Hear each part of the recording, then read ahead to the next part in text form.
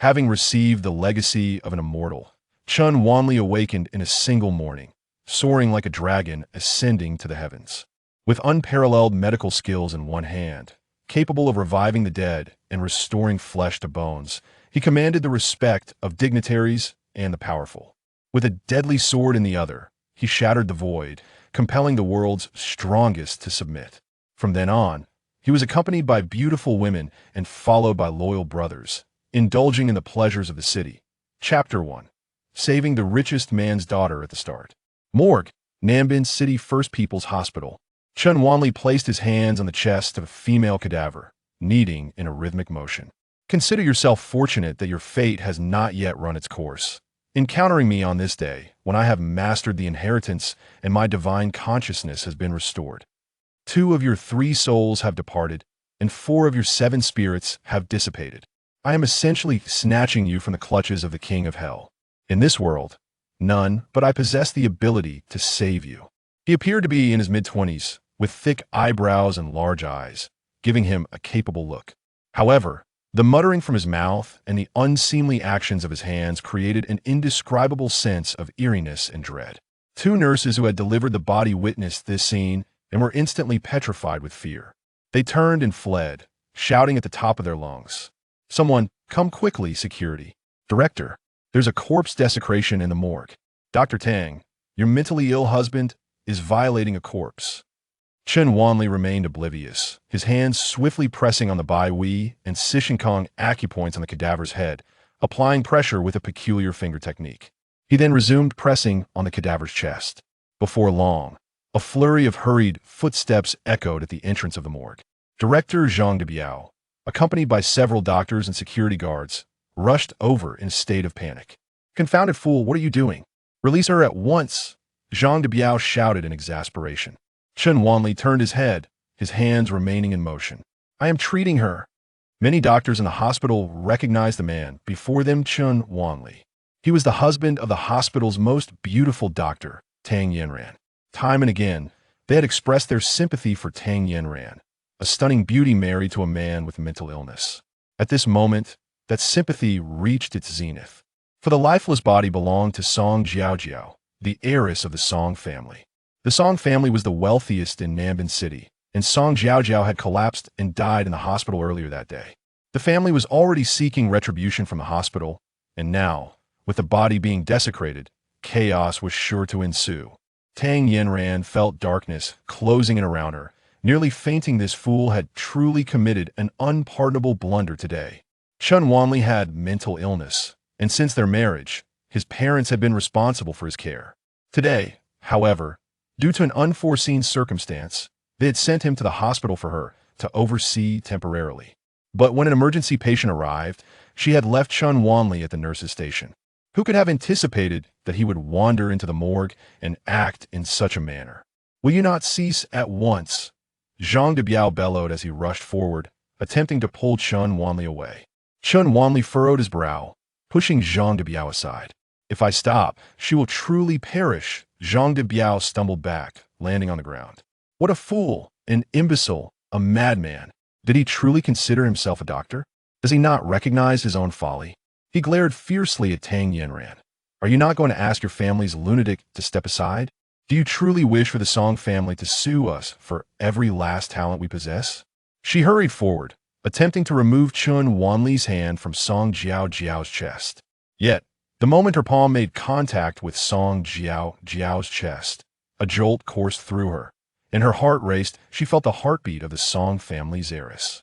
"She has a heartbeat." Tang Yanran carefully felt for the location of her heart, astonishment making her eyelids twitch. "I haven't cured her yet. You cannot take her away." Chun Wanli obstructed once more. "You treat nonsense." Zhang Debiao held no belief that a fool could heal, convinced it was merely a misdiagnosis. Mistaking a living person for a dead one and pushing her into the morgue constituted a colossal medical blunder. A flurry of individuals hastily whisked Song Jiaojiao away. Only Tang Yanran and Chun Wanli remained. "What brings you here?" Anger surged in Tang Yanran's mind, wishing to vent her frustration upon this man who had brought her humiliation and trouble. "I came to treat that person." Chun Wanli's earnest demeanor nearly rendered Tang Yin ran, speechless with rage. After a moment of gritting her teeth, Tang Yin ran, felt perhaps she was being excessively harsh. What purpose did it serve to chastise a madman here? Ultimately, she blamed herself for not keeping a better watch over him. Tang Yanran's eyes widened, disbelief etched on her face. Are you better? Chun Wanli nodded. Suddenly, my mind cleared, and I remembered everything. Why have you come to the morgue? Tang Yanran inquired suspiciously, casting a scrutinizing glance at Chun Wanli. Despite having been on medication, indeed held a chance of recovery.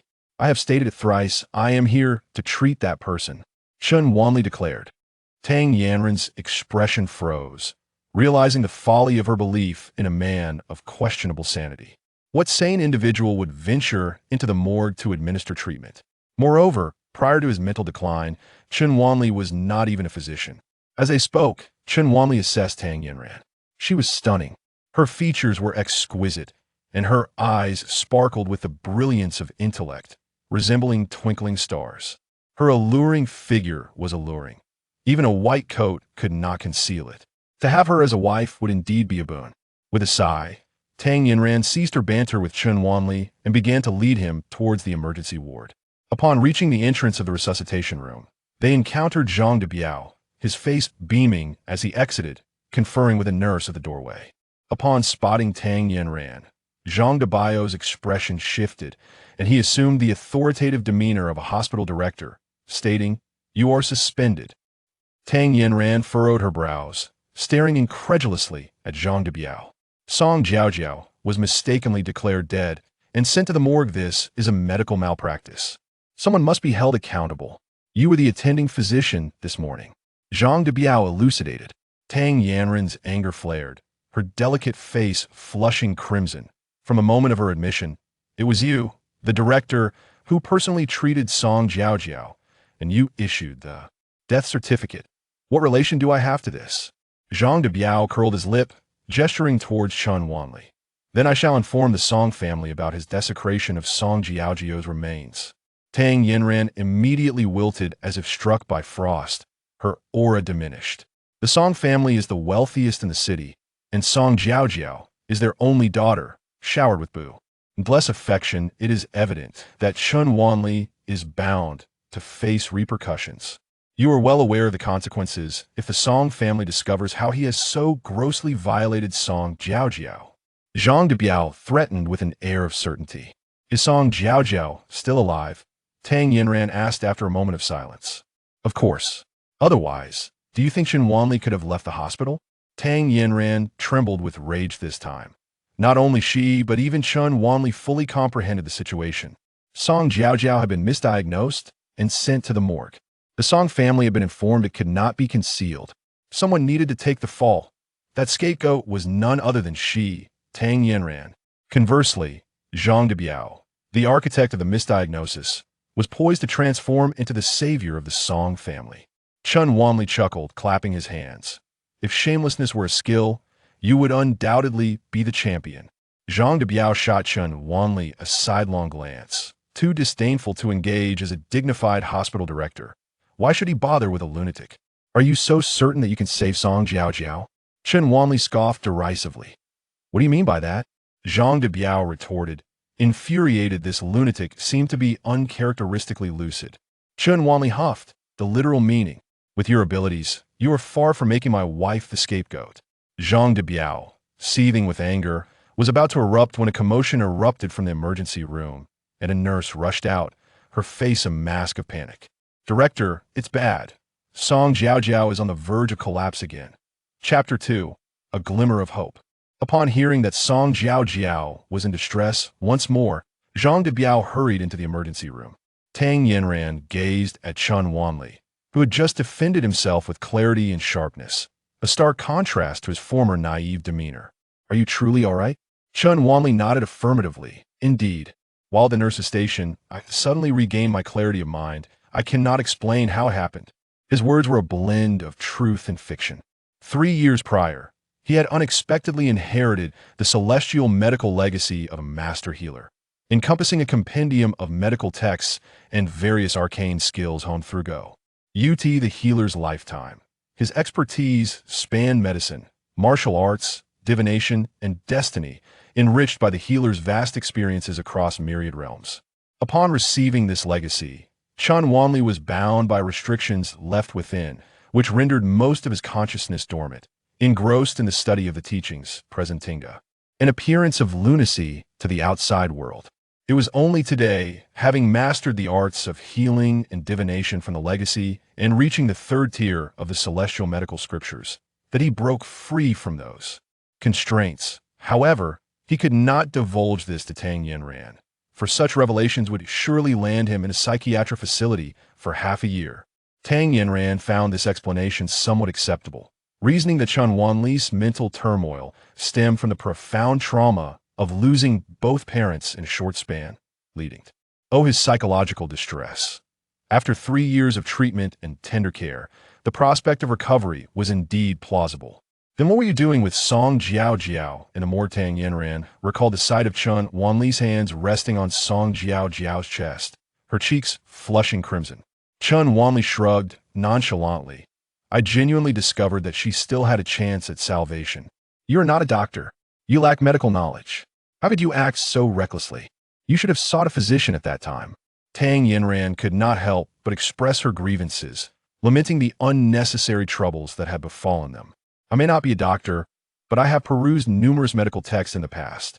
Chun Wanli retorted, fabricating bravado, while secretly pondering who else in this world could reserve CT, the lifeless. Tang Yanran rolled her eyes in her view. Chun Wanli was akin to a blind cat stumbling upon a dead mouse, fortuitously discovering that Song Jiaojiao was still alive. His so-called treatment was more a spectacle than a remedy. However, out of consideration for Chun Wanli's condition, she refrained from voicing her thoughts further. As they conversed, a middle-aged man with a square face and an imposing demeanor strode towards them, accompanied by a venerable old man and several burly bodyguards. Here comes the wealthy Song. The esteemed figure accompanying him appears to be the renowned physician Li Jiang. Tang Yanran's brow furrowed in concern. She was all too familiar with Zhang de Biao. He was not an academic-minded dean, but a schemer who would undoubtedly shift the blame onto her.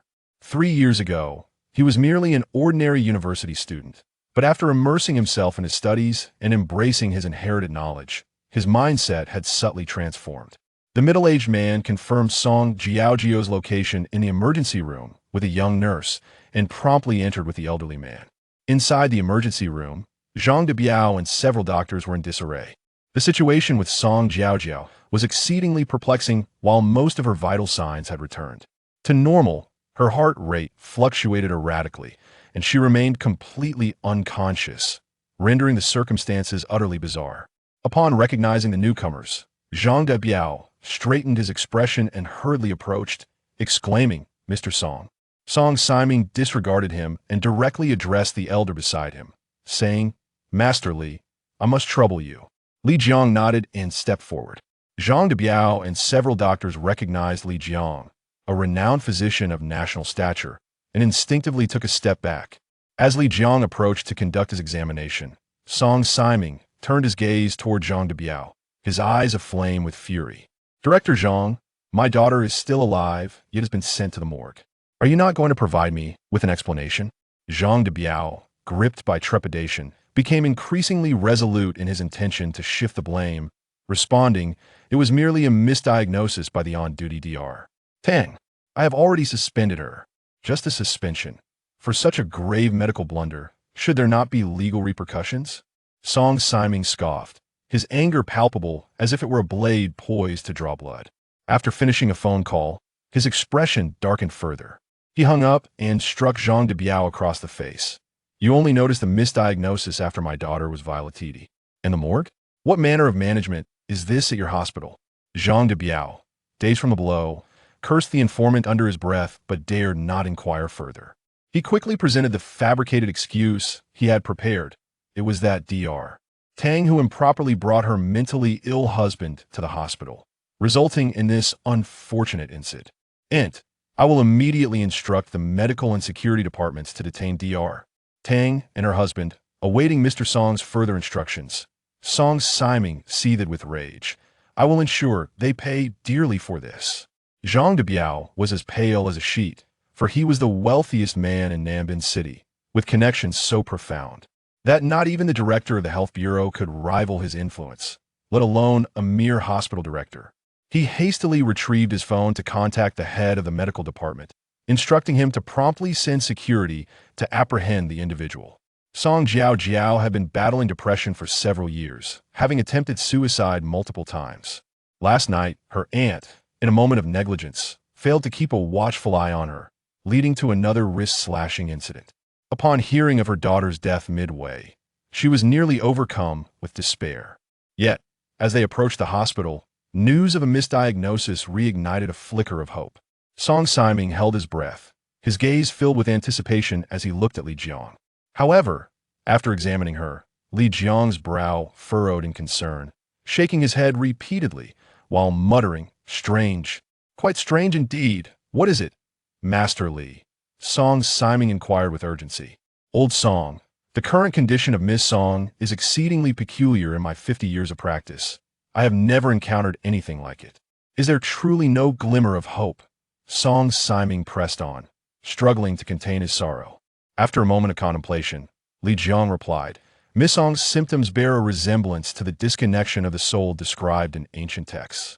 When both the heart and kidneys are compromised." He paused abruptly, a spark of realization lighting up his eyes.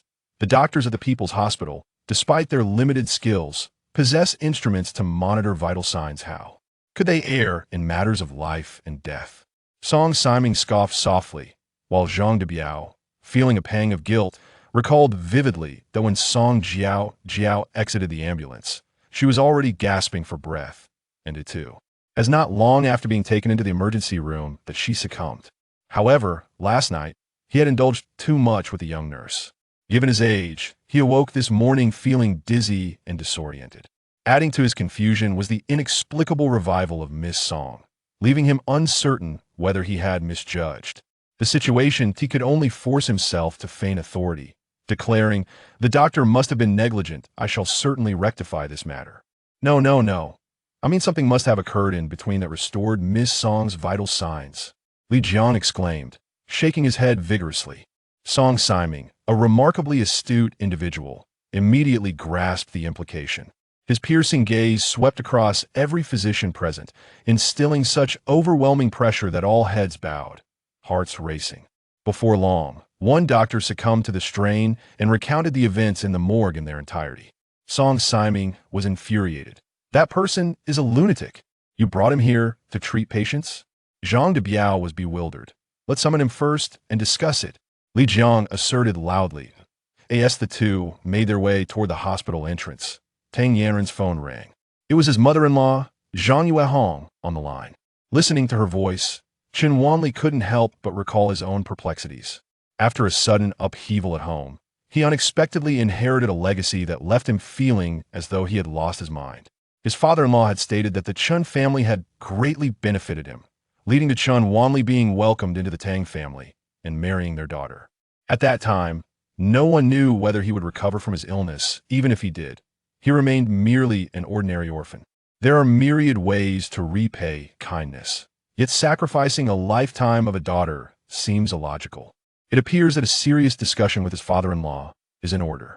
Tang Yanran hung up the phone just as she reached the entrance of the hospital. As she turned a corner, a Porsche 718 came racing toward her. "Ah!" With a startled cry, she hurriedly slammed on the brakes, but the oncoming vehicle showed no signs of slowing down, and the two cars collided with a resounding crash. Chapter 3: A Testament to Love. Fortunately, the impact was not severe, and she was secured by her seatbelt, leaving her unharmed. In a state of panic upon realizing the accident, she rushed out of her car to check if the other party was injured. The door of the Porsche swung open, revealing a young man with dyed blonde hair. He exited the vehicle without acknowledging Tang Yanran and hurried to the other side to open onto the door.at. That moment, 4 or 5 cars sped onto the scene, and a dozen rough-looking individuals emerged, surrounding the Beetle in a menacing circle. Tang Yanran was taken aback, only to see the young man from the Porsche frowning as he recognized her. "It's you." As the most beautiful woman in Nambin City, despite being nominally married, her foolish husband could not deter the suitors that surrounded her. This man was among them, Li Tianyong, the notorious playboy from the Li family. It is I, she replied. Li Tianyong wore a smirk of amusement. Yinran, you tossed the gold-edged roses I air freight from Australia into the trash, and you discarded a designer handbag worth hundreds off. Thousands to a beggar, a glimmer of disdain flashed in Tang Yanran's eyes. That was merely an accident. I will compensate you for the damages. Compensate me? Do you truly believe you can afford it? Li Tianyong scoffed. The top-tier Porsche 718 is valued at over $3 million as soon as it leaves the lot. Can you truly afford such a sum? Moreover, this vehicle has aided me in charming numerous young ladies, serving as a testament to my youth, something that cannot merely be resolved to. If money, Tang Yanran's countenance darkened. What do you intend to do then? Quite simply, become my woman, and I shall erase this debt. Additionally, I will gift you a limited edition Porsche. That's impossible. I will report this to the authorities. Tang Yanran reached for her phone to call the police, only to have it snatched away by Li Tianyong. I have already prepared a room for us once we have consummated our union. Feel free to report it. Just claim that you cannot afford to repay for my car and offer your body as collateral. No one will doubt your words, and your Tang family will not dare to utter a sound. Li Tianyong laughed triumphantly, gesturing for his companions to advance towards Tang Yanran with menacing intent. Stay away from me. Tang Yanran instinctively panicked, a sense of helplessness overwhelming her.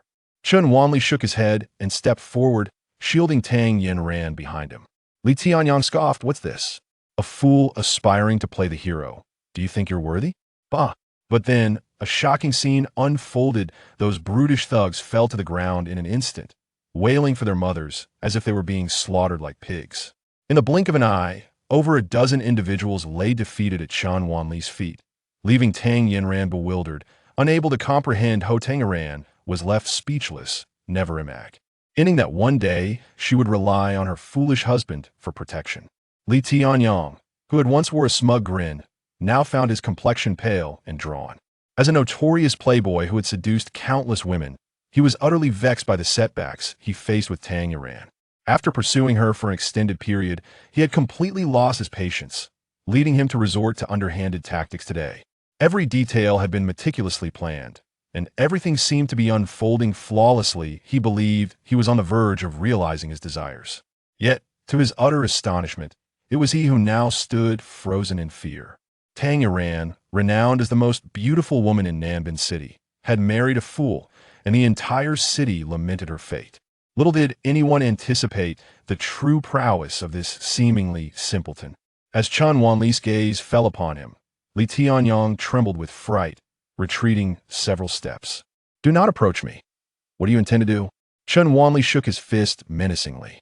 "What do you think I'm going to do when you bully my wife in my presence?" Li Tianyong swallowed nervously. "Don't act recklessly." She crashed into my car, and it is only fair that she compensates me.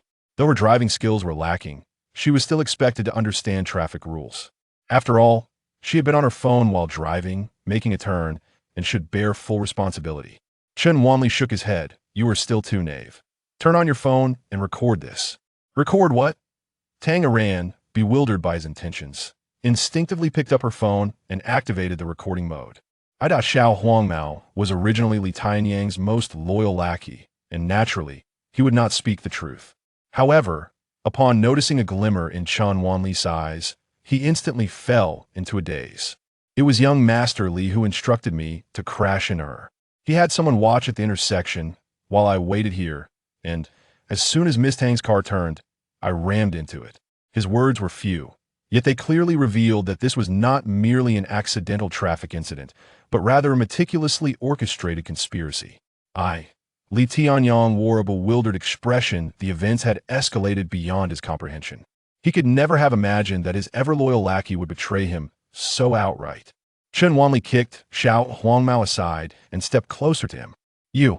Li Tianyong initially intended to utter a few threatening words, but before he could voice them, a resounding slap landed across his face, rendering him speechless. Enough with the beating. Tang Yanran, though furious, retained her composure and hurriedly restrained Chun Wanli, for they could not afford to provoke the Li family. With a bruised face, Li Tianyong, emboldened by Tang Yanran's intervention, roared in anger. "You fool! If you dare to strike me, The Li family will never let you off the hook. You just called yourself a fool. Why should I care whether you are from the Li family, the Wang family, or the Zhao family? Chun wanly seized his collar and delivered 2 more resounding slaps, mockingly stating, a fool shouldn't just talk about hitting, even killing is not a crime. Tell me, what would happen if I were to end your life right now? Under his piercing gaze, Li Tianyang felt his recently regained confidence vanish into thin air. It was widely known that the Tang family had a foolish son-in-law.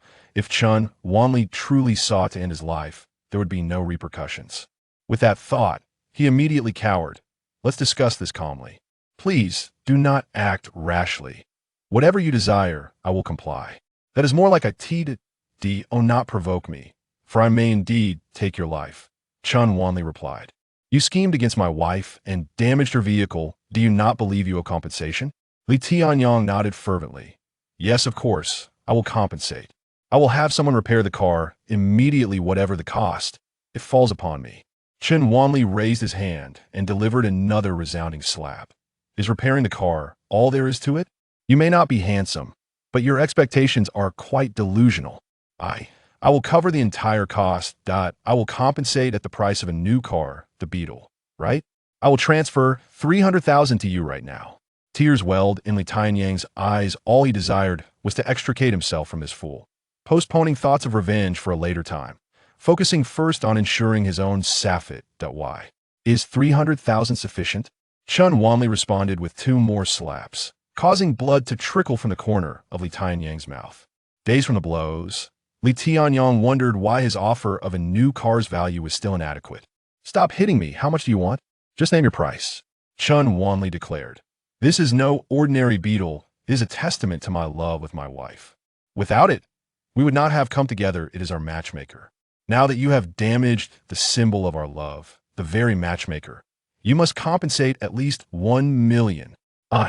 Chapter 4. The unbearable madman. Li Tianyang almost spewed blood in frustration, for the extortionist's tactics mirrored his own.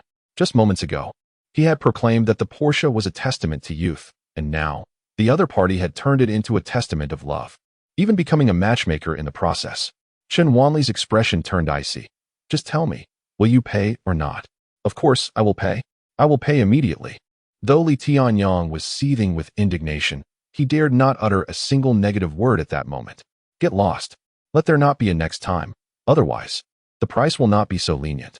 Upon receiving the funds, Chen Wanli kicked Li Tianyang away. Trembling with rage, Li Tianyang spotted Lu Bing, the head of the hospital's medical department, hastily approaching with several security guards in tow. An insidious plan took shape in his mind as he shouted towards Lu Bing. Director Lu, I have been assaulted by your hospital's doctor, and you must take responsibility. Li's family was involved in pharmaceutical representation and in his pursuit of Tang Yanran. Li Tianyang had frequented the hospital, becoming well acquainted with Lu Bing. Pointing at Tang Yanran and Chen Wanli, he twisted the narrative. She crashed into my car and had this fool attack me, claiming that killing a person with a mental illness is not a crime, extorting 1 million from me. Upon hearing this, Lu Bing erupted with fury. This morning, you misdiagnosed a patient, disregarding a life, and even sent a living person to the morgue. You have also unlawfully brought the family of a mental patient to the hospital. With these 2 offenses alone, you will lose your medical license and serve a lengthy prison sentence. Now, you dare to assault someone within the hospital? Is there no law left? Lu Bing wasted no time in pinning the blame firmly on Tang Yanran. The commotion had attracted a throng of onlookers outside the hospital. Upon hearing Lu Bing's remarks, the crowd began to murmur and point fingers. A living person sent to the morgue? A hit and run for extortion? Is this a doctor? This is sheer bullying. Lu Bing felt a sense of satisfaction at the surrounding chatter.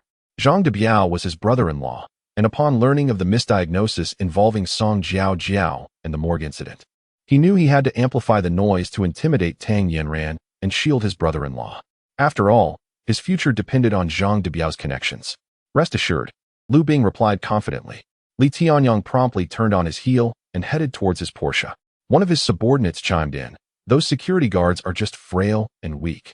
They can't possibly take him on, right? Li Tianyang scoffed. You don't understand anything. I want him to escalate the situation. If he injures 2 security guards, that would be perfect. Then Tang Yanran will have to come begging to me. Detain those 2. Let us wait for the hospital meeting. And there will be no leniency. If we need to involve the police, we shall. Just then, the head nurse happened to pass by. Having a good rapport with Tang Yinran, she couldn't help but inquire, Director Liu, is there some misunderstanding? We all know Dr. Tang's skills. How could he make such a basic error? Liu Bing waved his hand dismissively, exuding an air of authority. Mind your own business. Is this something you should be probing into? A good medical skill does not excuse a lack of ethics. A mere oversight that sends a living person to the morgue, what does that signify? That is a grave violation of human life, a serious medical malpractice. The head nurse, perplexed by the situation, found herself at a loss for words. You are mistaken. When I took over in the morning, Song Jiaojiao had already been declared dead by Zhang Debiao. Tang Yiran retorted, unable to contain her anger in front of everyone. Liu Bing's gaze toward Tang Yiran flickered with a hint of greed, intertwined with a sense of vengeful satisfaction. Initially, he had set his sights on Tang Yiran, hinting at a casual dalliance, only to be met with a resounding slap from the young woman. Ultimately, the responsibility would be thoroughly investigated by the hospital. Seize them both. First, control them in the conference room. Liu Bing sneered coldly. As 4 or 5 security guards approached, Chen Wanli calmly remarked, if I remember correctly, the hospital's medical department does not have the authority to apprehend anyone, does it? Liu Bing, exasperated, laughed in disbelief. Here was a lunatic lecturing him on rules. Who do you think you are? Do I need to explain myself to you about my authority to arrest? A person of his ilk, who had engaged in indecent acts with a corpse in the morgue, dared to speak out. Ask everyone here if there is any issue with apprehending someone like you. Upon hearing the phrase indecent acts with a corpse, the onlookers shuddered in horror. It was utterly grotesque. They not only pointed fingers, but some even shouted for this deviant to be detained immediately. Tang Yiran frowned, casting a fierce glare at Chen Wanli. His interference was more detrimental than helpful. At such a moment, he was unwittingly providing Liu Bing with incriminating evidence. She pulled out her phone, intending to call her father in hopes of finding someone who could ensure a fair handling of the situation. At the very least to prevent Chen Wanli from being arrested on charges of desecrating a corpse. However, just as she dialed the number, Liu Bing swatted the phone from her hand, exclaiming, Trying to use connections to escape? Let me tell you, it's futile. Such women, relying on their beauty, seek to engage in transactions of power for favors. Liu Bing spat vehemently at Tang Yinran's feet. Tang Yinran's face flushed crimson, her body trembling with indignation. Chen Wanli's expression darkened. Over the past 3 years, although their relationship was merely nominal, Tang Yinran had shown him considerable care. Witnessing her being so humiliated, a surge of fury welled up within him. Apologize, Chen Wanli commanded coldly. Liu Bing scoffed, his face twisted in contempt. Suddenly, a resounding slap echoed as Chen Wanli struck Liu Bing twice across the face. You dare to hit me? Liu Bing seethed, veins bulging on his forehead. If I do not see you rot in prison, I shall not bear the surname Liu. Hit you? Hasn't Li Tianyang just informed you that even murder committed by the insane is not punishable? In that moment, Chen Wanli seized Liu Bing by the throat, applying merely a slight pressure, and Liu Bing's face turned an alarming shade of red, terror filling his eyes. Chen Wanli, release me. Tang Yinran urgently pulled at Chen Wanli. Yet, his countenance remained cold, and Liu Bing gradually began to suffocate, flailing helplessly in a futile attempt to escape. Several security guards rushed forward, but Chen Wanli, with one hand gripping Liu Bing and the other effortlessly dismissing 4 or 5 guards, transformed the onlookers' perception of him. Indeed, the madman was not to be trifled with. Will you apologize? Chen Wanli asked icily. Liu Bing, amidst his struggles, nodded in acquiescence, prompting Chen Wanli to finally relent. Yes, I apologize. Liu Bing stammered in a state of sheer fright, hurriedly fleeing the crowd. Once at a distance, he shouted in anger, You wait for me. Chen Wanli smirked mockingly. I shall wait. I am eager to see what you will do. Tang Yinran furrowed her brows, for Chen Wanli had never exhibited violent tendencies in the past. The situation had escalated to such an extent that she found herself at a loss as to how to resolve it. At that moment, outside the throng, Zhang Debiao and Song Siming approached, flanked by several bodyguards. Chapter 5. Yuzheng Liu Bing hurried forward, pointing at Chen Wanli and exclaiming, Dean, call the police at once. He nearly killed me. He extorted 1 million from Li Tianyang. Zhang Debiao observed Liu Bing's disheveled state, a twitch forming at the corner of his mouth. Meanwhile, Song Siming scrutinized Chen Wanli, displaying little interest in the details of who Chen had struck or what had transpired. His sole concern was whether he could save his daughter. Not to overlook, Chen Wanli remained remarkably composed despite being encircled, exhibiting a steady demeanor. Song Siming inquired, "Did you discover my daughter still alive in the morgue?" "To be precise, I discovered that your daughter could still be saved. I rescued her," Chen Wanli asserted, lifting his chin defiantly. "You're talking nonsense. You, a lunatic. Have you ever attended medical school? Do you possess a medical license?" Zhang Debiao immediately retorted, "None. Yet I am the one who saved her. You may have attended medical school and hold a license, so why are you not saving her now? What are you doing here?" Chen Wanli scoffed, clearly having anticipated their reason for coming. A sense of foreboding washed over Zhang Debiao. Song Siming raised an eyebrow. "If you go and save my daughter, proving your claims, I shall overlook the previous incidents." Chen Wanli raised an eyebrow, responding with displeasure. "I refuse. I lack the inclination. Were it not for me, your daughter would have passed away half an hour ago, and you have no right to speak to me in such a manner." Song Siming clenched his fist. Given his current stature, no one dared to speak to him in such a manner. However, he quickly succumbed to despair, for his daughter's life hung by a thread. With nothing left to lose, he was willing to grasp at any hope. "What must I do to ensure my daughter's recovery? Name your conditions, and I shall comply without hesitation." Chen Wanli nodded, acknowledging the earnestness of his plea. Now that is the attitude of one who seeks assistance. His gaze then swept over Zhang Debiao and Lu Bing, his voice turning cold. "I demand that my wife's honor be restored. Whoever is responsible must bear the consequences." Tang Yiran felt a tumult of emotions. She was touched that Chen Wanli still sought to protect her, yet a sense of dread consumed her. It appeared that even the esteemed physician Li Jiang could not save Song Jiaojiao, leading her to doubt Chen Wanli's capabilities. Lu Bing was utterly dumbfounded. The situation had surpassed his wildest expectations. He had anticipated that Song Siming would deliver a resounding slap to Chen Wanli, yet here he was, graciously inviting him to heal his daughter. Stealing a glance at Zhang Debiao, who had turned a deep shade of crimson, Lu Bing felt a wave of panic wash over him. Song Siming, a shrewd figure in the business realm, quickly pieced together the truth. "Director Zhang, if you fail to speak honestly now, I shall summon the disciplinary committee for an investigation." Cold sweat broke out on Zhang Debiao's forehead. He wielded considerable power in the hospital, but an investigation by the disciplinary committee would shatter his dominion. After a brief moment of hesitation, he recounted the events, unable to suppress the urgency in his voice. "This morning, Miss Song indeed showed no signs of respiration or heartbeat." With a decisive wave of his hand, Song Siming interjected, "We shall settle our accounts later. Now, to whom do you owe an apology?" Yes, I am truly sorry. It was a moment of folly on my part." Zhang Debiao turned to Chen Wanli and spoke. Chen Wanli smirked. Zhang Debiao immediately turned to Tang Yiran, repeatedly apologizing.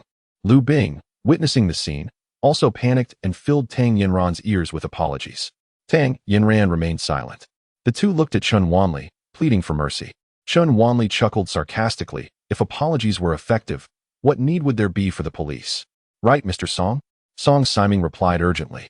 "I will certainly provide an explanation for their unlawful actions. You must first attend to my daughter's treatment." Chen Wanli nodded in acknowledgement. Tang Yiran felt increasingly anxious. The Chen Wanli before her was both unfamiliar and worrisome. She subtly shook her head and grasped Chen Wanli's arm. Chen Wanli flashed a reassuring smile, returning her grip and gently squeezing her hand. "Do not worry. I am confident." Chen Wanli followed Song Siming into the emergency room. Zhang Debiao and Lu Bing wore grim expressions. "Brother-in-law, what shall we do?" Lu Bing looked utterly distressed. Zhang Debiao spat. "What? Do you think a mental illness can be cured?" Lu Bing nodded repeatedly. "Ah, yes. If Mr. Song's condition worsens, they will certainly suffer the consequences." The two hastened towards the emergency room. Upon entering the emergency room, Chen Wanli immediately pressed both hands against Song Jiaojiao's chest, calmly instructing, "Bring me a packet of acupuncture needles." A flash of displeasure crossed Song Siming's face. "What nonsense. If this fails, I will have to sever that hand." The doctors present felt as though they had lost their minds. A lunatic was acting as a doctor, practicing acupuncture. It was utterly laughable. Such absurdity could not even be conceived in the most nonsensical of films. Li Jiang murmured, "Is the soul departure certificate treated with acupuncture?" "This." Chen Wanli grinned. "Soul departure certificate?" The old man misspoke. "It is actually the soul loss syndrome." "Soul loss syndrome." Just then, the nurse brought in the acupuncture needles. Without further explanation, Chen Wanli took the needles and deftly inserted them into several acupoints on Song Jiaojiao's head, including Bai Wei and Sishin Kong. As he inserted the needles, He focused his energy to lock onto Song Jiao's vital spirit, guiding her displaced soul back to its rightful place. In the instant Chun Wanli withdrew the needles, Song Jiao's heartbeat began to stabilize, and her breathing became steady. There was hope. She was breathing. She was stabilized.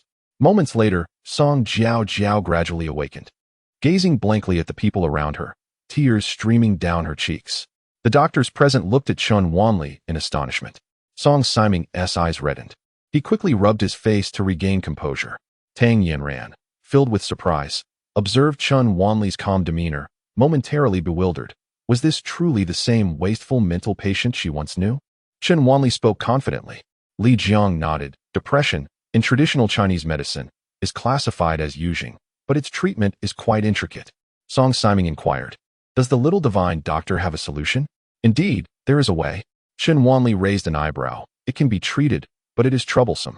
As a businessman, Song Siming regarded academic credentials as inconsequential.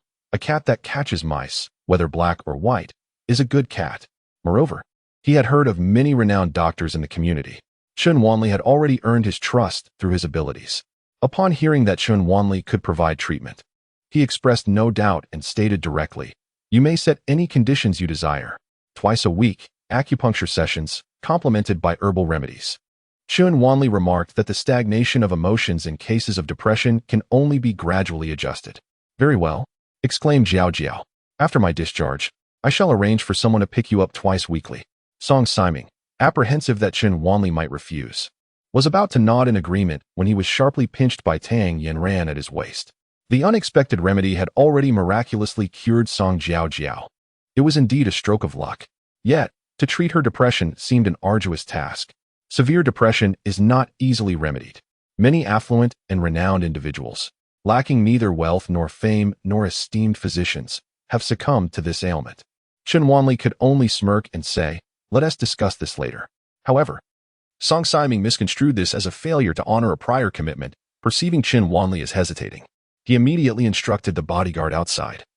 "Take Zhang Debiao and Lu Bing to the disciplinary committee and inform them that I, Song Siming, am formally reporting their illegal activities." Outside, Zhang Debiao and Lu Bing slumped to the ground in dismay. "Cough, my young brother, should the opportunity arise, I would like to seek your guidance," Li Jiang said with a forced smile. "Let us exchange insights when possible." Chun Wanli replied with a subtle grin. Li Jiang nodded vigorously, increasingly impressed by Chun Wanli's demeanor, neither subservient nor arrogant, yet undeniably capable. At his age, he could not have achieved such a balance. Tang Yanran could no longer tolerate the situation. Was he truly engaging in discussion with Li Jiang, the esteemed national physician? Chun Wanli, relying solely on a few unorthodox medical texts, was merely setting himself up for failure. She tugged at Chun Wanli, leading him towards the exit. Chapter 6. The Lemon Essence Mother-in-Law. Song Siming pondered briefly before instructing the bodyguard, "Go, retrieve my car from the parking lot and deliver it to Mr. Chun." The bodyguard was momentarily taken aback. That was the newly arrived Rolls-Royce, and today marked the first journey to the airport for Song Siming. The bodyguard hastily pursued, only to find that Chun Wanli had vanished from sight, leaving him to return awkwardly. As Song Siming prepared to express his anger, Li Jiang interjected with a smile. "You shall meet again." Although Tang Yanran's vehicle had sustained damage, it was merely superficial and did not impede its functionality. "Get in," Tang Yanran insisted, ushering Chun Wanli into the car after retrieving it. The vehicle sped away, and Tang Yanran frequently cast sidelong glances at Chun Wanli. At this moment, he seemed utterly unfamiliar to her. In truth, Chun Wanli had always been a stranger in her eyes. When he was brought to the Tang family, he was a man plagued by mental illness. The scant information Tang Yanran had gathered about him was unremarkable, a senior student on the brink of graduation, whose life was irrevocably altered when his parents were tragically killed during a robbery gone awry. In the span of a single night, he lost both parents and succumbed to the weight of despair, culminating in a mental breakdown. Throughout their 3 years of marriage, Tang Yanran had largely regarded Chun Wanli as a simpleton in need of care. Yet, this fool had transformed into a confident and composed young man.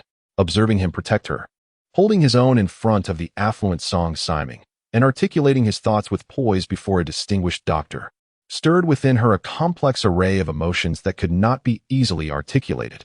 Before long, the car came to a halt outside a renowned local restaurant. Tang Yinran quickly touched up her makeup in the car. With her already exquisite features, she exuded an added allure. Chen Wanli found himself somewhat captivated. Truly a remarkable beauty. Is there a large crowd at your uncle's birthday banquet? Chen Wanli suddenly inquired. Tang Yinran pursed her lips and replied, It's not a grand celebration. We haven't invited too many people. If you prefer not to attend, you need not feel obliged. Chen Wanli chuckled self-deprecatingly. Are you afraid I might embarrass you? Not at all. Tang Yinran's expression shifted slightly, yet she offered no further explanation. Regarding our marriage, I am aware that you were somewhat coerced into it. Should you wish for a divorce, I would not oppose it. Chen Wanli pondered for a moment before responding. While he held no grievances against Tang Yinran, she was beautiful, willing to marry him for the sake of her father's promise, and had cared for him for 3 whole years. He also did not wish to impose upon her. With a cold demeanor, Tang Yinran abruptly opened the car door and stepped out. Chen Wanli found himself perplexed by her actions. However, she did not leave, instead standing at the entrance of the restaurant, evidently waiting for him. The intricacies of a woman's heart are truly baffling. With a wry smile, Chen Wanli exited the vehicle and followed her inside. They were guided to a large private room on the 2nd floor, where 2 grand round tables were filled with relatives and friends. His father-in-law, Tang Daping, and mother-in-law, Zhang Yuehong, were seated at one of the tables. Upon seeing Chen Wanli, Zhang Yuehong's expression clearly soured.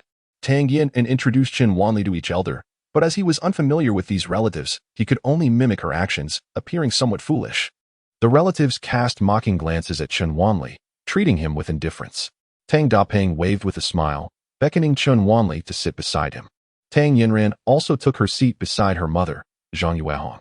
At the head of the table sat my uncle and aunt, who were originally meant to be the stars of today's celebration. However, it was their son-in-law, Han Feihu, who was glowing with joy and raising a toast. Han Feihu, in his 30s, possessed a prosperous appearance, and his demeanor suggested a man well-versed in the business world.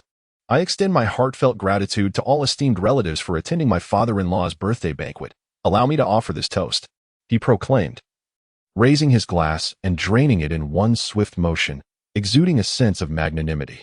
Brother Han, your business is thriving. Do lend a hand to us when you have the chance. Someone chimed in. Indeed, I've heard that the project you previously undertook was from the illustrious Song family. Having conducted business with the wealthiest, if even a trickle of their fortune were to reach us, it would sustain us for generations. Another added, when you strike it rich, do not forget us, your less fortunate relatives. Oh, I'm merely a humble contractor, earning a modest living. You all are just flattering me. Han Feihu replied. Yet the glimmer of pride in his eyes was unmistakable. Most present were from the working class. Aside from Han Feihu, only Tang Daping could be considered a businessman, though his family was engaged in the herb cultivation trade. Moreover, Tang Daping was a generous soul, working alongside his father and brothers, and thus the profits he reaped paled in comparison to those of major entrepreneurs. The gathering continued to shower Han Feihu with praise.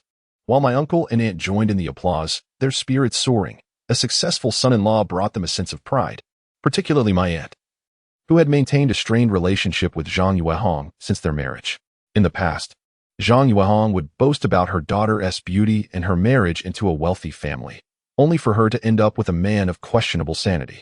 Rather, her daughter and son-in-law were well off, and Aunt's triumphant gaze continually provoked.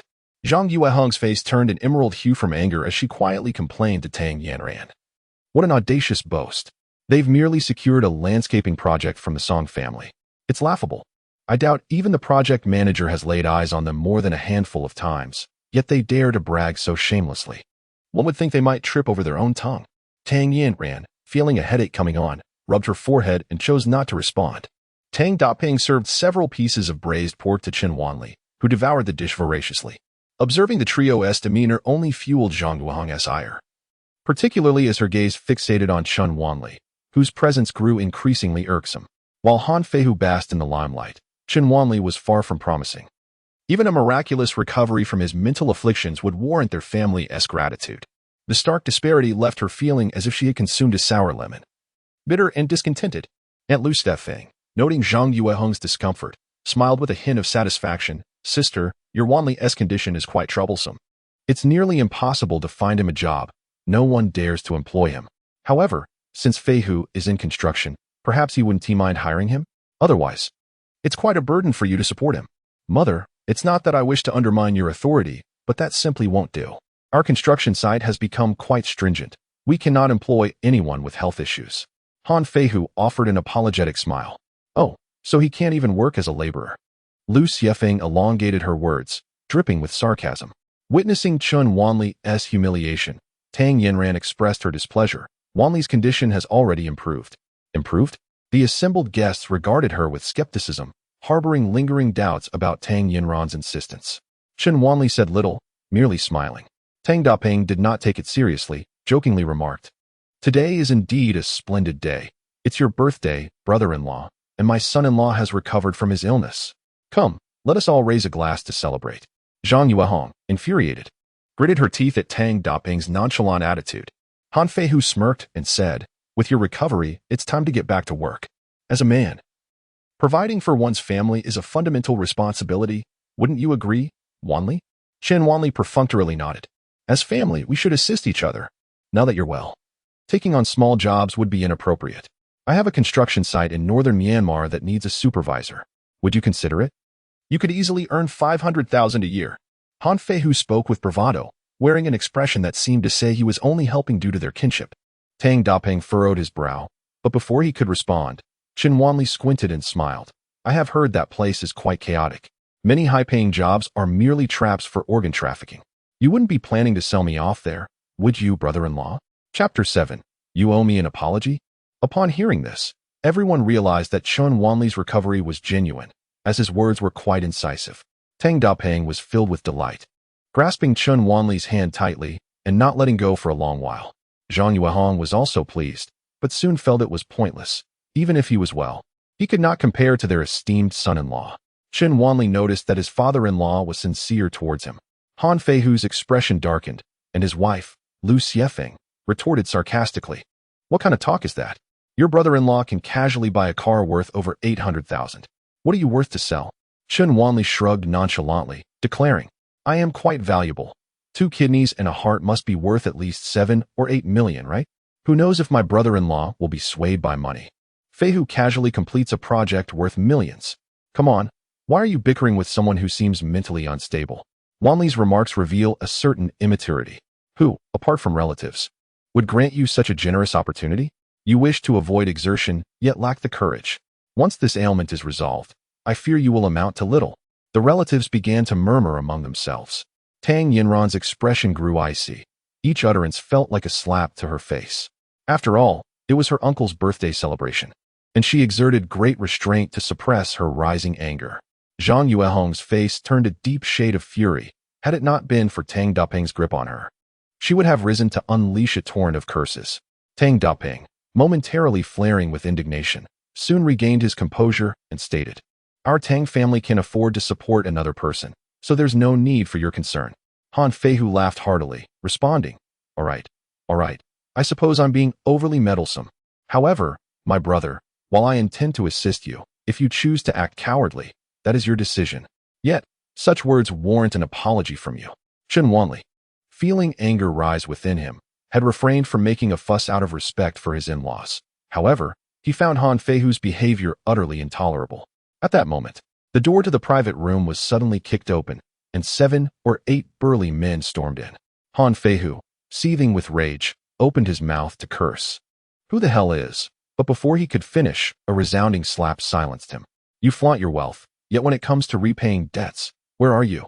Upon recognizing the visitor, Han Feihu's legs weakened instantly, his previous arrogance evaporating, stammering, "Go."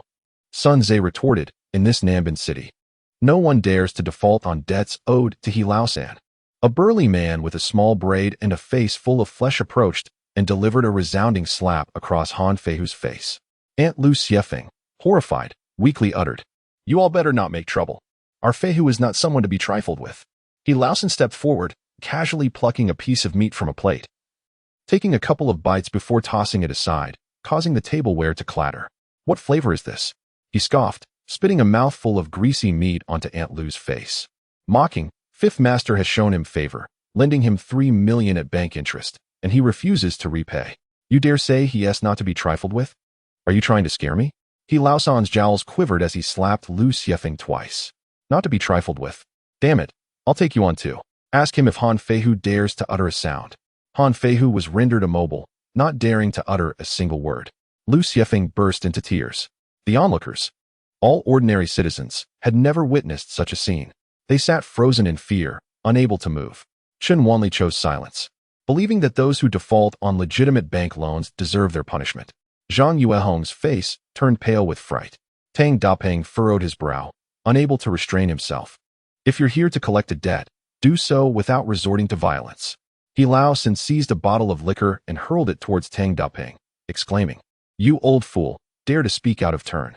As the bottle soared through the air, Tang Yinran's face turned pale, and the onlookers fell into an oppressive silence. However, at the very moment the bottle was about to descend, a fair hand caught it deftly. Chen Wanli grasped the bottle firmly, his gaze turning icy. While he could overlook the bullying of others, he could not tolerate any harm directed at Tang Dapeng. Smash this bottle upon your own head, and then get out of my sight. Only then will I forgive you, Chen Wanli stated calmly, placing the bottle before He Lao San. The crowd stood in stunned silence. Was this the foolish son of a landlord, oblivious to the treacherous nature of the world? To speak so boldly at this juncture, he had to be either a tiger or a fool. Indeed, he appeared to be quite mad. He Lao San, infuriated yet amused, retorted, "Do you even know who I am to dare to act so arrogantly?" "I do not," Chen Wanli replied, shaking his head. "I am a man of Lord Huang." A mix of malice and arrogance spread across He Lao San's face, as if he had just mentioned a figure of great renown. Who was Lord Huang? Chen Wanli genuinely had no idea.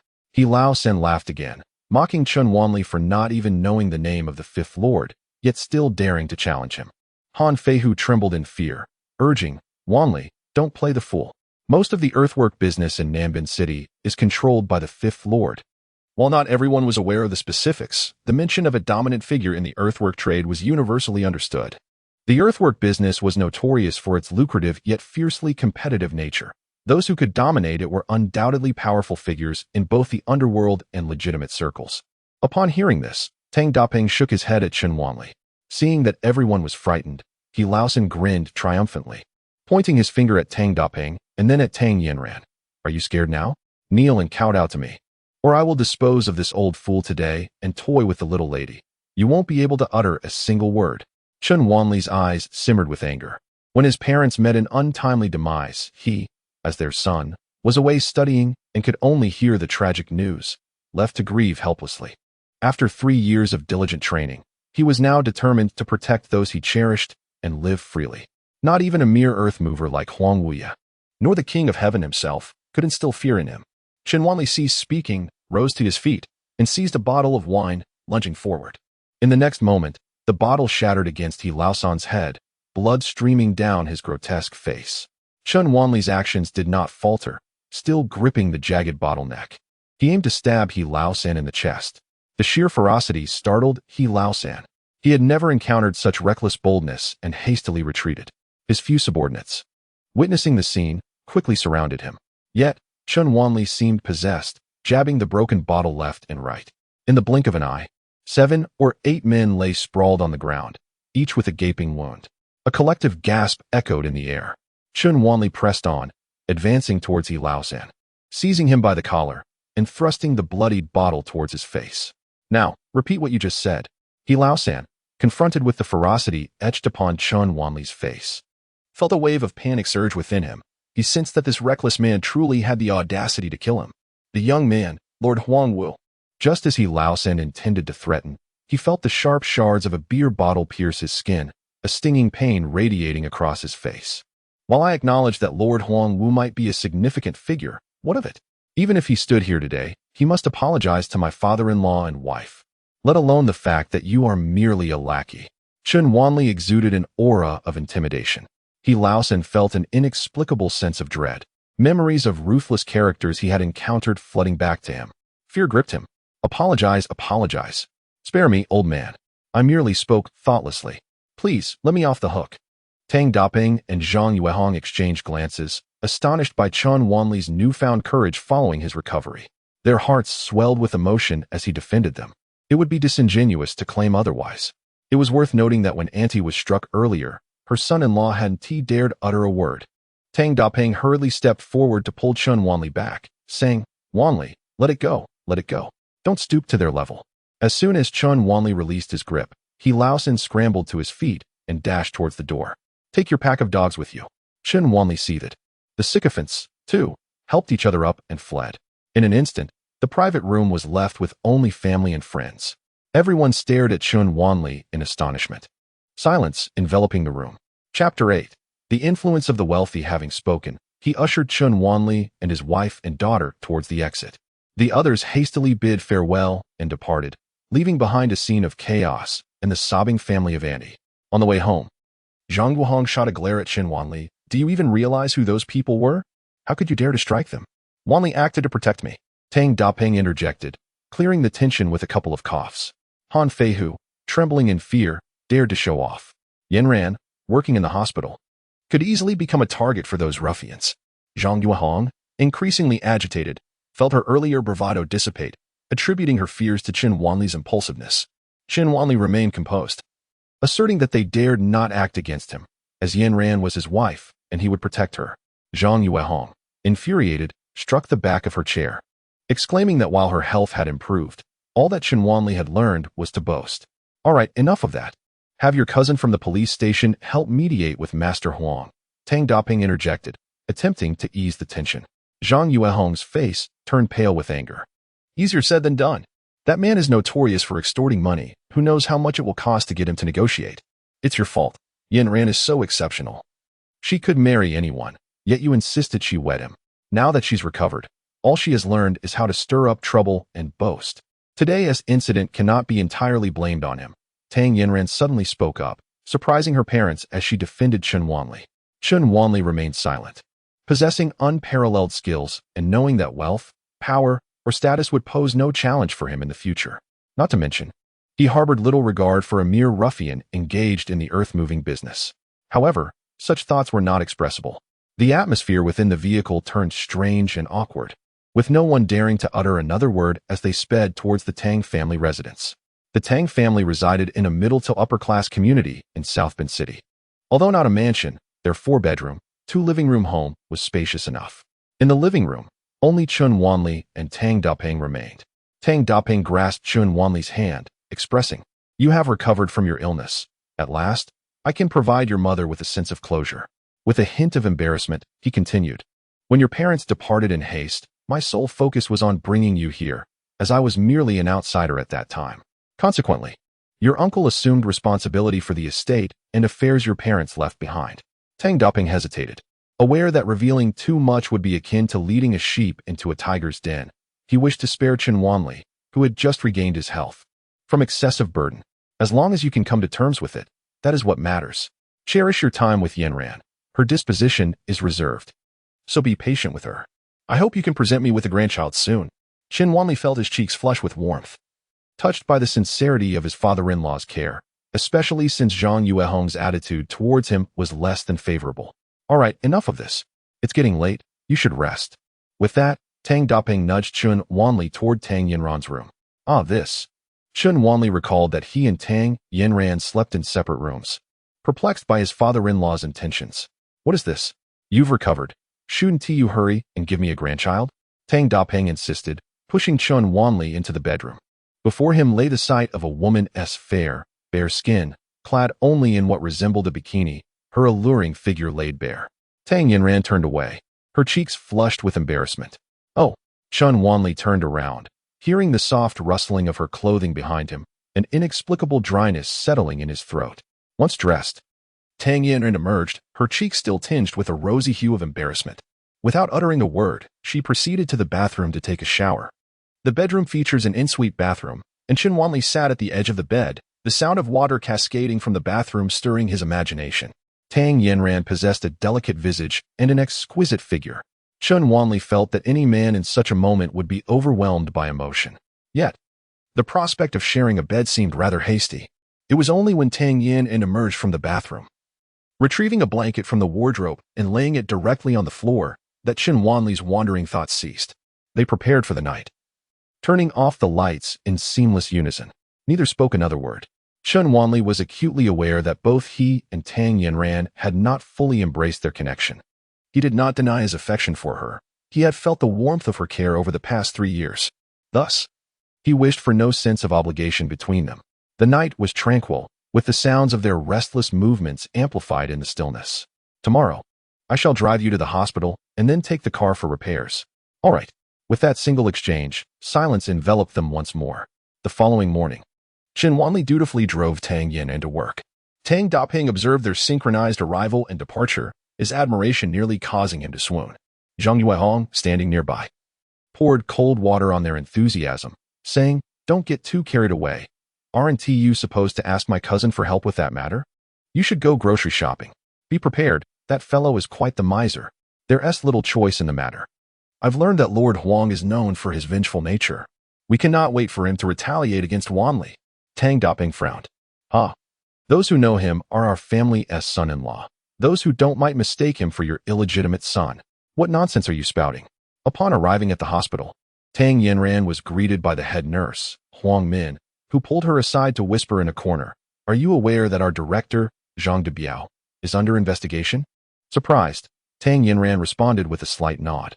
Although Zhang Debiao had always been somewhat unscrupulous, the fact that Song Siming had declared his intention to formally report him just yesterday, only for the investigation to commence today, left her pondering the formidable influence of the wealthy. She recalled Chun Wanli's earlier boast about curing Song Jiao's depression, which filled her with an inexplicable sense of apprehension. "Is your husband feeling better?" Huang Min inquired. "Yes," Tang Yinran replied, already accustomed to the hospital's gossip. Checking the time, she promptly made her way to the consultation room. After attending to several patients, a brash young man with dyed hair entered, clad in a sleeveless shirt adorned with tattoos. Following procedure, Tang Yinran asked, "What seems to be troubling you? I'm itching down below. Could you take a look?" The young man leered, standing up to pull down his trousers. "Do not move. In this situation, you should directly visit the dermatology and venereology department." Tang Yinran firmly admonished him. The young man, visibly displeased, sniffed and his face contorted with indignation. "Are you refusing to treat me? Do you want me to file a complaint against you?" "You certainly have the right to file a complaint," Tang Yinran replied, rising from her seat and swinging open the door to the consultation room. "This is the emergency department, designated solely for critical cases. Your condition does not pose a threat to life and is not an emergency. Please head directly to dermatology and venereology. I am determined to have you examine me today. Just try to say you won't," the young man exclaimed, kicking a chair across the room in a fit of fury. Upon completing these actions, the young man with blonde hair unexpectedly donned the guise of a victim, standing at the doorway and howling, "The doggone doctor refused to treat me. What a heartless physician. Is there no one to intervene?" After shouting a few times, 7 or 8 similarly unruly young men surged forth. Tanya ran, startled, turned pale, instinctively reaching for her phone to call Chen Wanli. At the moment she dialed, her actions faltered. In such a critical time, her thoughts inexplicably turned to Chen Wanli. Had this man unwittingly bestowed upon her a sense of security? Chapter 9. Seeking Trouble? The young man with blonde hair, upon noticing Tang Iran's attempt to call, forcefully swatted the phone from her grasp and viciously shoved her to the ground. With a single command, the group of juvenile delinquents began to chant derogatory remarks about the heartless doctor, proclaiming that refusing treatment would lead to dire consequences. In an instant, the entire emergency room corridor erupted into chaos. "Mind your own business," some shouted. "Some people deserve a lesson. Don't go seeking a beating." Tang Iran fell but was not severely hurt. She rose from the ground, trembling with anger, oblivious to her phone, which had been knocked into the corner and had inadvertently connected to Chen Wanli. Fortunately, security personnel were stationed at the emergency entrance and arrived promptly. Director Meng Xianyan of the department also soon came upon the scene. The group of young men was encircled by the security guards, yet they remained undeterred, vocally insisting on filing complaints. After understanding the situation, Meng Xianyan lowered his voice and asked Tang Iran, "Have you recently offended someone?" Tang Iran immediately recalled Li Tianyang and then thought of He Laosan, ultimately pursing her lips and remaining silent. "We must call the police," she decided. Nurse Supervisor Huang Min entered and was taken aback by the scene. Meng Xianyan furrowed his brows and turned to the group of young men with yellow hair, saying, "Young gentlemen, the hospital has its own regulations. If you continue to cause trouble, I will be compelled to alert the authorities." The young man grinned broadly, replying, "We're not afraid of that. Go ahead and report it. What's the worst that could happen? A mere 3-day detention. Once released, I will return for treatment." "I am in discomfort," and I insist that Dr. Tang attend to me." Hearing such shameless words, those present were filled with indignation, wishing to deliver a few resounding slaps. The medical staff, particularly incensed, looked towards Meng Xianyan, signaling that he must take action and report the incident without hesitation. Meng Xianyan hesitated. The hospital director, Zhang Debiao, had just been apprehended, and given the sensitive nature of the current situation regarding doctor-patient relations, it was prudent to minimize the incident as much as possible. Just then, a voice from outside the crowd interjected, "There is no need to call the police. No one is injured. Let this matter rest as it is." Tang Yiran looked up to see Chen Wanli approaching. He had initially intended to leave after escorting Tang Yiran to the hospital, but received a call from Song Siming requesting him to check on Song Jiaojiao's condition. Just as he was about to reach the ward, he received another call from Tang Yiran, where the only sound was the chaotic shouting of the group. The doctors and nurses present recognized Chen Wanli, and a wave of surprise and sympathy washed over them as they regarded Tang Yiran. What kind of man is this? How utterly spineless. His wife is being bullied, and doesn't he stand up for her? Tang Yiran felt equally disheartened. It was Chen Wanli who had escalated matters previously with Li Tianong and He Laosen. Now, when retribution came, he was the one retreating. Should he call the police? Should I leave without a word? Huang Mao laughed heartily. Let us go, let us go. The security guard, understanding the unspoken cue, provided an exit, and Huang Mao and his companions departed in a fit of laughter, proclaiming their return the next day. Huang Min cast a sidelong glance at Chen Wanli and, with veiled disdain, remarked, "Old Meng, with your timidity, can we truly rely on you for protection?" Meng Xianyan, with a hint of implication, replied, "These individuals are clearly here to cause a ruckus. Why else would they come to stir trouble? Be mindful of this. Do not bring chaos to the hospital." As he spoke, he directed the security personnel to disperse the onlookers, then strode away. Tang Yinran felt a wave of grievance swell within her. Upon glancing up, she noticed that Chen Wanli had vanished, leaving her with a tumult of emotions. In the underground parking lot of the hospital, Huang Mao and his group reveled in their triumph. "That woman named Tang is truly beautiful. I almost lost my restraint," he exclaimed. "Let us return tomorrow. Let her witness our prowess." Just then, the man who had earlier dissuaded them from calling the police approached. A glint of icy menace flickered in his eyes, as if death loomed imminent. Chen Wanli narrowed his eyes, fury igniting within him. The group of Huang Mao, upon meeting Chen Wanli's gaze, momentarily faltered, an inexplicable fear prickling at their hearts. Yet, reassured by their numbers, 7 against 1, they exchanged glances and erupted into laughter. "What does this little wretch have to say?" Huang Mao sneered disdainfully, recalling how, amidst a crowd, the man had hesitated to call for help, let alone now when he stood alone. Chen Wanli remained silent, swiftly advancing and delivering a powerful kick to the chest of the yellow-haired man, launching him into the air. He arced through space before crashing heavily onto the ground. Blood spewed from his mouth as his head tilted, and he lost consciousness. The remaining individuals were utterly terrified, their souls seemingly taken from them. Although they had engaged in numerous brawls, witnessing someone being kicked away with such force was a rarity. No, they had no intention of confronting him. Their only thought was to flee in panic. Yet, Chen Wanli moved among them like the Grim Reaper, dispatching 7 or 8 spirited youths who succumbed to his relentless punches and kicks, collapsing in defeat. Like a hunter with his prey, he gathered them together and coldly inquired, "Who sent you?" "Th3 brother." "Where is he?" "Huang Mansion." Only then did they comprehend that this man, who had restrained himself moments earlier in the emergency corridor, had merely chosen not to stir trouble in the hospital. As for calling the police, that thought had never crossed his mind, just as the yellow-haired thugs boasted. They believed that even if they were detained for a few days, they could return to their antics afterward. Chen Wanli aimed to resolve the matter decisively. Huang Shuiwei had constructed a villa in the heart of the bustling city, a 5-story building complete with front and back gardens. A grand plaque hung above the imposing entrance, emblazoned with gilded characters, Huang Mansion. Although he was merely a wealthy contractor engaged in earth-moving business, those in the know understood that Huang Weya held stakes in entertainment venues across 2 of the 5 districts in Nanbin City. Among those who made their living in the underground world of Nanbin City, who would dare not address him as Huang Weya? Chen Wanli drove his dilapidated yellow van and parked at the entrance of the Huang Mansion. As soon as he stepped out, a group of ruffians loitering nearby, smoking and boasting, immediately surrounded him. "Isn't this the yellow-haired guy's car? Who are you?" Chen Wanli smiled faintly and replied, "I am Chen Wanli, here to see the weasel." How dare you call the weasel by name? One of the thugs retorted angrily, while others cracked their knuckles and moved closer. However, in the next moment, Chen Wanli opened the van's door. Inside, a disheveled group lay sprawled, some with severed limbs, others bleeding profusely, groaning in agony, a sight most unsettling. The ruffians exchanged glances and turned tail, dashing toward the entrance of the Huang mansion. Chen Wanli merely stood at the door, smiling serenely. Moments later, dozens of enforcers brandishing baseball bats and steel pipes emerged in a steady stream from the mansion. Following them was a bald man, leisurely twirling a string of fragrant beads in his hand. He appeared to be in his 40s, with a rugged visage and an aura of menace.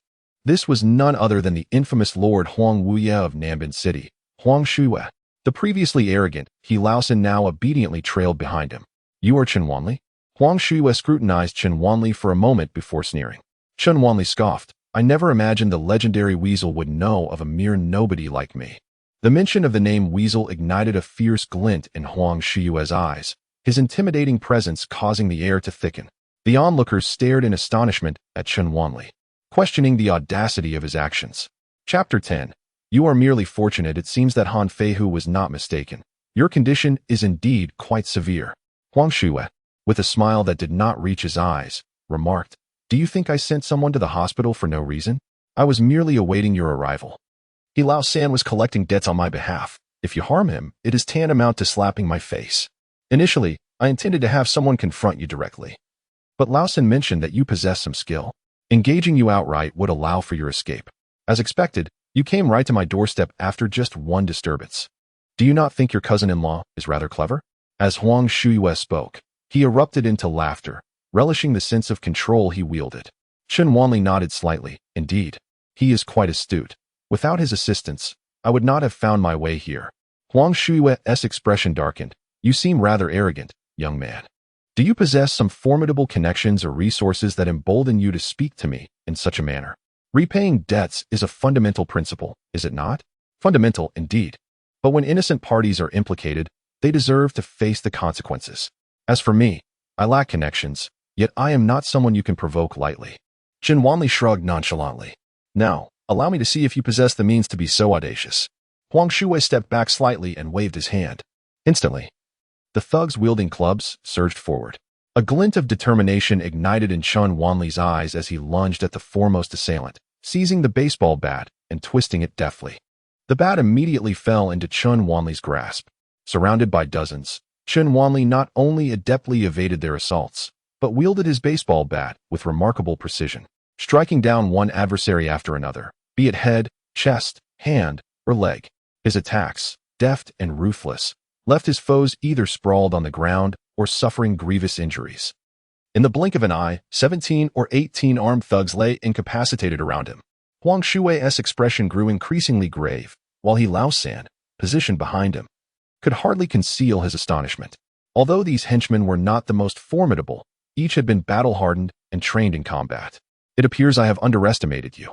Huang Shuye bellowed into the courtyard. Meng, it's time to act. Chen Wanli followed his gaze towards the entrance, where a brawny man peered down from the third-floor balcony of the villa. Observing the fallen thugs at the entrance, his expression remained unperturbed as he calmly regarded Chen Wanli. Then, in one fluid motion, he leapt from the balcony, landing gracefully in the courtyard and swiftly approaching the entrance. He moved with astounding speed, reaching Chen Wanli in just a few strides. Clad only in a tank top, his body was a tapestry of bulging muscles, his arms as thick as a man's thigh, and a prominent scar etched across his face evoked a sense of dread. Standing nearly 9 feet tall, his descent had been effortless and poised, a true master of physical prowess.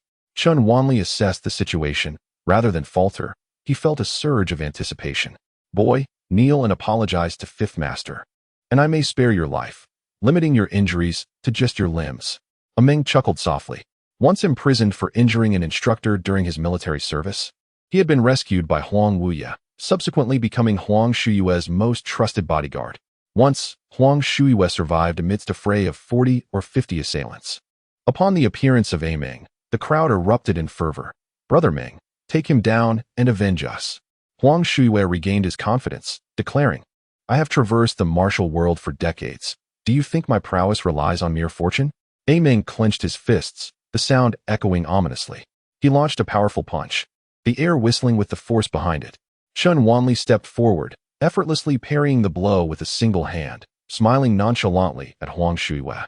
It's merely luck that favors you. Ming's expression darkened. His strength could shatter a standard steel door, yet this youth had casually deflected his strike. So, he was a skilled practitioner. No wonder he exuded such arrogance. Let us engage in something more serious. Ming sneered, retrieving a brass knuckle from his pocket and delivering another punch, even more forceful than the last, aimed directly at Chun Wanli's temple. I misjudged your capabilities, Chun Wanli sighed. Having trained diligently for 3 years yet never truly sparred against a seasoned fighter. Upon first witnessing Ming, he thought it might serve as a practice opportunity. However, before he could even exert half his strength, his opponent seemed utterly powerless. Chun Wanli stood firm, awaiting Ming's approach, and just as the latter closed in, he unleashed a swift kick, striking Ming squarely in the chest. In that instant, Huang Shuiwei's top enforcer was sent flying backward, crashing heavily 2 meters away. Ming, are you all right? Huang Shuiwei shouted. Ming could only groan softly, unable to rise again. Chun Wanli took a step forward, closing in on Huang Shuiwei. Tell me, am I not someone you should fear? Huang Shuiwei's face alternated between shades of green and purple. He had not anticipated that after exhausting a dozen of his henchmen, sending forth his most formidable subordinates would still lead to such a dismal defeat. You indeed possess formidable skills. However, in this era, mere strength is insufficient. Can you contend with firearms?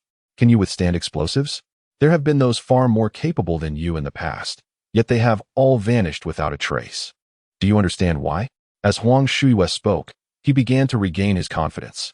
Years ago, a master had crossed his path, only to be taken down by a surprise attack, subsequently imprisoned. With a single word, I could have you incarcerated, dismiss your wife, and disrupt your father-in-law's herbal cultivation business. Huang Shuiwei believed he had instilled fear in Chun Wanli and lit a cigarette, exhaling clouds of smoke. His dominance in Nanbin City was not merely due to his henchman's prowess and tenacity, but also because he had powerful backing. Chun Wanli regarded Huang Shuiwei coldly and replied slowly, You speak the truth. Consider it a reminder. You may indeed be capable of enacting your threats, but I could end your life this very moment. As soon as the words left his lips, Chun Wanli lunged forward, seizing Huang Shuiwei by the throat. With just a slight constriction, Huang Shuiwei's face turned crimson. Tell me, if I were to snap your neck right now, would you still be able to accomplish those things? Everyone stood in stunned silence. Could it be that this young man truly intended to commit murder? Huang Shuiwei struggled frantically, yet under Chun Wanli's iron grip, his efforts were as feeble as those of an infant. At that moment, Chun Wanli's phone rang incessantly, and he answered the call. Chapter 11, The Hidden Depths. Grasping Huang Shuiwei with one hand, Chun Wanli took the call with the other. On the other end was Song Siming, who inquired why Chun had yet to arrive at the hospital. Mr. Chun, you haven't made it yet? Zhao Jiao is insisting on being discharged. Would it be agreeable for me to send someone to escort you to my residence? Chun Wanli replied, I apologize. I am delayed by some matters. Please send a vehicle to Huang Mansion to pick me up. Song Siming, being astute, recognized the significance of Huang Mansion and promptly asked, Has Mr. Chen encountered some trouble? Should I assist you in resolving it? Chun Wanli declined, ending the call. Due to asphyxiation, Huang Shuiwei's face had turned crimson, and his struggles grew increasingly feeble. The onlookers gazed at Chun Wanli in terror. Ming attempted several times to rise and assist, but with 3 broken ribs, he found himself powerless. You are a madman. A true madman, Ming murmured. These individuals were not strangers to violence, yet none would dare to commit murder in broad daylight. Especially against someone of Huang Shuiwei's societal stature, such an act was inescapable. Brother, no, my dear sir, it truly need not come to this. What we have are merely small misunderstandings. He Lao San's face drained of color as he suddenly knelt before Chun Wanli, bowing his head fervently. Ming, realizing the gravity of the situation, implored, Brother, with your skills, a future of wealth and glory is within your reach. Why sacrifice your life? This time, Lauda has acted recklessly. I shall compel him to kneel and confess to you. In the city of Nanbin, it is said that it is better to resolve enmities than to foster them. There exists a friend named Huang Lauda who can assist you in numerous matters. Is that so? Chun Wanli inquired with a casual air. Indeed, as long as you spare Huang Lauda, he, along with myself and others, will be willingly at your service. Ming remarked, observing Huang Shuyue's eyes rolling back, clearly on the verge of collapse, and he quickly added. Chen Wanli curled his lip and, relinquishing his grip, watched as Huang Shuyue fell to the ground, gasping for breath, coughing violently, tears streaming down his face. Is that the case? Chen Wanli asked, a smirk playing on his lips as he regarded Huang Shuyue. Yes, I am willing to serve you from now on. Huang Shuyue, ever adaptable, responded. Chen Wanli let out a cold laugh. Serve? Let us see if you live to see that day. Your fate is marred by horizontal lines, and your fortune is tainted with darkness. Half good, half bad. The auspicious light has already found its way to me, and the ominous shadows will surely manifest. There are 3 dark lines, indicating that you are destined for 3 calamities, one of which has already unfolded in my presence. At the very least, 2 more disasters await you. If you can withstand them, you may soar to great heights, but if not, you shall reincarnate right where you stand. Huang Shuyue's eyes widened in shock. What did this mean? Was he being coerced into serving Chen Wanli to survive? The thought ignited a fierce resolve within him. He had not come this far only to be reduced to servitude by just anyone. Shortly thereafter, a Rolls-Royce glided gracefully towards the entrance. All eyes turned to it, and Huang Shuyue lifted his eyelids. In Nanbin, very few were privileged enough to drive such a vehicle. Soon, the vehicle came to a halt, and Song Siming stepped out. Upon surveying the chaotic scene before him, a flicker of astonishment crossed his face. He then turned to see Chen Wanli standing beside him, looking refreshed, while Huang Shuyue appeared disheveled and distressed, which deepened his internal surprise. When he had made the phone call, he had speculated whether Chen Wanli had clashed with Huang Laowu, prompting his personal visit. However, he never anticipated that he would grasp the beginning but miss the conclusion. Mr. Chen, are you all right? Song Siming inquired. Chen Wanli nodded and stated directly, let us proceed. Song Siming acknowledged with a nod but pointedly remarked, do you require assistance in cleaning up the aftermath, sir? Unnecessary. Huang Shuyue stood in shock. Despite his stature and backing, he paled in comparison to Song Siming, the wealthiest individual in Nanbin. Although Song Siming could not simply dismiss him with a word, his financial prowess could render Huang's existence unbearable. The power of wealth was not a trivial matter. What manner of person is Chen Wanli to warrant such deference from Song Siming? Brother, this Chen Wanli is not to be trifled with. A Ming, supported by others, approached with a furrowed brow. Indeed, he Lao San, take those present that day and go to the Tang family to apologize. Huang Shuyue suddenly had a revelation. As he spoke, he walked towards the main entrance. Just as he reached the threshold, inexplicably, a plaque hanging above fell suddenly. The sign nearly grazed Huang Shuyue's scalp, causing blood to spurt forth onto his face. Had it not been for a Meng's quick reflexes, which sent him tumbling into the courtyard, he might have met a far graver fate. Huang Shuyue's face was smeared with blood as he exchanged a glance with a Meng, both recalling Chen Wanli's recent words. They were not mere threats, but rather profound admonitions. Damn it, he Lao San, prepare the necessary items. I shall personally apologize to the Tang family. Song Siming reassessed Chen Wanli after treating Song Jiao. He had conducted an investigation into Chen Wanli and approached the matter of curing Song Jiao's depression with a mindset akin to a desperate gamble. Yet, at that moment, a flicker of curiosity and inexplicable trust towards Chen Wanli blossomed within him. Indeed, people are more inclined to trust the strong. And who was Huang Shuyue? He was the formidable underground overlord of Nanbin City for many years. Yet, here was Chen Wanli, brazenly confronting him with bare hands, and judging by the scene, Huang Shuyue seemed to have been subdued. Such skill and ferocity were not attributes of an ordinary individual. This young man possesses hidden depths. The Song family villa is situated within the grandest estate in Nanbin. The villa, a 6-story edifice, is lavishly decorated and elegantly arranged, exuding a subtle opulence. Upon entering with Song Siming, there was no sign of Song Jiao in the living room, only a woman of exquisite taste and imposing presence.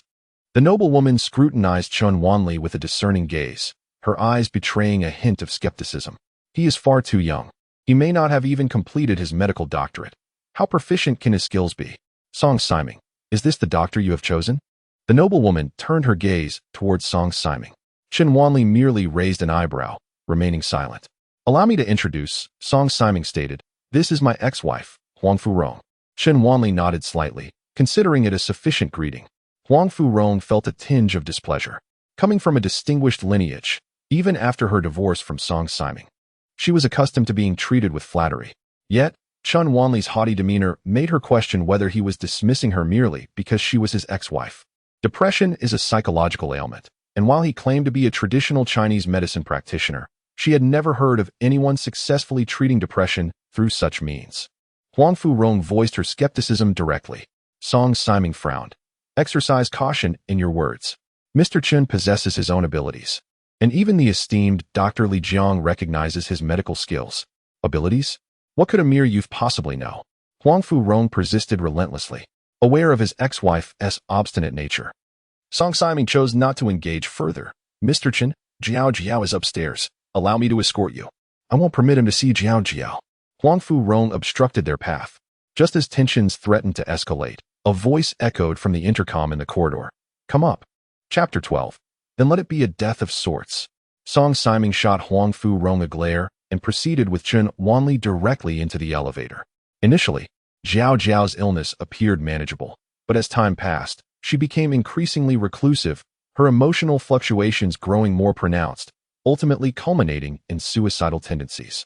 Besides depression, the psychiatrist also diagnosed her with bipolar disorder. In the elevator, Song Siming succinctly briefed Chun Wanli on Jiao's condition. Chun Wanli nodded, indicating his understanding. Upon reaching the door of Jiao's room, a cold voice emanated from within. Dr. Chen may enter, but you stay outside. Song Siming offered a wry smile and gestured politely to Chun Wanli. Chun Wanli nodded and pushed the door open, stepping inside. Song Jiao sat on the windowsill, her back turned to Chun Wanli, her slender form leaning against the wall. She was a stunning beauty, yet at that moment, her lovely face was devoid of color, bearing a heart-wrenching pallor. Her gaze was directed outside, yet her eyes were hollow and devoid of spirit. The wind outside tousled her hair, but she possessed not a trace of the vitality one would expect at her age. Since entering, Song Jiao had remained silent, as if she had forgotten Chun Wanli's existence.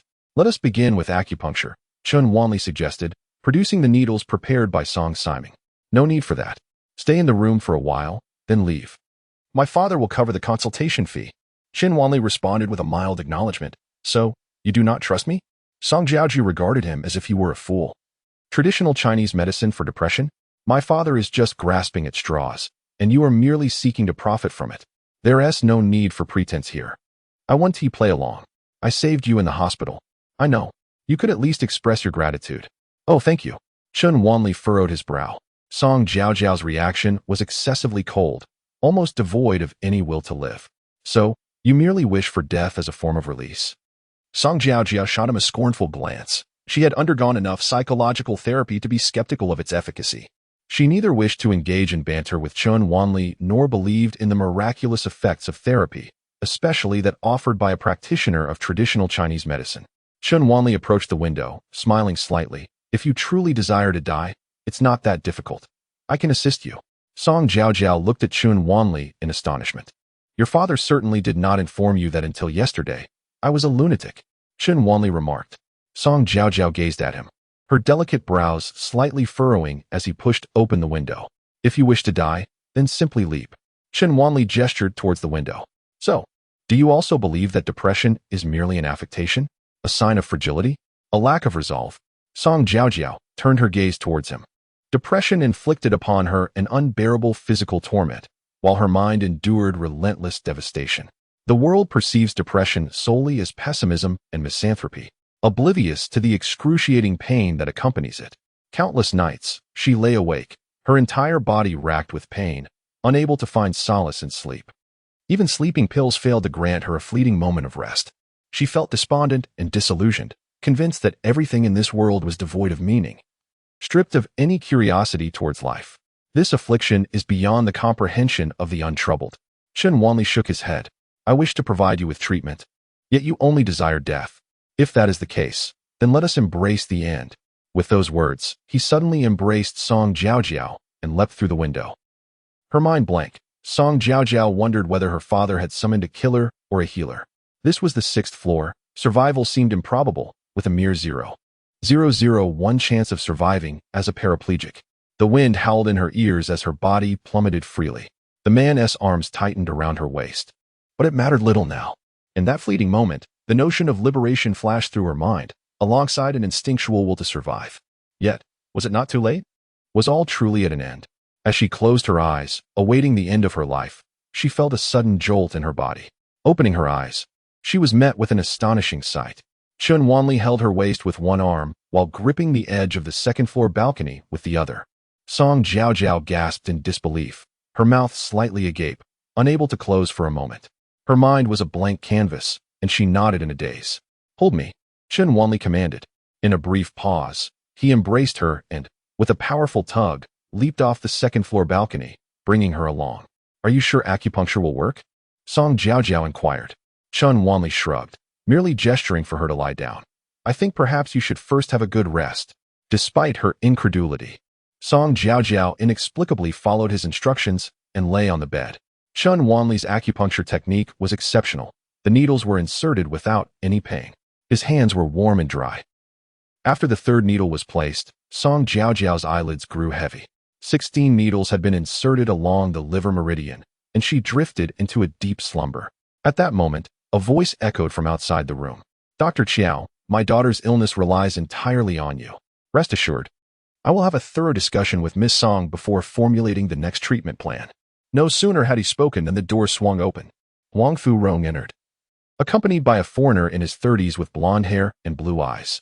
Upon entering, Huang Fu-rong immediately called out softly to Song Jiaojiao. His expression shifted dramatically. Anger etched across his face as he directed a fierce gaze at Chun Wanli. "What have you done to my daughter?" Xiao Silan stepped forward to assess Song Jiaojiao's condition. Upon noticing the acupuncture needles on her, he immediately displayed an exaggerated expression of astonishment. "Acupuncture?" Chun Wanli dismissed him, calmly addressing Huang Fu-rong. "Song Jiaojiao is merely asleep. It is best not to disturb her. Let her rest peacefully for a while." Xiao Si nudged Song Jiaojiao, and, seeing her complete lack of response, inquired, "Did you administer a sedative to Miss Song?"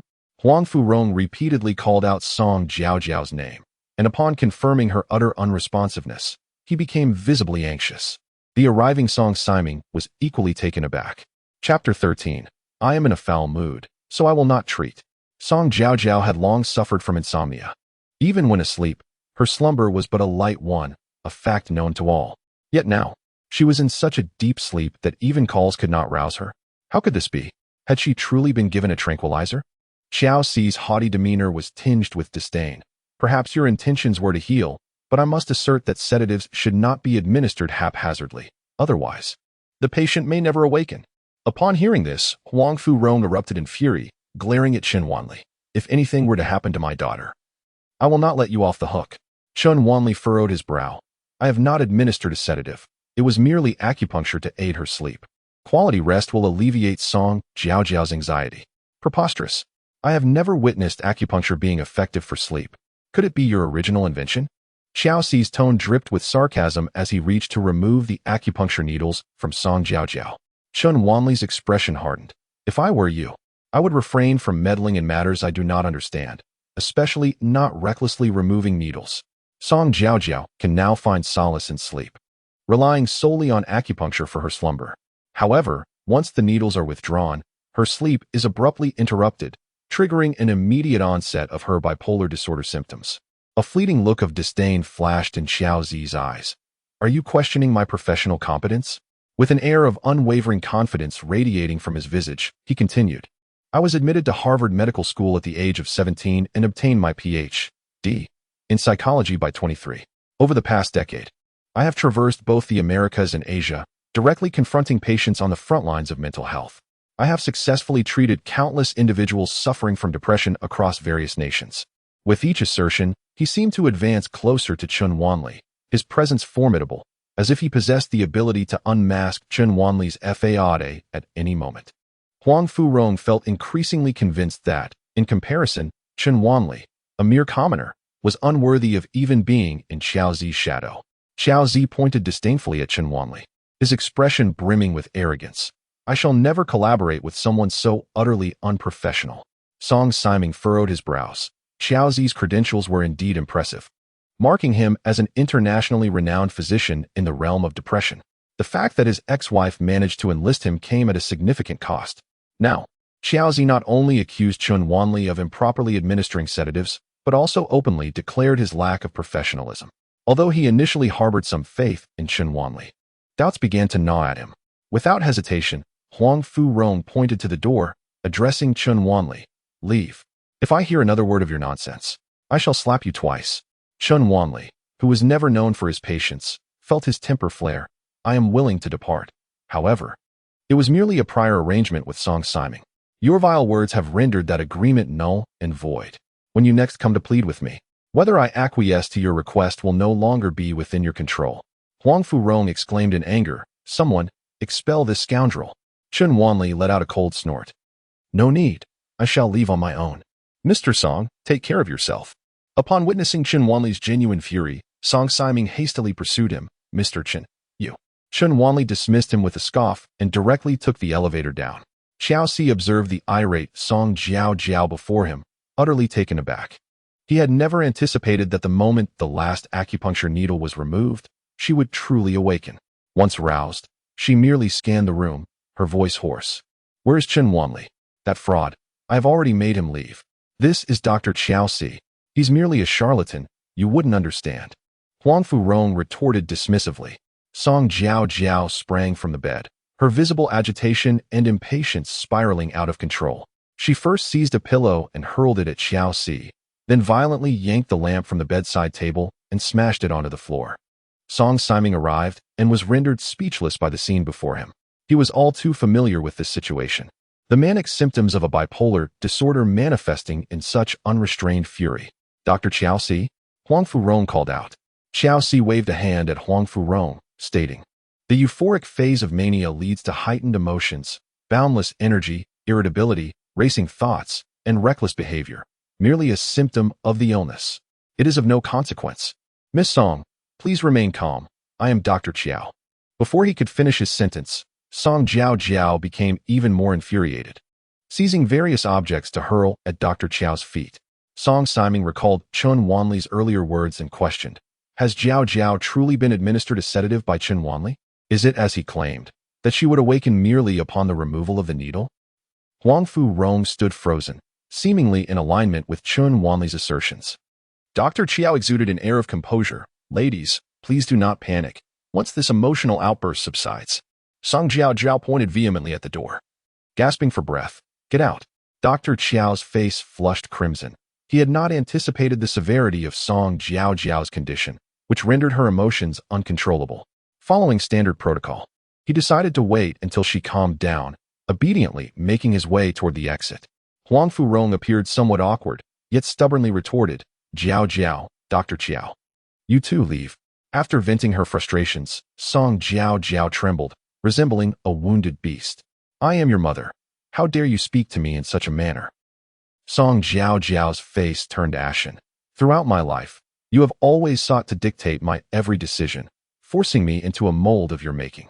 Even now, you wish to control my choice of physician. If I were to perish, you would find satisfaction, would you not? Tears streamed down her face. Huang Fu Rong attempted to interject, but was silenced by Song Siming's furious roar. Enough. Song Siming stepped forward and embraced Song Jiao, gently patting her back. So, you wish for Chun Wanli to treat you? He inquired. Yes, he can help me fall asleep. Dad, he can make me sleep. Do you have any idea how long it has been since I had a decent night's rest? Tears streamed down Song Jiao's face. And Song Siming felt an ache in his heart as he comforted his daughter while conversing with Huang Fu Rong. Huang Fu Rong, frustrated, stomped his foot and stormed out. Xiao Si, feeling awkward, eventually remarked, in times like these, complying with the patient truly aids in soothing her emotions. Reluctantly, Huang Fu Rong nodded in agreement, deciding to seek assistance. Chun Wanli strolled leisurely out of the villa area, intending to hail a taxi. Several cars sped by, abruptly blocking his path. Huang Fu Rong, filled with fury, exited his vehicle and slammed the door shut, his expression icy as he approached Chun Wanli. Chun Wanli squinted, increasingly displeased, and coldly stated, I warned you. If you come to plead with me again, whether I choose to treat you will depend on my mood. Right now, I am not in the mood, so no treatment. Chapter 14. Is this how you vent your frustrations? Huang Fu Rong, with an air of arrogance, retorted, Don't overestimate yourself. It is Jiao who has given you this opportunity. A person of your stature should seize such chances. Do not try to put on airs in front of me. Chun Wanli replied sarcastically, So, should I thank you then? Huang Fu Rong, his face flushed with anger, took several deep breaths to suppress his rage, saying, "You put on a facade, but it's clear you're just after money, right?" Huang Fu-rong believed she had seen through Chun Wanli. With sufficient funds, this young man would behave like those before him, obedient as a dog. Chun Wanli smirked mockingly. "You might as well save that money for your daughter's grand funeral." Perceiving Chun Wanli's resistance, Huang Fu-rong gestured to her bodyguards. "Seize this ungrateful wretch."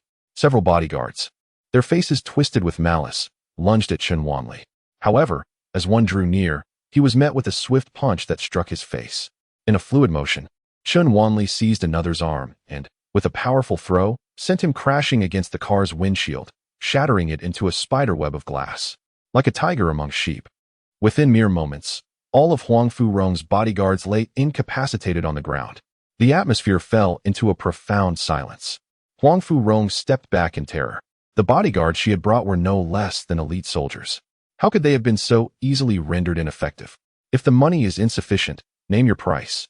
Chun Wanli retorted, clearly displeased. "Do you truly believe that wealth grants you the power to act with impunity? You want me to name a price? Very well." Huang Fu-rong clenched her fists tightly. "How dare you insult me?" Chun Wanli remained composed. "Insult? I am merely teaching you a lesson in humility."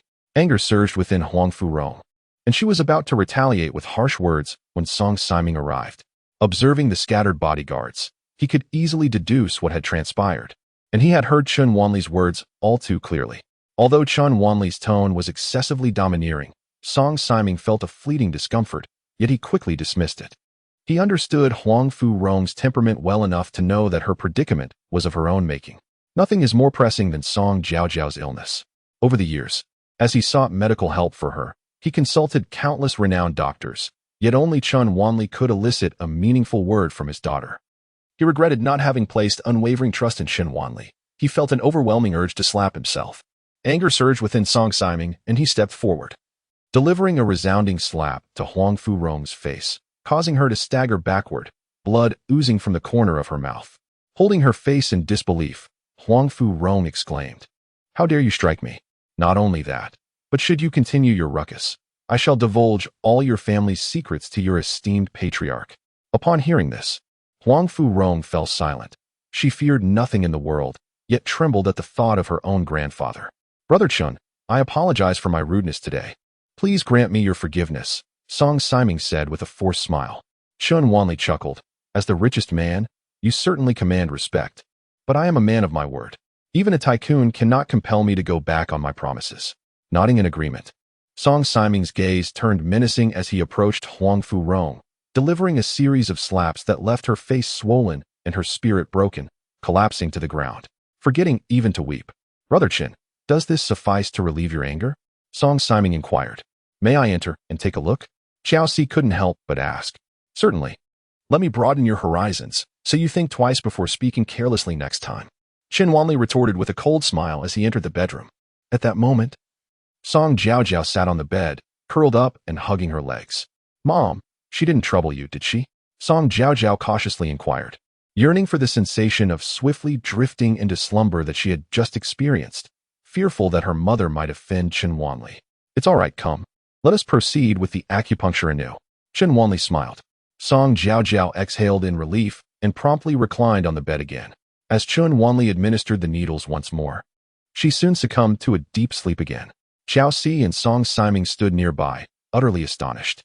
"Your acupuncture technique is truly remarkable. Absolutely astonishing," Xiao Si exclaimed.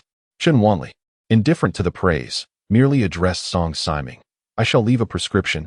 She is to take the medicine accordingly. I will return every 3 days to administer another session of acupuncture." Song Siming nodded vigorously in agreement. As Chun Wanli was about to depart, Xiao Si stepped forward. "Mr. Chun, I wish to become your apprentice. I wish to learn acupuncture. Many individuals suffering from psychological disorders endure insomnia, and if I could master acupuncture, I—" Xiao Si continued to speak to himself, while Chun Wanli rolled his eyes and turned to leave. "Master, teach me," Xiao Si pleaded. But Song Siming interjected, blocking Xiao Si's path, and followed Chun Wanli downstairs. "My brother, I sincerely apologize for today's events. This car was originally meant for you at the hospital, but you left too swiftly and missed it. It is a token of apology from my ex-wife." I also have a villa atop Tianyue Mountain that I shall gift to you, as compensation for treating my daughter. Furthermore, here are some Dahong Pao tea leaves. The new harvest claimed to be worth 600,000 per pound. I cannot discern its value, so I hope you might assist me in determining its worth. Song Siming presented the house and car keys along with the gifts to Chen Wanli.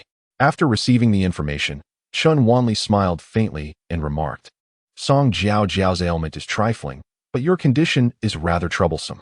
Song Siming was taken aback. You discerned it? You revealed it at our first meeting. It seems you suffered from liver cirrhosis 3 years ago and underwent a successful liver transplant. However, the rejection has persisted, managed solely by medication. I surmise the immunosuppressive drugs have become ineffective, leaving you with little time. Before Chen Wanli could finish, Song Siming nodded repeatedly. Indeed. Your insight into my condition is impeccable. You must have a way to save me. I can indeed offer assistance, yet a few medicinal ingredients are exceedingly rare. If you can procure them, I shall prepare the remedy for you, Chen Wanli replied. Regardless of the cost, I will obtain any medicine you require. If you, Mr. Chen, can save me, you shall be a benefactor to my daughter and me. We, the Song family, shall never shy away from any obligation, Song Siming solemnly pledged. Having undergone a liver transplant once already, he understood the risks of a second. It felt as though he had 1 foot in the grave. At that moment, Chen Wanli's words provided a glimmer of hope. At his age, Song Siming understood all too well that no matter how vast one's wealth or power, life itself is paramount. Without it, all else is meaningless. Chen Wanli nodded slightly, wrote down the required medicinal ingredients, and departed. Driving a Rolls-Royce felt somewhat unfamiliar to him. When his parents were alive, his father was merely an ordinary civil servant, and although his mother ran a small company specializing in collectibles, their circumstances could only be described as middle class. It is my first experience driving a luxury vehicle like Rolls-Royce.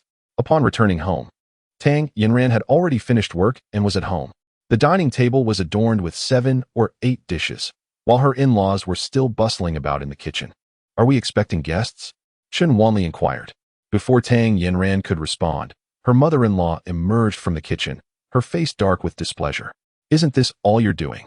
You offended Lord Huang, claiming you would protect Yinran, yet now they seek revenge. Where have you been? Chapter 15. The prodigal son Zhang Yuehong's anger escalated as she recounted the events at the hospital, wishing fervently to expel Chen Wanli from their home immediately. Wasn't it now necessary to enlist the help of Yinran's cousin to mediate the situation? Chen Wanli furrowed his brow, stating, the matter has already been resolved. There is no need to involve her cousin. Zhang Yuehong scoffed. I was against Yin and marrying you from the start. It was De Peng who assured me of your good character, claiming your illness was merely an accident. Little did we know that upon recovery, you would turn out to be such a disappointment. You failed to protect Yinran in the hospital, and now you speak boastfully. Tang Yinran lowered her head in silence, equally disillusioned by Chen Wanli's behavior at the hospital. Chen Wanli, feeling choked by the confrontation, chose not to explain himself and instead headed to the kitchen with a package of tea leaves.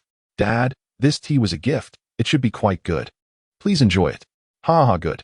How thoughtful of you. Tang Dapeng maintained his jovial demeanor. Zhang Yuehong stood at the kitchen door with a scowl, retorting, who could possibly gift you anything of quality? Who knows where they procured this roadside merchandise to deceive your father-in-law? You truly are a dutiful son-in-law. This is an exquisite Dahong Pao. As Chen Wanli uttered a remark, Zhang Yuehong's eyes rolled skyward, her face a canvas of derision. It's good tea. The kind used for boiling tea eggs, of course. She cast a defiant glance at Chen Wanli before storming out of the kitchen in a huff. Chen Wanli's lips twitched in irritation, while Tang Dapeng, unconvinced of the tea's quality, offered words of comfort. Forget it. That's just how your mother is. Ignore her and let her have her fun. At that moment, a knock echoed through the room. Zhang Yuehong immediately donned a cheerful facade and hurried to the door. Hai Min, Shuya, come in, come in. Zhang Hai Min, in his 40s, was somewhat short, dark, and robust, exuding an air of authority as a police officer. His wife, He Shuya, was an ordinary middle-aged woman, albeit with a rather judgmental demeanor. Upon entering, she scoffed. Sister San rarely hosts gatherings without reason. What prompts this invitation for dinner today? Come in, we can talk inside. Zhang Yuehong responded with a forced smile. As soon as they entered, Tang Yinran rose to greet them, and Chen Wanli followed suit. He Shuya scrutinized Chen Wanli for a moment before inquiring of Tang Yinran. Is he still unwell? He is better now. Tang Iran replied. Ishia pursed her lips and shook her head, having suffered from mental illness, even after recovery.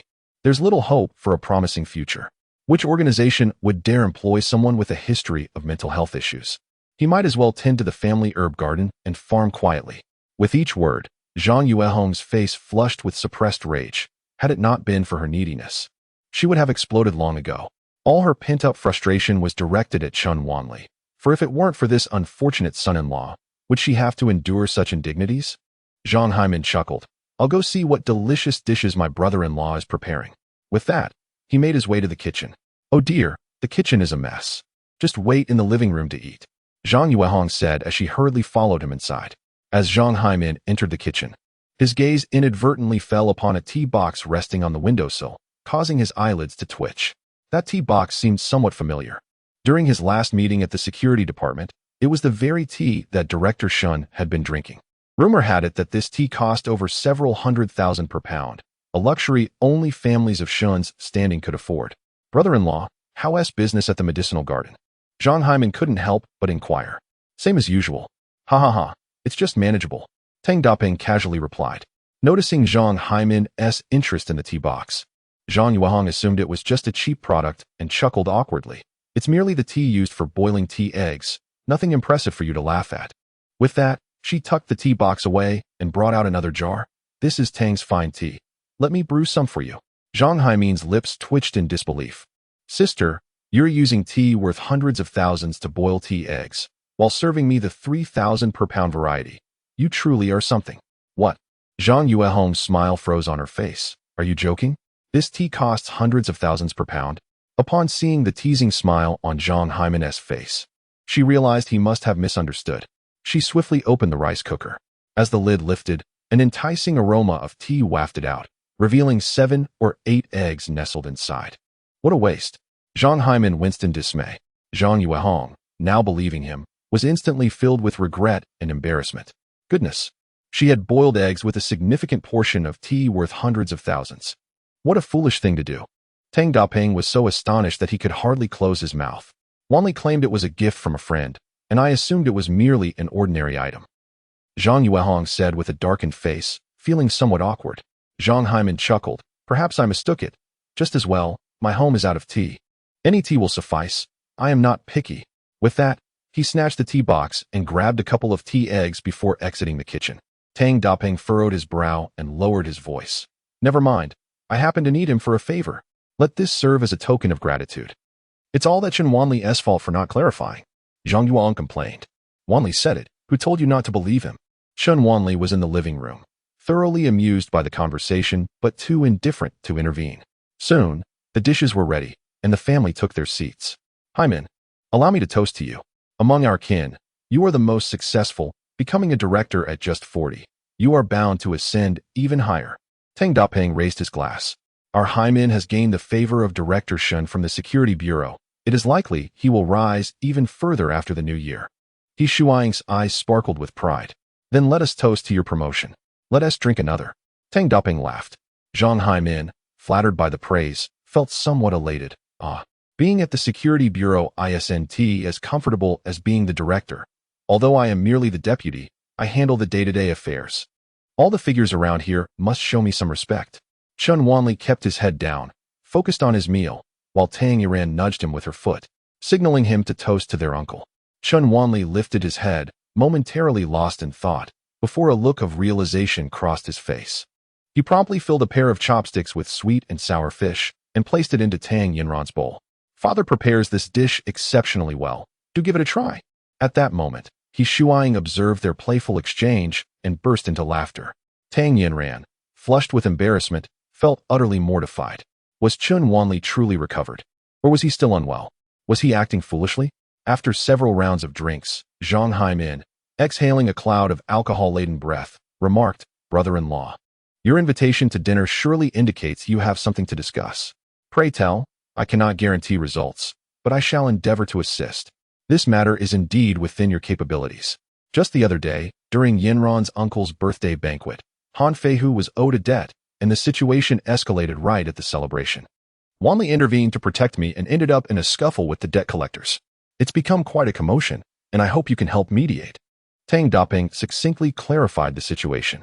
Zhang Haimin burped and glanced at Chen Wanli. Brother-in-law, I must advise you to manage your son-in-law properly. In this world, we face far too many whom we cannot afford to provoke. Your family is merely engaged in small business. If you attract trouble, it could lead to ruin. Moreover, why did your son-in-law intervene in a debt collection matter involving Han Feihu? Tang Daping felt a twinge of displeasure but refrained from expressing it, instead smiling and saying, it was merely a case of unfortunate timing. The assailants were known as He Lao San, accompanied by a few lackeys. Upon hearing they were merely small-time thugs, Zhang Haimin exhaled in relief. This is trivial. Those ruffians scatter like mice at the sight of a cat. However, it is certain that some expenses will be incurred. Prepare 500,000, and I will handle it for you. 500,000. Tang Daping gasped in astonishment. The Tang family has some wealth. But 500,000 is not a trivial sum. Brother-in-law, in this day and age, nothing gets done without spending some money. Zhang Haimin grinned, a flash of pride gleaming in his eyes. I have a good relationship with my third sister, which is why I am willing to accept your money. For anyone else, I wouldn't even bother, no matter the amount. Zhang Haimin spoke with conviction, but internally he scoffed at the thought. You think I would work for free? Who do you think you are? Your family's tea leaves are worth hundreds of thousands, and you think 500,000 will buy you peace? Chen Wanli, having finished his meal, wiped his mouth and said, Uncle, my father didn't clarify earlier. Actually, I was targeting the underlings of Lord Huang. Oh. And today I even dealt with Lord Huang himself. Are you sure 500,000 will suffice? All eyes turned toward Chen Wanli, who spoke as though 500,000 was a bargain. What kind of audacity is this? Even a prodigal son wouldn't act so recklessly. Chapter 16, Bragging. Hearing the name Lord Huang, Zhang Haimin was momentarily taken aback. He was no ordinary district chief and could not handle such a figure. Yet, the words had been spoken. And it seemed that not only 500,000, but even 1,000,000 would have to be coughed up by Tang Daping. As for whether the matter would be resolved, that was not Zhang Haimin's concern. When the time came, he would simply state that the money had been spent. The Tang family, engaged in medicinal herb cultivation, could be crudely described as farmers, at worst landlords. Even if they recognized the illegitimate means of their wealth, they would have to swallow their pride, for they would surely depend on him in the future. Zhang Haimin, with a fierce glare, exclaimed, You truly possess audacity, daring to provoke the likes of Lord Huang. Incurring his wrath could result in dire consequences. Securing that 500,000 might prove utterly impossible. Upon hearing this, Tang Daping grew anxious. Haimin, is it truly unfeasible? Ugh, we must increase the sum to 1,000,000. After letting out a hearty belch, Zhang Haimin replied, 1,000,000? Zhang Yuehong gasped in shock. She had always been aware of her cousin's miserly nature, but she never anticipated such an audacious demand. Chen Wanli chuckled softly, then let it be. 1,000,000, my family cannot possibly afford that. I shall handle it myself. He Shuang, sensing the imminent loss, felt her eyes welling with tears. Wanli, you remain oblivious. If your uncle finds this task challenging, how do you presume to resolve it alone? If it were manageable, would your father-in-law seek assistance from your uncle? Chen Wanli harbored discontent towards this uncle. If genuine aid were offered, a modest sum would not be a burden. Yet it was evident that this couple intended to extract funds without providing any service in return. To think that 1,000,000 could settle matters with Huang Shuiwei, one of the underground overlords whom Song Siming personally approached. At this point, the atmosphere in the room turned somber. Just then, a series of urgent knocks echoed through the air. Tang Yinran rose to answer the door. She was met by a group of 7 or 8 individuals. The leader clad in a t-shirt, his tattooed arms revealing a questionable character. Where is Chen Wanli? The tattooed man demanded, lighting a cigarette and exhaling the smoke directly into Tang Yinran's face. Before she could utter a word, the group forcefully pushed their way inside. Are you Chen Wanli? Zhao Min asked, a cigarette dangling from his lips, exuding a brazen confidence. Li Xiao mentioned that you took 1,000,000 from him. Is that true? Indeed. And who might you be? Chen Wanli replied with a cheerful smile. My name is Zhao Min, and Li Tianyong is my friend. He asked me to help him collect his debt. So, here's the deal. You owe 120,000 now, and I'll let it slide. Zhao Min, who managed an underground gambling den, had become acquainted with Li Tianyong, a frequent patron. Just yesterday, Li Tianyong had mentioned he was swindled out of 1,000,000, prompting Zhao Min to volunteer to assist him in reclaiming the funds. Have you lost your senses? How dare you speak to Zhao Ge like that? One of Zhao Min's subordinates pointed at Chen Wanli indignantly. Chen Wanli gestured towards Zhang Hainan, who stood wide-eyed, and said with a grin, "Do you recognize who this gentleman is? You ought to consult him before proceeding with your debt collection." Zhang Hainan cleared his throat, preparing to speak. But Zhao Min slammed his palm on the table, interrupting him. "I am a man of the Five Lords. It matters not who you are. It is only right to collect a debt." Zhao Min boldly proclaimed his affiliations. Zhang Yuehong and Tang Dapeng exchanged glances, their faces paling. How could one possibly owe 1,000,000? In a few succinct words, Tang Yiran recounted how Li Tianyang had orchestrated a car crash and attempted to extort money, only to end up losing 1,000,000 instead. Zhang Haimin, upon hearing this, looked at Chen Wanli in astonishment. Goodness, he's even more unscrupulous. He immediately began contemplating how to dismiss these individuals while simultaneously inflating the debt amount, realizing that 1,000,000 was far too meager. It should be no less than 2,000,000. Zhang Haimin, upon contemplating the situation, directed his gaze towards the group of ruffians and pompously proclaimed, "You have defied the heavens, daring to intrude upon private dwellings. Is there no law left? Old man, spare me your pretentious ramblings." One of the thugs retorted, "I'm here to collect debts for Li Tianyang." Zhao Min, in response, delivered a stinging slap to Zhang Haimin's head. Yishuang, infuriated, exclaimed, "My husband is the chief of the Bainan District Police. Your audacity is insufferable." Zhao Min chuckled, dismissively tilting his head, as one of his lackeys delivered a resounding slap across Yishuang's face. "If he is the chief, then I must be the director of the Safety Bureau. Who can't boast a little?" Under normal circumstances, the mention of a police chief would send a shiver down Zhao Min's spine. However, burdened with a debt of over 800,000 from gambling, he was far more concerned about his life than the legitimacy of the man before him. What a load of nonsense. "Unless you come up with the money today, I swear I'll make you all regret it." In the midst of his threats, Zhao Min brandished a dagger menacingly. The company he had brought along were equally desperate gamblers, unperturbed by the situation, oblivious to the significance of the police chief's authority. To further intimidate the crowd, Zhao Min deliberately landed a few more slaps on Zhang Haimin. Chen Wanli, watching languidly as his relative received punishment, found Zhao Min rather amusing. This was, in a sense, a means to vent his own frustrations. Perhaps he could afford to spare Zhao Min a few punches later on, he mused. As Zhang Haimin and his wife endured the assault, Tang Yinran could no longer remain passive. In a firm voice, she began, "The money. I can return." Before she could finish, Chen Wanli interjected, "Let us discuss the money outside. Our matters need not involve innocent bystanders, do they?" As soon as these words escaped his lips, Tang Dapeng became visibly agitated. What good could possibly come from associating with such lawless individuals? Tang Yinran instinctively grasped Chen Wanli's arm. Zhao Min sneered, "You think you can just leave? That would be quite embarrassing for me." Chen Wanli narrowed his eyes, a flash of impatience crossing his face. He shook off Tang Yinran's grip, stood up, and with a swift motion, kicked Zhao Min towards the door. Following closely, he delivered another kick that sent Zhao Min sprawling out of the doorway. The group of henchmen, witnessing this, surged out in a frenzy. The door to the room was abruptly shut by an unknown hand. Tang Dapeng's eyes burned with fury as he prepared to pursue, only to be restrained by Zhang Haimin, who warned, "Those ruffians don't hold back. Going out there is tantamount to courting death." Tang Yinran urged urgently, "Call the police." Tang Dapeng fixed his gaze on Zhang Haimin, declaring, "The police are right here. Hurry and summon help to resolve this matter. And also, take care of the situation with Master Huang. 1,000,000. I have agreed to it." Zhang Yuehong opened her mouth to speak, but ultimately nodded in agreement. Zhang Haimin looked flustered, yet his eyes gleamed with avarice at the mention of money. Having just endured a beating, he thought, when better to seize this opportunity. "Brother-in-law, it's not that I am raising the price arbitrarily. You've seen these people. They don't even respect my chief. 1,000,000 might not suffice. My words carry little weight. I must seek assistance from higher authorities. It will require 2,000,000. 2,000,000 it is." Tang Dapeng gritted his teeth in response.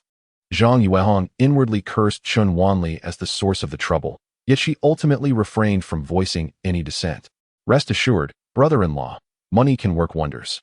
With this sum, I assure you I will enlist the aid of a prominent figure to resolve our predicament."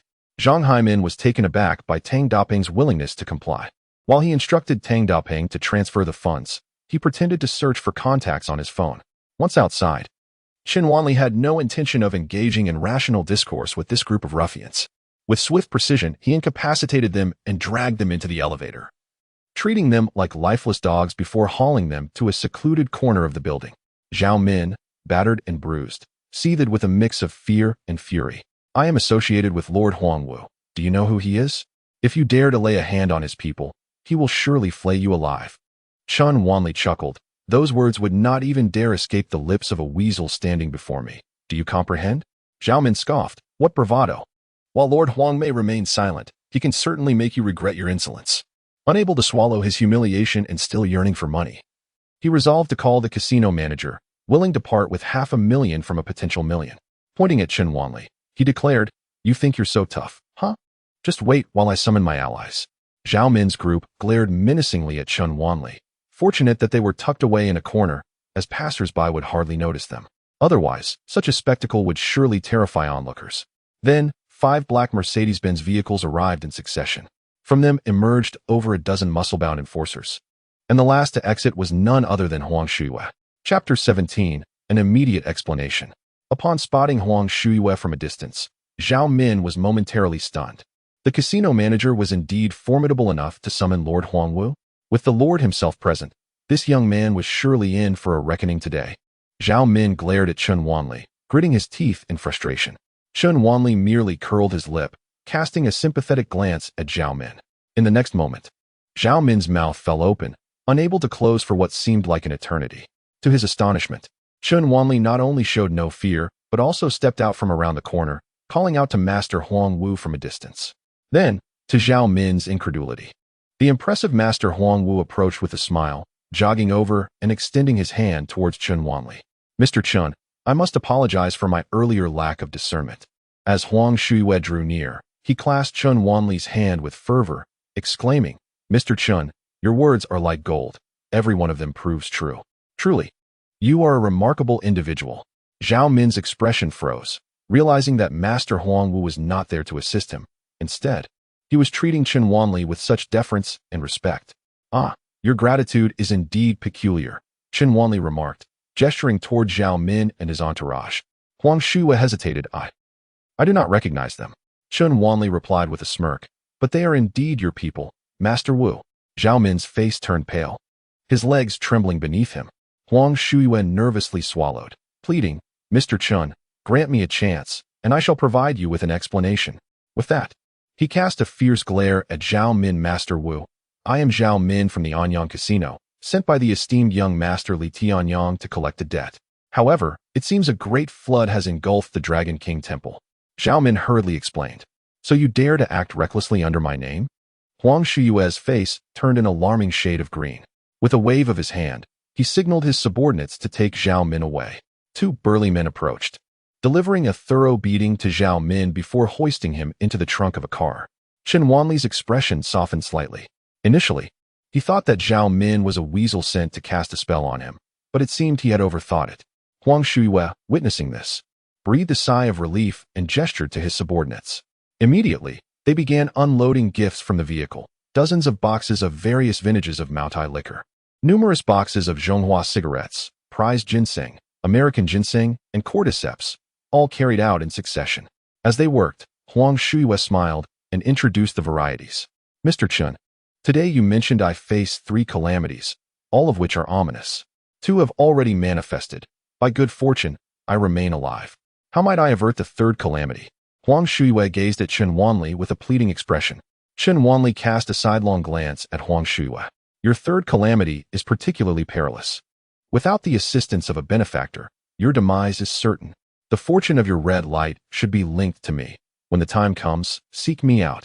While Chun Wanli harbored no particular fondness for Huang Shuiyue, he recognized his cleverness and willingness to cooperate, deeming it unnecessary to be harsh. After all, his role as a benefactor was not without merit. Huang Shuiyue, now fully convinced by Chun Wanli's words, upon hearing of the grave danger, promptly knelt at Chun Wanli's feet. Sir, you must save me. If I can survive this calamity, I shall treat you as a brother henceforth. Chun Wanli helped Huang Shuiyue to his feet and spoke gently. Since there is an opportunity for a benefactor's assistance, it shall not be an unforeseen disaster. There will be chances for reprieve when the time comes. Do not hesitate to come to me. With this reassurance, Huang Shuiyue felt considerably relieved. He stood up and immediately directed his subordinates to carry the gifts upstairs. I frightened my sister-in-law at the hospital. Shall I go up and offer my apologies? Huang Shui inquired cautiously. Chen Wanli pondered for a moment and concluded that it was perhaps beneficial for Tang Daping and the others to be aware that the matter had been resolved. Go ahead. Meanwhile, on the upper floor, Zhang Haiman received 2 million and readily assured that he would handle the weasel problem. In front of Tang Daping, he pretended to make several phone calls to summon some thugs, then left with his wife in a triumphant manner. Zhang Yuhong scoffed, rest assured, Haiman has already found someone. There is no cause for concern. Perhaps the police are even downstairs right now. As they spoke, a series of knocks echoed at the door. Tang Daping stepped forward to open it, only to be met by a group of burly men barging in with their belongings. Instinctively, he shielded his wife and daughter behind him. The bald man, with a face full of rough features, forced a grin despite the bandage on his forehead, giving him an oddly unsettling appearance. Hee, I am Huang Laowu.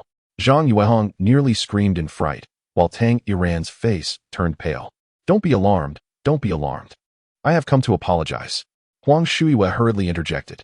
My incompetent subordinates caused trouble at the hospital today. I have already reprimanded them.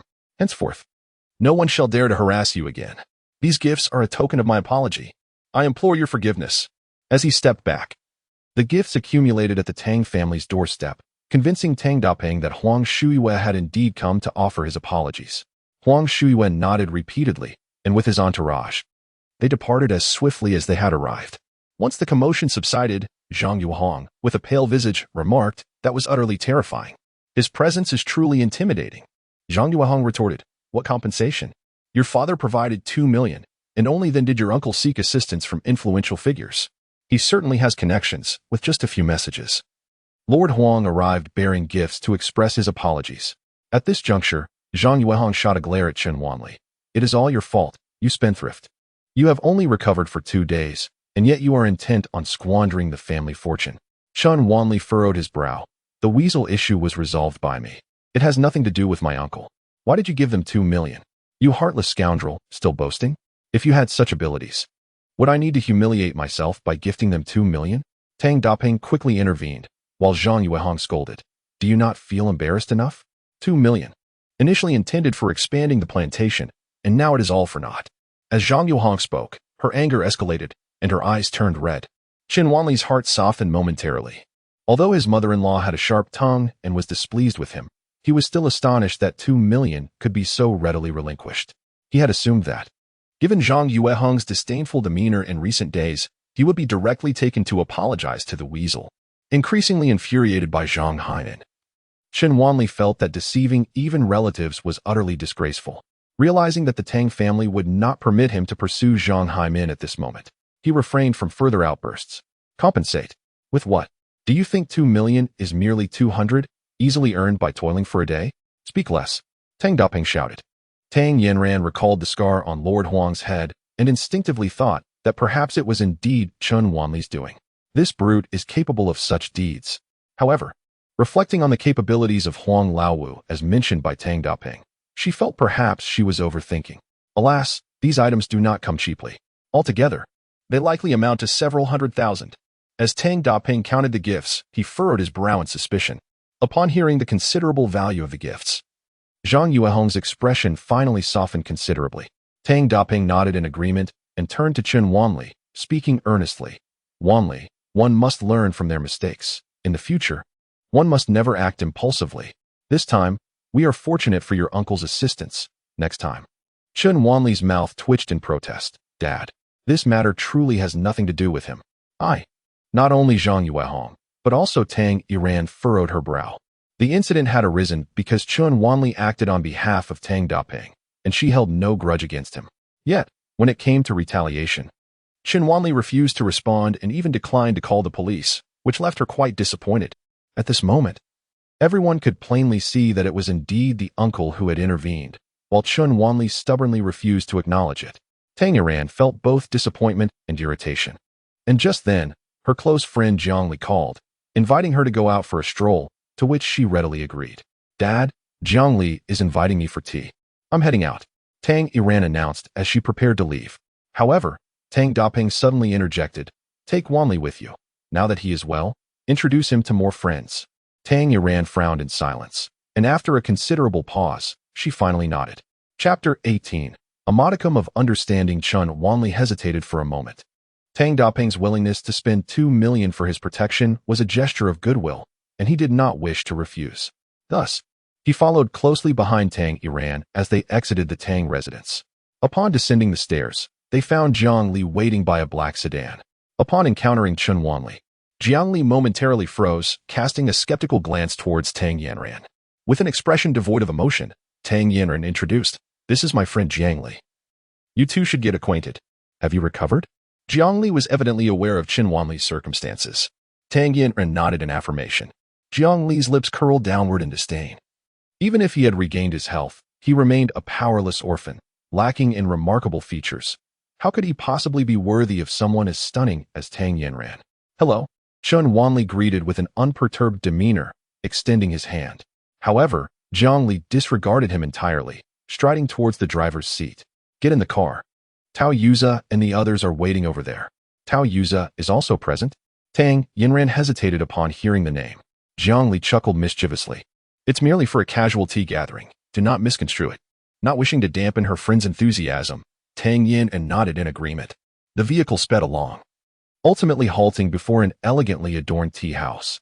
"Yanran, Jiang Li, you have finally arrived. We've been waiting for ages."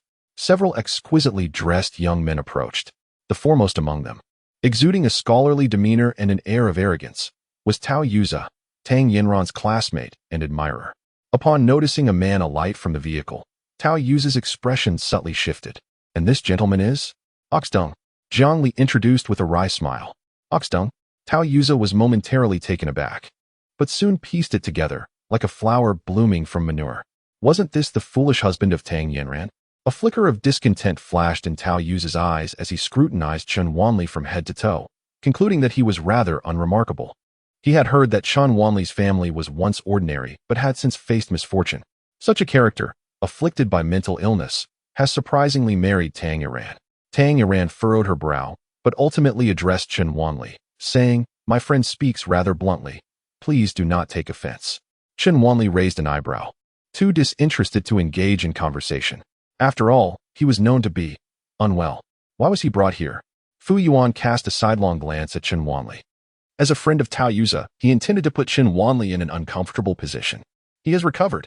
Jiang Li tilted her head, relishing the unfolding drama. "Ah, since we are here, let us sit together. However, in a tea house like this, I fear he might not enjoy it." Tao Yuza, momentarily displeased, quickly resumed his charming demeanor. He was well aware that Tang Yiran's marriage to her seemingly foolish husband was merely a fade, a union dictated by parental authority. With his recovery, divorce would carry no burden. An orphan without significant background was hardly worthy of his concern. Regaining his warm smile, Tao Yuza turned to Tang Yiran and said, "Yiran, I recall your recent interest in tea culture. The skills and artistry of the tea masters here are quite remarkable, and I thought to bring you along for an experience." "Ha ha ha. The owner of this tea house is Sister Shu Yin, the president of the Jiangnan Tea Association. Generally, ordinary people cannot enter, and even if they do, they may not be able to taste her new tea. Only someone like Tao can enjoy such privilege.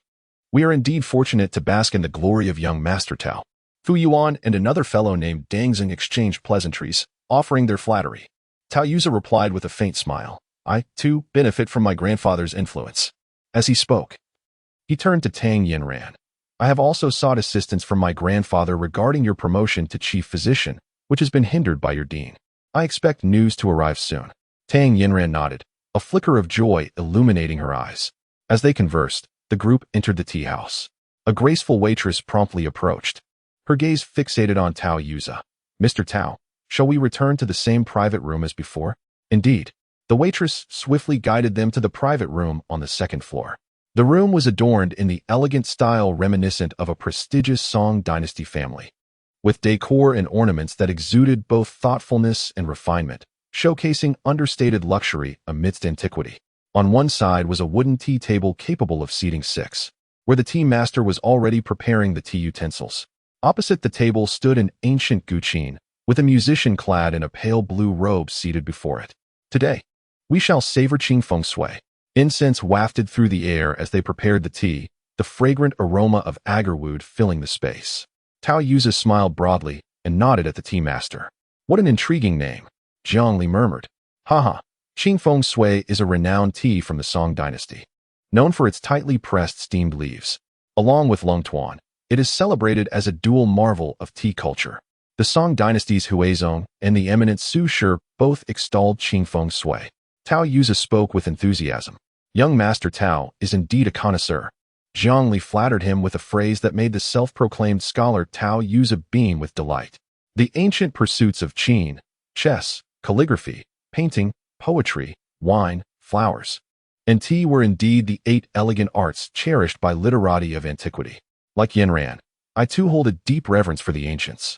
Tang Yanran shook her head and remarked, I have only been introduced to it by Zhongli out of mere curiosity. I do not possess extensive knowledge. While they conversed, Chen Wanli sat in silence, not uttering a word. Mr. Chun, the external world claims that you and Yanran are mismatched, yet I believe that may not be entirely accurate. It stands to reason that someone who has captured Yanran's attention must share similar aspirations. Might I inquire if you have any understanding of the art of tea?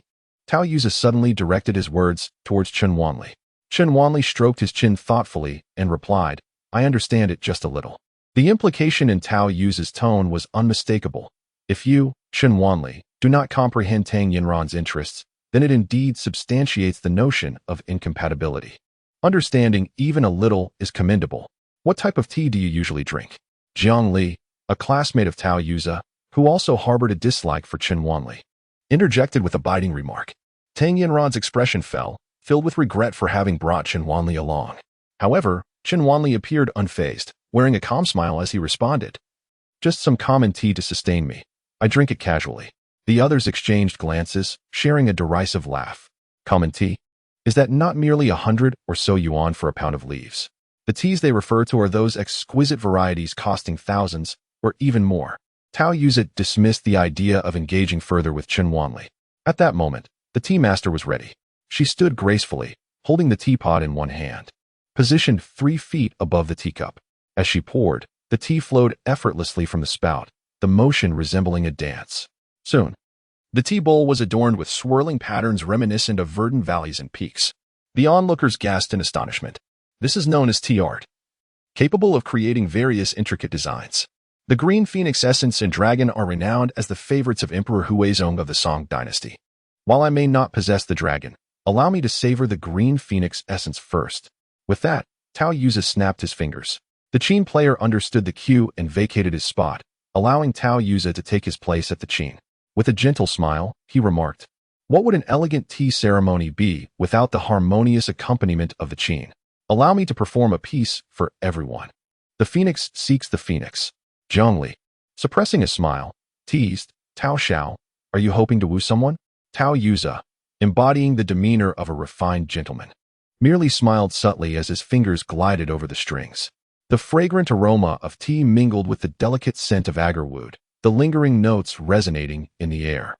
Tao Yuza had honed his Qin skills through dedicated practice, previously garnering attention during his university days for his musical prowess. Zhongli had mentioned that Tang Yanjin was not a girl enamored by wealth or power. Rather, she appreciated men of substance.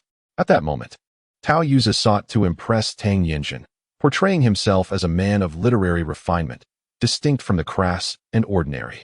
The fragrance of tea wafted around them as the tea master set down the teapot and picked up a salt cup, sprinkling a pinch of salt into each teacup. Please enjoy. When he reached Chen Wanli's cup, however, Chen covered the opening, shaking his head to signal that he did not wish to add salt. Oh, it seems you are not quite aware. The green phoenix essence requires a touch of salt to enhance its flavor. Tao Yuza remarked with a smile that did not quite reach his eyes. I do not like it. Chen Wanli responded with a shake of his head. You haven't even tasted it, and yet you claim to have an opinion. Quite the pretender. Fu Yuan scoffed disdainfully. Zhongli chuckled softly. Oh, come now. Perhaps Brother Chen does understand. Deng's voice carried a hint of provocation as he turned to Chen Wanli, a smile playing on his lips. Why don't you enlighten us? Jiang Li and the others joined in, their gazes fixed on Chen Wanli, filled with mockery and derision. Tang Yanran, feeling awkward, interjected, he, like me, doesn't he quite grasp this? Please don't put him on the spot before her words could settle. Chen Wanli chuckled, in light of my wife's esteem. I shall reluctantly share a few thoughts with you. I'm curious to see what you expect me to convey. Tao Yuza ceased his playing. Chapter 19. Let us listen to this tune, Water Dragon's Lament. Tao Yuza's grandfather and maternal grandfather were both retired high-ranking officials, accustomed to fine wine and exquisite tea. Even Zhang Li and her companions could be considered privileged second-generation elites. In contrast, Chen Wanli, an orphan from a humble background, was seen by them as unworthy of tasting such refined tea, let alone offering any critique. The mockery in Tao Yuza's eyes was unmistakable. He relished the prospect of watching Chen Wanli embarrass himself. Tang Yanran furrowed her brows, perplexed by Chen Wanli's contrarian stance. She thought ignorance was not shameful, yet his apparent desire to seek attention filled her with embarrassment. Chen Wanli sighed softly. He was not unfamiliar with the art of tea. His father had enjoyed tea, and he had savored numerous fine brews alongside him. Later, in university, he had the fortune of studying tea culture and related literature. He understood precisely how the ancients transformed tea drinking into an art form, elevating it to one of the 8 noble pursuits cherished by the scholarly elite. Chen Wanli exhibited little interest in engaging them with intriguing discourse. Instead, he selected previously reviewed materials to articulate. The addition of salt is due to the presence of glutamic acid in tea leaves, which ranks second only to free theanine. When brewing tea, a judicious amount of sodium chloride, commonly known as salt, can undergo a chemical reaction with glutamic acid, resulting in the formation of monosodium glutamate.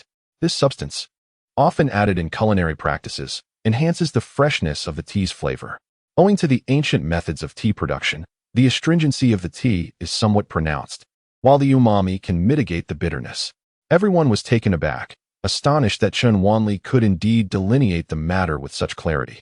Even the tea master could not help but nod in agreement. What you say is precisely aligned with what Mr. Xu has articulated. However, contemporary patrons often associate astringency and bitterness with aged tea, thus they routinely add salt. Chen Wanli nodded. I understand. Most people merely mimic sophistication. Only a select few truly comprehend tea. Tao Yuza's expression darkened, and he retorted with displeasure. Are you insinuating that we are mere pretenders, while you alone possess true understanding? I too possess a modicum of knowledge. As Chen Wanli spoke, his gaze lingered on the incense burner. The ritual of incense and tea is an ancient tradition. However, this qingfeng resin does not harmonize with the agarwood. It should be paired with pine resin. Tang Yanran looked on in astonishment as Chen Wanli spoke with such eloquence. As for the guqin, Chen Wanli shifted his gaze toward the ancient instrument. Tao Yuza, with a scowl, derisively remarked, the 7-string zither, do you truly understand it? Or are you about to critique it again? The phoenix seeks the phoenix is hardly fitting. Chen Wanli merely scoffed. Tao Yuza scoffed. What? Do you still wish to play a piece? Very well, I shall give it a try. If I do not perform well, I hope you will not take offense. Chen Wanli rubbed his hands together and approached the 7-stringed instrument. Within the celestial medical scriptures, there exists a technique known as the Qin Fu Xian Xing, which specializes in manipulating attacks on the soul. During his 3 years of arduous training, Chen Wanli devoted considerable effort to its study. Tao Yuza, with a sardonic grin, stood and vacated his spot, genuinely skeptical that Chen Wanli could master the 7-string qin. Once seated, Chen Wanli began to adjust the strings, initially displaying a hint of awkwardness, but soon he became adept. Serve the tea, ignite the pine incense. The tea master nodded in acknowledgement. With dexterous fingers, Chen Wanli plucked the strings, and a melodic sound rose, transforming his entire demeanor. His features shimmered with the essence of stars and vast oceans, exuding an air of grandeur. The music of lofty mountains and flowing waters enveloped the space, evoking a vision of endless azure skies, leaving one in a state of serene bliss. As the melody shifted, it felt as though a breeze had stirred, inviting a cascade of imagination, the wind rippling across the lake's surface. The tune morphed again, conjuring images of glistening blades and shimmering swords upon the placid waters. Interwoven with the beauty of nature and the tumult of history, a hall full of flowers intoxicates 3,000 guests. A single sword carries the frost of 14 states. Listen to the sound of the sword's song. Listen to this flowing melody. Tang Yanran found this piece akin to the cup of tea in her hand. The initial taste was subtle and refreshing, the middle notes slightly bitter yet green, and upon swallowing, a rich sweetness exploded on her palate, leaving an enchanting aftertaste that lingered. She gazed at Chen Wanli in astonishment. Never would she have imagined that this fellow possessed such talent. If it were not for the circumstances in the hospital, where Chun Wanli had abandoned her. In this moment, she felt she might have been moved by the man whose eyes held the brilliance of stars. Not just her. In that instant, who among the audience was not awestruck? Even the musician was utterly captivated. If one were to say that Tao Yu's skill was merely a notch above beginner, then Chun Wanli's performance was nothing short of masterful. Immersed in his playing, he strummed the enchanted zither, transforming its celestial tones into a delicate melody, which felt like a grand talent wasted on such a simple tune. As the final notes faded, an air of lingering desire for more enveloped the room. My apologies, it has been a while since I last played, and my fingers are a bit rusty, Chun Wanli said, rising with a faint smile. Both the musician and the tea artist could not help but applaud. The harmony of music, tea, and fragrance was perfectly balanced. The tea artist remarked, "Sir, have you conducted a thorough study of ancient tea ceremonies?" "Not at all, I merely dabble," Chun Wanli replied, shaking his head. This remark nearly provoked Tao Yu's ire, especially as he observed the unabashed admiration on Tang Yinran's face, igniting a flame of jealousy within him. The zither is played well, yet I fail to discern any connection to today's Qingfeng essence, Tao Yu retorted stubbornly. Chun Wanli smiled lightly. Perhaps there is no connection at all. Heh, that was quite a performance. You might as well consider busking in the future. No need to rely on others. Jiang Li interjected, noticing Tao Yu's growing frustration. At that moment, the door to the private room swung open, and a woman clad in a qipao stepped inside. At first glance, a singular word sprang to Chun Wanli's mind: enchantress. The floral-patterned qipao, rather than appearing gaudy, accentuated her like a dazzling firework. With a flawless physique, her alluring curves and slender form evoked the notion of innate charm. Her long hair was elegantly coiled atop her head, and upon her fair neck rested a face of exquisite beauty. Her captivating eyes shimmer with a radiant allure, exuding an enchanting grace that sways with every movement. What a melodious rendition of Water Dragoness song, compelling me to intrude uninvited. Might this be too abrupt? Mr. Shu, Sister Shu. Tao Yu and the others promptly rose to greet her, astonished by Shu Yiyan's unexpected presence. Tao Yu cast aside his earlier embarrassment, his expression rekindled with pride. Shu Yiyan, with her haughty demeanor and notable background, rarely graces anyone but the truly influential. How could one be displeased? The mere fact that Sister Shu is in my private room is an immense honor, Tao Yu remarked with a cheerful smile. Shu Yiyan offered a gentle smile, her eyes radiating an allure that was both inviting and reverent. I have heard a rendition of Water Dragoness song, which harmonizes perfectly with the Qifeng jade on your table. The pine fragrance does not overshadow the tea's aroma, complementing the song's intricate grandeur. To achieve such a pairing is indeed a mark of a tea connoisseur. May I inquire whose masterpiece this is? As chapter 20 unfolds, why does the beautiful woman torment me? The moment Shu Yiyan finished speaking, an indescribable awkwardness enveloped the air. Tang Yinran appeared somewhat taken aback. Her interest in tea was merely fleeting. However, Shu Yiyan, as the president of the Jiangnan Tea Association and a consummate professional, had elevated Chun Wanli to an almost divine status with her praise, rendering the rest of them mere dilettantes in the realm of elegance. Tao Yu's face flushed with embarrassment. Shu Yiyan had not for a moment considered that this could be his handiwork, indicating that in her eyes, he was merely a pretentious buffoon. Unfazed by the thoughts of these young gentlemen, Shu Yiyan's gaze landed squarely on the unfamiliar Chun Wanli. This exquisite piece, Water Dragon's Lament, is beyond the mastery of my family's musician. Chun Wanli nodded in acknowledgement, saying, "It was I who played it. I cannot claim mastery, merely indulging in a bit of leisure." A fleeting look of surprise crossed Shu Yiyan's delicate features. So, the delightful combination of Songqing, Qingfeng essence, and Water Dragon's Lament originates from you? Oh, the Qingfeng essence was provided by a host. I merely added a touch of embellishment. Chun Wanli replied with a smile. Shu Yiyan's brows arched in delight. It is rare to encounter such a talented individual. I have recently acquired a few dragon pearls. Would you be interested in sampling them? The invitation came rather unexpectedly, casting a green hue of jealousy upon Tao Yu's face. The worth of a single exquisite dragon pearl exceeds several 100,000, and they are notoriously difficult to procure. Even when his grandfather was still active, to extend such an invitation to Chun Wanli was audacious. Tang Yinran subtly shook her head at Chun Wanli. Yet he turned to Shu Yiyan with a gentle smile. Certainly. Whether or not I indulge in the dragon pearls is inconsequential. I am primarily curious to witness the look of defeat on Tao Yu's face. Shu Yiyan nodded and beckoned with her finger, leading Chun Wanli out. Leaving the others in a state of bewilderment, Jiang Li cleared her throat and remarked, Yinran, I think it would be wise for you to consider divorce sooner rather than later. This man is anything but trustworthy. He follows another woman's beckoning without hesitation. Tang Yinran's cheeks flushed with embarrassment. Her heart stirred with a mix of indignation and shame. Shu Yiyan escorted Chun Wanli to the rooftop terrace. The expansive terrace housed only 2 tea tables, exuding a sense of openness and tranquility. At one table sat 4 or 5 middle-aged men. Shu Yiyan guided Chun Wanli to the unoccupied table. Is it too abrupt to invite you here for tea? As Shu Yiyan brewed a pot of long tuan, she inquired with a cheerful smile. Chun Wanli stroked his chin, pondering aloud whether his swift agreement might seem too reckless. Ha ha ha, this little man possesses quite the spirit. No wonder he can conceive of Sant Qing, Qi Feng Shui, and Chulanjian. Shu Yiyan's eyes sparkled with delight. She had encountered numerous men, some who felt inferior in her presence, others who could not conceal their lecherous desires. Yet this small man before her exhibited neither servility nor arrogance, his gaze refreshingly clear. So, your invitation for tea is, in fact, an inquiry into how long tuan might be paired? Chun Wanli smirked. A hint of cleverness, I see. Shu Yiyan had already prepared a pot of long tuan. Chun Wanli continued with a smile. Should we infuse the long tuan with long nao xiang, I believe no other spices would be necessary, and the accompaniment of ziyun would be delightful.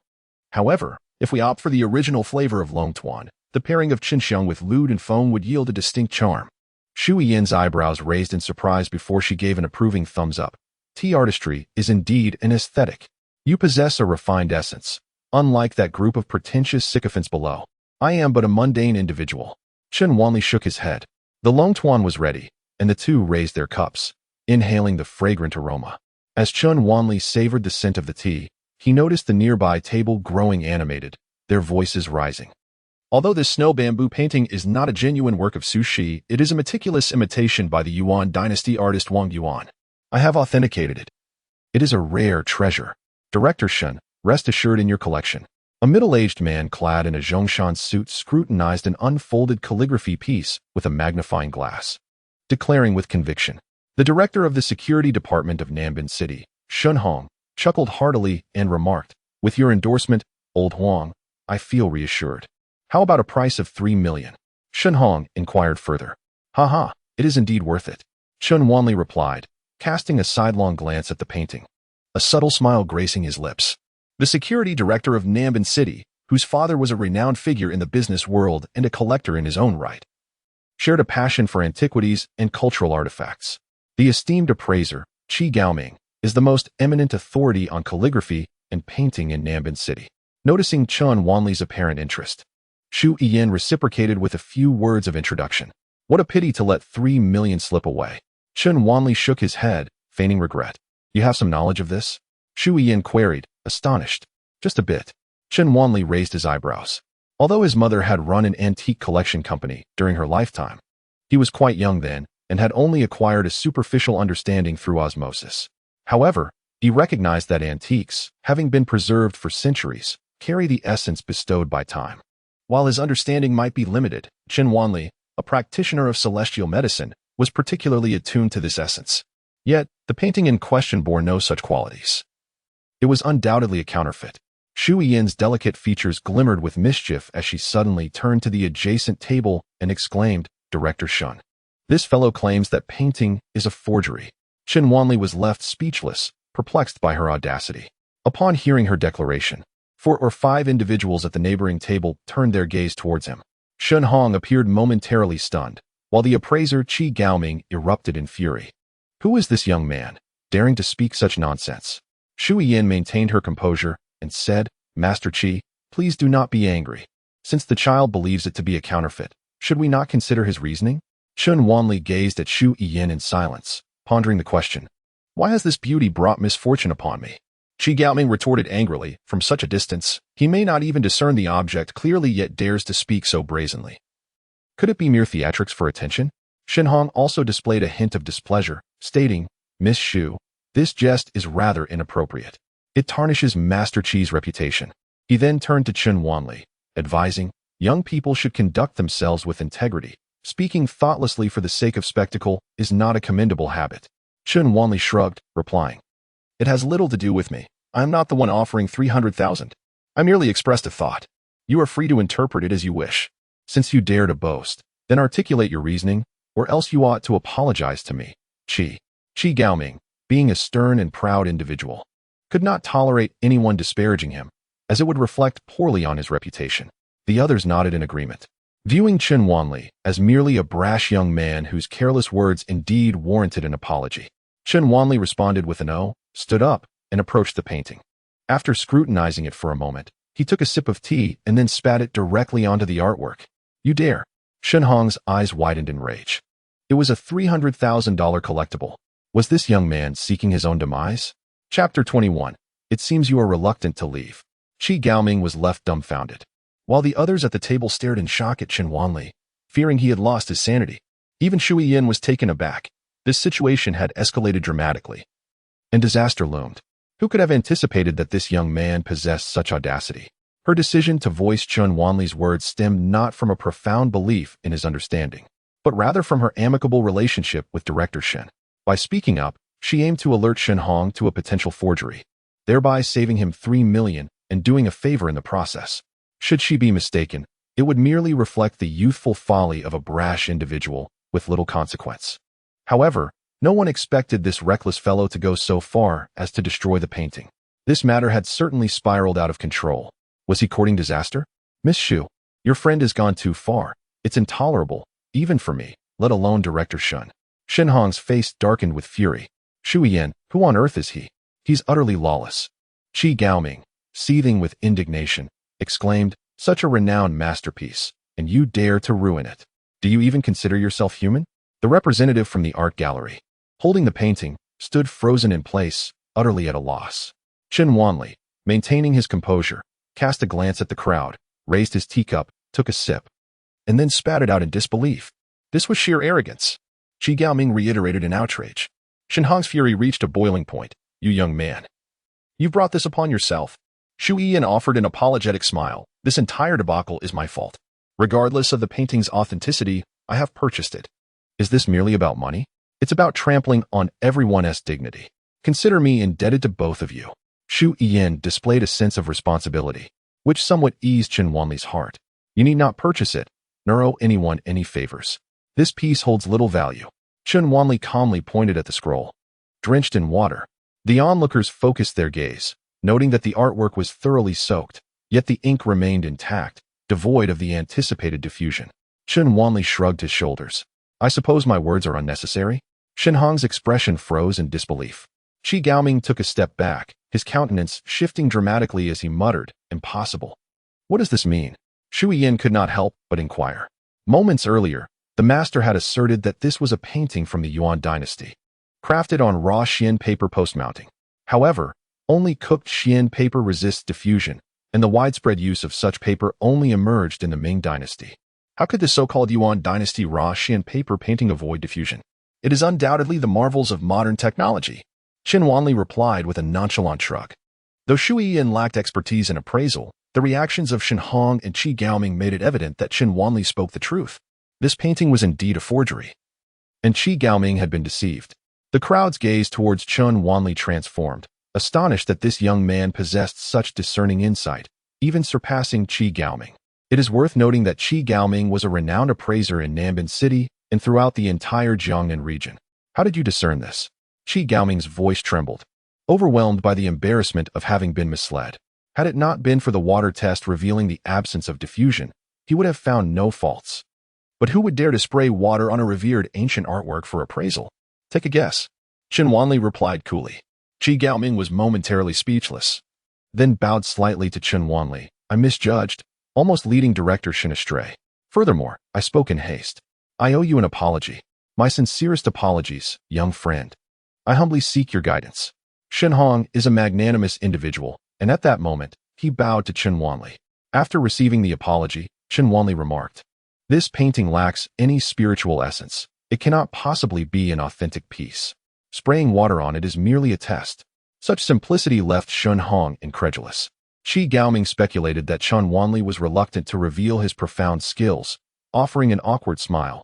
It seems I have been quite reckless, old man that I am. If a young friend can surpass me, he must possess remarkable talents.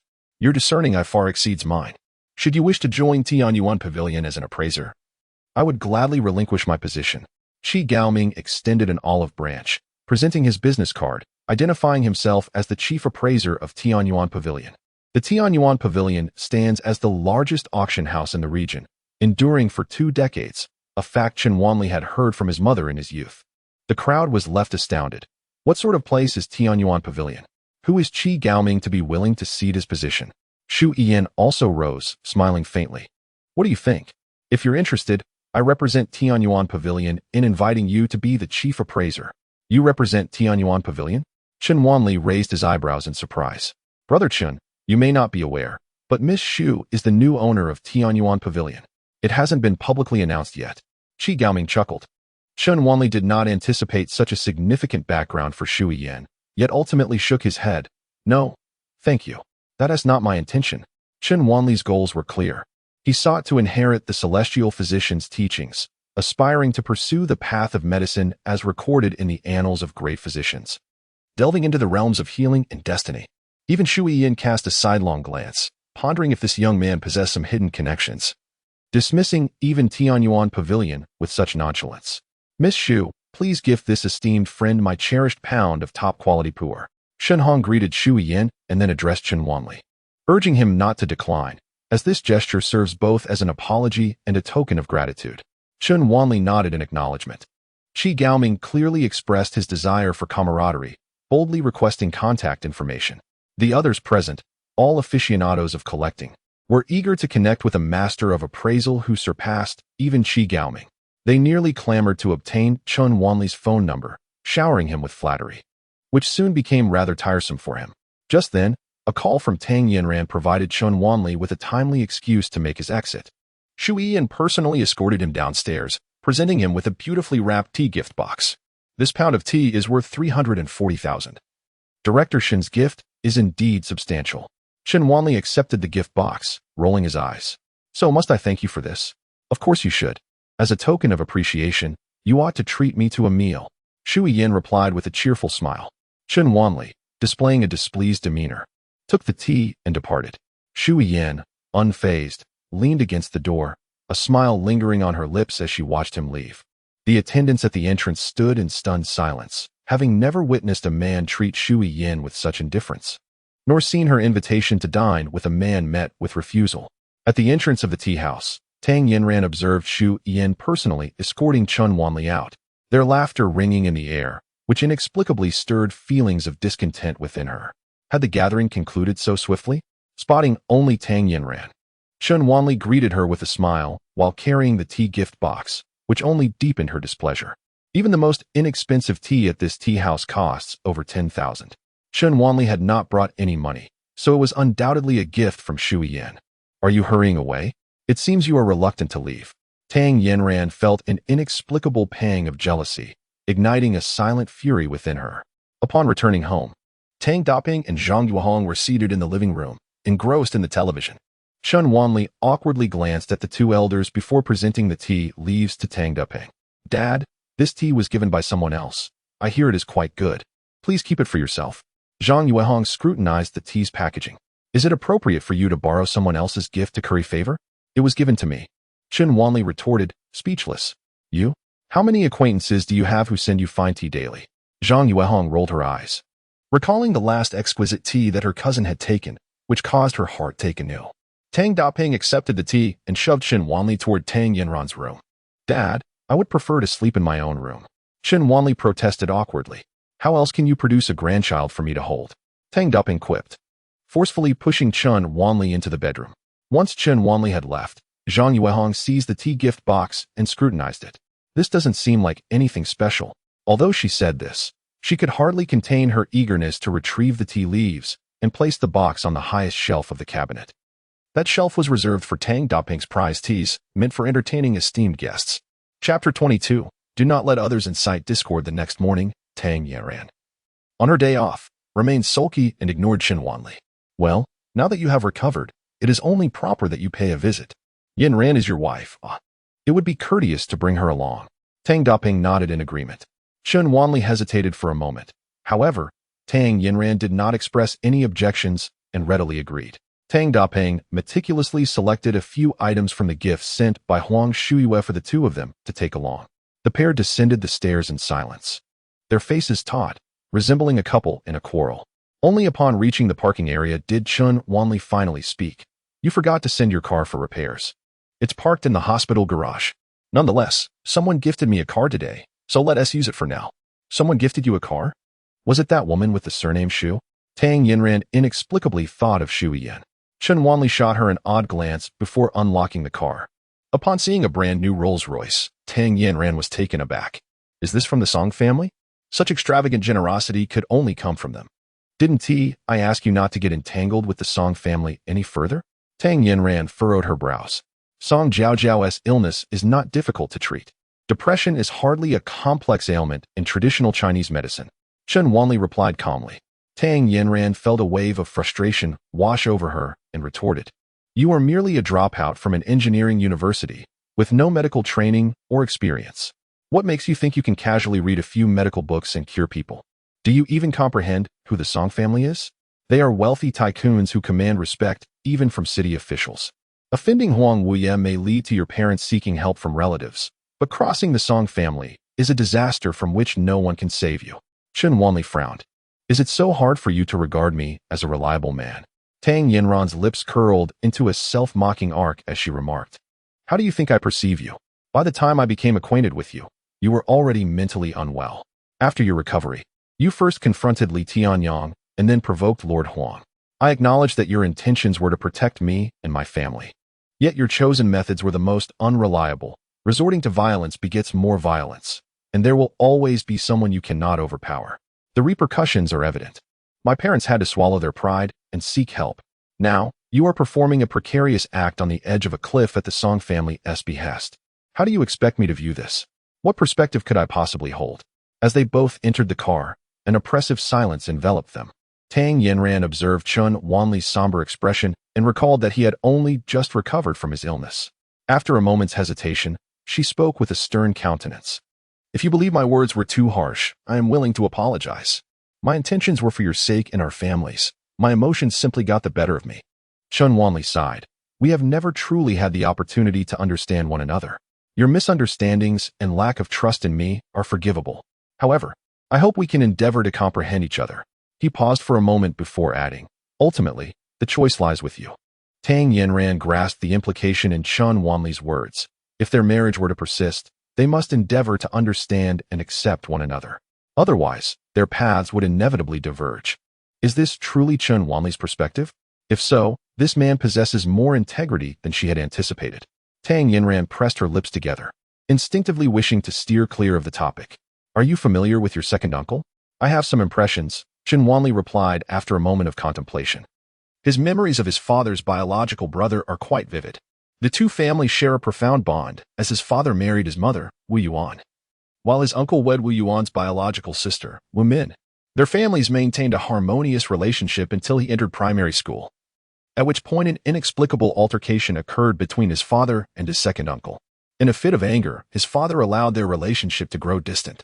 He has often criticized his uncle's family for their perceived lack of familial loyalty and their avaricious nature. Tang Yinran surprisingly concurred with his sentiments, saying, Your thoughts are indeed well-founded. Upon knocking on the door of his second uncle, Qin Yaoyang, it was his second aunt, Wu Min, who greeted them. I have recovered, so I brought Yinran along to visit you and my uncle, Chun Wanli stated. Ah, Wanli, come in. It is wonderful to hear you are well again. My elder brother and sister-in-law can rest easy now. Is this your wife? She is quite beautiful. You truly are fortunate, she exclaimed warmly. A series of polite exchanges ensued, but Qin Wanli remained silent. Qin Yaoyang, casting a sidelong glance at Tang Yinran, remarked, At that time, everything was in disarray. Your father-in-law claimed that you had long been betrothed to the Tang family, which is why he took you away. I felt it unwise to intervene. With a wry smile, Qin Wanli responded, My uncle did not even attend my wedding. Qin Yaoyang's expression faltered, for it was customary that, following the passing of his elder brother, he, as the uncle, should have taken on the responsibility of overseeing the wedding arrangements. Wu Min interjected, That was due to your parents and my elder brother's untimely departure. Both of us were gravely ill at that time. Indeed, I had not considered you. The couple engaged in a seemingly endless exchange of pleasantries, meandering from the matters of the Tang family to the anticipated arrival of children for Chen Wanli. Yet, not a single soul dared to broach the subject of Chen Wanli's parents' inheritance. To an outsider, it might appear as though a caring uncle was merely inquiring about his nephew's well-being. Chen Wanli shook his head in disappointment. His father had always been perceptive in judging character, and he ought not to have harbored any expectations of these two. When my parents departed so unexpectedly, and in the wake of my illness, it was my second uncle and aunt who handled their affairs. I owe them my gratitude. Chen Wanli took the initiative to address the topic directly. Chen Yaoyang exchanged glances with his wife, Wu Min, and leaned slightly forward. What belongings? What remains to be taken? Chen Wanli narrowed his eyes. You were quite young then, unaware of many matters. Your mother's company was heavily in debt. Thus, much of your family's possessions were sold off, and even then, it was insufficient to settle the debts. I contributed over 300,000 to help cover the shortfall. Chen Yaoyang stated emphatically. Oh, so your implication is that our 130 square meter house was sold, along with all of my mother's collections? Indeed. If you doubt my words, feel free to contact the creditors and inquire for yourself. Chen Yaoyang replied. These items held little monetary value. They were merely tokens of remembrance. So those were sold as well? Wu Min's voice rose sharply. Wanli, what do you mean by that? As if all the valuable things were taken by us. Chen Yaoyang nodded slightly, cautioning, do not let others sow discord between us. We are family. How could I betray or harm you? The belongings at home were all sold together to settle debts. Tang Yinran felt a flicker of sympathy for Chen Wanli. Although Tang Dapeng had not taken a stance to assist Chen Wanli in reclaiming his inheritance, he had conducted some investigations. Chen Wanli's mother's company, though modest, was thriving, boasting no external debts and not even a bank loan. Some collectibles held significant value. While the family fortune may not have been vast, it certainly amounted to 4 or 5 million, contradicting the claims made by Chen Yaoyang and his wife. Thus, why would the uncle refuse to part with these seemingly insignificant items, merely for sentimental value? Suddenly, Chen Wanli raised his head, his eyes gleaming like daggers as they pierced through Chen Yaoyang. The intensity of that gaze made Chen Yaoyang feel a pang of guilt. What do you mean by that? He retorted, turning to Tang Yinran with an accusatory tone. Is it your family that has instigated my nephew against me? Tang Yinran was left speechless. She had long suspected that the Tang family had ulterior motives when they took her nephew in. It was all for financial gain. Wu Min spoke sharply. The disappointment in Chen Wanli's heart swelled into anger. The Tang family has only shown me great kindness when you deemed me unworthy. It was the Tang family that married their daughter to me. It displeases me greatly to hear such disparaging remarks about them. Wanli, do not be deceived. Consider whether the Tang family would marry their daughter to someone deemed mentally unstable without any ulterior motives. They merely wish to seize your family's possessions, inciting enmity between us. In your eyes, am I but a fool? Well, allow me to show you this. Chen Wanli opened the documents stored on his mobile cloud and thrust them towards Chen Yaoyang. Upon glancing at it, Chen Yaoyang's expression shifted drastically. How could you possibly have this? Chapter 23. Severing ties. Wu Min leaned in to take a look, her countenance also turning grave. So, do you wish to reiterate those words from earlier?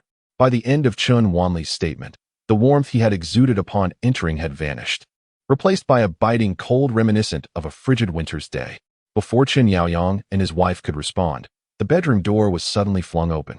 Mom, Dad, why waste so many words on him? Chen Yaoyang's son, Chen Huanrui, stormed into the living room, his demeanor brimming with defiance and disdain towards Chen Wanli. Chen Wanli sprang up from the sofa, advancing a few steps to grasp Chen Huanrui by the collar. Do you even comprehend what you are saying? Fury surged in Chen Wanli's eyes. He could not tolerate any insult towards his father. Chen Huanrui was Chen Wanli's cousin, of a similar age, and they had shared the same primary and middle school in their youth. Regardless of familial relations, their bond as cousins had remained amicable. Yet, at this moment, Chen Huanrui's face conveyed nothing but indifference and contempt. Chen Yaoyang and Wu Min exchanged glances, ultimately choosing not to intervene. Empowered by their tacit approval, Chen Huanrui escalated his taunts. What? Can't handle it? Your father is a mere civil servant, never promoted in decades, a complete failure. What makes you think he deserves a fully paid house? Deserves to drink fine tea? Deserves to leave behind a substantial insurance policy? It's all from sponging off others. Chen Huanrui sneered. Enraged, Chen Wanli slapped Chen Huanrui across the face. Blood trickled from Chen Huanrui's mouth, his face contorted in malice. And you are nothing but a bastard. Born to your father and some wild woman. Your aunt was blind to marry your father, raising you and him for 20 years. A bastard like you, daring to claim her inheritance? Chen Wanli was stunned for a moment. He wasn't his parents' biological son. No, this must be a deliberate slander for money. Incandescent with rage, Chen Wanli raised his hand and landed several more blows on Chen Huanrui's face. Chen Yaoyang and Wu Min, alarmed, rushed forward to protect their son. Chen Wanli, in a fit of fury, backhanded Chen Yaoyang, knocking him to the ground. Chen Yaoyang, seething with rage, his eyes bloodshot, pointed at Chen Wanli as if he were an enemy. You beast, you dare to hit me? Wu Min, cradling her son with distress, shrieked, what did my son say wrong? You are the product of your father's affair with some woman. My sister married your father, taking care of you two for half her life. Your father only had eyes for you, refusing to have another child after marrying my sister, leaving her childless. Back then, your second uncle merely mentioned at a gathering that you weren't my sister's biological child, advising them to have another, and your father resorted to violence. He even threatened us, saying he would fight to the death if anyone dared to reveal this to you. Fight to the death? Now that the deceased have met their untimely end, there is no longer any need to struggle desperately. You two, father and son, have feasted upon my sister's flesh and blood. What gives you the right to claim her inheritance? Dare to raise your hands against someone in my family, and I shall summon the authorities immediately. I will ensure that you languish in prison. Wu Min's frantic screams echoed, leaving Chen Wanli trembling with rage, his mind a blank slate.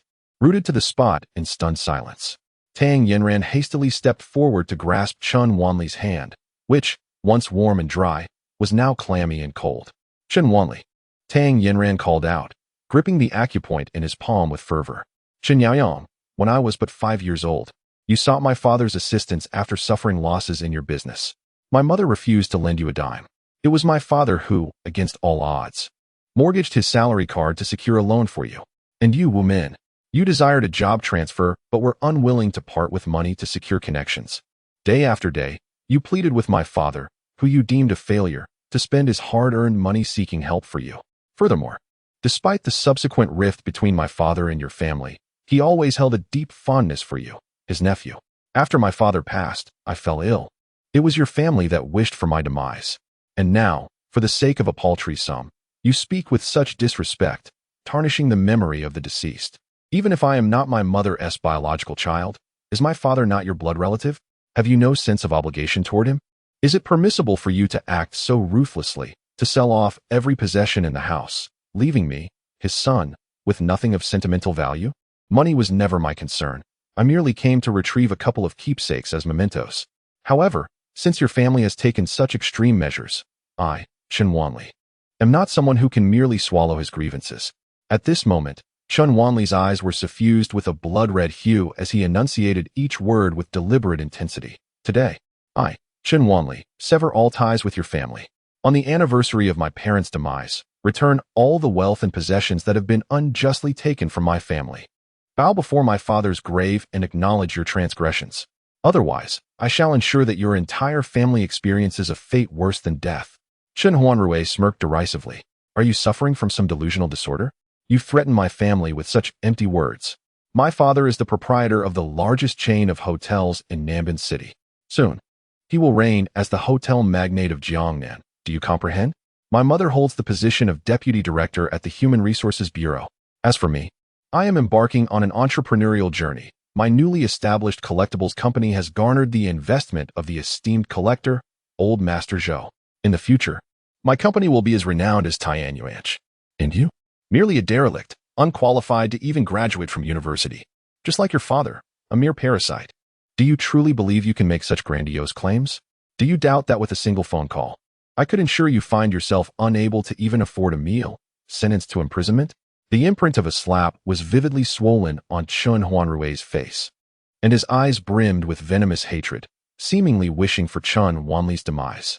Yet, Chen Wanli's fury had dissipated, replaced by an air of calm indifference. He stepped forward and grasped Chen Huanrui's neck with a firm grip. As Chen Huanrui struggled to breathe, his face turning crimson from suffocation, Chen Wanli remained impassive. Tang Yinran, terrified by Chen Wanli's demeanor, implored, wanly, "Let go. Please, release him." Chen Wanli remained motionless, his gaze coldly fixed on Chen Yaoyang. "Where are my father's tea set and my mother's amber necklace?" Wu Min instinctively lunged towards Chen Wanli, only to be sent flying by a kick from him.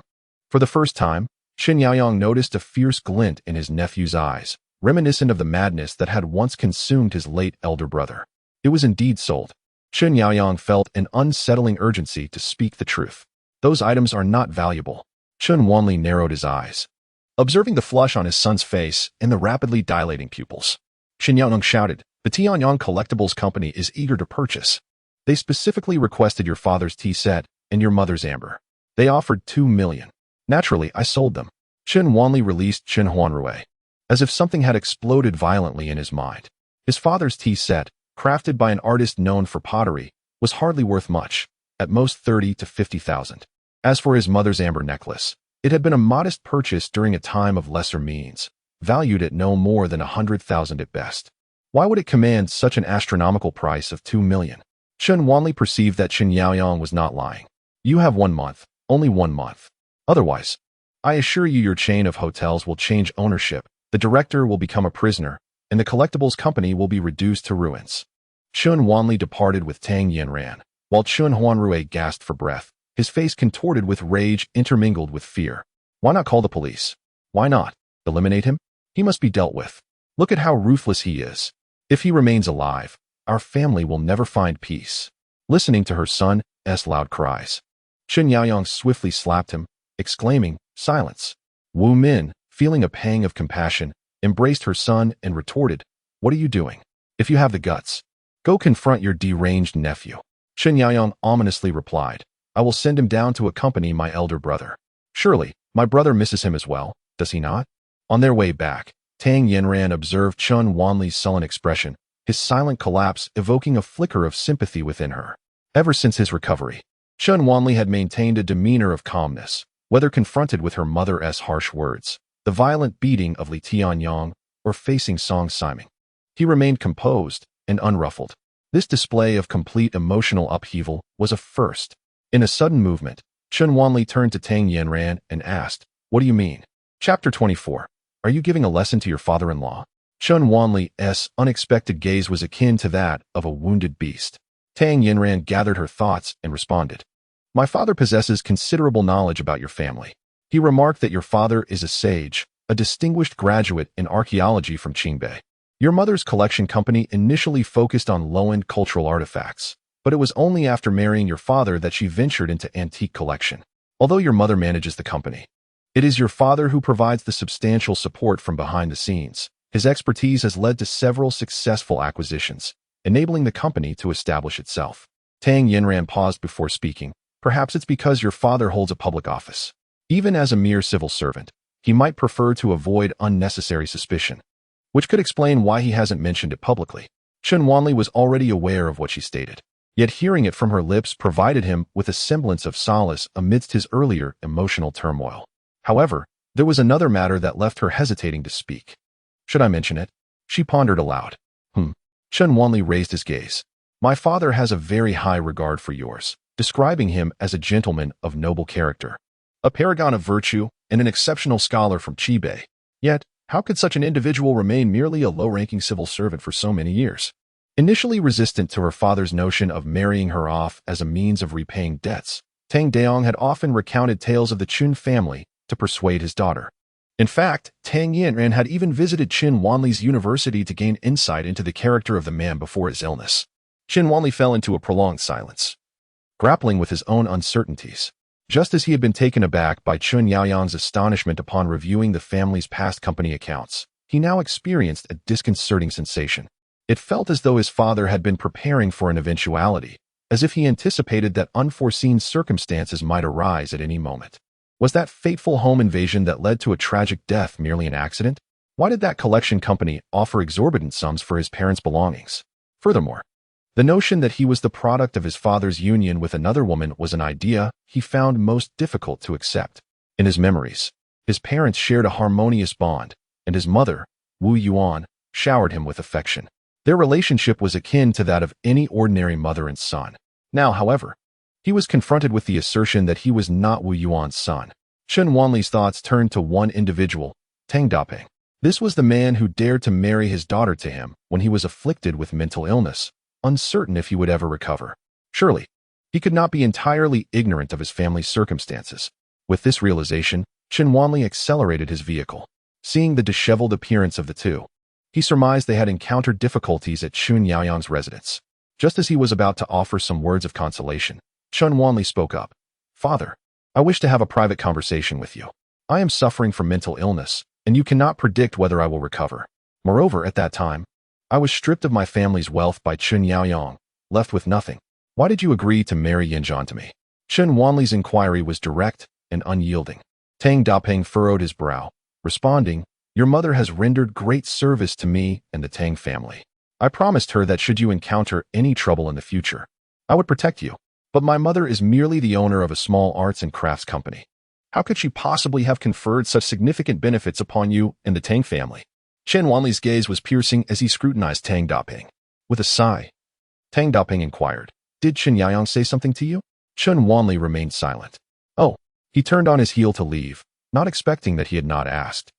"I have no desire to know the identity of someone who could abandon her husband and child. I have only one mother, and that is Wu Yuan," Chen Wanli declared resolutely, his earlier confusion evaporating from his eyes. Tang Daping exhaled deeply. "Some matters may not be as you perceive them." Chen Wanli chuckled softly. "I am aware you will argue that she had her reasons. Every individual faces their own struggles in life. Some choose to shoulder their burdens, while others opt for avoidance. You decided to marry your daughter to a man with mental afflictions merely to fulfill a promise made long ago. Were you not troubled by this choice?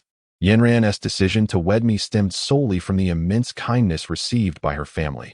Did she not find herself in a difficult position? Both situations are indeed challenging. Yet you have all borne your responsibilities, have you not?" Tang Daping was momentarily taken aback. "Now that you are well, you speak so eloquently, as if imparting wisdom to your father-in-law." Chun Yaoyang, a man consumed by greed, has had 3 years pass. It is improbable that he will relinquish his wealth. Of course, he will not part with it, but I shall ensure he understands the consequences of his obstinacy, Chen Wanli stated solemnly. Over these 3 years, his family appears to have experienced a stroke of fortune, as their company has unexpectedly grown in scale, associating with various dubious individuals. Engaging with him will surely bring you misfortune, Tang Daping advised earnestly. Our family's circumstances are modest. However, we possess 2 apartments and 2 storefronts, and the income from the medicinal herb plantation is stable. All of this will eventually belong to you and Yanran. Tang Daping transitioned the conversation to offer reassurance. Chen Wanli nodded in agreement. "Indeed, we have no worries regarding sustenance, and I am not concerned about my future earnings. However, this does not imply that he can squander my parents' hard work." Tang Daping grew increasingly anxious, unsure of how to offer counsel. At that moment, the bedroom door of the elderly couple was forcefully flung open, and Zhang Yuehong stormed out, exuding an intimidating presence. "Do you have a problem with your intellect? Do you not comprehend your father-in-law's words? Who is that uncle of yours? Who do you fancy yourself to be? Do you intend for them to be apprised of the consequences? It seems you are unaware of your own limitations.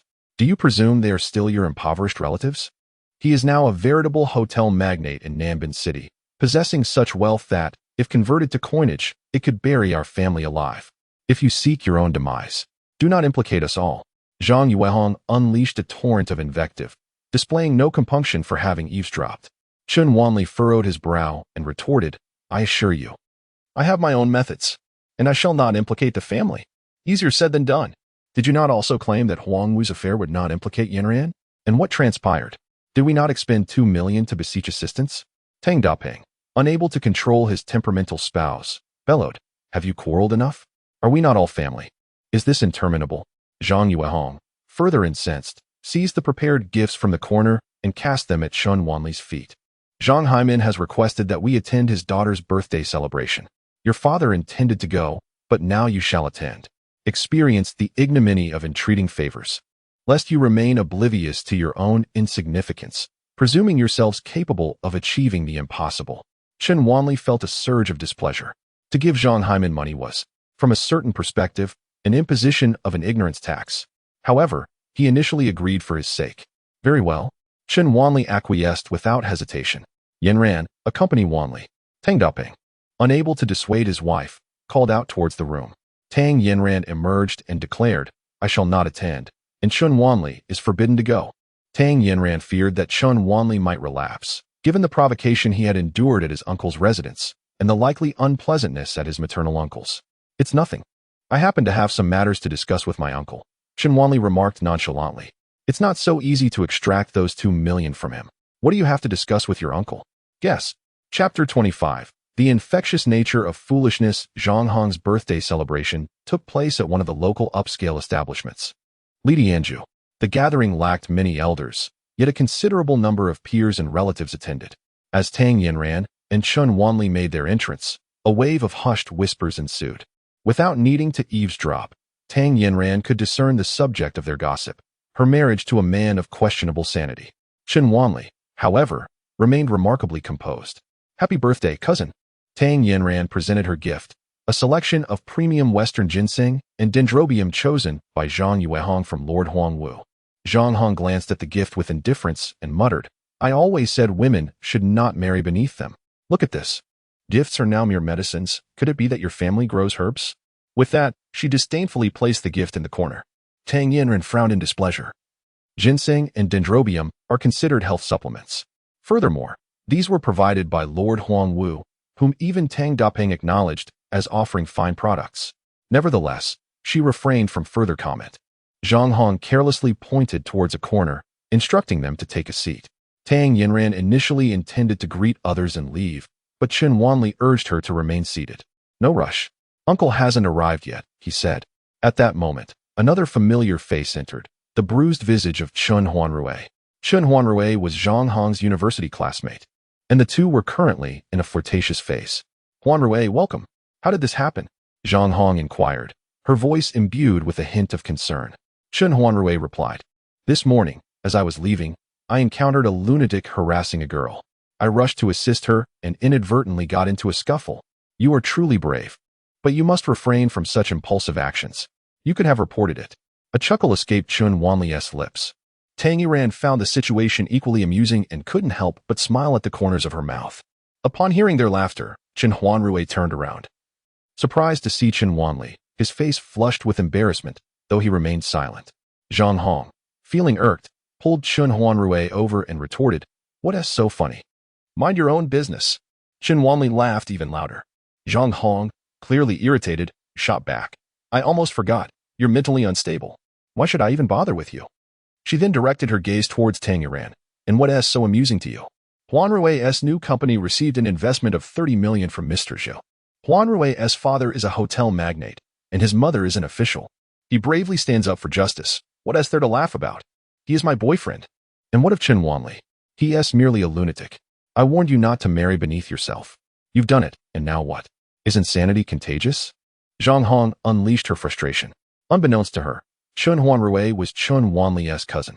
Chun Wanli, uninterested in defending himself, quipped, Insanity might not be contagious, but stupidity surely is. Zhang Hong's face flushed with rage. Chun Huanrui was equally incensed. He understood that the implication was directed at him and Zhang Hong alike. I have heard that you have caused some trouble, and it was Zhang Hong's father who helped you resolve it. Is it appropriate for you to speak like this at her birthday banquet? Chun Huanrui looked down at Chun Wanli with a condescending gaze. Chun Wanli chuckled, So what? So you should apologize to Hong Hong. Chun Huanrui insisted. Chun Wanli playfully beckoned. Didn't he catch that? Come closer and say it. Recalling the moment when Chun Wanli nearly choked him to death, Chun Huanrui felt a pang of guilt and hesitated to approach. Are you afraid? If you are, then why act so arrogant? Chun Wanli scoffed. Chun Huanrui, proud by nature, was provoked and stepped closer, enunciating each word. I say you're quite capable of stirring up trouble, but utterly incapable of resolving it. So stop pretending. As soon as he finished speaking, Chun Wanli slapped Chun Huanrui across the face. You dare to hit me? Zhang Hong erupted in anger. Tang Yanran opened her mouth, but ultimately remained silent. She understood that Chun Huanrui's hurtful words would not sway Chun Wanli. Calmly, Chun Wanli addressed Zhang Hong. I am merely teaching my cousin a lesson, so he knows how to speak to his elder brother. Is that a problem? Zhang Hong stared in disbelief at Chun Huanrui, who clenched his fists, his face shifting through shades of blue and purple. Oh, judging by your expressions, It seems you are preparing for marriage. Chun Wanli's casual remarks forcefully rubbed Chun Huanrui and Zhang Hong's faces in the dirt. Congratulations, soon you'll be marrying a lunatic. And don't bring this up with Iran again, considering you both are equally matched, aren't you? Zhang Hong and Chun Huanrui had to concede that together they could not outtalk Chun Wanli's sharp tongue. Very well, you dare to treat me this way. I shall ensure my father stops concerning himself with your affairs. Without my father's protection, let us see how your family fares. Just as these words were spoken, the banquet hall was abruptly pushed open. The restaurant manager, Yang He, entered with several elegantly dressed young women, all wearing radiant smiles. Behind them followed staff, pushing a small cart laden with 5-year-aged flying mitai. Chun Huanrui and Zhang Hong, momentarily forgetting their banter, were taken aback. Zhang Hong, recognizing Yang He, hurried forward. Manager Yang, what brings you here? Yang He replied with a smile. I am here to deliver wine on behalf of Lord Wu. After speaking, Yang He surveyed the room and made his way directly to Chun Wanli's table. Zhang Hong, perplexed, followed suit. Yang He casually pushed Chun Huanrui aside. Make way. He then beckoned to one of the lovely young women who promptly poured him a glass. Yang He raised his cup courteously. To our esteemed guests who honor our establishment, I toast you. However, there was no response at the table. Most seated with Chun Wanli were ordinary juniors, none of whom would presume to consider themselves worthy of such an honor from Yang He. Chun Wanli's reaction was equally composed. He likely surmised that Lord Wu had sent a gift upon noticing his presence, but feeling displeased, he could not be bothered to engage.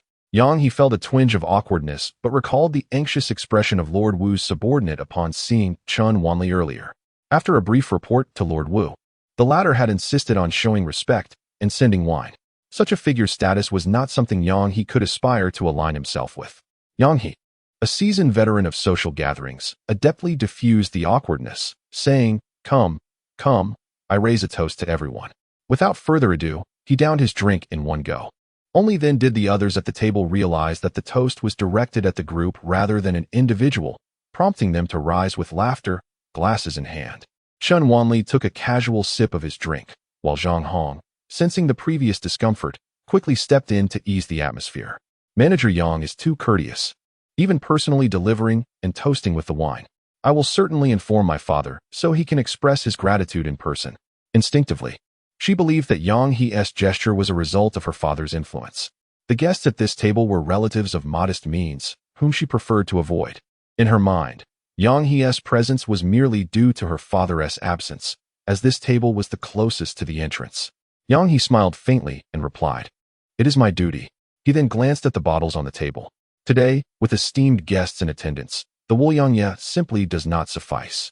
Therefore, Master Wu specifically instructed me to prepare a selection of 5-year-aged Feitian Mitai, hoping everyone enjoys themselves. As he spoke, he remained composed, just as Chun Wanli offered a sycophantic smile.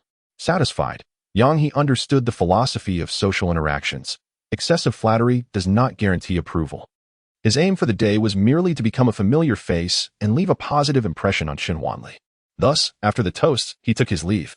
Once he departed, the table erupted in lively banter, boasting and exclamations. My uncle has truly made a name for himself. Impressive, I senti it. For Hong Hong's birthday, such distinguished wine is sent by a prominent figure. Just imagine, our uncle is a high-ranking official.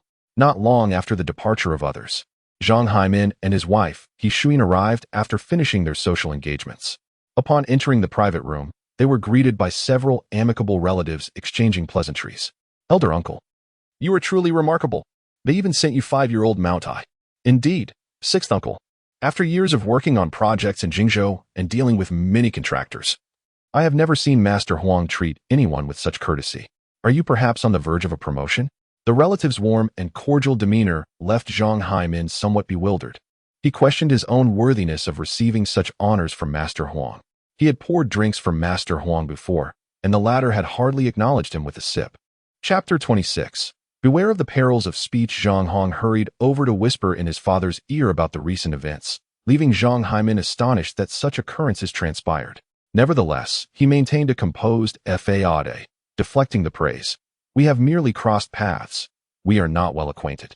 Yet, who would believe such a statement? If they were not familiar, why would someone present him with such exquisite liquor?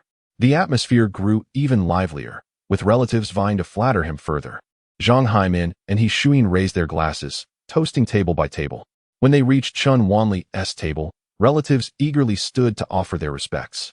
Even Tang Yuran stood up with a drink in hand, calling out, "Uncle." However, Chen Wanli merely lifted his eyelids and remained seated. Zhang Haimin, displeased, let out a cold snort, prompting Tang Yuran to give Chen Wanli a gentle push. Only then did he lethargically rise to his feet. He Shuyin remarked with irritation, "Not to mention that your uncle has just assisted you, but even as a common elder, you ought to stand when toasting. You truly lack any sense of decorum." The relatives nearby, upon hearing He Shui's words, reacted as if they had heard the call to arms. Alas, this fellow has truly lost his mind. One should not stoop to engage with the ignorant, lest one compromise their dignity. Today's youth are sorely lacking in gratitude. Zhang Haimin waved his hand, and the crowd finally fell silent. Although he too felt displeased, he refrained from immediate outburst, especially after having just received 200,000. With a cold snort, he remarked, "Such a lack of upbringing. If you were my son-in-law, I would have cast you out long ago. Raise a toast. Must there be so much unnecessary chatter?" Chen Wanli interrupted sharply, then took a sip before setting down his glass. "You toast, I drink. That's enough for face. I need to relieve myself now. Enough of this nonsense." To the astonishment of those present, Chen Wanli departed from the banquet. He Shui trembled with anger, exclaiming, "Yinjing, this is your husband. How outrageous. Were it not for your uncle's assistance, would your family be so at ease now?" Zhang Haimin's expression darkened as he replied, "If not for your parents' standing, I truly would not wish to involve myself." Tang Yinjing found herself at a loss for words. Knowing that Chen Wanli was irked by Zhang Haimin's exorbitant demand for 200,000. However, given that Zhang Haimin had resolved the matter with Lord Huang, it could be considered a case of spending to avert disaster. Zhang Haimin huffed, but remained silent. After exchanging brief pleasantries and drinks with a few relatives of value, he exited the banquet hall, heading straight for the restroom. He wished to avoid having Chen Wanli blabbering about the 200,000 in the future. Just outside the restroom, Zhang Haimin encountered Chen Wanli, who had just finished washing his hands. He lit a cigarette, seemingly lost in thought. "Chen Wanli, do you have a problem with me?" Chen Wanli calmly splashed his face with cold water, a faint smile gracing his lips as he replied, "Is it so easy to spend the 2 million you acquired through deceit?" Zhang Haimin squinted, taken aback. "What do you mean by deceit? Without me, would you have passed the test set by old Master Huang? Did you not see that he sent wine to me just moments ago? If it weren't for my intervention with old Master Huang, do you think you would still be alive to challenge me here? Only I, in my position, can request assistance and still have money to spare. If it were you, facing the 2 million dilemma with old Master Huang, who would dare to comply? Who would risk their resources for you? One must recognize their place and understand when to advance or retreat. If you cannot handle the situation, it is wise to concede. Otherwise, you may not even realize how your downfall occurs. Keep invoking the 2 million, and you may attract misfortune." Zhang Haimin, convinced that his blend of coercion and persuasion would lead Chen Wanli to relent, felt triumphant. He had indeed profited from the illicit 2 million, and he had not sought assistance. But so what? He claimed to have offered help. If old Master Huang refused to acknowledge him, what could Tang Dapeng do? Even if he were to demand repayment, Zhang Haimin mused, would the Tang family dare to pursue him legally? Lost in his self-satisfied reverie, he suddenly spotted a bald man with a menacing demeanor approaching with a grin. Zhang Haimin's recognition dawned on him. This was old Master Huang. What was he doing here? Zhang Haimin's expression shifted slightly. Old Master Huang, oblivious to Zhang Haimin's presence, headed straight for Chen Wanli. "Brother Chen, how did you find the wine I had sent earlier?" Chen Wanli disregarded Huang Wuye, lazily reaching for a tissue beside the sink to dry his hands. Huang Wuye, unfazed by the neglect, bore no ill will. After all, Chen Wanli had effortlessly defeated his most formidable enforcer, showcasing his prowess. Well informed, he was already aware of Chen Wanli's involvement in treating Song Qianjin, which meant that Song Siming would soon become Chen Wanli's backing. A person of capability with substantial support, coupled with no significant animosities, would only harbor resentment for a slight against his dignity. In the past, he might not have let such an affront pass. However, with the impending chaos in the underworld, as an experienced figure, he understood well the futility of engaging in trivial disputes that could alienate a skilled individual alongside the Song family, which would be tantamount to self-destruction. He was a seasoned player, acutely aware of when to advance and when to retreat. Furthermore, Chen Wanli's assertion that calamity awaited him was something he took to heart. Huang Wuye, with a cheerful demeanor, remarked, "If it does not meet your satisfaction, I have something even better in store. I shall have it delivered shortly."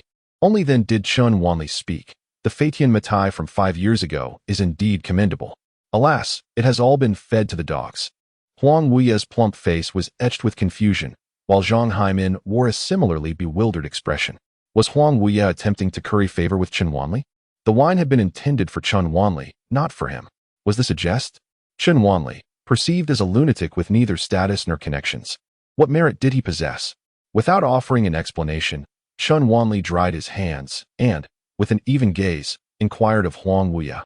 "Weasel, someone just informed me that with a mere word from him, you would press me to the ground. Is that true?" Zhang Haimin, trembling, exclaimed Huang Wuye's nickname in shock. This name has become a taboo in Jingzhou.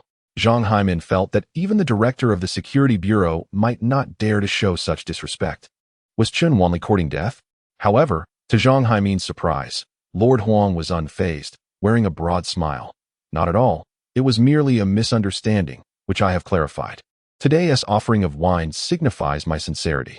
Brother Chun, please don't heed the divisive words of others. You are a distinguished guest of Mr. Song and my esteemed patron.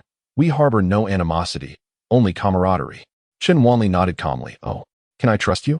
Lord Huang pounded his chest confidently. "Of course." Chun Wanli smirked. "Yet just moments ago, someone mentioned that without him, I wouldn't pass your test. Furthermore, he advised me to know my place. To retreat if I couldn't contend with you, lest I end up in dire straits without understanding how."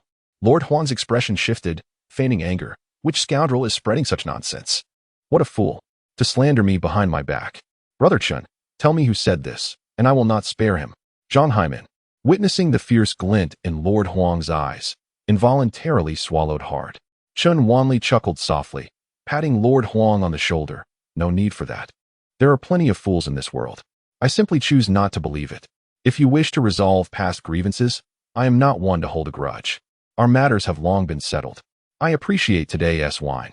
Go attend to your affairs, and let us share a cup of tea when time permits." Master Huang nodded slightly. Chun Wanli's words were straightforward, prompting him to smile and say, "Then I shall await your convenience, Brother Chun, for a tea gathering."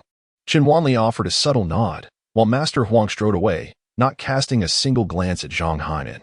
Zhang Haimin took a moment to recover from his bewilderment, only to find Chun Wanli gazing at him with a cheerful demeanor.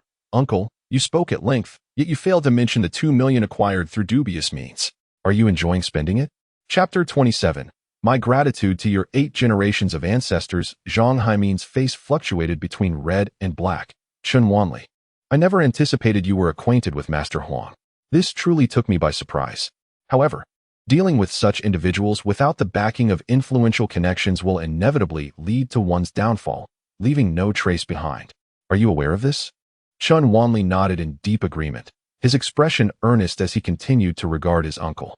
Seeing that Chun Wanli seemed to absorb his words, Zhang Haimin swelled with pride.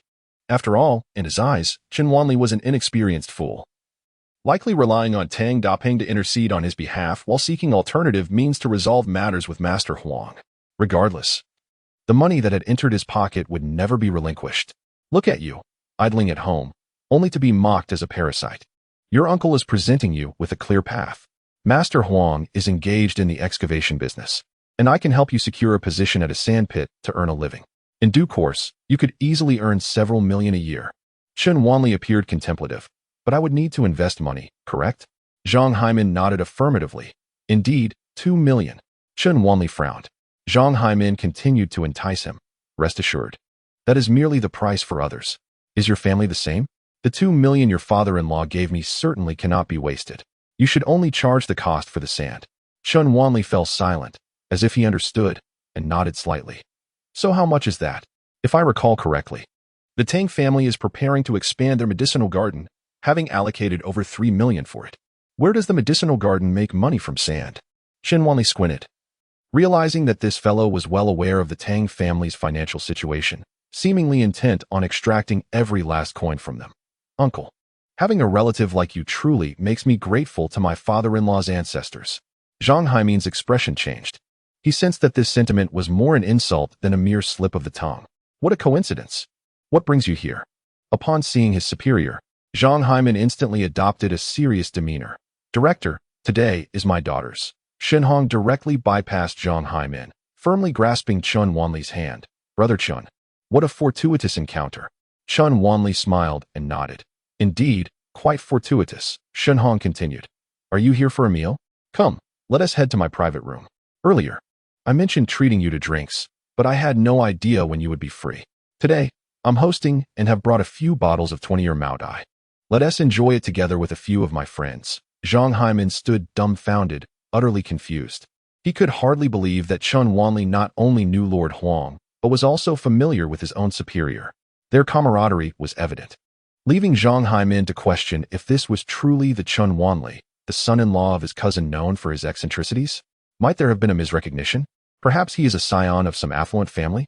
Chun Wanli nodded in agreement. Very well. Upon seeing Chun Wanli's acquiescence, Shenhong affectionately draped his arm around his shoulder. What a splendid day this is. What fortuitous timing. Chun Wanli replied with a smile. Director Shun, may I inquire about something? Does the security department engage in the business of sandpits? Not at all. Who suggested such a thing? Shenhong retorted. A relative of mine. Chun Wanli explained. He mentioned that if I were to provide 3 million, the security department could arrange for me to toy with the role of a sandpit proprietor. Fuming. Shenhong exclaimed. Nonsense. Who uttered such drivel? I have repeatedly forbidden any transactions involving money and power. Zhang Haimin, struck as though by lightning, found himself utterly disoriented and promptly made his way to apologize to Tang Dapeng. As they rounded a corner, Chun Wanli, with a cheerful demeanor, deftly shifted the subject.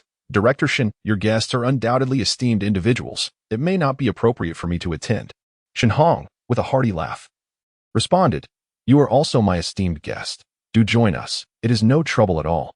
It is a perfect opportunity for you to meet some acquaintances. You wouldn't decline, would you? Chun Wanli discerned that Shenhong intended to elevate his status by introducing him to a network of connections, anticipating that in return, when Shenhong required assistance with appraising antiques, he could count on Chun Wanli's expertise. Although Chun Wanli was not particularly interested in such social networking, there is a saying that one should not strike a smiling face. Haha, given that my brother is so gracious, how could I possibly refuse? Brother Chun, you declined the position of chief at Tianyuan Pavilion. What are you pursuing now? Shenhong inquired. I am a physician, and my skills in healing far surpass my proficiency in appraising treasures. Chun Wanli replied with a smile. Shenhong was slightly taken aback, but soon chuckled. What a coincidence. One of my friends at the table is feeling unwell. Perhaps you could take a look at him later. However, we must agree on one thing. If you are certain of your diagnosis, speak up. If not, remain silent. Agreed. As they spoke, the two entered a spacious private room filled with numerous guests. Although their attire was quite casual, their demeanor and aura suggested they were individuals accustomed to positions of power. Particularly striking was the middle-aged man seated at the head of the table. Clad in what appeared to be an ordinary polo shirt, he wore gold-rimmed glasses, his eyes sparkling with intelligence and shrewdness. Old Shin, where have you been for so long? Planning to escape through the restroom to avoid the drinks? One individual turned with a grin towards the astute man, addressing him as Mayor Lu. I must expose old Shun. He is the least genuine drinker, always finding ways to avoid it. If you weren't here today, he would have slipped away long ago. Mayor Lu responded warmly with a smile, supportive of the jest. Shenhong rolled his eyes. Old Jean, your nature truly hasn't changed. You have a penchant for reporting on others. When have I ever shied away from drinking? Let us make it clear. Whoever falls first tonight is the loser. As he spoke, Shenhong introduced Chun Wanli to the group, saying, This is my younger brother, a doctor of remarkable skill and also knowledgeable in appraisal. He was of tremendous help to me last time. Even Qi Gaoming, the chief of Tianyuan, holds him in high regard. Chun Wanli mused to himself about Shenhong's casual demeanor, surprised that he would bring a novice like him into such a gathering. However, recalling what Shu Yen had previously mentioned about Shenhong's distinguished background, he felt a sense of understanding. Old Shen, you must bring a reliable doctor to treat Mayor Lu.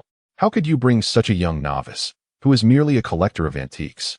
When a doctor indulges in treasure appraisal, one might charmingly refer to it as being versatile, but less charitably, it could be seen as neglecting their profession. Shenhong chuckled heartily and retorted, Oh, come on. I merely brought this young fellow along for some amusement, so that in the future, you can consult him for appraisals. As he spoke, he casually draped an arm around Chun Wanli and settled down, exclaiming, Come on, Brother, show them your prowess, so they may recognize your exceptional skills. Everyone could discern that Shun Hong's words were merely a jest, and naturally, no one took them seriously. Moreover, Chun Wanli appeared to be no more than a recent medical graduate, and the crowd assumed that Shun Hong was simply mentoring a junior, bringing him along to gain some familiarity. Chun Wanli smiled faintly, his gaze sweeping over the assembly. After a moment's observation, he seemed to have discerned the minor ailments of nearly everyone present, yet he did not rush to assert his capabilities. Instead, he appeared intrigued by an elderly gentleman seated to the right of Mayor Lu, a man with a full head of white hair, likely a seasoned traditional Chinese medicine practitioner. Chapter 28. What a coincidence. I happen to possess a modicum of skill. Director Jean Shirkai from the banking sector pointed to the white-bearded elder beside Mayor Lu and remarked with a smile, I have invited the renowned acupuncturist, Elder He, to examine Mayor Lu. Mayor Lu had been suffering from a persistent headache, having sought remedies at various hospitals without success. Once this information circulated, who wouldn't wish to leverage their resources to do a favor? Jean Shirkai's initiative did not surprise anyone present, yet the fact that he managed to summon the esteemed acupuncturist, He Songmong, left the crowd quite astonished. The He Family Medical Hall holds a prestigious reputation throughout Nanban City, renowned for its ancestral medical practices that have been passed down through 7 generations, including a former imperial physician. He Songmong, having inherited this profound legacy, has mastered the art of acupuncture to an extraordinary degree, earning him the title of Acupuncture King before the age of 50. Those with such remarkable abilities often possess eccentric personalities, and He Songmong is no exception. With a serious demeanor and a stubborn nature, he established a rule after turning 70 to attend to only 30 patients each day, making it impossible for anyone to circumvent this regulation, regardless of their influence. Despite his esteemed reputation in Jiangnan, patients seeking his expertise must endure a waiting period of up to 3 months, leaving most unable to secure an appointment, the means of which remain a mystery. Shen Hong poured a glass of wine for Chun Wanli, signaling him to refrain from speaking too much. Initially, Chun Wanli boasted that his medical skills surpassed those of a renowned appraiser, a statement that had stirred Shen Hong's enthusiasm to extend a favor. However, upon reflection, he recognized that Chun Wanli was still quite young, and in the medical profession, experience and knowledge are of equal importance. Furthermore, with the acupuncture king in practice, it was hardly the time for a junior like Chun Wanli to assert himself. He Songmong, with his stern countenance, exuded a serene authority as he briefly acknowledged Shun Hong and Chun Wanli with a nod. After taking Lu Shicho's pulse, his expression shifted to one of concern. In the realm of Western medicine, it seemed unlikely that any issues would have surfaced during examinations, he stated with a tone that suggested certainty.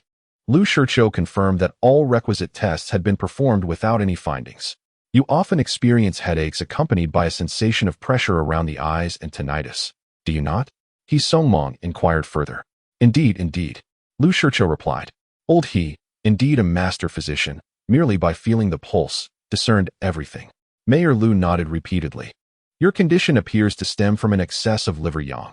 You have likely tried some traditional Chinese herbs to dispel heat, but to no avail, correct? Indeed. You are truly remarkable. Mayor Lu was instantly filled with admiration for old He. Jean Shirkai also cast a proud glance at Shen Hong, who felt a twinge of annoyance, as Jean Shirkai, a good acquaintance, often sought to compete with him. Turning, he noticed Chun Wanli gazing intently at old He, resembling a diligent student engrossed in learning. Shen Hong increasingly believed old He possessed the ability to cure ailments, realizing that expecting a favor in return was futile. Old He shook his head. Your ailment is difficult to treat. It is an invasion of external pathogens affecting the brain, which over time has led to bodily changes. In Western medical terms, this aligns with neuralgia. Although it does not jeopardize your lifespan, each episode is exceedingly painful. While painkillers may provide temporary relief, they are not suitable for long-term use. Is it not possible for your medical expertise to provide a cure? Jean Shirkai inquired solemnly. A complete cure is challenging. My acupuncture technique can only alleviate symptoms and reduce the frequency of episodes, old He replied. Mayor Lu, momentarily disheartened, quickly regained his composure. If it can alleviate symptoms, that is certainly beneficial. Yes, let's first focus on symptom relief.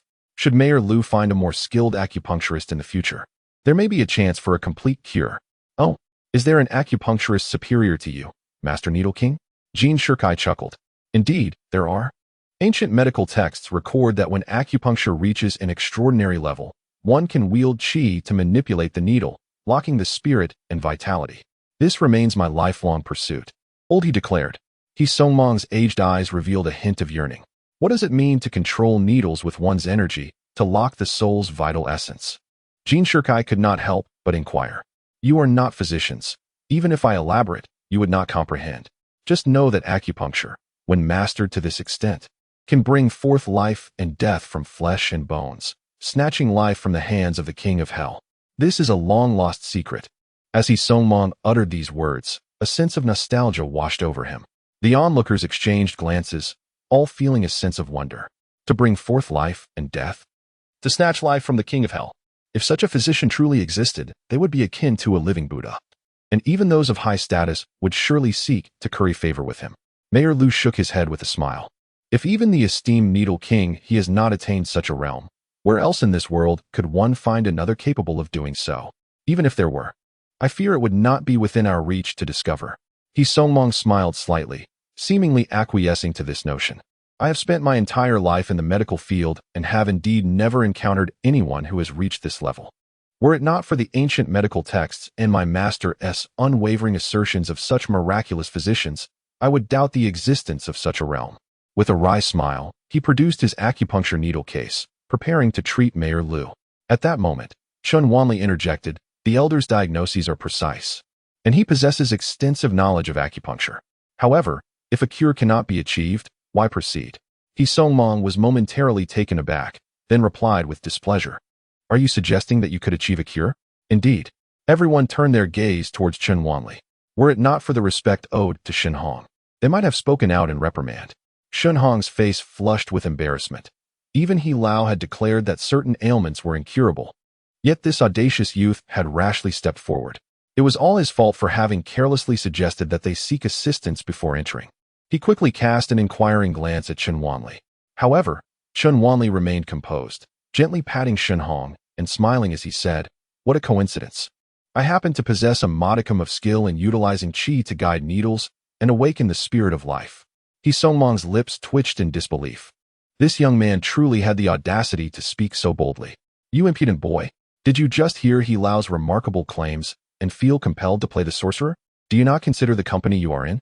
Do you think that by relying on Shen Hong's influence, you can seek attention? It is utterly laughable. Jin Shirkai, known for his fiery temper, could no longer contain himself. The others nodded in agreement, feeling that Chun Wanli had overstepped his bounds. Even Mayor Lu furrowed his brow in disapproval.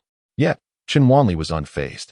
He pointed at Jin Shirkai and remarked, do you often experience a bitter taste in your mouth, struggle with dry throat, and find it difficult to sleep at night, waking frequently from light slumber?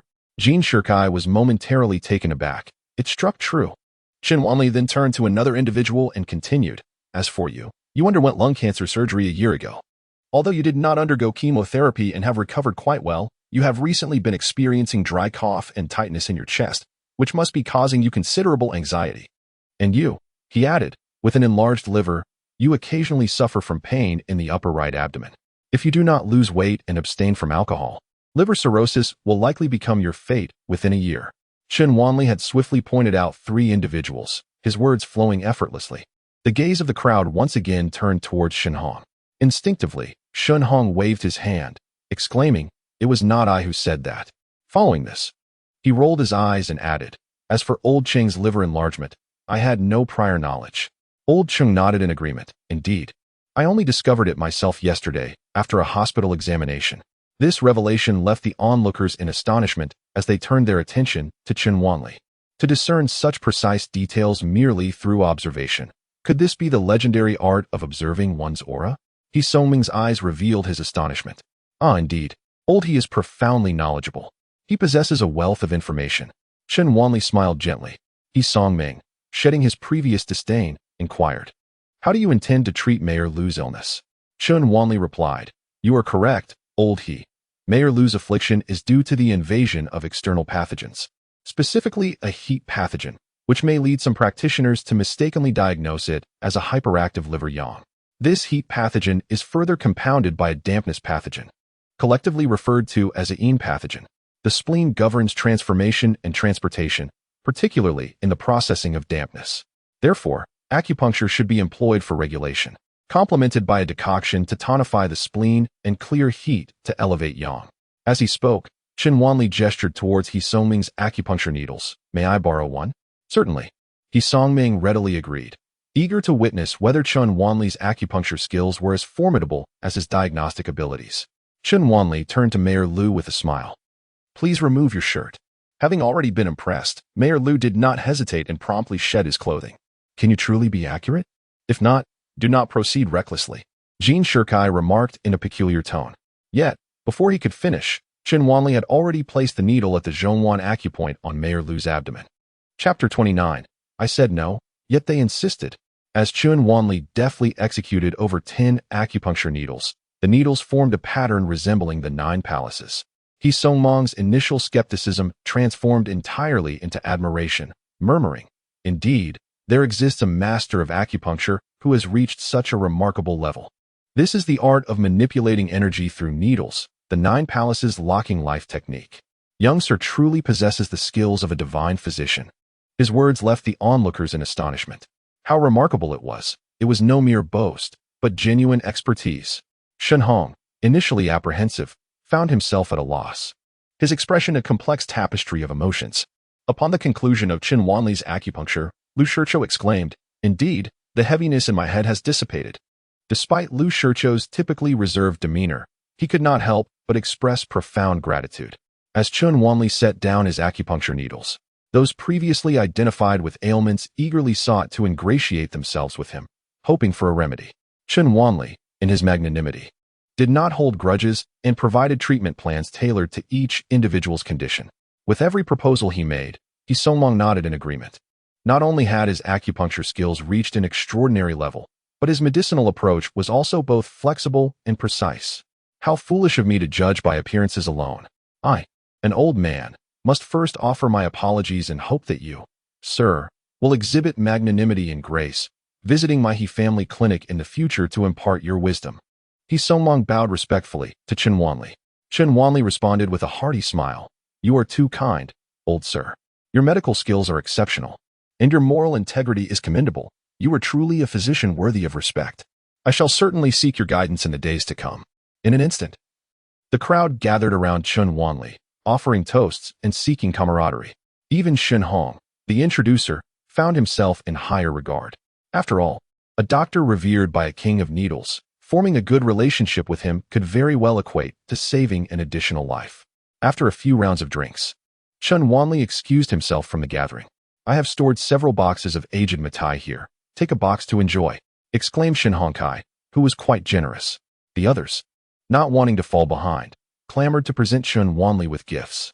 Mayor Lu immediately arranged for the hotel's assistant manager to personally assist Chen Wanli in transporting the liquor. At the same time, on the other side of the hotel, outside the banquet hall for Zhang Hong's birthday, she was bidding farewell to guests alongside her mother, He Shuya. Why haven't I seen my father? Zhang Hong inquired, puzzled. He Shuya, after seeing off a guest, replied with a smile. Well, we haven't seen Chen Wanli either. Who knows where that rascal is begging your father for help? Zhang Hong scoffed disdainfully. Indeed, I really cannot comprehend what that fool is thinking, trying to act so important despite being utterly useless. When Chen Huanrui left just now, he looked rather grim. He is quite petty. I fear that in a few days, Chen Wanli's misfortunes will only multiply. He Shuyao laughed heartily. That would be splendid. Your father might earn a bit more. As for Tang Dapeng, who knows what has gotten into him, treating a worthless son-in-law like a treasure. He spares no expense. Zhang Hong chuckled. Ah, people are indeed different. Thankfully, I am not Tang Iran. Otherwise, marrying someone like that would be worse than death. Just then, Tang Iran emerged from the restroom and overheard the conversation between her aunt and cousin, causing her to tremble with rage. However, she was aware that after seeking her cousin's help earlier, and with her cousin currently upset due to Chen Wanli's interference, confronting them now would only lead to a heated argument, which was not in her nature. Feigning ignorance, he lowered his head and walked past. Simultaneously, Chen Wanli, under the guidance of the hotel's assistant manager, passed by the banquet hall. Tang Yanran wore a sullen expression, unwilling to acknowledge Chen Wanli. Zhang Hong and He Shuyuan, Noticing that Chun Wanli was holding something with a box of liquor in tow, approached him with displeasure. He Shuyuan fixed her gaze on Chun Wanli, inquiring, "What on earth are you doing, Chun Wanli? Where did these items come from?" Chun Wanli furrowed his brow and replied, "What concern is it of yours?" He Shuyuan rolled her eyes and retorted, "Of course it concerns us. My family is footing the bill for today's banquet, and you casually bring in some worthless items. Yet now you're eating and taking as you please. This is rather excessive, don't you think?" Zhang Hong, now comprehending the situation, wore a grim expression and said, "Chun Wanli, you truly are something else. How can you engage in such behavior?" She glanced at the items being held by the assistant manager. "Matai? Dahong Pao?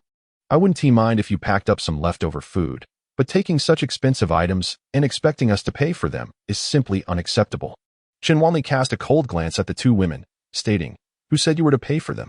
Your imagination is quite remarkable." Zhang Hong retorted, "If it's not us paying, are you planning to pay for it yourself? Or do you expect Tang Yinran to cover the cost of this entire box of Matai?" Relatives nearby, overhearing this exchange, drew closer, whispering among themselves. Tang Daping truly had fallen on hard times. How could he have chosen such a son-in-law? What difference is there between taking without asking and stealing? Indeed, Yinran, your husband's actions are quite unseemly. Following closely behind the assistant manager of the hotel, one initially presumed that Zhang Hong was acquainted with Chun Wanli, hence refrained from intervening. However, upon realizing that the parties were not allies but adversaries, it dawned on them that Chun Wanli was indeed a person of considerable stature in the capital. Unable to restrain himself any longer, he spoke up, "Excuse me, could you allow these guests to pass? Who has requested that you settle the bill? Our hotel does not even stock such a wine. This is a 20-year-old Maotai, which cannot be purchased even with wealth. It was gifted to Mr. Chin by esteemed guests on the second floor." What? A stunned silence enveloped the room, leaving everyone utterly bewildered. Only then did the assistant manager politely turn to Chun Wanli, saying, "Mr. Chun, please, allow me to escort you to your vehicle." Chun Wanli dismissed the sycophants with indifference, simply nodding, "I appreciate your efforts." He then took the astonished Tang Yinyan by the hand and departed. A motley crew of relatives instinctively followed suit, trailing behind as Chun Wanli ushered Tang Yinyan into a brand new Rolls-Royce. Each one of them felt as though their eyes might pop from disbelief. "Oh, it was a gift from others," Chun Wanli explained. Mayor Liu and Director Shin each presented a Maotai and a Dahong Pao, respectively. I insisted they not, yet they were adamant. I could not dissuade them.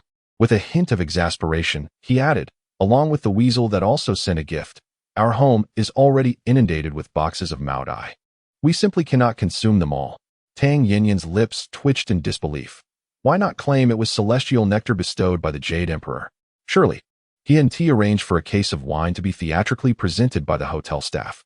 Had he? Tang Yinran pondered for a considerable time and could only arrive at this one plausible explanation.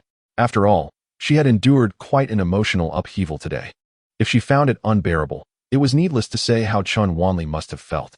Yet, such behavior was undeniably too frivolous. Never mind. Let us not dwell on it.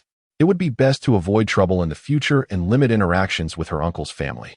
Noticing Chun Wanli's grim expression, Tang Yinran waved her hand, effectively diverting the conversation. Chun Wanli shook his head. The journey of mutual understanding with Tang Yinran felt akin to a long march of 25,000 miles, with not even a single step taken. However, upon reflection, considering that he was just an ordinary college dropout who had suffered from mental illness for 3 years, he felt a sense of relief. As he opened the door, he was greeted by the sight of his uncle, Zhang Haimin, who was already at home. Chun Wanli could not help but chuckle, asking, "Uncle, are you here to ask my father-in-law for another 2 million? To open a sandpit for me? Or perhaps to assist me in business dealings with Master Huang?" Chapter 30. The mass poisoning incident. At this moment, Zhang Haimin no longer exuded the arrogance he had previously displayed. His face was adorned with a forced smile, appearing even more amiable than the gentle Tang Daping. He stood there with a teacup in hand, awkwardly grinning at Chun Wanli. Tang Yinran, taken aback, exclaimed, "Uncle, weren't you at the restaurant? When did you arrive?" Zhang Haimin, with a face full of ingratiation, replied, "I realize now that I acted improperly in the past. After much contemplation, I could not wait to come and offer my apologies." Apologies? Tang Yinran was left bewildered. Just as they had departed from the restaurant, her cousin, Zhang Hong had been mocking their family with veiled sarcasm.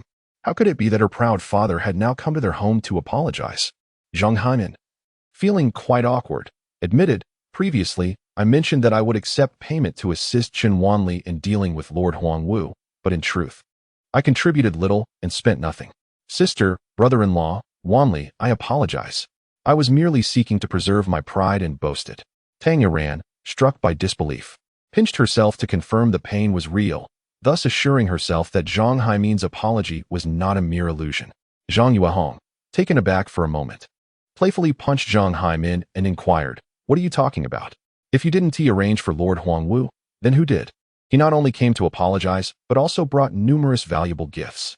Zhang Haimin was flabbergasted. Was it not brother-in-law who had orchestrated this? Was it Chen Wanli's own connections? Director Shen? The thought sent Zhang Haimin into a panic. If Chen Wanli could command Director Shen, that connection was formidable. With his own past indiscretions, if Chen Wanli were to report him to Director Shen, a thorough investigation could ensue, and the consequences would be dire. Chen Wanli chuckled mockingly, reclined on the sofa, produced a cigarette, offered one to Tang Dapeng, and lit one for himself, deliberately omitting Zhang Haimin. Tang Dapeng understood Zhang Haimin's vanity. They all smoked. Yet Chen Wanli's refusal to offer Zhang Haimin a cigarette was a clear provocation. He shot a glare at Chen Wanli. Unexpectedly, with a snap, Zhang Haimin produced a lighter and ignited Chen Wanli's cigarette. An eerie silence fell over the room. After taking a casual drag, Chen Wanli remarked calmly, "Indeed, the cigarettes lit by the director have a distinctly richer flavor." Zhang Haimin's face flushed crimson, and only then did Tang Dapeng recover from his shock, glaring at his son-in-law. "What nonsense is this? There is no propriety in allowing a junior to light a cigarette for an elder." Zhang Haimin hastily spoke, "Brother-in-law, the matter was indeed my fault, and it is no wonder that Wanli is angry." Internally cursing Chen Wanli for being unreasonable and relentless, his anxiety deepened. He dropped to his knees before Tang Dapeng, exclaiming, "Sister, brother-in-law, I deceived you. I am not worthy of being called human. The affair with Master Huang was not orchestrated by me. I merely sought to profit from a financial predicament. The resolution is solely due to Wan Li's capabilities. Get up and speak. What are you doing?" Tang Dapeng urged, attempting to assist Zhang Haimin to his feet. However, Zhang Haimin dared not rise, pleading, "Brother-in-law, please say a word on my behalf. Let Wanli forgive me." Tang Yuehong was taken aback. "Have you made a mistake? How could Wanli possess such capabilities?" Zhang Haimin forced a bitter smile. "Given Wan Li's connection with Director Shen, he could easily absolve me from this predicament with a mere utterance, even concerning Master Huang." Tang Dapeng looked at Chen Wanli in astonishment. Tang Yanran, momentarily stunned, soon felt a tinge of confusion. Chen Wanli had mentioned meeting Director Shen at Shiyan's tea house, which raised questions about how Master Huang could appear if Chen Wanli was unfamiliar with Director Shen. Yet, she refrained from voicing her thoughts. "Let this be the last time," Tang Dapeng declared, waving his hand dismissively. Zhang Haimin turned to Chen Wanli, realizing that since his father-in-law had spoken, the matter was settled. Chen Wanli coldly stated, "Then let it be." Zhang Haimin felt a wave of relief wash over him as he sheepishly stood up. "I shall not intrude any longer. I will take my leave now." Tang Dapeng responded, "Then Wanli shall see you off, uncle." Chen Wanli rose promptly, and Zhang Haimin, feeling even less inclined to linger, quickly departed. As the two descended the stairs, Zhang Haimin pondered for a moment before speaking. "Wanli, I have repaid the money and expressed my apologies. Can we consider this matter resolved?" Chen Wanli replied, "I certainly do not wish to trouble you, uncle. However, Lord Huang is quite displeased with your use of him as a mere cash cow. Director Shen is also deeply outraged by the unlawful conduct within the safety department. I cannot predict whether they will regard you with the same leniency." Zhang Haimin's face darkened, his mind silently cursing. "How dare they? Whether they judge me or not is not for you to decide." Yet outwardly, he could not help but beseech, "Chen Wanli, please assist your uncle." Chen Wanli calmly extended 2 fingers. 200,000. "Rest assured, I will transfer it immediately." Without a moment's hesitation, Zhang Haimin acquiesced. Chen Wanli continued, "Given Lord Huang's stature, would he even spare a glance at 200,000? Only then did Zhang Haimin realize Chen Wanli was demanding an exorbitant sum. 2 million? I do not possess such an amount." Chen Wanli chuckled, patting Zhang Haimin on the shoulder. "When you sought 2 million from my father-in-law, I did not observe you pondering whether my family could afford it." Zhang Haimin's lips twitched, leaving him momentarily speechless. Do you now comprehend the pain? Do you feel the discomfort? Chen Wanli scoffed. Zhang Haimin, his face aflame with embarrassment, faltered. I. Seeing that he had made his point, Chen Wanli concluded. There is no need for money. I cannot in good conscience accept funds obtained through your unscrupulous actions. Henceforth, our families need not maintain any relations. As for the matter of returning the ill-gotten gains, that is for you to decide. With that, Chen Wanli turned and departed. Being reprimanded by a junior left Zhang Haimin profoundly distressed. He initially thought that by merely extending an apology, he could maintain a connection with Chen Wanli's resources. To his astonishment, this young man was resolute in severing ties. Furthermore, he insisted on the return of ill-gotten gains. After some contemplation, Zhang felt compelled to acquiesce.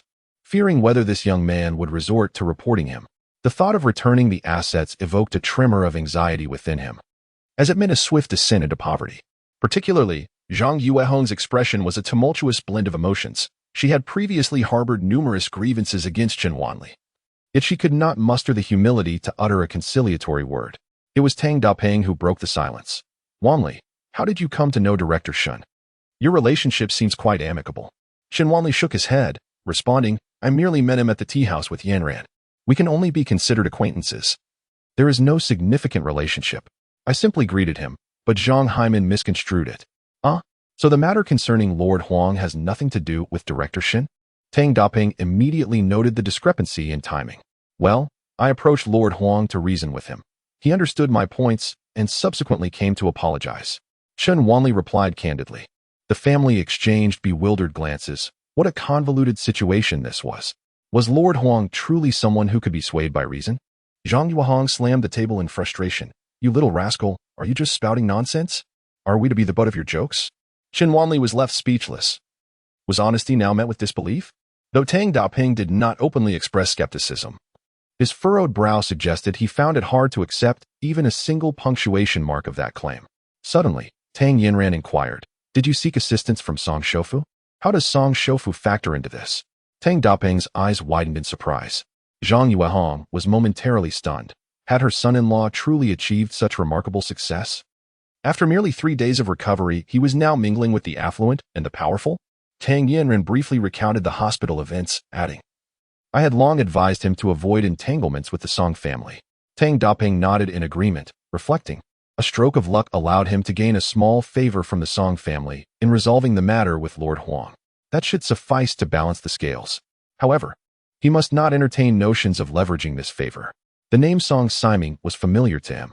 Rising from obscurity to become the wealthiest individual in the city was no trivial feat. Upon hearing this, Zhang Yuehong realized she had misinterpreted the situation, mistakenly believing her son-in-law had transformed into a distinguished figure, when in fact it was a grave misunderstanding. The affairs involving the Song family were akin to a perilous tightrope walk. One misstep could lead to utter ruin. Did you hear what your father said? The Song family is not one we can provoke. If you dare to use your illness as a pretext to deceive them repeatedly, I will.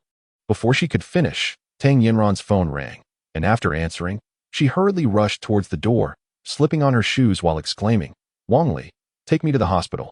Quickly, what happened? Chen Wanli inquired, hastily following her downstairs. In the emergency department of the hospital, the scene was chaotic, packed with patients. The beds were insufficient, and additional ones lined the corridors. Beyond the 30 or so children already admitted, more continued to arrive. As soon as Tang Yinran entered the emergency room, she proceeded directly into the resuscitation area. Chen Wanli stood in the corridor of the emergency department, observing a young girl lying on a hospital bed, his expression pensive. The girl was breathing rapidly, her voice coarse, and faint sounds of phlegm obstructing her airway could be discerned. Her small face was flushed, and suddenly, she turned and began to vomit. It was unclear whether her family had yet to arrive or had gone in search of a doctor, for at that moment, the girl was entirely alone. Vomiting in a child is exceedingly perilous. If the vomit were to enter the trachea without prompt intervention, it could lead to suffocation and even death. Observing the situation, Chen Wanli sighed softly, reached out to support the girl, and gently patted her back, employing a unique massage technique along the meridians for a brief moment. Almost instantaneously, the girl ceased her vomiting. Let go of her. Who are you? A sharp voice interrupted, and a young woman approached, accompanied by a doctor. As they drew nearer, Chun Wanli recognized the woman's features, his lips twitching in surprise. Is it you? In Chapter 31, titled Who is Responsible? Chun Wanli did not anticipate encountering Shu Yin here. Dressed simply in a white shirt and pencil trousers, her curvaceous form appeared more capable than alluring in this attire. Can you heal? Shu Yin inquired, astonished, as Chun Wanli continued to support his niece's back. Before he could respond, the young doctor trailing behind her interjected with irritation. He is not a doctor. He is merely a family member. What healing can he provide? Shu Yin raised an eyebrow slightly. A family member? Doctor, he recognizes him, doesn't he? Indeed. Yang shot an irritable glare at Chun Wanli and retorted. Hurry up and get out of here. The emergency room is already in chaos, and you're just wandering around aimlessly. Are you so idle? You're meddling with patients. If anything goes awry, can you bear the responsibility? Chun Wanli gently laid the little girl down and explained. She just experienced sudden vomiting, and I was merely assisting her. It was then that Shu Yin noticed that her niece not only had ceased vomiting, but also seemed to breathe much more steadily. My niece has been in the hospital for an hour, yet they have been conducting one test after another. I didn't expect that your massage would alleviate her condition so significantly. Chun Wanli nodded. This ailment is rather tricky, without the examination reports. Western medicine finds it challenging to address. You seem quite knowledgeable, Shu Yin remarked. Indeed, I know a little, Chun Wanli replied modestly. Shu Yin turned to Yang. Given this, should Doctor He consider seeking his opinion for reference? The examination reports haven't come through, and while you can afford to wait, the patient cannot. Yang was momentarily taken aback, a mix of amusement and irritation washing over him. Coming from a family of traditional Chinese medicine practitioners, his grandfather, He Songmong, was a renowned physician in Jiangnan, particularly esteemed for his exceptional acupuncture skills, earning him the title of King of Needles. He had studied medicine under his grandfather from a young age, acquiring a significant level of skill. After entering university, he chose to pursue clinical Western medicine, aiming to integrate the strengths of both disciplines. In the emergency department, he was the youngest associate chief physician. Miss Shu, do not be deceived. This fellow is simply unhinged. His condition improved only a couple of days ago. Yang scoffed. Ah, you claim I have recovered from my mental illness. Yet you presume I lack the skills to heal? It was I who cured Song Jiaojiao. Chun Wanli retorted. A blind cat stumbling upon a dead rat. I am the deputy director here. You would do well to refrain from causing a scene, or I shall summon security. My grandfather is the esteemed Needle King, He Songmong, and I possess my own expertise, rendering your incessant chatter unnecessary. Are you fearful that I might cure the young girl and eclipse your reputation? That others may discover that the He family elder has a worthless grandson? You speak nonsense. I, Yang, am not that sort of person. Should you successfully treat the patients here, I would gladly take you as my mentor, Yang exclaimed in fury. With your qualifications, I shall not accept you. Shu Yin observed the two in silent exasperation. My niece is suffering greatly. Could you both attend to her? Her mind was sharp. Chun Wanli's claim of having healed Song Jiaojiao was not denied by Yang, indicating that Chun Wanli might indeed possess some skill. Even if Chun Wanli's suggestions proved ineffective, Yang was present to oversee. At that moment, the little girl's complexion darkened, her body began to convulse, and her lips turned purple. Yang's expression shifted. Western medicine necessitates test results before administering treatment. He produced acupuncture needles and stated, allow me to perform acupuncture first. The symptoms of toxic invasion may suggest a plague, as there is dryness in the lungs, accompanied by diarrhea and vomiting. You merely need to needle the Tianshu, Shangzhong, Xiang, Liangqiu, Shanzhong, Tiantum, Feishu, and Dazui acupuncture points, in conjunction with the prescribed formula of Xinjia Xiangru. Chun Wanli shook his head. Yang involuntarily exclaimed, how do you know? Indeed, he had a dialectical understanding. That's why I said you're inadequate. You haven't inherited even a fraction of your grandfather's true legacy. I have long asserted that the possibility of an epidemic cannot be dismissed. Treating it as food poisoning is simply erroneous. Chun Wanli replied coolly. You are talking nonsense. They are students from an international kindergarten, living in the city all year round. How could they possibly contract an epidemic? Yang instinctively retorted. Step aside. Chun Wanli seized the acupuncture needle from Yang's hand and pushed him aside forcefully. Yang, both indignant and embarrassed, nonetheless wished to see what unique treatment plan Chun Wanli could devise. Chun Wanli performed the acupuncture with remarkable speed. deftly inserting over 10 needles along the liver meridian of the young girl in the blink of an eye, using qi to guide the needles, locking the soul's vitality. You can actually use qi to manipulate the needles. Could you be the person my grandfather mentioned? He-yong, being the grandson of the renowned Needle King, possessed a keen eye and immediately recognized Chun Wanli's technique. The art of acupuncture, locating points and guiding needles, is a skill that nearly every physician possesses. However, only those who understand the techniques of awakening and trembling needles can be considered true masters of acupuncture. The ability to guide needles with qi during awakening and to lock the soul's vitality during trembling marks one as a genuine acupuncture master. A figure capable of snatching souls from the hands of the King of Hell, a notion he had always regarded with skepticism. Chun Wanli shot a glare at He-yong. If He-song is indeed your grandfather, then so be it. Your grandfather's diagnostic skills far surpass your own. He-yong was taken aback, utterly astonished to discover that the acupuncture master his grandfather spoke of was none other than Chun Wanli, notoriously known in the hospital as the Madman. As Chun Wanli concluded his acupuncture treatment, the little girl's condition transformed. She gradually awakened and turned her head to Shu Yin, calling out in a sweet, childish voice, "Auntie, hold me." Shu Yin finally breathed a sigh of relief, gently patting her niece's back while casting a grateful glance at Chun Wanli. He-yong, feeling both vexed and furious, was uncertain whether to resent Chun Wanli for stealing the spotlight or to scorn himself for his own ineptitude. Chun Wanli turned to He-yong and instructed, "You need to use the Sanwen decoction. Make a note of it and prepare the prescription." He-yong felt an overwhelming urge to shout, "I am the deputy director, not your apprentice." Yet, inexplicably, he nodded in agreement. "I suspect it's cholera bacteria. You should report it," Chun Wanli added after a moment of contemplation. Upon hearing cholera bacteria, He-yong instinctively dismissed the idea, exclaiming, "Impossible. That hasn't been seen in our country for over a century." Chun Wanli shrugged nonchalantly. "Whether you believe it or not is irrelevant. You may await the test results at your leisure." After a brief hesitation, He-yong replied, "Very well. I shall inform the deputy director, but we have over a dozen critically ill patients who cannot wait. You must assist in their treatment." "What?" Chun Wanli frowned. "That technique of yours. No one else can perform it." He-yong stammered awkwardly. Observing Chun Wanli's apparent hesitation, Shu Yin interjected, "I am grateful for your help with my niece. I also wish to implore you to assist the other children. Each small life is intertwined with the joys and sorrows of a family." With a wry smile, Chun Wanli conceded, "Very well. I cannot turn a blind eye to their plight. Once the cause of the illness is identified, the hospital can swiftly devise a solution." Lacking a medical license, he was reluctant to cause trouble for Tang Yinran. Nevertheless, unable to resist his compassionate nature, Chun Wanli approached another child in need.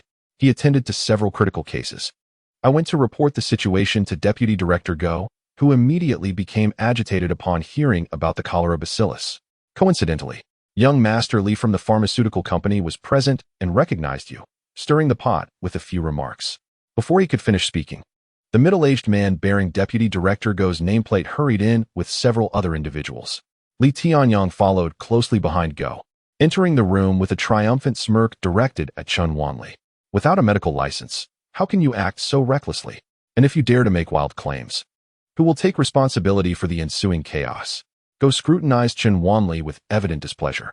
"The cholera bacillus is a contagious disease. Making unfounded assertions without confirmation only invites trouble." Chapter 32. Aspiring for Greatness? For the hospital, it is essential to await the test results for confirmation. Moreover, Chun Wanli's mental instability poses a significant risk. Treating patients without proper credentials would jeopardize the hospital's reputation. Chun Wanli narrowed his eyes. "So what? I will report this. Practicing medicine without a license warrants legal action." Go maintained a righteous demeanor. Li Tianyang let out a sinister chuckle. "You may not be aware, but practicing without a license can lead to a 3-year sentence. TSK. He had not anticipated that dispatching He-min to stir trouble would lead to an encounter with a relative of the Tang family's director. As for He-min's claims regarding Lord Huang Wu's high regard for Chun Wanli, he dismissed them entirely, believing it to be mere bluster from a petty troublemaker seeking an excuse for his failures. Had it not been for the connection of Director Tang's relative, would Master Huang have ever known who Chun Wanli was? Little did he expect that he had initially sought Guo Yuan's assistance to discreetly administer some medication to Tang Yinran, only to find Chun Wanli appearing at his doorstep. A psychiatrist treating others? It was laughable just to utter such a notion. As these thoughts crossed his mind, Tang Yinran arrived, and upon pushing the door open, she overheard the mention of a 3-year sentence. Her expression instantly darkened. Director Gua, is there any possibility of... Before she could finish her plea, Gui Yuan interrupted her sharply. No. Tang Yinran, you bear some responsibility as well. Fortunately, no incident has occurred yet, should one arise. Your position will be in jeopardy. For now, you ought to pray that nothing happens, and I might still consider a lighter punishment for you. Tang Yinran was left speechless. Her complexion flushed with embarrassment as she glanced helplessly at Chen Wanli. Why did he always presume to know better? Li Tianyang scoffed, his expression replete with a look that seemed to say, you need me. Suddenly, Yang interjected. Director Gua, I was present throughout Chen Wanli's treatment. His methods were impeccable, and the results were quite favorable. Gui Yuan cast a cold glance at Yang. Yang, you have always been sensible. I hope you do not err in judgment at this moment. Yang's fair face flickered with shades of green and purple. I stand on the side of reason. Tang Yinran's face registered a flash of astonishment. Yang, prideful and discerning in medical matters, had always resented her marriage to Chen Wanli. Yet now he was defending him? Regardless of whether Chen's methods were sound, he was still practicing medicine without a license. Gui Yuan's dismissive remark sealed the matter decisively. Li Tianyang approached Tang Yinran, saying, You are aware of the terms I propose. As long as you agree, I shall speak on his behalf. You understand the influence of my words. Before he could finish, a sudden blur caught his eye, followed by a hefty foot aimed directly at his chest, sending him sprawling. Chen Wanli scoffed, You wretched creature. If you dare to approach my wife again, I shall break your limbs. Handsome. Yang, for reasons unbeknownst to him, found Chen Wanli suddenly appealing. This fellow, after recovering from his mental affliction, displayed a commendable masculinity. Go Yuan quickly distanced himself from Chen Wanli before rushing to aid Li Tianyang, shouting about calling the police.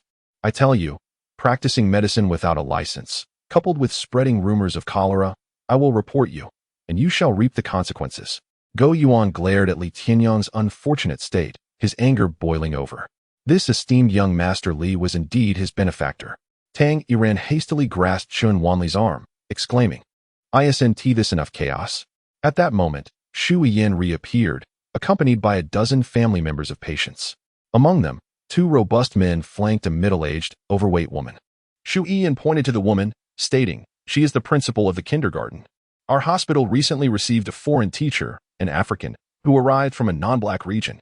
Continuing, Shu Yin remarked, Thus, the source of the infection may very well be him.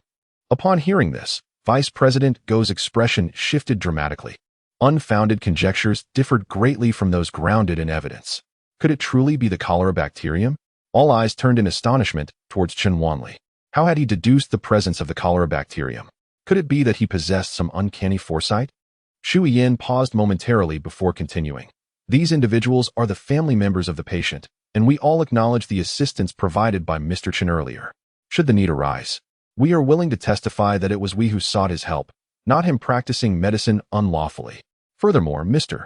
Chen indeed possesses a certificate of expertise and an assistant physician's license.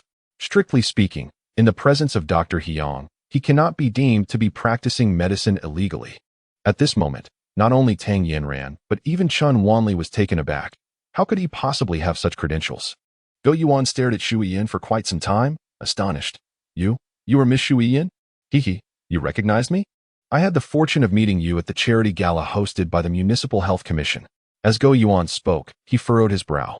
This esteemed lady was not someone he could provoke. Yang interjected leisurely.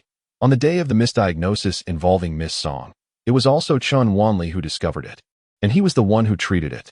Mr. Song holds him in high regard. Go Yuan felt beads of sweat forming on his forehead. He was aware of the misdiagnosis concerning Song Jiao. Director Zhang Debiao had even faced repercussions for it. He had heard that the patient discovered by Chen Wanli had survived, yet he genuinely did not know that it was Chen Wanli who had treated them. Go Yuan now wished to vent his frustrations on Li Tianyang. With a sheepish smile, he turned to Chen Wanli. Brother Chen, you see, this matter has spiraled beyond my knowledge. It was a misunderstanding, purely a misunderstanding. Chen Wanli lifted his eyelids, a smile that did not reach his eyes. So, is that why my wife is being reprimanded? No, how could that be? Go Yuan's demeanor had completely shifted. Li Tianyang's face turned green with anger. Surely we must report the incident of physical assault to the authorities? Go Yuan narrowed his eyes. What violence are you speaking of? It was merely Li Xiao who stumbled and fell. Everyone witnessed it. Li Tianyong felt a surge of resentment toward this old man. Just then, the laboratory delivered the report, confirming the presence of cholera bacteria. Brother Chen, you truly are remarkable. We owe you a debt of gratitude on behalf of all the patients. I must attend to them now. Go Yuan cast a pleading glance at Chen Wanli. Tang Yinren interjected, we must focus on the task at hand. Go Yuan immediately directed a grateful look towards her. Chen Wanli nodded slightly, and Go Yuan seized Li Tianyong, turning to leave while calling out, Emergency Department, ensure thorough disinfection. Following the cholera treatment protocols, Shu Yiyan nodded at Chen Wanli and prepared to depart with her team. Miss Shu, I have a few other matters I would like to consult you about. Might you have some time later? Chen Wanli recalled his uncle mentioning Tianyong Collectibles, which had acquired his parents' relics at a high price, and found it rather suspicious. As the new owner of the largest auction house in Nanbin City, Tianyuanch, Shu Yiyan would surely possess extensive knowledge of the antique collection companies in the city, making it advantageous to seek her insight. Come find me at the tea house later. Shu Yiyan nodded and departed. Chen Wanli then immersed himself in attending to several critically ill children, while those with milder symptoms received standard treatment from the hospital. Once Tang Yinran completed her tasks, the two of them left the hospital, their bodies weary. On the way home, Tang Yinran recalled the scene of Chen Wanli performing acupuncture and still found it hard to believe. Did you practice acupuncture during university? Chen Wanli pondered for a moment before replying. No, Song Jiao Jiao was my first practical experience.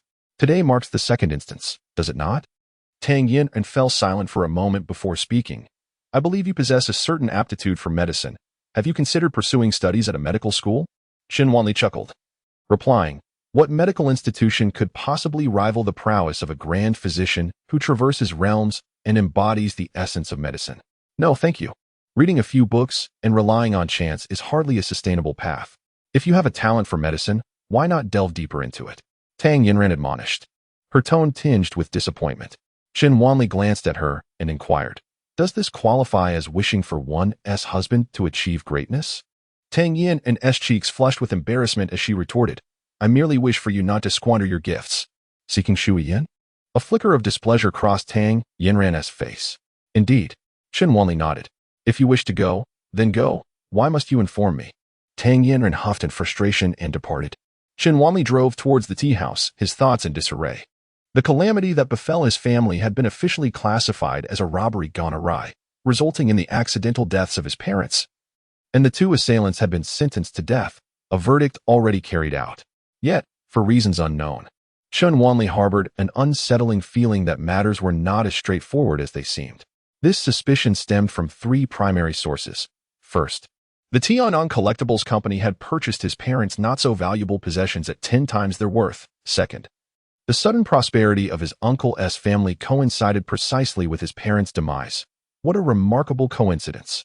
Lastly, there was the mysterious woman from the Tang family, whom he had never met, yet who seemed to have been quietly monitoring him and intervened at a critical moment to assist him. It was as if she had foreseen that one day, his family would encounter misfortune. All of this left Chen Wanli in a state of unrest. Perhaps he was overthinking, but the matter of his parents' demise compelled him to seek the truth. Chapter 33. The Enchantress, so intoxicating. When Chen Wanli arrived at the tea house, Shu Yiyan was already awaiting him in the hall. She had changed into a flowing white gown, a color that epitomizes purity, yet on her it exuded a beguiling charm, a blend of innocence and allure. Her sparkling eyes shimmered with a clarity that mingled purity with a natural seductiveness. The little man had previously declined even a meal with her, yet now he sought her out. How curious. Shu Yiyan smiled alluringly. Chen Wanli, with unambiguous intent, stated, I wish to inquire about the Tianyong Collection Company. Noticing Chen Wanli's serious demeanor, Shu Yiyan reined in her flamboyant expression. Is it of great importance? Indeed. Very well. Chen Wanli decisively took a seat opposite her. At that moment, Shu Yiyan's phone rang. After she answered, her delicate brows furrowed. It appears that before I assist you, you must first help me. How so? A relative is gravely ill and the hospital is at a loss. Would you be so kind as to take a look? Shu Yiyan gazed at Chen Wanli with a charming smile. Of course. Chen Wanli readily agreed. Rest assured, your efforts shall not go unrewarded. If I succeed, I shall offer my undying gratitude. I am married. Then let it be a matter without obligations, one where you can indulge freely. Let us go. Oh, are you so eager to proceed in order to indulge afterward? Shu Yin playfully winked, finding Chun Wanli's calm demeanor, which belied his years, irresistibly teasing. Chen Wanli rolled his eyes, uncertain whether this woman treated all men in such a manner or simply relished teasing him. Regardless, he resigned himself to the situation. You cannot resist teasing. Let us take my car, Shu Yin suggested, pointing to the silver Bentley parked outside the tea house. Chen Wanli acquiesced and followed her into the vehicle. As the driver navigated the road, Shu Yin and Chun Wanli occupied the back seat. The elderly gentleman who is ill is a senior of a friend of mine. His condition is rather peculiar. He suddenly fell ill today and lapsed into unconsciousness. The doctors have indicated signs of poisoning. Shu Yin explained, her voice tinged with concern. They have conducted blood tests and attempted detoxification, but the results have been far from satisfactory. Chen Wanli furrowed his brow upon hearing this. Is it that the detoxification plan is inappropriate? He inquired. No, after detoxification, there are brief periods of relief, only for the condition to worsen again, Shu Yin elaborated, her worry evident. At that moment, as they conversed, the driver unexpectedly turned the car into an alley, abruptly halting the vehicle. I apologize, boss, but I am left with no choice. They have captured my wife and children, the driver exclaimed before hastily fleeing towards the alley's exit. In that instant, two vans roared into the scene, blocking both ends of the alley. The doors of the vans swung open, and a dozen masked assailants armed with clubs sprang out. Leading them was a burly figure donning a monkey mask. Miss Shu, my boss wishes to see you. Do not make this difficult for us. Come with us willingly, the man in the monkey mask commanded, placing a foot upon the hood of the Bentley. You possess quite the audacity to attempt to hijack my vehicle, Shu Yin remarked, narrowing her eyes without a hint of panic. If your entourage of bodyguards intends to accompany you, we would indeed hesitate to take action. Alas, your bodyguards have all gone to the hospital to stand watch over an elderly gentleman. Now, with only a pretty boy at your side, if we do not act promptly, would that not render us foolish? The masked man with the monkey face spoke with great arrogance. Ah, you are quite well informed about my movements. It appears you have been tracking me for some time, perhaps even bribing my driver.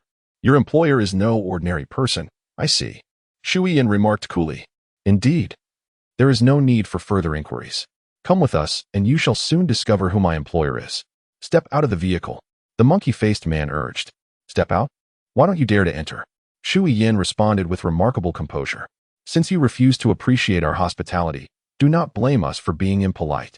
The monkey-faced man signaled, and his subordinates retrieved a large hammer designed for shattering car windows from the van. Just as he prepared to smash the glass, Chun Wanli suddenly opened the car door and stepped out. Miss Shu, it appears the pretty boy you have taken under your wing lacks any courage. I have yet to make my move, and he is already attempting to flee. The masked man scoffed. Shu Yin raised an eyebrow, observing Chun Wanli's retreating figure without uttering a word, simply reaching into the crevice of the back seat of the car. Chun Wanli, growing impatient, cast a disdainful glance at the group of thugs. Leave. Are you mocking me? You think one person can play the hero? Such theatrics are beyond your capabilities. Just as the words left his mouth, a sharp crack resounded as Chun Wanli's fist struck the masked man's face, shattering the mask and revealing a grotesquely jiggling visage beneath. The tremendous force sent him spinning in place twice, leaving him unsteady on his feet. How dare the cur make the first move? For a brief moment, the gang of thugs hesitated, but soon they brandished their clubs and charged forward. Chun Wanli furrowed his brow, refusing to retreat or evade, and boldly confronted them head-on. His movements were both elusive and swift, penetrating the crowd as effortlessly as a tiger among sheep. With each opponent he approached, a punch landed squarely on their faces. The resounding thuds echoed relentlessly. In just a minute or two, the burly thugs were all brought to the ground by Chun Wanli's iron fists. Each strike left many masks crushed into their wearer's flesh, causing blood to flow freely. The alley was soon filled with screams and wails. The monkey-faced masked man stood dumbfounded. They, too, were accustomed to a life on the edge, where brawling was commonplace. Yet Chun Wanli's prowess was beyond anything he could have imagined. Despite the presence of a dozen men, none had even managed to touch the hem of Chun Wanli's garment. This little man was indeed a hidden gem. She had initially thought Chun Wanli was being reckless, and even considered drawing her gun. Little did she expect him to possess such remarkable skill.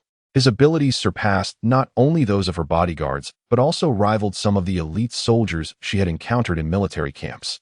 With an eye for antiques, an appreciation for the arts, and proficiency in medicine, what could this little man possibly lack? What do you intend to do? The monkey-faced masked man stammered, panic evident as Chun Wanli advanced. I will inform my boss. He is not an ordinary person. You cannot afford to provoke him. With a swift kick, Chun Wanli struck the simian-faced man in the abdomen, causing him to double over in agony. Miss Shu, what are your instructions? Chun Wanli inquired, after a moment's contemplation. Very well, Shu Yin responded, alighting from the vehicle and advancing forward. She fixed the masked man with an icy stare. Who is your employer? This. The masked man hesitated, stammering. Not speaking. Shu Yin smiled, retrieving a blade and placing it against his throat. Then I shall simply sever your head and offer it to the hounds. As she spoke, she raised the blade, feigning an imminent strike. Spare me, spare me. I'll speak. It's Brother Leopard. Brother Leopard of the Tianbao conglomerate. The masked man caved. Betraying Brother Leopard would have dire consequences, but Shu Yin was an equally formidable adversary. Indeed, it is he. Very well, very well. The masked man agreed, trembling. Begone. The group hastily assisted each other in their disorderly retreat. Chun Wanli observed Shu Yin with keen interest, having long suspected that she was no ordinary woman. Yet, her actions still managed to surprise him somewhat. The person you care about was inexplicably poisoned, your bodyguard remains in the hospital, and now you have been ambushed. Could these events be related? Such a possibility cannot be discounted. First, to seek medical attention. If they are indeed responsible, I shall make them rue the day they cross Shu Yin. Shu Yin narrowed her eyes. Understood. Chun Wanli nodded. Ultimately, his comment was merely a passing observation. He had no desire to meddle in the affairs of others. Little man, would you consider this a debt of gratitude for saving my life? Shu Yin fluttered her captivating eyes. It is merely a trivial matter, nothing of significance. No. Such a substantial favor must be repaid. At this juncture, Shu Yin smiled charmingly, suggesting, to demonstrate my sincerity, how about? I offer myself in return. Here we go again. Chun Wanli rolled his eyes heavenward. To be candid, Shu Yin is a stunning beauty rivaling Tang Yinran. Yet her allure is distinctly different from Tang Yinran's intellect and cool demeanor. Instead, she possesses a bewitching charm, a captivating beauty that enchants all. She is like a fairy. Just as he found her intriguing, she swiftly piqued his amusement once more. Shu Yin's laughter caused her two prominent peaks to sway enticingly, prompting Chun Wanli to avert his gaze. This woman was too enchanting. The more he looked, the more entranced he became. Chapter 34. The little divine doctor is here. I am but a superfluous presence. Shu Yin took the driver's seat and hastily drove Chun Wanli to a private hospital. Upon their arrival, they made their way directly to the VIP ward. On the hospital bed lay a frail, elderly man, his complexion ashen, lips tinged with purple, and breathing shallow, his life hanging by a thread. Ian, what brings you here? Exclaimed the middle-aged man seated beside the bed, rising to his feet. You are Yin Bin's uncle, the eldest son of Yin grandfather. Instead of seeking a renowned doctor for assistance, you utter such words. Shu Yin expressed her discontent towards Yin Shanghai, the eldest son of the Yin family. Yin Bin is her dear friend, and Yin grandfather has treated her like family. Thus, Yin Shanghai's remarks ignited a spark of indignation within her. Yin Shanghai retorted, Am I not trying? The doctors here have exhausted every possible method. Gastric lavage, even blood perfusion. Every conceivable approach has been considered. 2 esteemed physicians have already been summoned and are en route. I am merely taking precautions, he remarked, as the 2 attending chief physicians nodded in agreement. Both are distinguished specialists at this private hospital, renowned across the nation.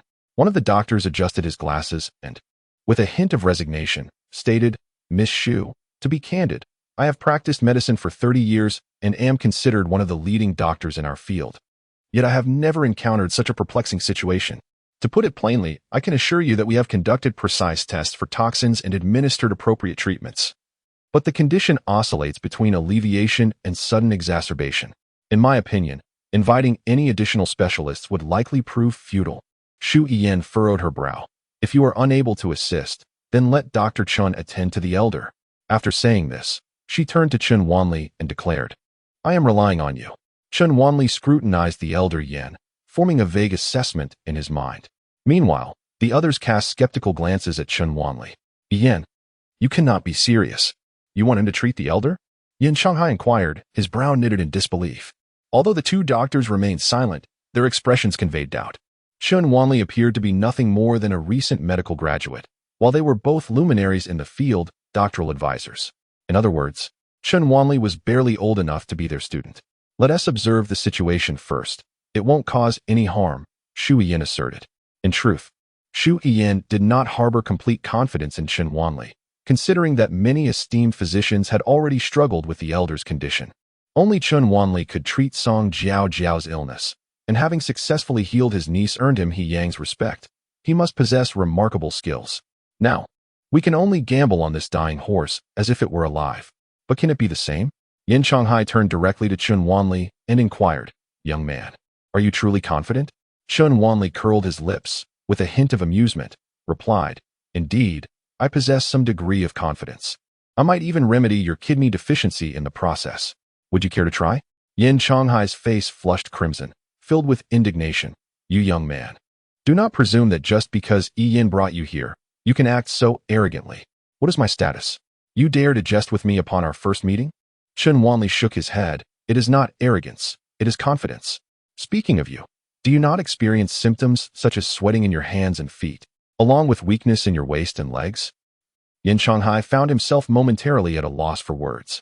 At that moment, a physician chuckled softly. "For a man in his 40s, it is highly probable to exhibit such symptoms. What you have stated is hardly remarkable." Yin Shanghai suddenly grew animated. "So you are merely playing the odds with me? A high probability occurrence, even if accurate, is merely a fortunate guess. I suggest you step aside to avoid causing any trouble. No one will be able to save you." Chen Wanli glanced at Shu Yin and asked, "So, shall we proceed with the treatment or not?" "Treat. Do not treat. Yin, do not be easily swayed by some charlatans. I have already summoned the esteemed physician Li Jiang, who is on his way." Yin Shanghai was acutely aware that as the eldest son of the Yin family, he had squandered half his life in debauchery, and in the eyes of Shu Yin, he held even less significance than Yin Bin, a mere third-generation descendant. It was likely that Yin Bin had entrusted Shu Yin with this task, which left him feeling quite irritable. Just then, old Master Yin coughed up a mouthful of black blood, and the monitoring equipment emitted an urgent alarm signaling a critical condition. "Treat him." "Chen Wanli." Shu Yin's tone was resolute. Chen Wanli nodded in agreement. "Very well, prepare a box of acupuncture needles for me." Shu Yin turned her head slightly, and a nearby doctor, albeit reluctantly, instructed a young nurse to fetch them. "Miss Shu, there is something I must express, albeit it may be inappropriate. If, and I emphasize if, something goes awry during his treatment, please do not direct your ire towards us. Moreover, I harbor doubts regarding the efficacy of traditional Chinese medicine in addressing the current predicament. Even if we were to employ it, I would advocate for our approach to delay until the esteemed Master Li Jiang arrives." Shu Yin remained silent, her fists clenched tightly. When she gazed into Chen Wanli's eyes, she found only unwavering calmness and abundant confidence. Yin Shanghai squinted slightly. He had already offered his counsel and deemed it unnecessary to press further. In fact, a twinge of schadenfreude arose within him. Should Chen Wanli falter, Master Li Jiang might come to the rescue. Or worse, if old Master Yin were to pass, it would be Li Jiang who confirmed the errors in Chen Wanli's treatment. This would indeed be fortuitous for him. In such a scenario, the reckless young man would certainly face consequences, and as a friend of Yin Bin, Shu Yin's decisions would naturally rest upon him. Before long, the young nurse returned.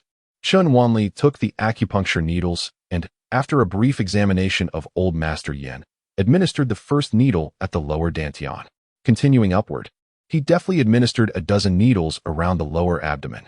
His movements were remarkably swift and precise, demonstrating an exceptional ability to locate acupoints and maintain steady control. Even though the two doctors present were displeased with him, they could not help but acknowledge his expertise. Setting aside other matters, his acupuncture skills were undeniably impressive. The old gentleman's poison, while concerning, was not the primary issue. However, to completely eradicate the source of the toxins residing within him would require considerable effort. "What do you mean? The source of the poison is in the old gentleman's body?" Shu Yin inquired anxiously. Chen Wanli replied, "In my opinion, the old gentleman has been afflicted with a curse. There exists a toxic insect within him. Yet, extracting this multicolored centipede without harming the old gentleman's organs necessitates a certain finesse. Preposterous. A curse? A toxic insect within the old gentleman? Why don't you write a novel instead? Yin Changhai retorted scornfully. If you're incapable, just admit it. There's no need to spin such fantastical tales. Shu Yin furrowed her brows. Not out of suspicion, but because Chun Wanli's assertion seemed exceedingly bizarre. At that moment, Yin Changhai received a call from Li Jiang. After hanging up, he appeared more animated. Stop your nonsensical chatter. National Treasure Li Jiang has arrived. I shall go to greet him. Just consider how he will embarrass you shortly. Utter nonsense about curses. Next you'll claim possession. With that, Yin Changhai stormed out of the hospital room. Chun Wanli remained composed, requesting a piece of paper. With a flourish of his pen, he inscribed a list of items, stating, "First, prepare these materials for me." All right. Shu Ian gazed at Chun Wanli's perpetually indifferent demeanor, gritting her teeth as she handed the paper to the bodyguard at the entrance. Shortly thereafter, Yin Changhai returned with Li Jiang. Master Li, this way please. There's an insufferable young man inside. Do not pay him any mind. Quickly, save my esteemed elder. Upon hearing that the esteemed physician Li Jiang had arrived, the two Western doctors exchanged glances, exhibiting ample respect as they positioned themselves by the edge of the sickbed. Only Chun Wanli remained unmoved, standing before the bed with a contemplative expression. Li Jiang, his demeanor grave, acknowledged the gathered individuals with a nod, preparing to examine the patient. Yin Changhai seized Chun Wanli's arm, insisting, "Step aside immediately, stop pretending." Li Jiang instantly broke into a smile, declaring, with the little divine doctor present, "I am but superfluous." Yin Changhai's hand froze mid-motion. Li Jiang's words struck like a stone cast upon a tranquil lake, leaving the onlookers utterly astonished. Among the contemporary physicians, few could warrant being addressed as little divine doctor by Li Jiang, and without doubt, the young Chun Wanli did not belong to that rarefied circle. The old gentleman has praised me to the skies. Chun Wanli responded with a faint smile. Oh no, esteemed elder, I am unworthy. I recently visited my old friend, the acupuncturist He Song Ming, who speaks of your acupuncture skills with the utmost reverence, declaring them nothing short of miraculous. Previously, during Song Jiaojiao's treatment, Li Jiang had already glimpsed Chun Wanli's remarkable abilities, and given He Song Ming's notorious arrogance in the field of acupuncture, his admission of inferiority was indeed noteworthy. At that moment, Li Jiang's countenance radiated genuine admiration, devoid of any pretense. The audience was left in a state of stunned silence. Shui Yin was utterly stunned. She had never anticipated that Chun Wanli possessed such remarkable medical skills. The other two doctors, Li Jiang and the renowned acupuncturist He Song Ming, were equally astonished, held in awe by this young man. Yin Changhai was taken aback that his intended support for the situation was now unexpectedly praising Chun Wanli. With reluctance, he exclaimed, "Master Li, are you mistaken? This fellow sounds like a charlatan, spouting nonsense. He claims my father has some sort of colorful centipede in his abdomen. Surely that is absurd. He speaks of being cursed. Do you believe such words are those of a physician?" Upon hearing the mention of curses, Li Jiang's expression shifted to one of skepticism. Oh, cursed? He stepped closer for a closer examination, murmuring, "Poisoning is quite evident, but whether there are living creatures within, I cannot ascertain." The old gentleman had undergone CT and MRI scans at the hospital. Had there been a centipede inside, it would have been detected long ago, muttered the doctor. Li Jiang hesitated before asking Chun Wanli, "What evidence do you have, young physician?" Chun Wanli explained that he utilized his vital energy through acupuncture to investigate. A method difficult to articulate, so he vaguely replied, "You wouldn't comprehend even if I told you." The CT scan did not reveal anything because it was merely eggs at first, which later developed into living worms. Li Jiang was rendered speechless. Yin Changhai was so enraged he trembled, pointing at Chun Wanli and declaring, "Isn't this the very definition of a deceitful charlatan?" Li Jiang asked solemnly, "Is there a possibility of misdiagnosis?" "No." Chun Wanli spoke with utmost certainty. "Once everything is prepared, I will reveal the object, and you shall naturally comprehend." Soon, the items requested by Chun Wanli were delivered by the bodyguards. Before them lay a large rooster, several pieces of vermilion, and a sheet of yellow paper. The onlookers gaped in disbelief. It was utterly nonsensical. What should have been a remedy for ailments resembled the antics of a rural shaman warding off evil spirits. With a swift motion, Chun Wanli seized a pair of scissors and severed the rooster's neck, allowing its blood to drip onto the yellow paper. With his hands stained by the rooster's blood, he mixed it with the vermilion and inscribed a series of peculiar symbols upon the paper, infusing it with genuine energy. He then rolled the yellow paper into a pill-sized form and instructed, "Administer this to the old gentleman along with water, and results will manifest within 5 minutes." Even the ever-composed Shui Yan was rendered speechless at the thought of administering this concoction to the elderly gentleman. Li Zhang's lips twitched, leaving him momentarily at a loss for words. Yin Shanghai, in a fit of exasperation, erupted in outrage, denouncing Chen Wanli as a quack. Annoyed, Chen Wanli forcefully pushed Yin Shanghai aside, aiding the elderly gentleman to sit upright, and pressed the paper ball to his lips, giving a firm pat on his back. To everyone's astonishment, the elderly gentleman opened his mouth and made a swallowing motion, successfully ingesting the concoction. All eyes were fixed on him, skepticism lingering in the air. They could hardly believe that anything extraordinary lay within the old gentleman's stomach, nor that a mere paper ball could summon forth any miraculous creature. Only Chen Wanli remained unfazed, exhibiting remarkable composure. As seconds ticked away, the elderly gentleman showed no signs of change, and the gazes directed at Chen Wanli grew increasingly intricate, filled with mockery, derision, and even a hint of schadenfreude. The esteemed elder Yin is far from being just an obscure old man from the countryside.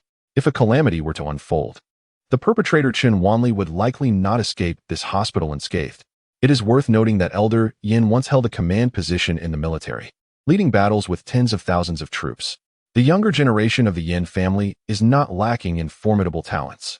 Treating someone of such stature necessitates utmost certainty in the approach, lest one invites disaster upon oneself.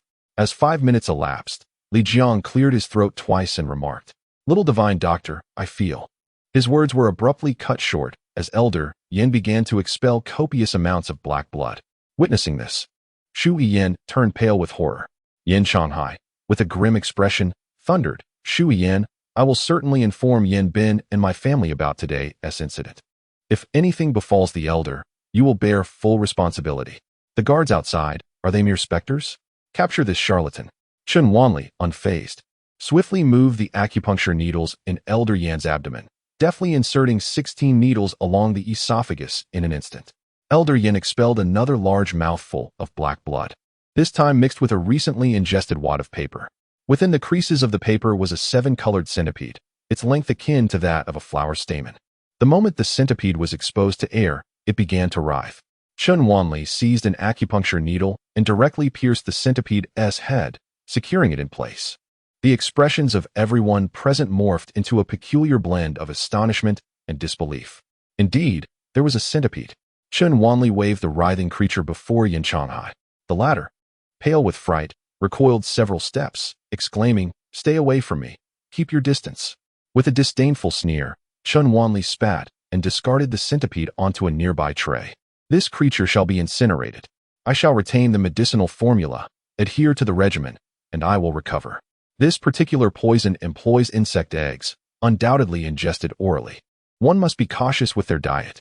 Ignoring the reactions of those around him, Chen Wanli deftly penned the prescription. Perhaps fortune smiles upon the hapless. Like a blind cat stumbling upon a dead mouse, he scoffed lightly. "You are the dead mouse." Shu Yin exhaled, her irritation evident as she shot him a glare. Chen Wanli offered a few more instructions before feigning an excuse to depart. Shu Yin personally escorted him downstairs. "My dear man, your abilities are remarkable. Within mere days, you have aided me several times. So, shall you offer yourself in return?" Chen Wanli smirked. "Oh, look at that. After 3 encounters, you seem to fathom my heart." With the elder now out of danger, Shu Yin's spirits had evidently lifted. "You have no chance. I am already wed." Just as Chen Wanli spoke, his phone rang. Upon seeing it was Zhang Yuehong calling, he chuckled and raised the phone. "It's my mother-in-law." The corners of Shu Yin's mouth curled slightly. "That's of no consequence. I can compete unfairly with her. If worst comes to worst, I could always play the mistress." Uft. Chen Wanli stumbled, nearly tripping over himself, utterly bemused by this woman's audacity. He cleared his throat awkwardly, turned, and hastily answered the call. As soon as he connected, he heard Zhang Yuehong's frantic voice. "Wanli, your father has been attacked. Hurry to Bogucheng."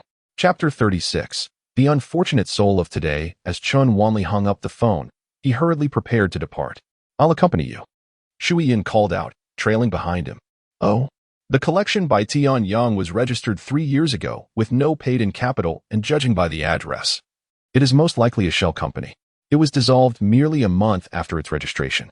Most concerning is that the legal representative is an unemployed drifter, the sort who sells their identity to assume such a role. Upon finishing her statement, Chun Wanli's countenance darkened ominously. Indeed, there was an issue at hand. A shell company had acquired his parents' relics at an exorbitant price. If this were a legitimate collection or merely an eccentric preference of the owner, what necessity was there to purchase an identity and establish a shell company? Xu Yiyan, possessing remarkable acumen, sensed a potential conflict between Chun Wanli and this company. With a furrowed brow, she cautioned, such empty corporations typically serve as facades for dubious enterprises. Their tracks are often meticulously covered. Given that 3 years have elapsed, uncovering the truth will not be an easy task. Chun Wanli regained his composure and smiled faintly. It matters not. This revelation merely corroborates some of my suspicions. As for the rest, I have my own methods. Chun Huanrui and the Chun Yayang family are the executors of the estate. They cannot evade accountability. Before long, the vehicle came to a halt in the parking lot of the antique city. Xu Yiyan appeared determined to accompany him, but Chun Wanli quickly gestured. I can manage on my own. With a playful smile, Xu Yiyan teased, Are you worried about your in-laws misunderstanding? I shall refrain from attending. Should any complications arise, feel free to contact me. The bogus city lies within the domain of the Yin family, and they currently owe you a substantial favor. As long as you refrain from dismantling this establishment, any issues can be effortlessly resolved. With that, Chun Wanli hastily departed. Bogus City is a notably expansive free market for cultural and antique artifacts in Nanban City. At the entrance of the market stands a grand architectural structure, proudly displaying the name Bogus City. The market itself occupies a vast area, featuring numerous shops designed in an ancient style, specializing in exquisite crafts and antiques. Additionally, there exists an immense square filled with an array of stalls. This locale is a veritable treasure trove, showcasing a plethora of cultural artifacts and antique collectibles, including ceramics, jade, antique ornaments, stone carvings, wood carvings, both new and old paintings, and the 4 treasures of the study. Essentially, anything related to cultural artifacts and antiques can be found here. As for authenticity, one could only say that fortune may favor the diligent. One moment of oversight could lead to a significant loss. Upon entering the market, Chun Wanli quickly located the Gubao Gu as mentioned by Zhang Yuehong. This shop is impressively large, covering at least 2,000 to 3,000 square feet, with an opulent faade and decor that exudes antiquity. As Chun Wanli stepped inside, he noticed a considerable number of patrons in the spacious hall. Rows of display cases and shelves brimmed with various antiques, from porcelain of diverse dynasties to an array of jade artifacts, even an entire wall dedicated to paintings and calligraphy. This single establishment encompasses a myriad of antique categories, with numerous customers engrossed in their studies of the items. In the northwest corner, Chun Wanli discerned the voices of Tang Daping and Zhang Yuehong engaged in a heated argument with several individuals clad in security uniforms, surrounded by a throng of onlookers eager to witness the commotion. A middle-aged, rotund man clad in a managerial suit, exuding an air of menace, incessantly pointed his finger at Tang Daping, declaring, I assure you, unless you compensate, you shall not exit this establishment today. Tang Daping trembled with indignation, retorting, It was not I who caused the collision. You are framing me unjustly. The corpulent manager, with a look of disdain etched across his brow, interrupted, Spare me your futile arguments. Do you truly believe I would wrongfully accuse you in my esteemed establishment? Zhang Yuehong, caught in a maelstrom of fear and anger, exclaimed, I shall contact the authorities. This is unacceptable. How can you resort to violence? Before Tang Daping could interject, the manager cast a sidelong glance at Chun Wanli, asserting, I am sure Su, the manager of Gubao Pavilion. You must be his son, yes? Your father has shattered one of our precious Song dynasty wind vases. And in his apparent destitution, he dared to offer a mere 8 million in compensation. Yet, he adamantly refused to pay. Instead, he has the audacity to accuse us of framing him. It is utterly ludicrous. How could I, as the steward of Gubao Pavilion, possibly fabricate such charges against a decrepit old man? With a pause, Shi Su's tone grew more ominous. If you do not provide compensation, I shall have no choice but to involve the police. Tang Daping, now shaking with fury, retorted, You speak nonsense. If I were responsible, I would sell everything I own to make amends. But I am innocent. Why should I pay? Go ahead and call the police. Shi Su scoffed. Look at your father's attitude. Let me make it clear, should this escalate to the authorities, it will not merely be 8 million. His voice was sharp and commanding, instilling fear in the timid, who would surely be intimidated by his formidable presence. Chen Wanli gently patted Tang Daping's back and said, "Dad, it truly isn't you, right?" Tang Daping nodded in affirmation. Zhang Yuehong hastily added, "I was walking directly behind your father. I saw it quite clearly, and he was still quite distant." As she spoke, she gestured to indicate the distance she had observed. Chen Wanli nodded, recognizing that while Tang Daping might be somewhat indecisive regarding family matters, he was fundamentally a responsible individual, unlikely to resort to deceit. "Young man, your father may lack understanding. I advise you to be wise." The manager shifted the pressure onto Chen Wanli. He remained silent, bending down to examine the shards of porcelain scattered on the ground. The listening wind vase was essentially an ancient decorative piece, designed to sway slightly at the slightest breeze when placed on a shelf. Its base was hexagonal to prevent it from toppling over, which generally ensured stability. After running his fingers over the fragments for a moment, Chen Wanli sensed no trace of spiritual essence. However, upon glancing at the base of the listening wind vase, he was struck by a profound aura of spiritual energy. This revelation sparked a moment of speculation within him, prompting him to rummage through the porcelain shards. Soon, a piece adorned with delicate golden floral patterns captured his attention. Chen Wanli's reaction did not go unnoticed by Shi Su, and several store employees nodded in agreement. The more pressure was applied, the calmer Chen Wanli appeared. It was evident that this was a setup, though it remained unclear whether it was aimed at Tang Daping, or if he was merely the unfortunate target of the day. With a faint smile, Chen Wanli remarked, "In such a large establishment, there must be surveillance, correct? Please review the footage. If it shows my father causing the incident, I shall compensate for the damages. If not, my father would not have suffered unjustly. This request is hardly excessive, is it?" Tang Daping nodded repeatedly, affirming, "Well said. Let's check the surveillance." Unfortunately, the camera in this corner is malfunctioning and has yet to be replaced. However, Shi Su remained unfazed. "Although there is no surveillance, our staff and several patrons have witnessed the incident." Upon hearing this, several individuals nodded in agreement. "How can we be sure you are not conspiring to defraud my Uncle Tang? I doubt the authenticity of your porcelain." At that moment, a man's voice emerged from the outskirts of the crowd. Chapter 37. I wish to see just how foolish you truly are. Upon his arrival, Tao Yuza greeted Zhang Yuehong and Tang Daping, saying, "Uncle and Auntie, please remain calm. I will assist you." Tang Daping recognized the two and inquired, "What brings you here?" Jiang Li adjusted her hair and replied, "Yanran received Auntie's call and was quite distressed. However, she couldn't leave the hospital, so she asked me to come and check."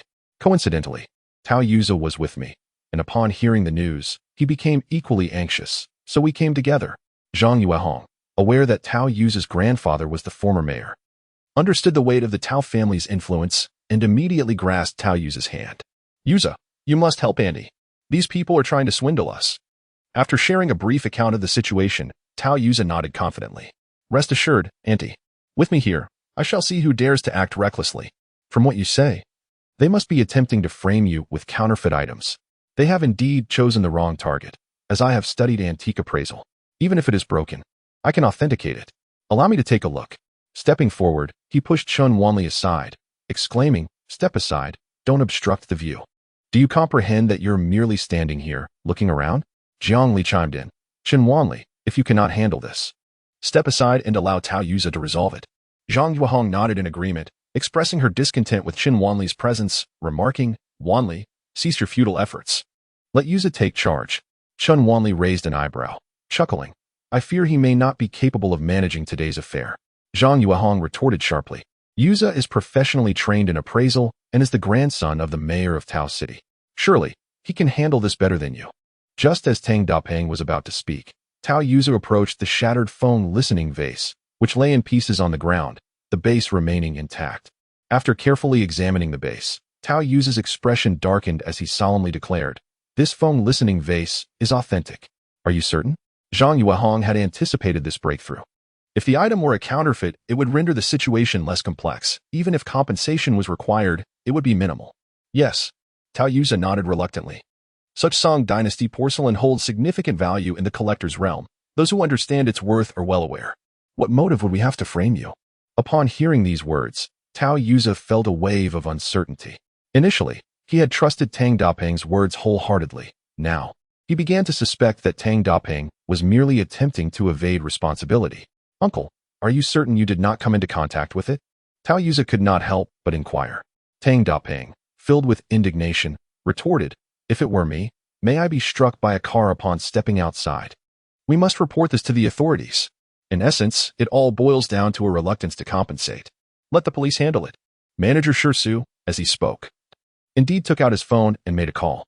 After hanging up, he instructed the security to guard the door, ensure that no one escapes. Shirsu proactively called the police, and a sense of foreboding began to creep over Tao Yuza. Sure enough, within 10 minutes, 2 men clad in police uniforms arrived. After hearing the entire account, they feigned interest while questioning several so-called witnesses. One officer, displaying impatience, declared, "3 shop assistants and 6 customers have testified. You have damaged their property. Compensation is required. Otherwise, given the substantial amount involved, temporary detention is the only recourse. If you attempt to flee, this situation will become even more troublesome."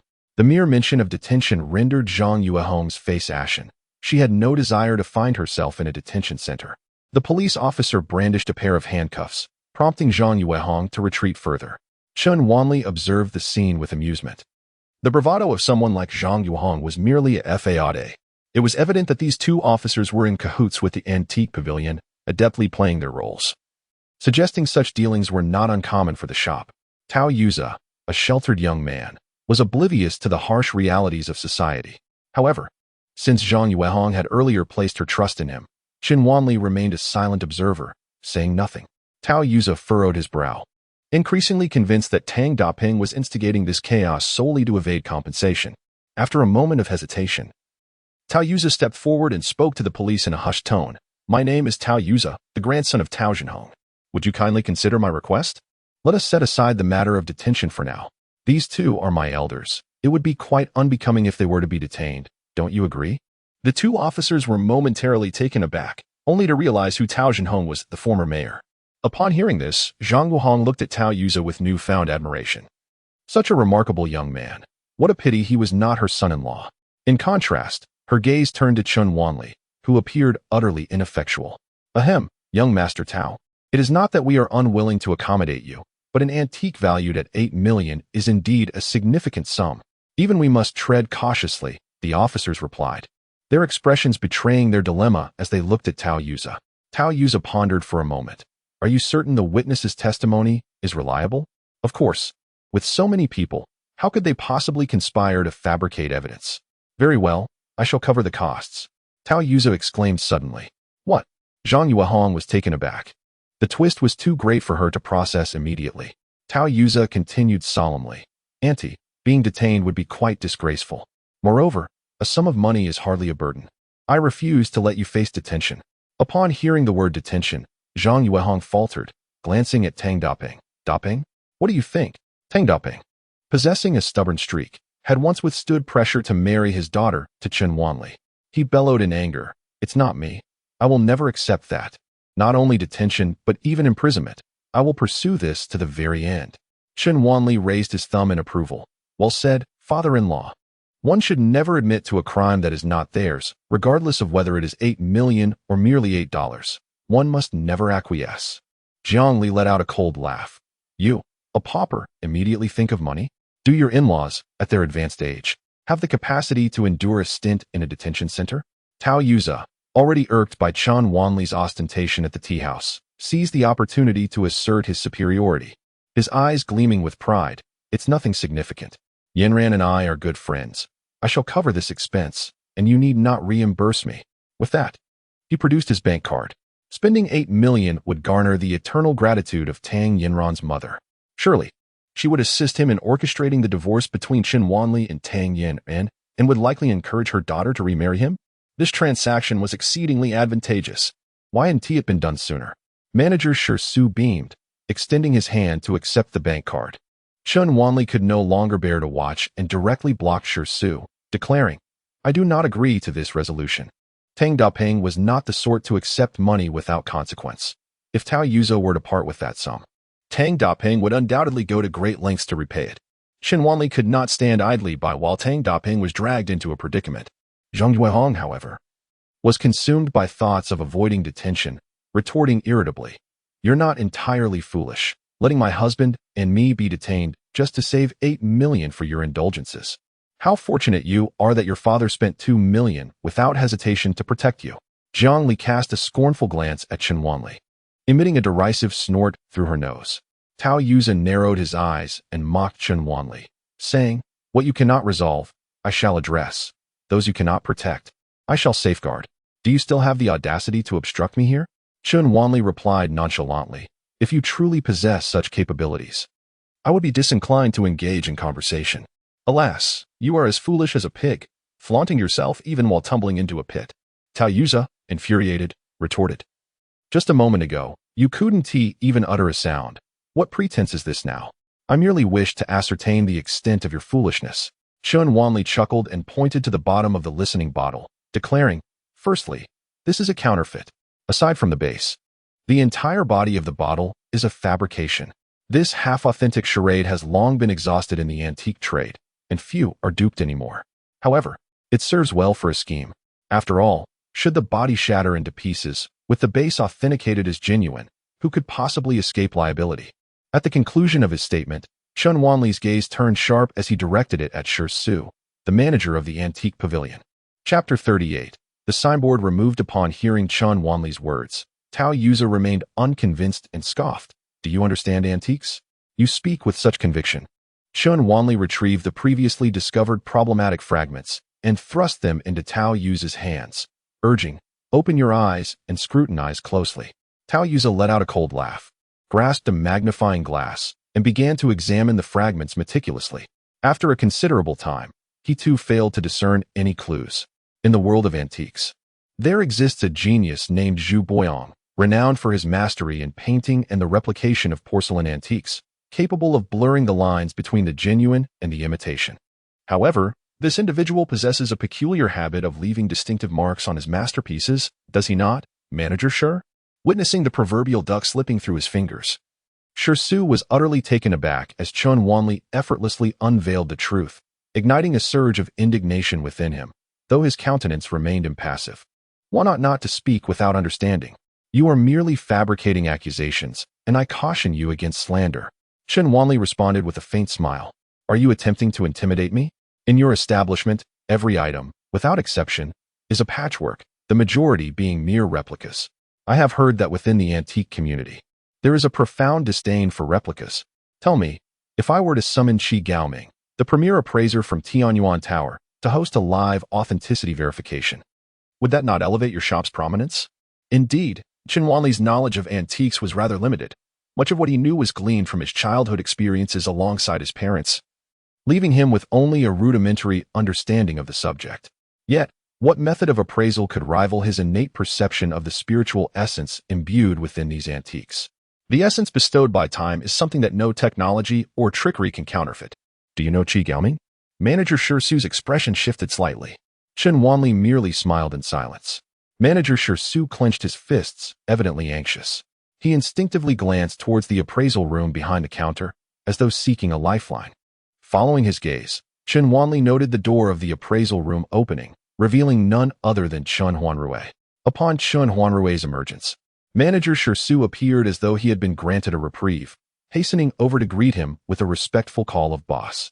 Chen Huanrui leisurely approached Chen Wanli. "You claim it is a counterfeit. Do you possess any evidence?" "None. As for seeking Qi Gaoming's appraisal, if you have the capability, then go ahead and call. Tianyuan is a more upscale antique market than Bogucheng, fully catering to the affluent. Qi Gaoming is indeed a prominent figure among appraisers. Not to mention a minor character like Chen Wanli. Even his current standing in the antique industry would be insufficient to summon him."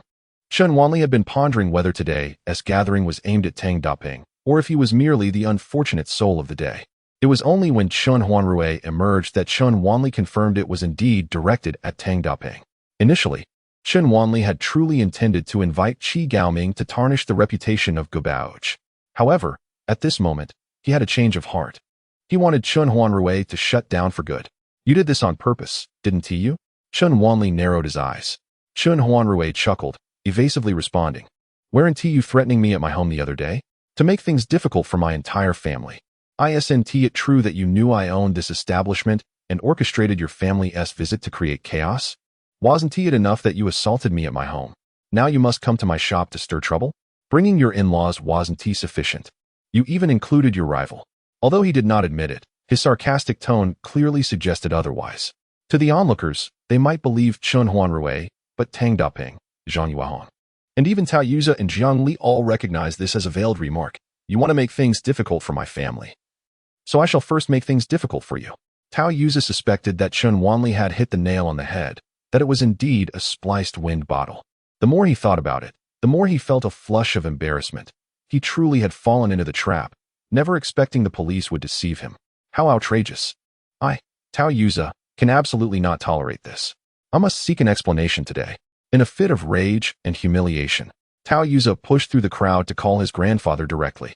Zhang Yuehong was seething with anger, thinking that the elderly couple was merely unlucky to be trapped in a dispute, having encountered a fraudulent establishment. In reality, it was Chen Wanli who had stirred up trouble and dragged them into this mess. No wonder she received flyers advertising substantial discounts at the antique pavilion while taking a stroll near her home. Otherwise, she would not have urged Tang Daping to accompany her to the antique city. As for Tao Yuza, at crucial moments, he was always the one to spend money and seek connections. She truly felt that this son-in-law was a disappointment. Only Tang Daping wore a worried expression, as Chen Wanli had indeed crossed paths with the Qin Yaoyang family. Considering Qin Huanrui's cunning schemes and reflecting on the wealth of Qin Yaoyang's family, a chill ran down Tang Daping's spine. Moments ticked by, yet Tao Yuza had not returned. Jiang Li felt an ominous premonition about the depths of the antique city. Tao Yuza had not sought assistance from old Master Tao. Tang Daping and Zhang Yuehong shared this suspicion, which only added to their growing headache. Chen Huanrui was aware of Tao Yuza's identity and knew he had gone to summon help, yet he remained remarkably calm, with an enigmatic smile directed at Chen Wanli. Why haven't you called for assistance yet? Oh dear, you must allow your rival to steal the spotlight. Could it be that you have no one to call? Oh no. That cannot be right. You simply know that fool is of no use. And what about my dear cousin? Are you of any use? Tang Daping interjected. You must be Huanrui, right? You and Wanli share blood. What grievances could possibly warrant such a scene? Chen Huanrui grinned menacingly. Are you afraid? Afraid of spending money? It's merely 8 million. Come, let me offer you a discount. 5 million will secure your obedient son-in-law's safety. Are you truly unwilling? Rest assured, Mr. Chen, there's no escape. The communal meals in the detention center are prepared for them. The officer surnamed Liang smiled cooperatively. After a moment of laughter, Chen Huanrui leaned closer to Tang Daping, lowering his voice. This time, you can cover his 5 million. Next time, I might require another 5 million. I wonder how many times your medicinal garden can afford such losses? With that, he provocatively spat at Tang Daping's feet. You. Tang Daping's face turned ashen. Regarding the Qin family, he truly felt powerless. 3 years ago, they were merely engaged in small businesses, but now they had transformed into enigmatic hotel magnates. Chen Wanli, disinterested in trivialities, quietly took out his phone and dialed, I want the Gu Baoga closed. Can you manage that? Oh, and also deal with those 2 accomplices. It shouldn't be an issue, right? Good, I'll wait for you for 10 minutes. Upon hearing Chen Wanli's words over the phone, everyone erupted in laughter. Even Tang Daping and Zhang Yuehong lowered their heads. To run such a large establishment in Bogucheng, one must surely have a formidable background. Even if Chen Wanli knew Director Shen, it would be unreasonable to expect a shop to close in 10 minutes based solely on a casual request. The higher-ups are always more meticulous in their dealings. In simpler terms, what ordinary folk cannot accomplish, those capable of doing so seldom do casually. Ha ha ha, just like last time at my home, quite impressive. Chen Huanrui let out a disdainful laugh, his face a mask of contempt. He effortlessly set a trap, and the Chen Wanli family fell right into it. This sense of control filled him with delight. You want me to close the door? Do you possess the capability to demand that? Do you realize the value of this establishment? My shop holds shares in the Boga City under Brother Yin. The Yin family is the true authority of Boga City. Do not speak of mere city leaders. Even the wealthiest cannot exert influence here. Zhang Yuehong discreetly tugged at Tang Daping's sleeve, suggesting, shall we consult Zhang Haimin? Chen Wanli, upon hearing this, shook his head firmly. No need. His influence is insufficient to involve himself in this matter. Tang Daping recognized the truth in Chen Wanli's words. Yet Zhang Yuehong rolled her eyes in disbelief. If Zhang Haimin was deemed inadequate, how could Qin Wanli dare to utter such grandiose claims? It was utterly preposterous. Only 8 minutes left? Huh. I eagerly await your attempt to make me close the door. Chen Huanrui glanced at his watch. A provocative smirk plastered across his face. At the 7-minute mark, 4 or 5 burly men accompanied a man clad in traditional Tang attire into the entrance of Gubao Gu. Brother Hai, what brings you here? Chen Huanrui exclaimed, surprised upon recognizing the newcomer. Brother Hai was Yin Gu's right-hand man, responsible for managing affairs in Boga City whenever Yin Gu was absent, ignoring Chen Huanrui entirely. Brother Hai pointed at the Gubao Gu sign and commanded his subordinates, remove that sign. Henceforth, there shall be no place for his shop in Boga City. From now on, Chen Huanrui is barred from any dealings with the Yin family's enterprises. As soon as he finished speaking, several men rushed to retrieve a ladder and take down the sign. Chen Huanrui stood frozen, utterly dumbfounded. This was tantamount to a complete ban from the Yin family of Boga City. In the antiquities trade, he could forget about making a living. This scene left everyone present in a state of shock. Chapter 39. Clean the slate. Chen Huanrui could hardly fathom that Chen Wanli possessed such strength. Brother Hai, is there some misunderstanding? Why is this happening? He asked with a forced smile as he approached. Brother Hai's face was contorted with rage, and he slapped Chen Huanrui across the face, exclaiming, "What have you done, you scoundrel? Are you unaware of whom you've offended?" In disbelief, Chen Huanrui pointed at Chen Wanli and exclaimed, "Is it because of this pathetic loser that Brother Yin wants to blacklist me?" Brother Hai delivered another resounding slap to Chen Huanrui's face. "Do not presume that Brother Yin is oblivious to your shady dealings in the shop selling Zhufang. I have tolerated you for far too long. While selling Zhufang may be your talent, engaging in extortion tarnishes the reputation of my boguching. Today, merely removing your sign is already a concession to old Zhou. Otherwise, it would have been your legs that were broken." He then pointed at the 2 policemen who had arrived earlier. "And those 2, strip them of their skins and send them to the disciplinary department." Brother Hai's face was a mask of fury. The 2 policemen exchanged glances, utterly paralyzed by the situation. Chen Huanrui's complexion turned ashen. Gu Baoge was his establishment, but it was backed by the influential Zhou family in the collectibles industry, as well as Brother Yan's shares. How could Qin Wanli truly shut him down in just 10 minutes? When had this cousin acquired such power? As he spoke, the sign was already being taken down, tossed aside by Brother Hai's men, who trampled it into fragments. All items within the shop had to be cleared out by this afternoon. Tomorrow, if anything remained inside, it would all be smashed. This abrupt turn of events left Tang Daping and Zhang Yuehong utterly stunned. At that moment, Xu Yiyan entered with a graceful stride, approaching Chen Wanli directly. With a charming smile, she inquired, "Are you satisfied with this arrangement?" Zhang Yuehong pinched Tang Daping hard, for the woman before them was as stunning as her daughter. The way she spoke, with her expressive eyes and a smile playing on her lips, left them wondering about their connection. Tang Daping shook his head, indicating his unfamiliarity. Only Jiang Li stood frozen in place, her expression rigid. This was Xu Yiyan, a paragon of beauty, shrouded in an air of mystery befitting a queen, while the outside world merely knew she owned a tea house. Taiyuze's grandfather had repeatedly warned his grandson against causing trouble there, hinting at her formidable background. How could Chen Wanli have charmed such a queen after just one visit? In response to Xu Yiyan's inquiry, Chen Wanli nodded slightly, yes. But there is still one matter pending. His gaze then fell upon Chen Huanrui. "You were quite arrogant when you insulted others, weren't you? Now, kneel and apologize. And clean up the spit you've left behind. If you do so, I shall temporarily spare you today." At that moment, Chen Huanrui comprehended that Chen Wanli had no ties to Hai Gu or Yin Gu. He had merely latched onto this remarkable woman. Astonished by Xu Yiyan's beauty, he pondered how someone of such caliber and background could possibly assist a penniless nobody like him. He stepped forward, addressing Xu Yiyan. "My lady, are you truly willing to oppose the Chun family and the Zhou family of the collector's circle for the sake of such a leech? Do not be deceived. He is merely a married, impoverished wretch. The individuals beside him are his in-laws.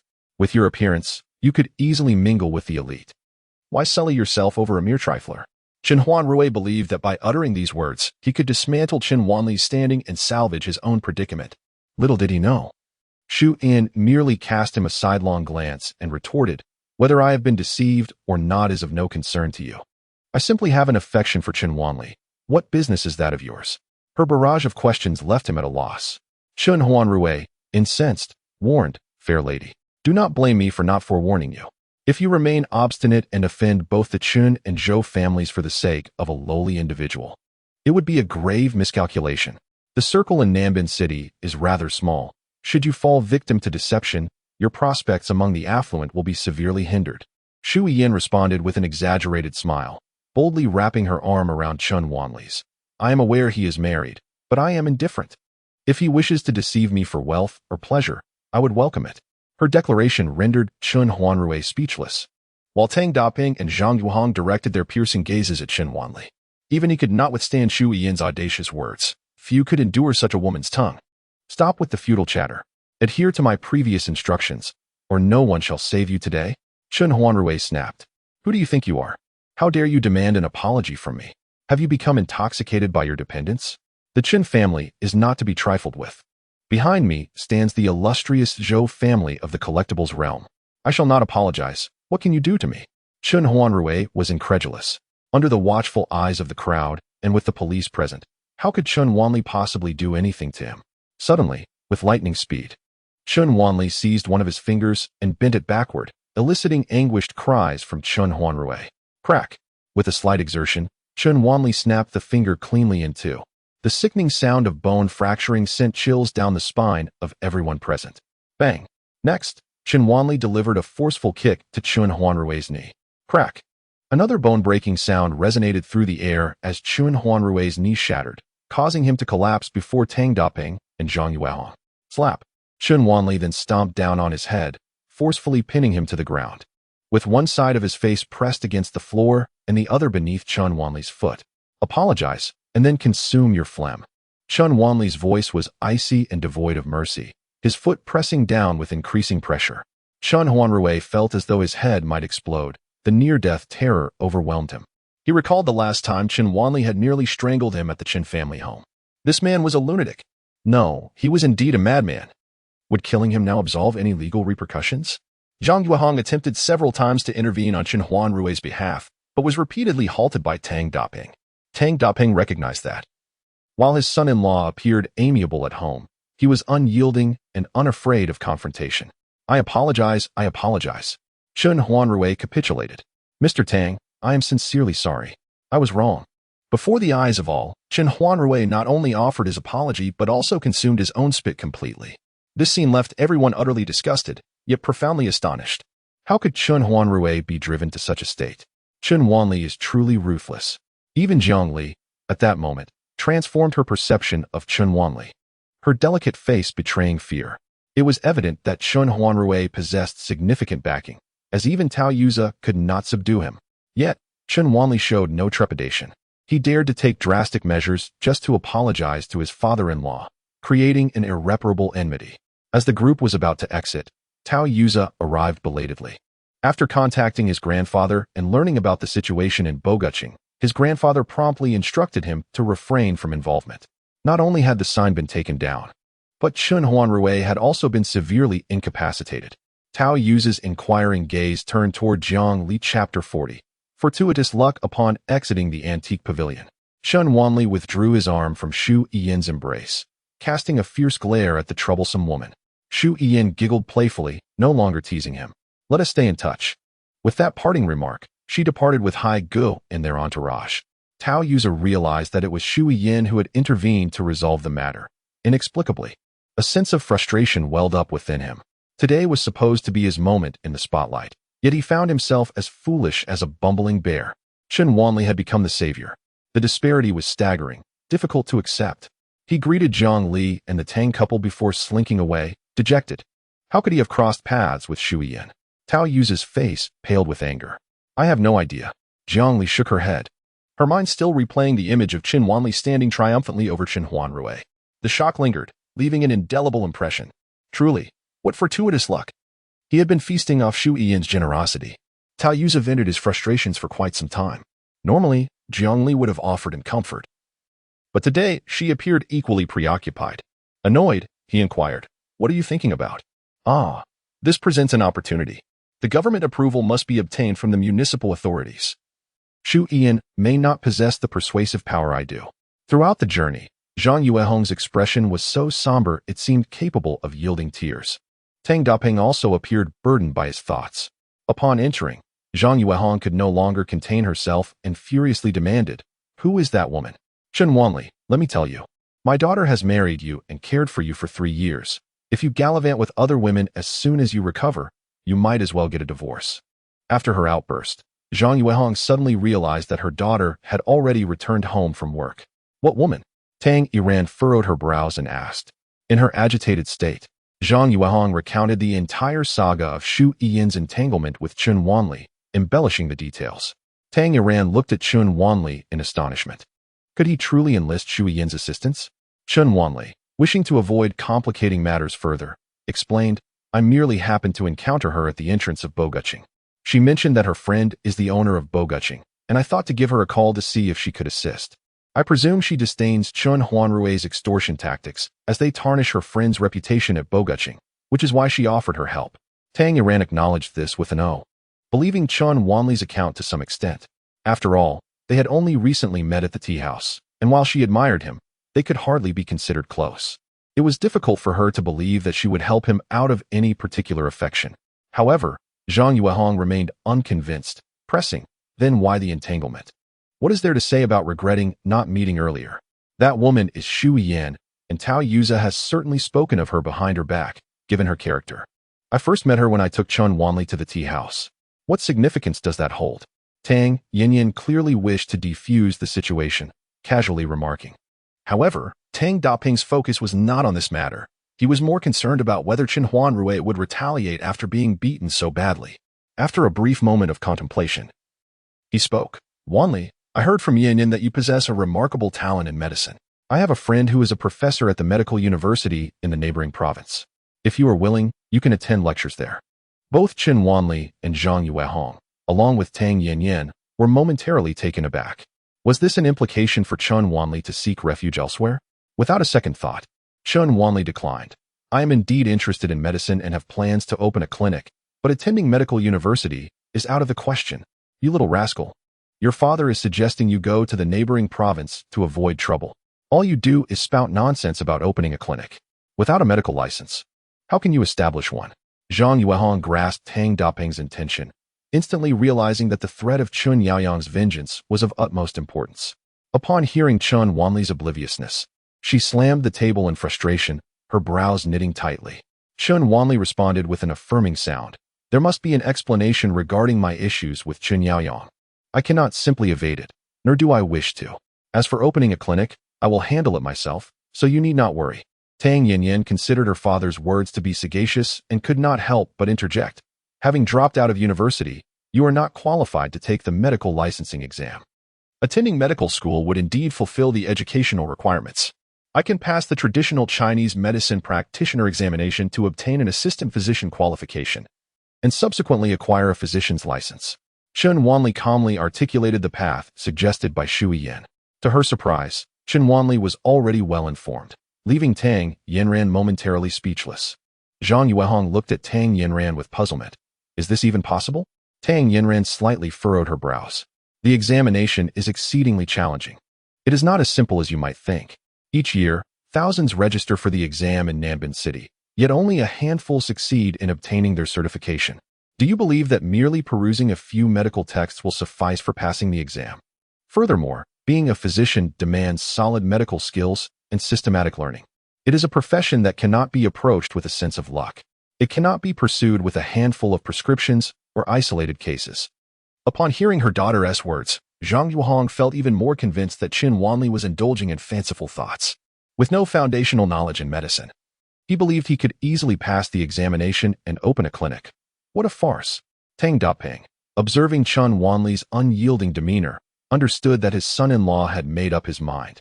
He recognized that while Chen Wanli held gratitude towards the Tang family and often restrained his temperament at home, he was inherently a person of pride and determination, someone not easily swayed by others' counsel. Not wishing for his wife to speak recklessly and escalate tensions, he could only concede for the moment. Since Wanli is so determined, let him try self-study. Tang Daping sighed. "I believe it will be a fruitless endeavor. With his current state, he thinks he can contend with Chen Yaoyang. Just wait and see. His entire family will eventually be dragged down by him. For the time being, the living room was left with just the son-in-law and the father-in-law. Tang Daping gently patted Chun Wanli's shoulder, saying, I understand that you have some connections with the Song family and director Shun, but knowing someone is one thing, while having them assist you is quite another. Moreover, when it comes to dealing with someone as established as Chun Yaoyong, they will not lend you their support. Furthermore, relying on self-study for medical examinations is exceedingly challenging. Do not underestimate the difficulty, especially since you have no foundation whatsoever. Father, do not worry. I am fully aware of my own capabilities. Chun Wanli replied confidently with a smile. Tang Daping found himself at a loss for words, unable to comprehend where Chun Wanli's confidence stemmed from. Unexpectedly, on the other end of the line, Jiang Li refrained from mocking Chun Wanli for the first time. Instead, she suggested, let him give it a try. After all, obtaining that information isn't particularly difficult. Don't you have a senior who works at the Health Commission in Nambin City? She can handle the registration materials. Reach out to her for assistance. After hanging up the phone, Tang Yiran pondered for a moment and resolved to help Chun Wanli with the registration. Although she believed Chun Wanli was unlikely to pass, it would serve as a wake-up call for him, making him realize that within the vast ocean of medical knowledge, he might have stumbled upon a few remedies, but those are merely a drop in the bucket and hardly sufficient. Some local practitioners do gain a modest reputation by treating specific ailments with secret formulas. However, lacking comprehensive medical knowledge can often lead to unfortunate incidents. Only by acknowledging his own insignificance can one refrain from practicing medicine without a license. To offend others while practicing medicine unlawfully is to provide them with leverage against oneself. Tang Yinran found herself at a loss regarding how to deal with Chun Yaoyong, and could only think of ways to help Chun Wanli mitigate his vulnerabilities. With this thought in mind, she promptly retrieved her senior's phone number and made the call. To her surprise, the senior readily agreed to meet. Come with me. I've arranged for my senior to assist you in obtaining that specialized examination qualification. Chun Wanli did not anticipate that Tang Yinran would act so swiftly upon mentioning it. He had originally intended to seek assistance from Li Jiang or He Sonmong. However, given Tang Yinran's goodwill, he accepted her offer with a nod and stepped out with her. The meeting location provided by the senior was an upscale club. Upon arriving, they spotted a flamboyantly dressed woman standing at the entrance, glancing around. Senior. Tang Yinran recognized the striking woman from a distance as her university senior, Ding Lan. Ding Lan smiled, but then, upon noticing Chun Wanli trailing behind Tang Yinran, her gaze turned scrutinizing, sweeping over him with disdain. So, you are Yinran's husband? Is it you who seeks the specialized qualification? Have you recovered from your illness? Before Chun Wanli could respond, Ding Lan shook her head dismissively. What an ill-suited match. I remember my junior was a remarkable figure during her college years. Possessing both talent and beauty, marrying you is truly a pity. Just then, another Audi pulled up at the entrance, and two men and a woman emerged, all familiar to Ding Lan. As they alighted, Ding Lan eagerly approached them, exchanging warm greetings. Meanwhile, the newcomers frequently glanced over at Tang Yinran and Chun Wanli. Yinran, do you remember these two? Among our alumni, there are seniors 2 years ahead of us. Ding Lan offered a brief introduction. Tang Yin appeared somewhat bewildered. She had anticipated a private meeting, but was taken aback to find that Ding Lan was attending a gathering. Dazed, she greeted the two seniors with an air of familiarity. The seniors invited Tang Yin inside. As she turned to call Chun Wanli to join them, Ding Lan chuckled. Don't worry, I want to let your husband slip away. Chun Wanli perceived that Ding Lan intentionally left a few steps to obstruct him, so he halted, expressing his impatience. If you have something to say, just say it. Oh, you do possess some self-awareness, Ding Lan scoffed. You and Tang Yinran are not suited for each other. It's best to divorce sooner rather than later. So you don't hold her back. If you wish, there is no need for any specialized examination. I could easily procure a medical practitioner's license for you. As she spoke, Ding Lan lit a cigarette and exhaled a cloud of smoke. That won't be necessary. Our marital affairs are not for you to meddle in. Chun Wanli's expression turned frosty. Stop pretending. It only makes you appear both insecure and arrogant. Ding Lan retorted. The Tang family, despite their shortcomings, is still middle class. You understand, don't you? A woman's beauty is a scarce resource, one that can equate to wealth. Tang Yin possesses both beauty and intellect. What do you have? You and I inhabit entirely different realms. Ding Lan regarded Chun Wanli with contempt. Chun Wanli, now infuriated to the point of laughter, shot back. And which world do you belong to? Mars. Ding Lan's expression hardened. Playing the fool is pointless. I assure you, with a single word. You won't even step through that door today. Do you believe me? At this moment, Chen Wanli had come to realize that Ding Lan had summoned Tang Yanran for ulterior motives. You have overestimated yourself and underestimated me, Chen Wanli. I harbor no interest in the sordid commerce of your world, and I believe Yanran feels the same. I advise you to stow away your sordid thoughts before it is too late and regret ensues. In that instant, Chen Wanli exuded a formidable aura, a confidence and assurance that surged from the depths of his being, as if he wielded the most authentic power in the universe, unafraid of any earthly challenge. Ding Lan, momentarily dazed, felt a sense of flustered humiliation, her facade completely pierced, leaving her momentarily speechless. Chen Wanli let out a cold laugh and strode directly toward the entrance of the establishment. The woman who had accompanied the senior stood nearby, waiting for Ding Lan. Furrowing her brow, should we have the security stop him? Tang Yanran had not wandered far, lingering by the entrance, and upon seeing Chen Wanli approach, she pulled him aside and whispered, "Did the senior say anything unpleasant?" "No. However, I perceive that she does not genuinely wish to assist," Chen Wanli implied. Tang Yanran frowned and shot him an incredulous glance. Is there some misunderstanding? The senior has always been warm-hearted, and she readily agreed over the phone. Chen Wanli shook his head. Just as the two were about to continue their conversation, they noticed Ding Lan and her companions approaching, compelling them to cease their discussion and proceed together into the private room. The opulent suite, capable of accommodating 40 to 50 individuals without feeling cramped, showcased a lavish decor beyond the means of the ordinary working class. Chen Wanli speculated that the host of the gathering was unlikely to be the office worker Ding Lan. At that moment, a considerable number of guests had already arrived in the private room. Among those present, Tang Yanran recognized only a handful, primarily a few senior colleagues. Distinguished figures within the medical community, whom she found somewhat familiar. The remainder were individuals clad in opulent attire, exuding an air of arrogance, unmistakably resembling the offspring of affluent families. "Oh, Sister Ding, it appears you have brought a new friend," a young man exclaimed. And the collective gaze of the attendees turned to focus on Tang Yanran. Beautiful. A woman as stunning as Tang Yanran effortlessly became the center of attention wherever she went. Ding Lan was evidently well acquainted with this crowd. "Please, make yourselves comfortable. Today, I have brought my junior, who happens to be the top of our school's beauty rankings. I trust you will extend her your courtesy." Ding Lan giggled charmingly as she introduced her to the group of affluent youths. "Haha, our junior Tang Yanran was once the belle of the school. I recall our department head praising her in class several times for her remarkable talent." One senior chimed in with a laugh. "Not just talent. She was renowned as a great beauty. I remember many suitors on the school forum vying for her attention. Yet they felt inadequate to approach her." Tang Yanran's cheeks flushed with embarrassment. She was unaccustomed to such teasing, merely responding with a polite nod and a smile.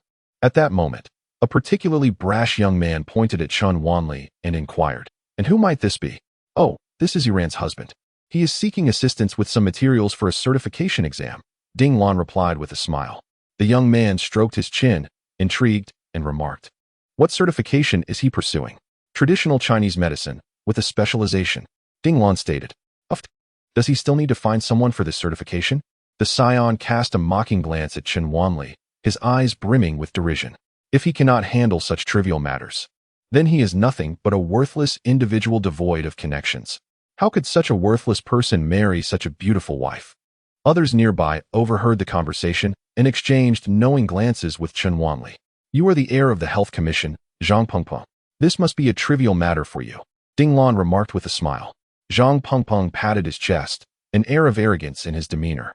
"My dear, this minor issue can be resolved with a mere word from me. But how will you express your gratitude?" "Thank you.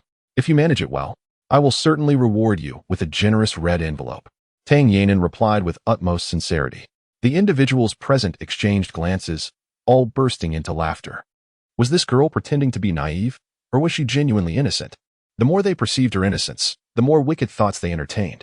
As for Chen Wanli, they dismissed him entirely. A man still preparing for his qualifications is essentially akin to an unemployed drifter. He was not in their league at all. Zhang Pengpeng, unable to conceal his fervor, declared, "No need for the red envelope. Let us add each other on WeChat. Feel free to reach out to me whenever you need assistance." Tang Yanran found his enthusiasm somewhat excessive, but being in need of help, she agreed to add him on WeChat. Once the connection was made, Zhang Pengping's eagerness intensified. What is your current title? To qualify for a senior position, you need to present a project. If you lack resources for a project, I can assist. Noticing Zhang Pengping's excessive zeal, Ding Lan interjected, there's no need for your help. I have already consulted with Li Xiao. Li Xiao? Tang Yanan paused, pondering whether she meant Li Tianyang. Suddenly, it seemed improbable. Ding Lan served as the director of the Medical Administration Department at the Health Commission, and she likely had little interaction with Li Tianyang. However, upon hearing the name Li Xiao, Chen Wanli was already aware of the implications. Any mention of assistance merely hinted at illicit dealings. Given Li Tianyang's prolonged harassment of Tang Yanran and his status as the scion of a pharmaceutical company, it was unsurprising that Ding Lan was well aware of the situation. It was likely that she intended to curry favor with Li Tianyang by bringing Tang Yin into the fold. Zhang Pengping, upon hearing Li Xiao, paused momentarily before dismissively stating that Li Xiao's influence might not be more effective than his own. Ding Lan's expression darkened momentarily at the retort. The materials were not particularly challenging to obtain. With 2 seasoned practitioners endorsing them and a proof of mentorship, it was nearly sufficient. A senior sitting beside Chen Wanli interjected, seemingly regretful for having spoken out of turn. Ding Lan shot him a fierce glare. Tang Yanran began to sense something amiss and queried, "Senior, didn't you say the materials were difficult to procure?" Chen Wanli raised his eyelids, internally shaking his head at her naivety. She still failed to recognize that Ding Lan was merely using her as a pawn, having brought her into this private room. Chapter 42. How dare he? Yet, the tone of Senior Feng Yuangao did not suggest the same confidence. Ding Lan, maintaining her composure, replied coolly, "For an average person, it may not be difficult. But considering that Chen Wanli lacks a medical background and does not have a renowned mentor, it is certainly quite challenging for him. The examination consists of both written tests and practical skills assessments. The practical skills segment is overseen by esteemed physicians who personally craft the questions and evaluate candidates on the spot, making it exceedingly challenging for the average individual to pass. I am merely trying to assist you by leveraging connections." Tang Yanran furrowed her brows slightly, while Ding Lan chuckled and shifted her position to sit beside her. "Don't worry. When Li Xiao arrives, this matter will be on me. I'll have a word with him and procure some materials so that he can obtain his medical license without any issue." Tang Yanran was taken aback. Acquiring a license through illicit means was never her intention. She merely wished to provide Chen Wanli with an opportunity to take the exam. Observing the myriad expressions flitting across Tang Yanran's face, Chen Wanli found it somewhat amusing. This woman had transitioned from merely pursuing academic knowledge in medical school to the straightforward practice of medicine. Appearing almost naive compared to her senior classmates who had already immersed themselves in the complexities of society. As Tang Yanran hesitated, contemplating an excuse to leave, the door to the private room swung open. Li Tianyang entered, accompanied by a somewhat unruly young man, surrounded by a throng of admirers. Upon entering, Li Tianyang flashed a grin at Tang Yanran, saying, "Yanran, if you need help with the certification, just let me know. In Nanban City, there is nothing Li Tianyang cannot handle." Everyone rose to greet Li Tianyang, clearly aware that today was his gathering. Ding Lan beamed widely, affectionately linking her arm with Li Tianyang's, as if she wished to immerse herself entirely in his embrace. In an instant, Li Tianyang and his entourage became the center of attention, and the atmosphere in the private room grew lively. To the right of Chen Wanli sat the senior Feng Yuangao, who had misspoken. Upon noticing the audacious young man beside Li Tianyang, his expression shifted slightly. Chen Wanli observed Feng Yuangao with curiosity. Feng adjusted his glasses and lowered his voice further. "That is Li Rue, the son of Leopard. He is not a good person." "Thank you." Chen Wanli realized that Feng had feigned his earlier mistake as a warning for Tang Yanran and himself. Tang Yanran had assisted him during their school days, and he wished to see her unharmed. Understanding Chen Wanli's quick comprehension, Feng Yuangao quietly divulged the reason. Chen Wanli nodded slightly. "Do not worry, it will not escalate." Feng Yuangao shook his head. "You do not truly understand Li Rue. I know of at least 3 women who have been ruined by him. He and Li Tianyang are in collusion, engaging in unscrupulous actions." Tang Yanran sat to Chen Wanli's left, although she did not hear Feng Yuangao's words. The moment she laid eyes on Li Tianyang, a flicker of anger crossed her delicate features. Particularly, Ding Lan's reaction left her astonished. as she could hardly fathom that the capable and assertive senior she had known in university could exhibit such a side. Li Rue, with a wicked grin, pinched Ding Lan. He then brazenly turned his gaze toward Tang Yanran, a glimmer of admiration flashing in his eyes, and smacked his lips. Indeed, brotherly did not deceive me. She is quite a catch. Li Tianyang grinned with pride. Of course, you are yet to recognize my discerning eye, aren't you? The two exchanged words publicly, treating Tang Yanran as if she were mere prey on a chopping block. Ding Lan turned to Li Tianyang. Yanran needs the materials for her specialized examination. This young master Li should be able to assist, right? Hee. Yanran has a problem, and of course, it's something I can resolve with my brother. Li Tianyang arrogantly surveyed the crowd, making an insinuation. Just moments ago, Peng Peng claimed that he could handle this matter more adeptly than you. Ding Lan expressed her displeasure at Zhang Pingping's deliberate interjection.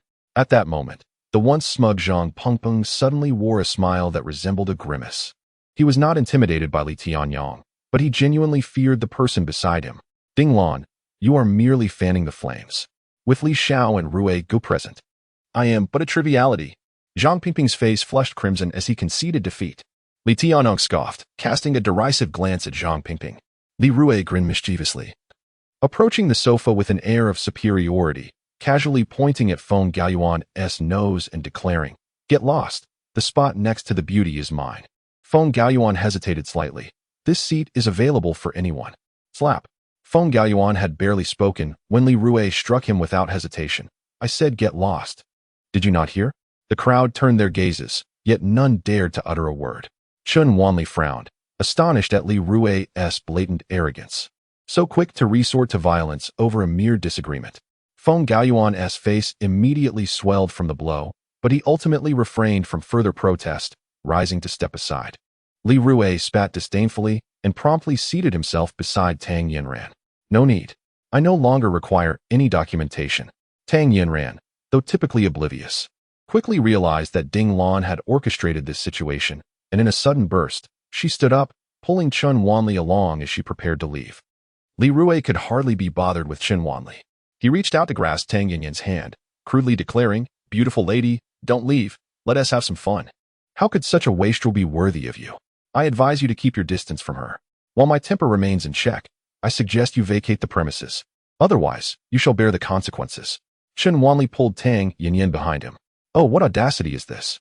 Li Rue turned his gaze towards Li Tianyang.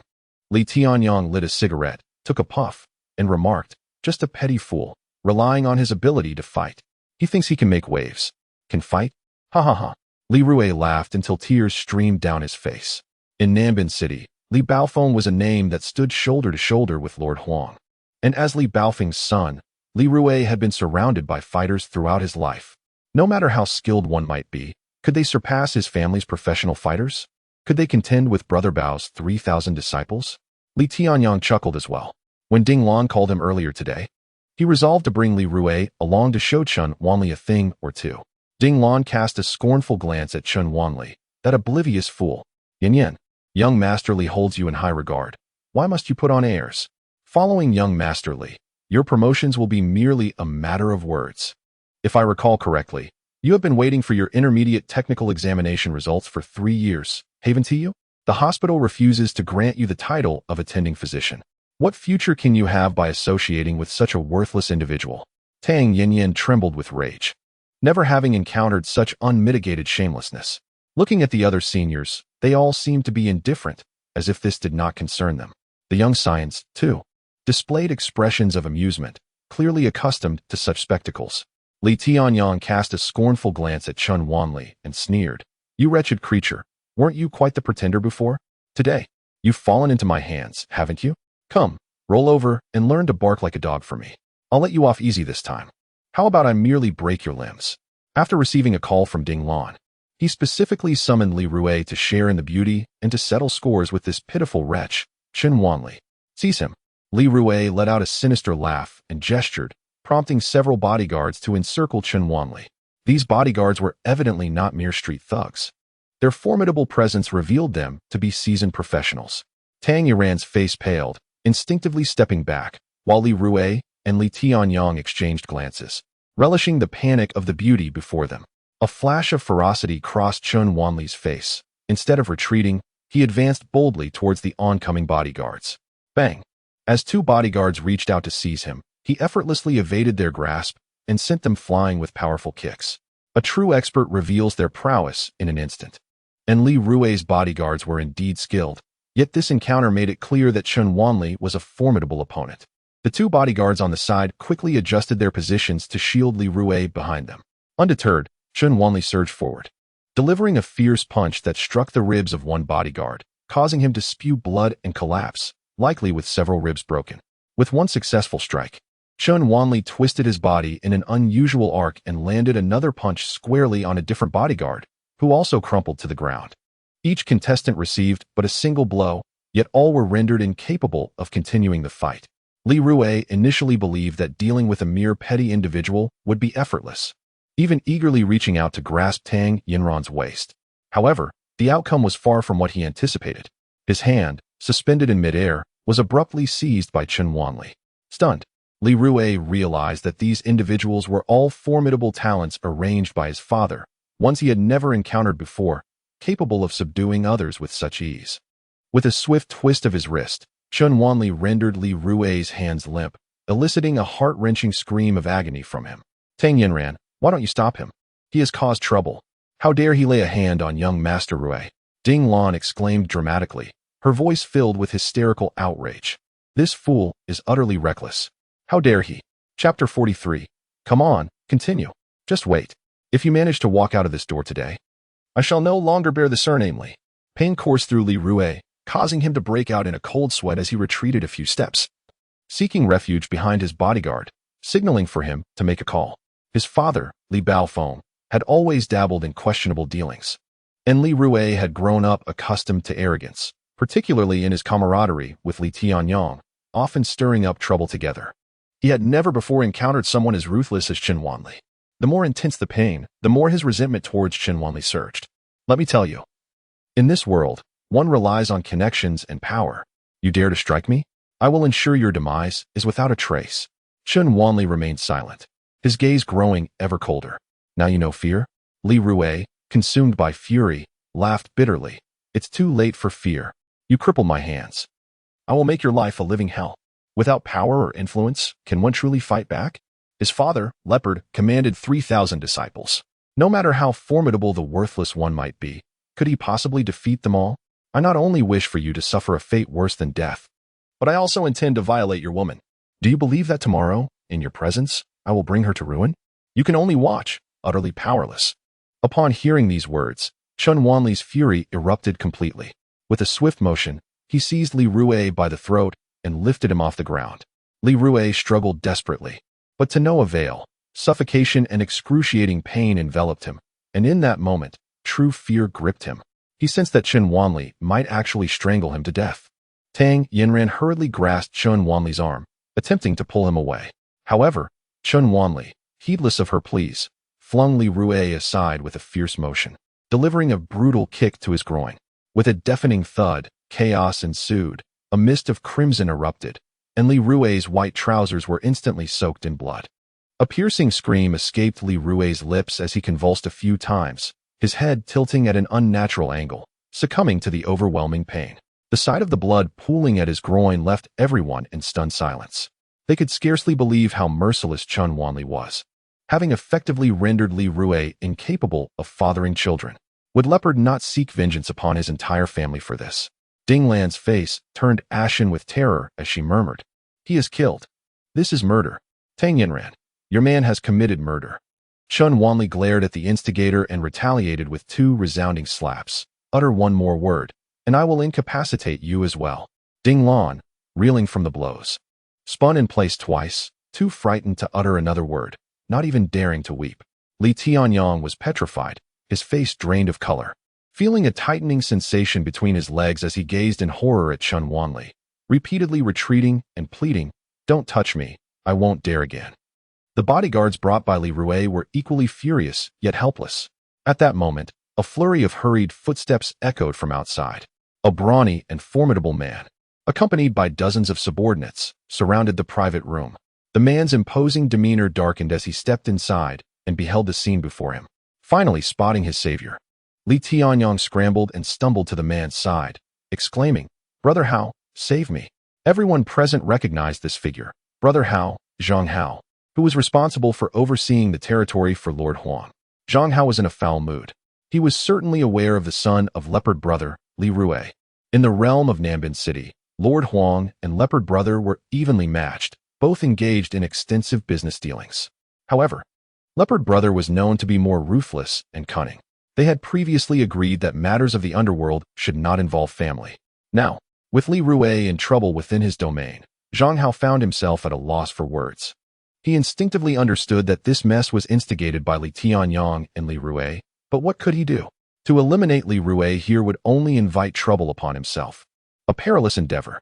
Who dares to harm young Master Rue? Kneel down. Do not make me unleash my wrath. Zhang Hao's gaze had already fixed on Chen Wanli. Chen Wanli narrowed his eyes, retorting, "You are one of the weasel's subordinates, aren't you? Quite the pretentious one." Zhang Hao spat vehemently, "You seek death. Who do you think you are to invoke the weasel's name? Engaging in violence within my territory? You must decide how to resolve this." Chen Wanli nonchalantly shrugged his shoulders, stating, "So, the rights and wrongs are inconsequential. It all falls upon me, does it? If that is the case, then speak your mind. What is it that you desire?" The crowd turned their gaze toward Chen Wanli, astonished by his audacity to speak so boldly at such a moment. After having offended Brother Leopard by incapacitating Li Rue, now he dared to challenge one of Master Wu's most capable aides. Did he crave a swift demise? Or was he simply ignorant of the peril he faced? In the next instant, Zhang Hao's eyes blazed with fury as he pointed an accusatory finger at Chen Wanli, exclaiming, "You now have two choices. Either you kneel and plead for mercy, in which case I shall have your limbs broken and leave your fate to Brother Leopard. Should you refuse to beg, I will have you knocked unconscious, stuffed into a sack, and tossed into the river to feed the fish. And your entire family shall suffer the consequences." Chen Wanli's smile turned increasingly frosty. He detested threats against his family. "You shall come to regret your words," he warned. Zhang Hao, momentarily taken aback, wore a mocking smile. "Regret? How absurd. What power do you possess to make me regret anything?" With a dismissive wave of his hand, two thugs stepped forward, revealing the ominous glint of their firearms. Upon seeing the guns, Li Tianyong regained his confidence and, standing behind Zhang Hao, sneered at Chen Wanli. "You're finished, you scoundrel. Brother Hao, my father is Li Gang, and Brother Leopard is my godfather. I insist that we cripple him. With the situation having escalated to this point, my godfather will undoubtedly be furious." Tang Yinren had never witnessed such a spectacle before and clutched Chen Wanli's hand tightly. She noticed that, even in this dire moment, his palm remained dry and warm, as if he felt not a trace of fear. Ding Lan gradually regained her composure, casting a resentful glare at Chen Wanli, wishing fervently for his demise at the end of a bullet. Unfazed, Chen Wanli retrieved his phone from his pocket, dialed a number, and tossed it to Zhang Hao. "Here, repeat what you just said to the person on the line." Zhang Hao was incredulous that Chen Wanli could possibly reach anyone. Offending both Brother Leopard and Lord Huang in Nanbin City meant that whether one dealt with the underworld or the legitimate, merely surviving another day was a feat worthy of admiration. Yet, he pretended otherwise. Even at death's door, he showed no sign of contrition. "You will." Before Zhang Hao could finish his sentence, an icy voice emanated from the receiver. "This is Huang Lao Wu. Chen, my dear brother. Is there a turn of events regarding my affairs?" "W. Wu Yi." Zhang Hao froze for 3 seconds, hastily glancing at the number displayed on his phone. It was indeed the private number of Lord Huang. What the hell? Zhang Hao was astounded. How did this fellow know my boss? "It's me, Zhang Hao. On the line." Huang Wu Yi paused. "Why is your hand on Chen's phone?" Zhang Hao's hand trembled, nearly dropping the device. His mouth agape, but no words emerged. Huang Wu Yi, familiar with his subordinate's temperament, and aware of Chen Wanli's notorious reputation for causing trouble, began to draw conclusions. "You've offended Brother Chen, haven't you? Which floor are you on? I'll be there immediately."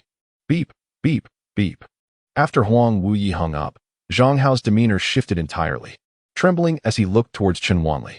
At that moment, he had surmised the identity of the man before him. Just days prior, he had single-handedly infiltrated the Huang residence, emerging unscathed, and had earned the esteemed respect of Lord Wu. No wonder he dares to eliminate Li Rue, despite Huang Wu Yi's amiable demeanor in front of Chen Wanli. He is, after all, a formidable figure who has forged his path through sheer will and decisiveness. The brothers beneath him hold him in profound reverence. Offending Wu Ye's benefactor sends a chill of apprehension down Zhang Hao's spine. Chen Wanli, with a beaming smile, gazes at Zhang Hao. Weren't you intent on putting an end to me? Please, continue. Chapter 44. My life comes to an end. Zhang Hao's complexion paled drastically. He repeatedly bowed and clasped his hands towards Chen Wanli. Mr. Chen, I am truly blind to your virtues. Chen Wanli remained expressionless. He was acquainted with Huang Wuye. Thus Zhang Hao's behavior was understandable. But what if it were someone else? Would they not merely suffer in silence? Ultimately, it boils down to the fact that he only fears the strong. Is your error in not recognizing me? Chen Wanli scoffed. Zhang Hao, momentarily bewildered, then resolutely struck himself several times. My mistake lies in my lack of discernment. The onlookers were left speechless, each one curious about who could invoke such fear in Zhang Hao. Li Tianyang, incredulous, bellowed. How go? What are you doing? Do you not fear my godfather's wrath? Even if Wu Ye were aware that Leopard's son was being dealt with here, he would surely demand an explanation. You must eliminate him. In a fit of rage, Zhang Hao retaliated with a slap across Li Tianyang's face. Are you instructing me on how to conduct my affairs? Just then, the door to the private room was forcefully kicked open. Huang Wuye entered, flanked by several elite bodyguards, striding in with purpose. Brother Chen, you come to my territory without prior notice. I would have prepared some fine wine for you. Everyone was taken aback. The voice on the phone belonged to Master Huang. No wonder. What astonished them even more was that Master Huang was treating Chen Wanli as a brother. In the midst of their conversation, Master Huang kicked Zhang Hao in the rear, exclaiming, You foolish creature, you possess no discernment. Zhang Hao quickly stepped forward and succinctly clarified the situation. Upon hearing this, Master Huang's expression turned peculiar, yet he immediately donned a warm demeanor. Grasping Chen Wanli's arm, Brother Chen, do not stoop to the level of these imbeciles. I have some fine wine upstairs. Let us go indulge. Chen Wanli sensed Master Huang's insistence and realized he wished to speak privately. Thus he did not refuse and followed him outside. What does this signify? It indicates that Master Huang had no intention of jeopardizing his relationship with Brother Bao for the sake of Chen Wanli.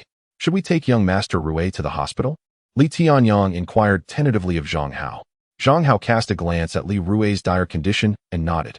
Li Tianyang increasingly felt his assumptions were correct, stating, a mere penniless fellow, somehow managing to befriend Master Huang. Surely, Master Huang would not risk enmity with my godfather for him. Zhang Hao refrained from commenting, for matters concerning Master Huang were beyond his purview. Tang Yin ran. Let me make myself clear. Initially, I merely intended to toy with you. Once the game was over, that would be it. However, the trouble your man has stirred today is enough to condemn your entire family 100 times over. I offer you a chance.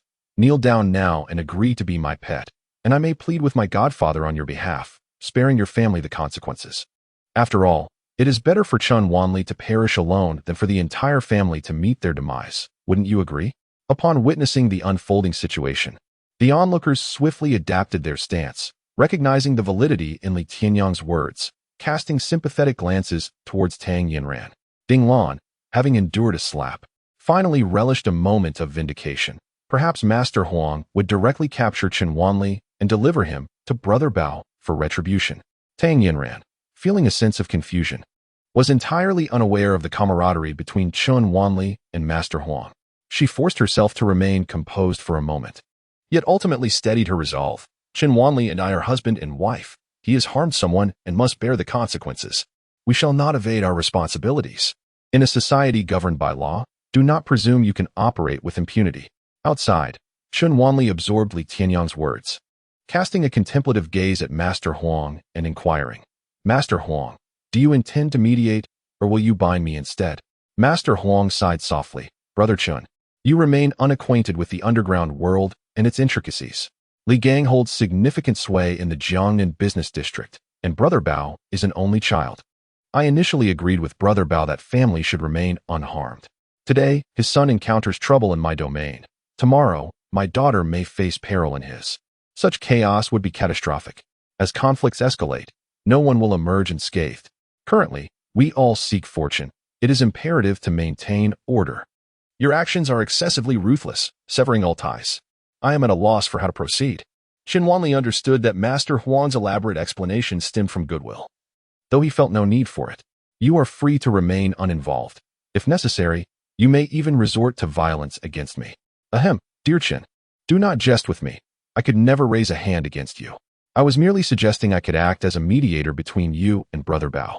Just as he spoke, a server glided past them, carrying a tray. An inexplicable chill ran down Chen Wanli's spine. A primal sense of danger compelling his gaze to fixate upon the server. In a mere instant, the server abruptly hurled the tray, and a flash of silver surged forth, aimed directly at the neck of Lord Huang. A death wish. The bodyguard closest to Lord Huang reacted instantly, rushing forward to intervene. The silver projectile, akin to a striking serpent, altered its trajectory mid-flight and grazed the neck of a subordinate. Blood erupted, staining the walls crimson. The bodyguard clutched his throat, convulsing as he collapsed. The silver object then twisted once more, continuing its lethal trajectory towards Lord Huang. The corridor was filled with several bodyguards, elite protectors of Lord Huang, who reacted with remarkable swiftness, surging toward the server. Yet, the server's speed was astonishing, clearly a master in his craft. Among them, Meng recognized the server at a glance. The silver blade concealed within his sleeve marked him as a notorious assassin, known as Tian Sha. Summon more men. Upon hearing this name, the bodyguards of Lord Huang turned pale. Tian Sha was a merciless killer, infamous in Jiangnan, with countless souls lost to his hand, and his notoriety echoed throughout the dark web. The Security Bureau had once attempted a coordinated assault with special units, only to have 3 of their members slain in the process.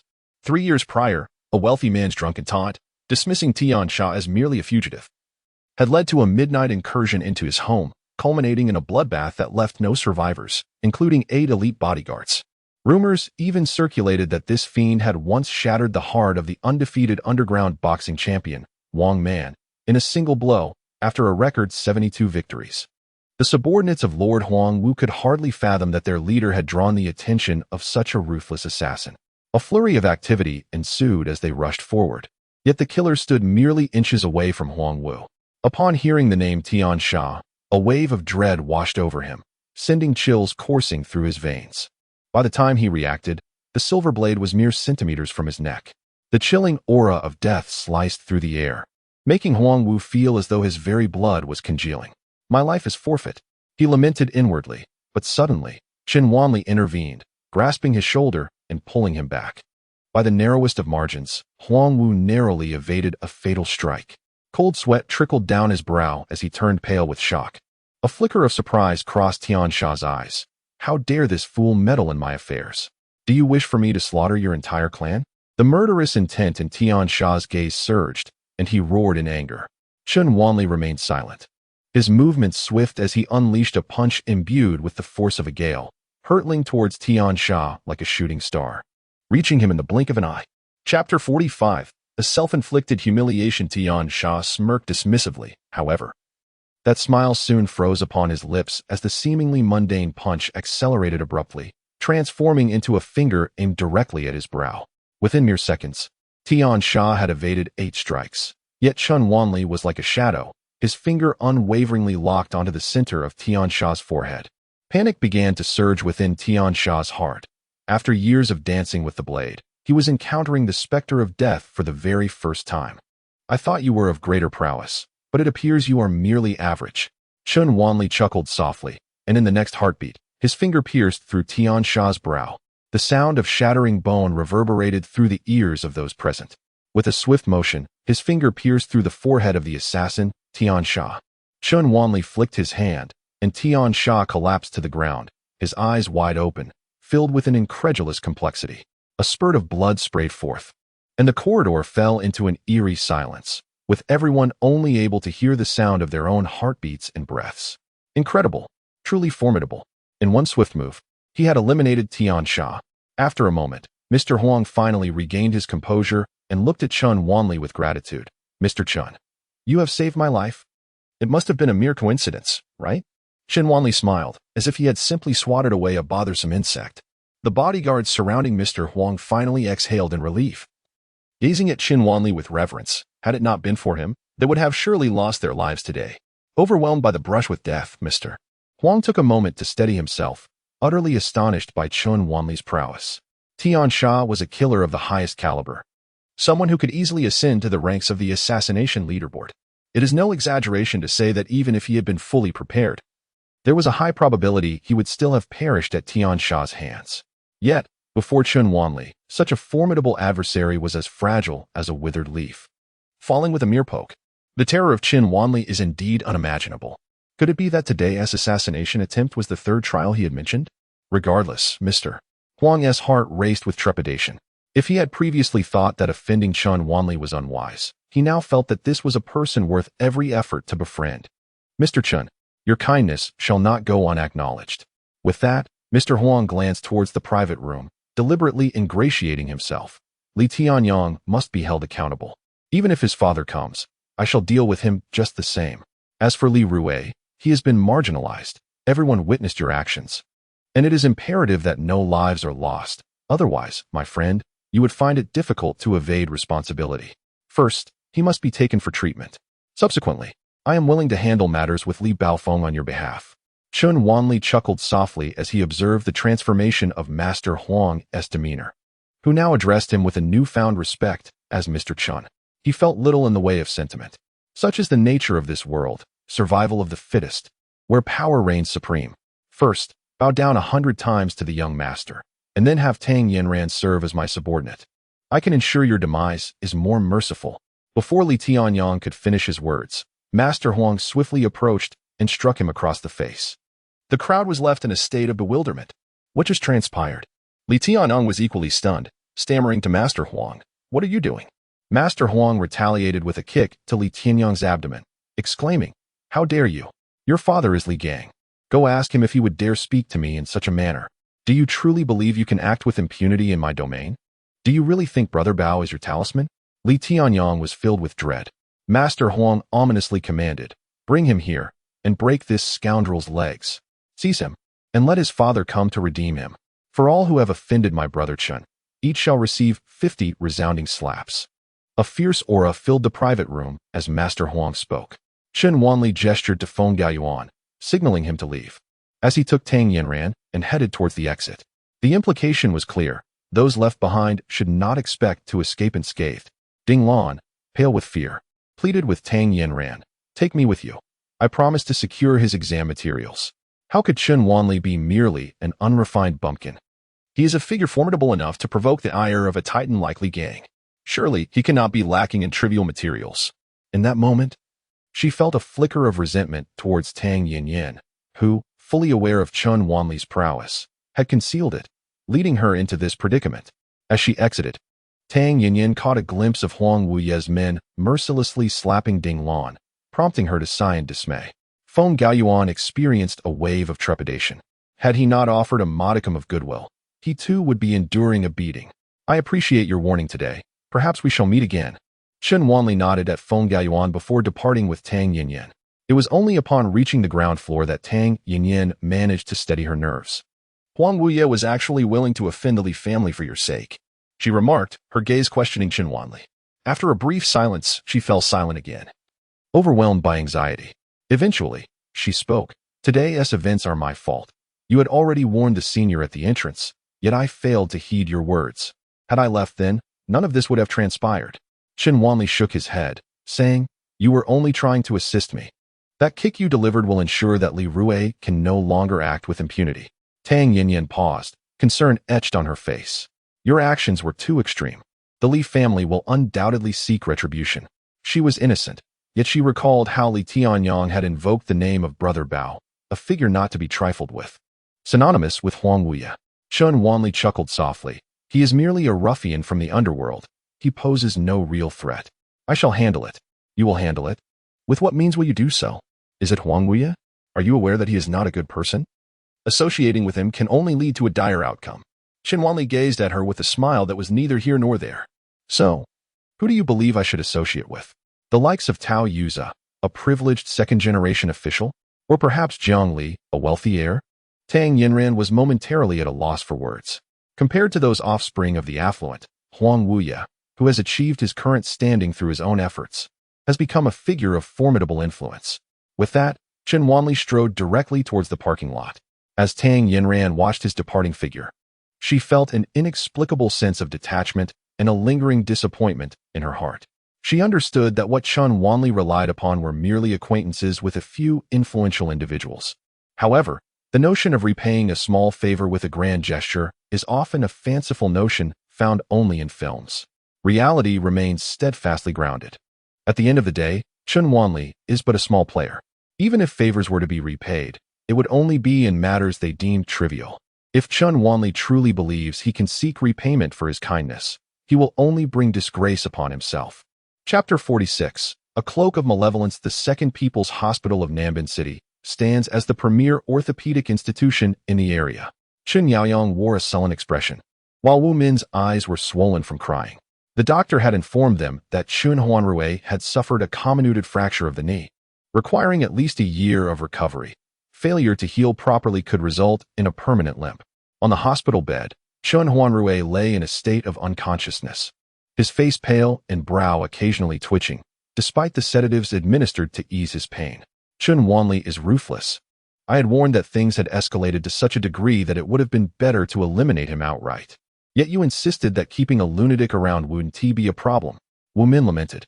Wasn't I also concerned that killing someone wouldn't be so easily resolved? Chen Yaoyong, upon hearing the ringtone of his mobile phone, answered the call and listened intently to his subordinate's report. Chun Wanli is quite formidable. Having incapacitated the young master of the Li family and the son of Brother Bao, does that mean he is now? Wu Min instinctively inquired. It's Huang Wuye who has taken the fall for him. Chen Yaoyong frowned. Wu Min paused in confusion. Hasn't he just recently recovered from his mental illness? How could he possibly know Huang Wuye? I am uncertain. I suspect it is through the Tang family's connections. The Tang family has a relative who holds a significant position as a director. As Chen Yaoyong spoke, he suddenly broke into laughter, truly audacious. Relying on a mere acquaintance with Huang Wuye, he dares to incapacitate Brother Bao's son. There is no need for me to intervene. His fate is already sealed. This was the first time Wu Min had heard of Brother Bao, prompting her to ask, who is Brother Bao? The Southern Earth Rat, Northern Old Five. The 13 Protectors are invincible. The leader of the 13 Protectors is He Jinrong, who collaborates with local prominent families in the 13 cities of Handong, serving as a white glove for them with 13 capable subordinates, hence the origin of the 13 Protectors. Each faction within the 13 Protectors possesses the strength of Huang Wuye, together forming an immensely powerful force, the most formidable underground power in Handong province. Brother Bao is one of the 13 Protectors designated by He Jinrong to act as the white glove for the Zhou family in Nambin City. My dear nephew claimed the Tang family was a benefactor, but are they not my enemies? They ruined my son, and I shall destroy the Tang family and crush them beneath my feet. As he concluded, Chen Yaoyong could no longer contain his rage, gritting his teeth in fury. The son's career has been abruptly ruined, and the Zhou family actually claims that offending Yanbin makes it difficult to navigate the antique business, prompting them to withdraw their investment. Wu Min cannot bear to imagine how furious the strong-willed Chun Huanrui will be upon hearing this news. At this moment, she suddenly recalls something. Huanrui mentioned that Chen Wanli had ingratiated himself with a woman to persuade Haigu. Should they investigate this woman? Chen Yaoyong nodded. There are plenty of women surrounding a playboy like Yanbin. What significance could that woman possibly hold? I have inquired. And Hai Ji's outburst is not significantly related to her. It primarily stems from Yin Bin's disdain for Huanrui's demeanor. Indeed, Chun Wanli lacks everything. What sort of distinguished ladies could he possibly know? If he were to associate with women, it is likely they were hired to utter a few words. However, speaking of this, I also feel uneasy. Given that Huanrui is entangled with the Zhou family in such matters, could there come a day when he is scapegoated? Wu Min lowered her voice. Chen Yaoyong scoffed. Rest assured, the Zhou family is deeply rooted. As for offending Yin Bin, it is of little concern. There is still Tianyuan Pavilion. Tianyuan Pavilion caters to the affluent, and as long as the Zhou family retains a foothold there, they will reinvest. The Tianyuan Pavilion has a new proprietor. When the new owner makes an appearance at the upcoming gala, I will advocate for Huanrui. Who is the new owner? It remains unknown. Quite mysterious indeed. Let us not dwell on that. You stay by our son's side. When he awakens, tell him I will ensure that Chen Wanli experiences a fate 100 times more miserable, regretting his actions. Tang Yanran and Chun Wanli walked in silence until they reached the entrance of the building. There, Chen Wanli received a call from Shen Hong, requesting his assistance in treating a friend's ailment. After exchanging pleasantries with Tang Yanran, he proceeded to the Boss Yen Zue restaurant. Upon arriving at the reserved private room, he found Shun Hong waiting alone, who greeted him with exuberance, pulling him to a seat with a radiant smile. Brother Chun, your skills are truly remarkable. Mayor Lu's persistent headache has finally been cured, and he was just this morning insisting on treating you to a meal in gratitude. I always thought you excelled at appraising treasures, but I never imagined your medical expertise was equally extraordinary. With a friend like you, I feel as if I've gained not only a second life but also a veritable treasure chest. Qin Wanli chuckled heartily. You flatter me too much, my friend. Come. Before others arrive, let us indulge in a few drinks. Shen Hong raised his glass, clinking it against Qin Wanli's, and they both drank deeply. After several rounds, Shen Hong, feeling spirited, thumped his chest and declared, Brother Chun, I am a straightforward man. In the future, if you need anything, do not hesitate to reach out. As long as you do not bully others, no one shall dare to bully you. Shun Wanli hesitated momentarily before responding, Brother Shun, since we are speaking candidly, there is indeed a matter on which I seek your assistance. Shen Hong set down his glass and nodded attentively. Go on. My father, Chun Wenshan, and my mother, Wu Yuan, were tragically killed in a home invasion 3 years ago. Although the perpetrators face justice, I have recently unearthed some inconsistencies in the case. I would like to review the investigation materials from that time, if it is not too much trouble. Qin Wanli spoke in a calm tone. Shen Hong had thoroughly investigated Qin Wanli, and it was precisely because of Qin Wanli's impeccable background and capabilities that he felt comfortable calling him a brother. Aware of Qin Wanli's loss of parents, he offered words of concern. However, upon hearing Qin Wanli suggest that something was amiss, he was taken aback. Do you have any evidence? Shen Hong asked with a serious expression. Well, I possess a few clues, but they do not yet amount to evidence. Hence, I wish to examine the origins of those young rascals involved back then to corroborate the leads I have gathered. Qin Wanli did not conceal his intentions. Shen Hong, foregoing any formalities, readily agreed. After exchanging a few pleasantries, Shen Hong's phone rang, and he answered, stating his location. Brother Qin, if your parents' demise is indeed as you suspect, not an accident, then the esteemed guest arriving today is someone you might want to engage with closely. Qin Wanli paused. Who? The leader of the Special Task Force for cracking down on organized crime, Ko-1. The intruders were most likely petty criminals. If not, they were part of an organized group. Commissioner Ku possesses an astute understanding of the underground organizations in Nanbin over the past decade, far exceeding that of our security department. Qin Wanli nodded, signaling his comprehension. Just then, the door to the private room swung open, and a tall, slender, and capable middle-aged man strode in. Ku-1 approached Shen Hong, shaking his hand and chuckling. Old fellow, you've already started without me. A single statement revealed the extraordinary relationship between him and Shen Hong. Qin Wanli, this is Commissioner Ku-1 from our province, Brother Ku. Shen Hong smiled at Ku-1 and continued. This young man, Chun, despite his youth, has cured Mayor Lu's persistent ailment, a challenge that even the venerable He Songmong could not resolve. He has earned He's profound respect. Qin Wanli extended his hand and greeted, Hello, sir. As their hands clasped, Qin Wanli's expression shifted slightly. This person was shrouded in a menacing aura. Hello, Mr. Chun. Although Ku-1 wore a gentle smile, his words were imbued with caution, refraining from excessive familiarity merely because of Shen Hong's introduction. In fact, Qin Wanli could detect a hint of distrust in Ku-1's gaze. Judging a book by its cover is a common flaw among many. Ku-1's skepticism stemmed from Qin Wanli's youthfulness, and he was inherently skeptical of traditional Chinese medicine. Having spent over 20 years in the Safety Bureau, he had encountered too many charlatans masquerading as practitioners of traditional medicine. He suspected that Mayor Lu, reluctant to offend Shen Hong, had merely attributed his recovery to Qin Wanli. Shen Hong had been misled. However, Ku-1 chose not to voice his doubts. Valuing his long-standing friendship with Shen Hong and not wishing to sour their camaraderie over such matters. With a smile, Shen Hong pointed at Ku-1 and remarked to Qin Wanli, Old Ku used to be a soldier, abstaining from alcohol and cigarettes. Among us, he boasts the best health. Yet recently, he has been plagued with numerous ailments, dizziness, blurred vision, and poor sleep. Yesterday, while taking a brief respite at work, I experienced a sudden cardiac arrest. Had it not been for the timely intervention, please take a look at him. Do not concern yourself with compensation. I assure you, you shall not be inadequately rewarded. Ku-1 settled beside Shen Hong, directly facing Qin Wanli, and remarked nonchalantly, I suspect the dizziness and blurred vision stem from poor sleep, while the leg cramps are likely due to a calcium deficiency. The heart's sudden halt is merely an accident. It feels as though I was ensnared in a nightmare. However, Shen Hong shook his head, responding, one must not be careless. Ku Wen, somewhat resigned, replied, then let us investigate. Chen Wanli scrutinized Ku Wen, increasingly convinced that he was beset by malevolent energy. Although his physical condition appeared stable, the influence of this sinister aura could exacerbate his issues. Malevolence, filth, and ominous entities constitute this negative energy. As stated by Jin Guhong in Bao Pu Zi, the ultimate truth, the presence of such energy can lead to deterioration, while a harmonious atmosphere fosters vitality and flourishing. This malevolent energy is a manifestation of negative entities intertwined with the aura, resulting in an inauspicious atmosphere. During the new year, setting off firecrackers and placing door deities serve to ward off such negativity from entering one's home.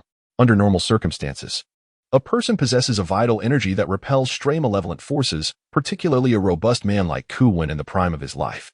Yet, Chen Wanli distinctly perceived a dark, malevolent aura enveloping Ku Wen like a web. Such potent negative energy, if originating from his residence, would not have manifested so recently. It must have been inadvertently acquired. Notably, Ku Wen's hands were most severely permeated by this malevolence. Mr. Ku, do you have a penchant for collecting exquisite artifacts? Chen Wanli suddenly inquired. Shen Hong and Ku Wen were both somewhat bewildered, yet they shook their heads and replied, I have no interest in antiques. Nor do I appreciate trinkets and baubles. Chen Wanli responded with an "oh," then inquired, have you recently acquired a new car? No. I've been driving an old car for 7 or 8 years. Ku Wen frowned, pondering the absurdity of the questions posed, which seemed utterly irrelevant to his health. Chen Wanli candidly stated, Mr. Ku, you are not ill. Shen Hong found this hard to believe. Had he perhaps overreacted? Ku Wen suddenly broke into a hearty laugh, exclaiming, see, I told you I'm perfectly fine. However, Chen Wanli shook his head, adding, though you are not sick, you are plagued by malevolent energy, which could lead to dire circumstances, potentially affecting your family as well. Shen Hong stared blankly, astonished that a medical consultation had devolved into the realm of metaphysical superstition. This was utterly absurd. Not only Ku Wen, but Shen Hong himself was a staunch atheist. Ku Wen's smile abruptly vanished, replaced by disbelief at the notion of being beset by malevolent energy. You must be joking, young man, he retorted, though internally he was cursing in frustration. What nonsensical drivel was this? Was Chen Wanli attempting to exploit his minor ailments for monetary gain by spinning tales of the arcane? Shen Hong scrutinized Ku Wen, observing that apart from his pallor, nothing seemed amiss. If this issue is not addressed promptly, I fear that unfortunate events may transpire within a few days, Chen Wanli added. Ku Wen, upon hearing this, became even more skeptical. He had encountered countless charlatans employing such tactics. Shen Hong glanced awkwardly at Chen Wanli, who remained remarkably composed. He recalled the expression Chen Wanli had when he boasted to Mayor Liu about his superior medical skills compared to his ability to appraise antiques. In retrospect, although he had only met Chen Wanli twice, the man had always been remarkably precise. Old Ku, although we are both atheists, it never hurts to listen. After pondering for a while, Chen Wanli inquired, Mr. Ku, have you recently visited a cemetery, attended a funeral, or inadvertently come into contact with a corpse during an investigation? No, Ku Wen replied, his impatience flickering across his face. Chen Wanli frowned slightly. The number of objects one could touch with their hands was vast, making it difficult to narrow down the possibilities. However, one thing was certain. The contamination must have occurred quite suddenly. Ku Wen's lack of cooperation made it challenging to identify the source. Chen Wanli contemplated further and pressed on. Think again. Has anyone in your family? No. Ku Wen, visibly irritated by Chen Wanli's serious nonsense, snapped. Are you here to treat me, or simply to amuse yourself? You're young, and yet indulge in these superstitions? You little rascal, go ahead and ask Shen Hong. I've apprehended many fraudsters pretending to be mystics. With your petty tricks, do you think you can come here and perform? Aren't you afraid I might send you straight to the authorities? Considering Shen Hong's reputation today, you should be careful. With that, Ku Wen haughtily turned away. Shen Hong felt a flush of embarrassment. He understood Ku Wen's stubborn nature. Once he settled on something, it was nearly impossible to change his mind. Yet, he still believed that Chen Wanli had no reason to deceive him. A problem existed if it did, and pretending otherwise would only provoke Ku Wen further. It's not worth the loss. A clever man like Chen Wanli would never engage in such foolishness. Lao Ku, wait a moment. Let Chun Laodi finish speaking. Such deceit may fool the elderly women in the village, but how can you possibly believe it? Shen Hong was drenched in verbal onslaught, pursuing Ku Wen outside to explain. Qin Wanli curled his lip. He was not a paragon of virtue. If it weren't for Shen Hong's genuine kindness, he might not have been so patient. After summoning the waiter and discovering the bill had already been settled, Qin Wanli lost his appetite and exited the private room. At the entrance of the restaurant, he happened to see Ku Wen driving out. The aura of the vehicle was charged with anger. Qin Wanli raised an eyebrow, realizing that Ku Wen was indeed resilient. Had it been anyone else, they might have met a dire fate by now. Shen Hong, unable to sway Ku Wen, exchanged a helpless smile with Qin Wanli. This fellow has always had a foul temper. He's been my friend for over 20 years and never speaks with courtesy. Is what you just said true? If so, for the sake of our brotherhood, could you lend him a hand? Fine. You go talk to him. Tell him to stop the car. Qin Wanli instructed. Shen Hong hurriedly went a flag down the vehicle, briefly conjuring a topic to chatter about. Qin Wanli bit his finger, using his blood as a medium to inscribe a symbol on the car's trunk. Ku Wen, catching sight of Qin Wanli's actions in the rearview mirror, shouted in irritation. You little brat, don't meddle with my car. Be careful or I'll. Fearing that Ku Wen might truly provoke Qin Wanli, Shen Hong quickly slapped the car door, signaling him to drive away immediately. After Ku Wen departed, Qin Wanli shook his head slightly, remarking that if the individual could survive the night, it would signify a certain connection between them, prompting him to assist in resolving his predicament. However, should he fail to endure until dawn, it would no longer be his concern. Shen Hong's complexion changed. Is it truly that perilous? Indeed. Yet, I perceive a glimmer of red light within his fortune. Perhaps he possesses the potential for opportunity. If he insists on disregarding my counsel, there is little I can do. Qin Wanli replied nonchalantly, shrugging his shoulders. Shen Hong regarded Qin Wanli, a shiver coursing through him as he silently mused. Do not be deceived by this fellow's mild demeanor. He harbors grudges. Chapter 48.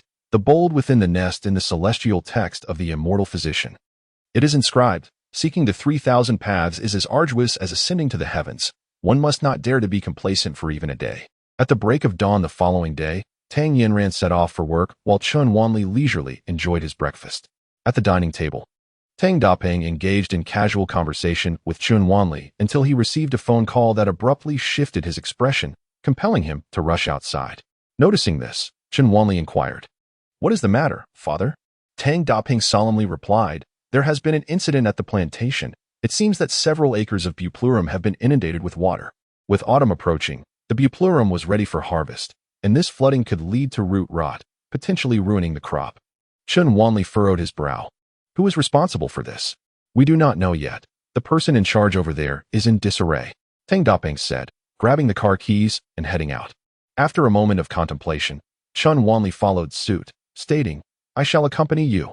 Tang Dapeng nodded in agreement, and the two of them drove towards the medicinal herb plantation, which spanned hundreds of acres in the outskirts of Namban City. The land is leased collectively from the village committee, and the workers employed for cultivation are primarily local farmers from the suburbs. Tang Dapeng is a man of integrity, having no conflicts or disputes with the workers or nearby villagers. He finds it utterly perplexing who would engage in such unscrupulous deeds. Upon arriving at the office area of the plantation with Qin Wanli, they were soon approached by a middle-aged man accompanied by a young lad. The middle-aged man bore a striking resemblance to Tang Dapeng. He was his younger brother, Tang Xinghuai. The young lad was Tang Xinghuai's son, Tang Ming. What mischief have you been up to, you little rascal? Tang Xinghuai exclaimed, pointing an accusatory finger at Qin Wanli. Tang Dapeng was taken aback. What does this have to do with Wanli? Tang Ming, brimming with irritation, retorted, the ones diverting water to the fields are a bunch of good-for-nothings. Specifically naming Qin Wanli as the one who provoked their leader, threatening to leave our family destitute. Tang Dapeng responded with a simple "oh," turning to Qin Wanli.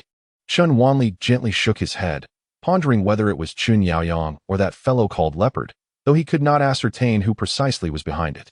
Let us go and take a look, he said with an air of calm. Tang Xinghuai sneered twice, feeling better now, are we? Acting like a big shot? You want to go see? Do you have any idea how many people there are? He continued. Who knows if he hasn't caused more trouble out there. Seeing Tang Dapeng still defending Qin Wanli, Tang Xinghuai became increasingly agitated. In stark contrast to Tang Dapeng's composed demeanor, Tang Xinghuai was quick-tempered, lacking depth of thought. and had long harbored the belief that his brother had lost his senses, which led him to marry a daughter-in-law with mental health issues.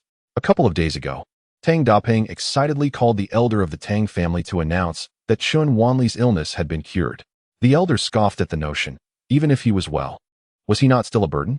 Who could predict when he might fall ill again, potentially causing trouble for the family? Merely 2 days had passed, and indeed, trouble had arisen. Tang Xinghua exclaimed in anger. Tang Ming interjected with a sardonic tone. What kind of influential figures could he possibly offend? He has no opportunity to interact with anyone of significance. If you ask me, it could very well be due to Tang Yuran. Perhaps she has stirred jealousy, inciting the ire of some wealthy heir. After all, she has no shortage of admirers. As he spoke, he cast a disdainful glance at Chun Wanli, who, in his eyes, was merely an insignificant person compared to Tang Yuran's other suitors. A useless man, humiliated, might have inadvertently crossed paths with a dandy. And it was not beyond reason that they might retaliate against the Tang family. Chun Wanli glanced at Tang Xinghua and his son, feeling discontented. Fine. If you wish to engage in meaningless chatter, please continue. I shall excuse myself to the restroom. With that, he departed. Tang Xinghua, seething with anger, gritted his teeth. Elder brother, just look at your son-in-law. What a disgraceful attitude. Father, enough already. Can't you see? He is simply frightened and is using the restroom as an excuse to avoid this conversation. Tang Ming mocked. Tang Xinghua coldly replied, Elder brother, mark my words. If you ever consider transferring shares of the plantation to Chun Wanli, I shall vehemently oppose it.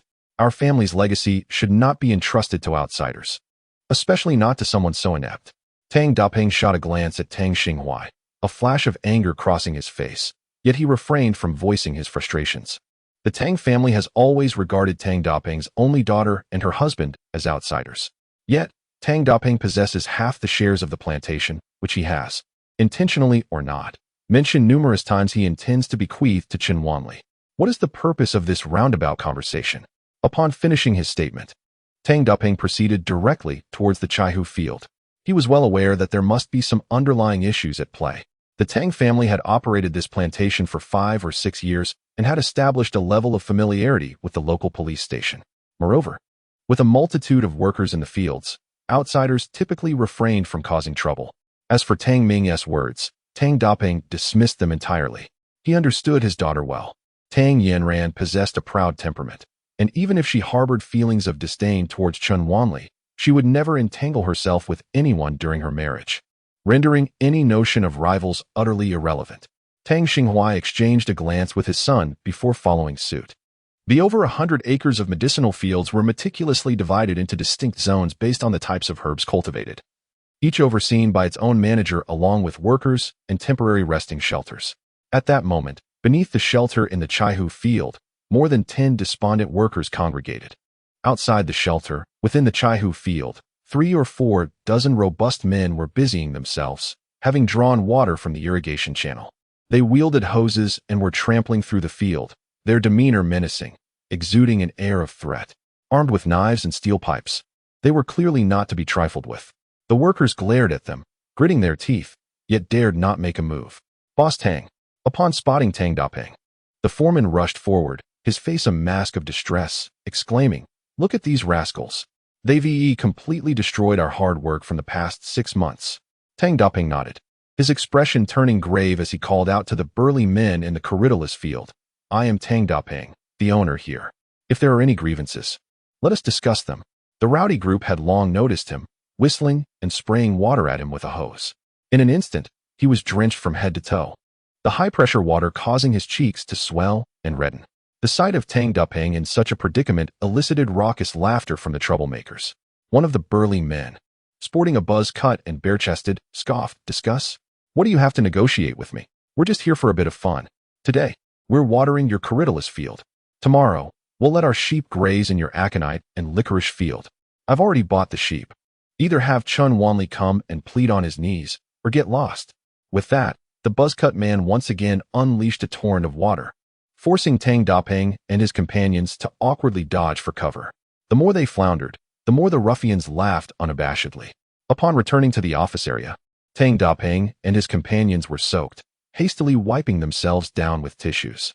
Chun Wanli, witnessing Tang Xinghua's relentless criticism, felt a surge of anger. The term bully fits precisely for people like you. Submissive to outsiders while striking hard at those within your circle. Is your strategy merely to prey on the weak? Upon hearing his father criticized in such a manner, Tang Ming erupted in fury. If you're so capable, why don't you take action? Why hide away? A coward like you has the audacity to speak ill of my father? Chen Wanli replied coolly. I was just about to take care of it. I don't need your incessant chatter. Tang Xinghuai and his son wore expressions of derision. If Chen Wanli could truly resolve the issue, the two of them would be able to drain every drop of water from the several acres of Buplurum land. Chapter 49, Iron Fist Education. I am eager to see how you intend to resolve this. At such a tender age, you dare to act without accountability, stirring up trouble that implicates us, and yet you exhibit no remorse, spouting grandiose claims. Tang Xinghuai's dissatisfaction with Chen Wanli reached its zenith. Chen Wanli, dismissive of Tang Xinghuai's words, glanced at Tang Dapeng's swollen face and spoke in a low voice. Father, allow me to check on the situation. You rest here for a moment. Boasting so loudly, be cautious lest you find yourself in a dire predicament. Tang Ming quipped sarcastically. Tang Dapeng, upon hearing this, directly obstructed Chen Wanli. Engaging in a brawl will not resolve the issue. If you fight today, they will return tomorrow, and it will only lead to further complications. Chen Wanli nodded. Rest assured, father, I shall refrain from violence. Just then, Chen Wanli's phone rang. Noticing it was an unfamiliar number, he initially hung up, but the calls persisted, prompting him to answer. This is Ku Wan. Shen Hong provided me with your number. Brother, I truly acknowledge my mistakes. Please, save me. Save me. Chen Wanli could discern that Ku Wan had completely lost the arrogance he displayed the previous day, and he couldn't help but chuckle. I am currently occupied. Let us speak later. On the other end, Ku Wan sounded anxious. Mr. Chen, Master Chen, what business has you so engaged? May I assist you? If this is about yesterday, Oh, you can indeed be of assistance. Add me on WeChat. Please, do not rush. This has already implicated my family. I cannot afford to remain calm. After hanging up the phone, both Tang Xinghuai and his son regarded Chen Wanli with cold smirks. Tang Ming scoffed. What's the matter? Is someone urgently seeking your attention? Are you planning to escape via phone call? After your earlier retreat, now. Chen Wanli chose to ignore them and directly headed towards the area of the Chaihu. In the Chaihu fields, a buzzcut man was conversing with Brother Bao on the phone. Rest assured, Brother Bao, if Chen Wanli dares to show up, I guarantee his demise. If he doesn't dare to come, I shall excavate every inch of the Tang family's several hundred acres, utterly annihilating their estate to vent young Master Rue's frustrations. Indeed, indeed. The buzzcut man replied enthusiastically before ending the call. He then glanced at his subordinates and said, Brother Bao is genuinely furious this time. We have over 30 men here, and Lu Kuei has brought reinforcements. As he spoke, from the opposite end of the Chaihu field, several excavators and a number of golden vans raced towards them. When they halted, 70 to 80 muscular men poured out of the vans. At the forefront was Lu Kuei, Brother Bao's chief strategist. Upon Lu Kuei's arrival, the buzzcut man eagerly approached with his crew. In an instant, the Chaihu field was filled with a dense throng of over 100 individuals. Has that kid shown up? Lu Kuei inquired, his expression dark. The buzzcut man shook his head. Tang Dapeng has indeed come by. I have already demanded his presence. I suspect that kid is too afraid to show up. After all, he knows whom he has offended. Who wouldn't he fear Brother Bao's reputation? Chances are, he is hiding in his den, too terrified to emerge. Lu Kuei nodded. Let the excavators commence. Demolish what can be destroyed, and crush what can be smashed. As he spoke, the figure of Chen Wanli appeared before the crowd. Who are you? A security guard? Or just a worker? Get lost, or you'll end up in ruins too. The man with a buzz cut brandished a steel pipe. Chen Wanli remained silent, unfazed. As he tapped on his phone to add friends on WeChat, capturing a snapshot of the throng of people before him and sending it along with a location pin. Uttering not a single superfluous word, the sight of over 100 individuals brandishing clubs was clear to Ku Wan. Lu Kuei, observing the calm demeanor of the young man, quickly realized who he was and raised his eyebrows. You must be Chen Wanli? Indeed I am. Chen Wanli replied with a subtle smile as he put away his phone. Lu Kuei scrutinized him from head to toe, a mocking grin spreading across his face. Shall you kneel, or shall we take action? Chen Wanli shook his head. Given my nature, I would quite enjoy offering you a package that leaves you crippled. However, this is, after all, a legitimate business of the Tang family. So, I shall present you with two options. Either compensate for the damages, kneel in apology, and then scurry away as far as you can, or I will ensure you spend an eternity behind bars. The Tang family's herbal plantation was a legitimate enterprise, and engaging in a brawl here would be detrimental. Word would spread among the nearby villagers, distorting the situation and tarnishing the Tang family's reputation, which Chun Wanli wished to avoid. Moreover, with Kuan conveniently at hand, a capable ally, it would be illogical not to utilize him. Lu Kuei laughed outright. I know you're skilled, which is why Leopard Brother sent me with 100 or so brothers. Do you think you can handle them all? Li Rui's bodyguards were all skilled fighters, and after being incapacitated by Chun Wanli, Li Baofeng was certainly aware of Chun Wanli's formidable nature. Thus, the 100 or so individuals brought by Lu Kuei today were all elite subordinates of Brother Bao, each possessing skills that rivaled those of seasoned veterans. Young man, you have no idea what sort of figure Brother Bao is in Nanban City. When he declares that you will wish for death, there will be no one to rescue you, serving a long sentence. I await that day, but I fear you lack the capability. Chun Wanli chuckled, a mere thug. And you speak of him as if he were a deity in the heavens. Do you not find that ludicrous? It seems you are in dire need of a stern lesson on law enforcement. Lu Kuei burst into laughter, tears streaming down his face. I thought you were a clever individual, only to discover you could be this foolish. Ha ha ha, a crackdown on crime, is it? I await your call to the police. I am so terrified. With that, he gestured toward the crew cut man, saying, Go, have the excavator clear this area. Prior to their arrival, Brother Bao had already made arrangements with influential figures. It was clear that not only could they dig up the ground, but they could even bury people alive, and no one would come to intervene for quite some time. Chun Wanli did not obstruct them. He merely observed as Lu Kuei's men operated the excavator, wreaking havoc upon the land. After a while, Tang Dapeng, still uneasy, came to assess the situation, followed closely by the Tang father and son. Witnessing the excavator's relentless destruction, Tang Dapeng could not suppress his breath. The Tang family, filled with both anger and fear, felt the oppressive presence of over 100 robust men. It was no illusion. They believed that if the earth were to be dug up, it would not be beyond the realm of possibility for their family to be buried alive. However, Chun Wanli stood expressionless at the side, smoking a cigarette. Tang Xinghuai was filled with rage. Is this how you handle things? Chun Wanli shrugged. I called the police. Tang Ming retorted angrily. What good is that? My father reported it 2 hours ago. Do you know why the police haven't arrived? They've been bribed. You must be aware that the old man disapproves of your father-in-law transferring the shares to you, so you intend to ruin the Tang family. Speak up. As Tang Xinghuai spoke, he suddenly turned to Lu Kuei, shouting, Aren't you looking for him? He is here. Just arrest him. Why destroy the medicinal herbs in the field? Lu Kuei grinned mockingly at Chun Wanli. It seems your family is more perceptive than you. While you may be clever, it's truly unfortunate that you've offended my boss. His current order is for the Tang family to be utterly destroyed. Tang Xinghuai's face paled in an instant. Tang Ming glared fiercely at Chun Wanli, silently cursing him as a harbinger of doom. At that moment, Chun Wanli's phone rang. He answered, saying, Oh, you can't find the Buplurum field? No problem. I'll send someone to pick you up. After hanging up, Chun Wanli turned to Tang Dapeng and said, Dad, please have a worker go out and pick up the car.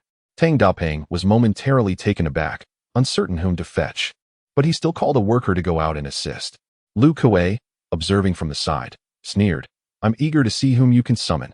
At this moment, Tang Xinghuai and his son were engulfed in despair, regretting not having fled earlier. They dared not attempt to leave now that they had come this far. However, soon, the sound of alarms approached, growing nearer. Lu Kuei chuckled dismissively. A couple of police officers posed no threat to him. Yet, as the sirens drew closer, the smile on Lu Kuei's face froze. It was not merely a few police vehicles, but rather a dozen or more, including large vans. Emerging from these vehicles were fully armed special police officers, equipped with riot shields, batons, and even live ammunition. Bang, bang, bang, snap. Stay still. Everyone lie down. Hands on your heads.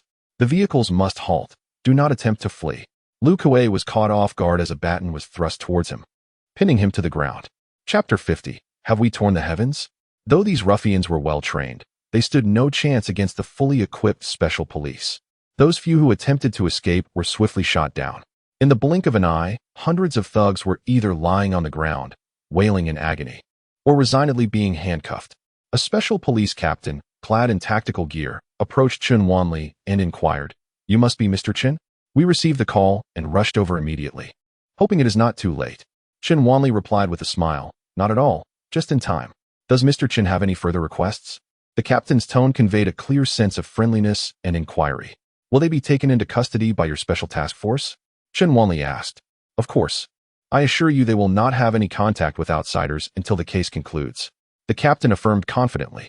Lying on the ground, Lu Kuei and his companions were utterly astonished, their eyes nearly popping out in disbelief, jaws slackened in shock. These special police officers descended from the sky, having received no prior word. Evidently, even Brother Bao's connections had been kept in the dark. Moreover, they treated Chun Wanli with such deference. "Mr. Chun, the Special Task Force.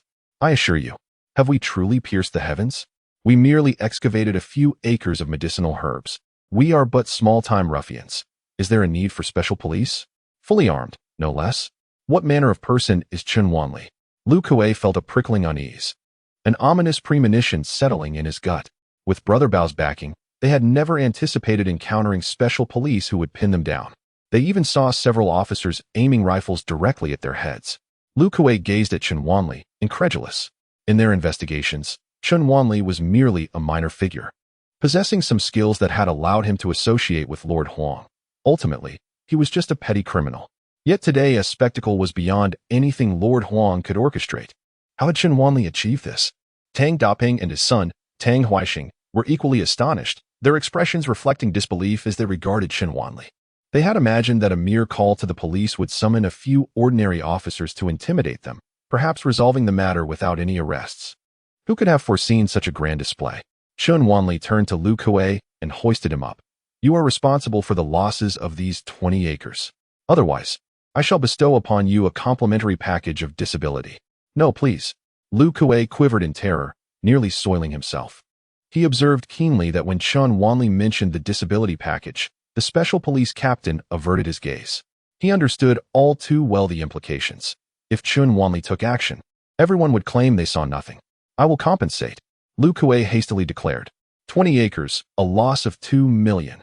Compensate immediately, double the amount. Chun Wanli responded in a deep voice. Tang Daping was taken aback. The damaged several acres could at most amount to a loss of several 100,000. Yet Chun Wanli had multiplied the figure several times over. Was this not extortion in front of the police?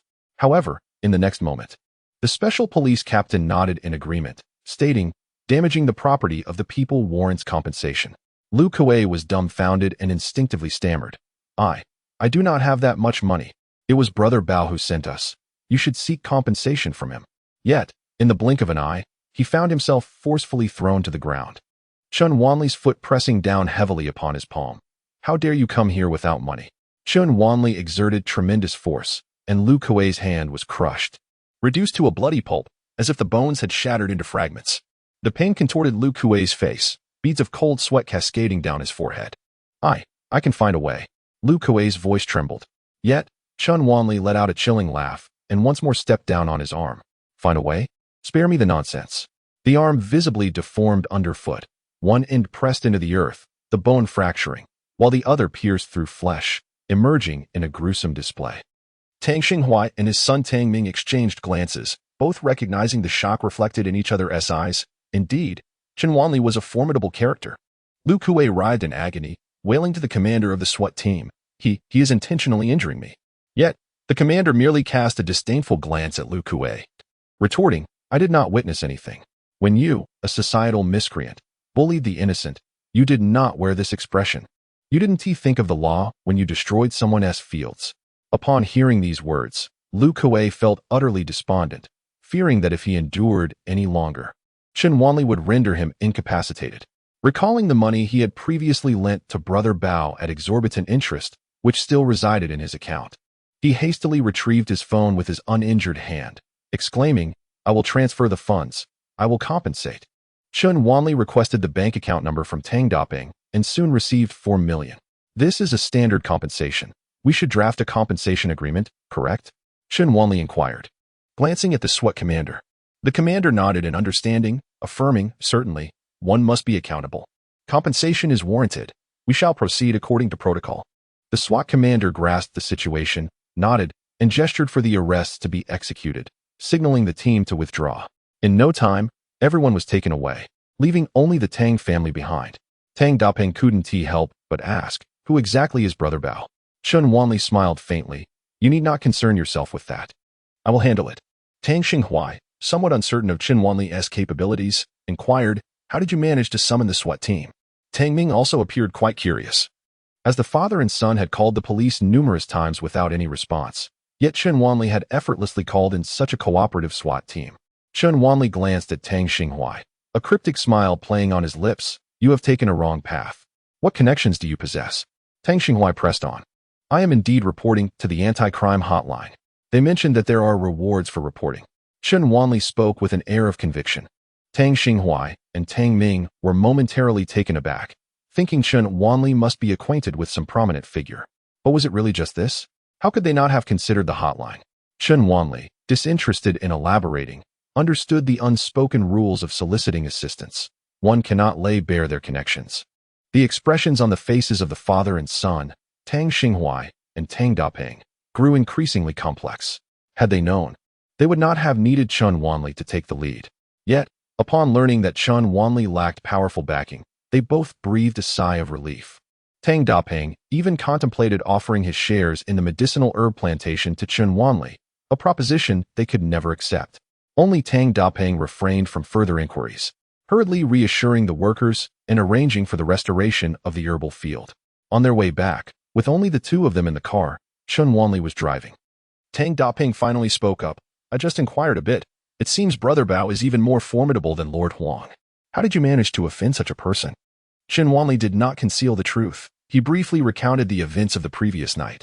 After Tang Dapeng absorbed this information in silence for a while, just as he was about to respond, Chen Wanli suddenly shouted, "Buckle your seatbelt." Tang Dapeng hurriedly grabbed the seatbelt and fastened it, his peripheral vision catching sight of a black Jeep accelerating towards them in the rearview mirror, draining the color from his face. This was a narrow two-way street. One side bordered a mountainside, while the other dropped steeply. The black Jeep seemed to be overtaking from the opposite lane, but Chen Wanli distinctly sensed that the distance was off. Indeed, the very next moment, the black Jeep suddenly lunged towards Chen Wanli's vehicle. Chen Wanli, already fully attentive, unhesitatingly turned the steering wheel and fiercely collided with the black Jeep. The Jeep was instantly propelled out of the opposing lane, crashing into the mountainside. Had it not been for Chen Wanli's swift reflexes, the impact would have sent them tumbling down the steep slope, the outcome of which would have been dire. Tang Dapeng, parched with astonishment, exclaimed, "Shall we go down and take a look?" Before he could finish, the Jeep surprisingly adjusted its course and charged towards them once more. Chapter 51. I yield. Truly yield. Chen Wanli's expression darkened slightly. If the initial collision could be attributed to a mere accident, the subsequent attack was irrefutable evidence of intent. "Dad, hold on tight," Chen Wanli said in a low voice, pressing hard on the accelerator as the vehicle surged forward. Once maintaining control of the steering, the two cars briefly ran parallel, allowing Chen Wanli to catch a clear glimpse of the Jeep's driver, a man in his 40s with a bushy beard. A long, deep scar marred the man's face, stretching from beneath his left eye to the corner of his right mouth, giving him a fearsome and grotesque appearance. The two locked eyes across the space, an aura of lethal intent palpable between them. Tang Dapeng gripped the armrest tightly, his hands trembling with anxiety. The speed was perilous, especially on this narrow, winding road. As they approached another sharp turn, Chen Wanli spotted a large truck coming from the opposite lane. Without hesitation, he once again rammed into the Jeep. In that split second, 3 words flashed through the bearded man's mind: desperate outlaw. Yet, Chen Wanli embodied the very essence of a desperate outlaw. In that brief moment of distraction, Chen Wanli's vehicle collided heavily with the Jeep, the tremendous impact force driving the Jeep against the mountainside. At that instant, a large truck, unable to brake in time, crashed into the Jeep. Although the truck was not traveling at a high speed due to the sharp turn, it effectively wedged the Jeep between itself and the mountain. Chen Wanli successfully reduced his speed as he navigated the curve, bringing his vehicle to a halt near the roadside. "Father, please wait for me." On the other side, inside the Jeep, the burly man managed to crawl out from the back seat with the assistance of the truck driver. Once on his feet, he spotted Chen Wanli and instinctively reached for the handgun at his waist. However, before he could draw it, Chen Wanli's fist struck his chest with formidable force. The wind from the punch carried an overwhelming intensity, leaving the burly man aghast.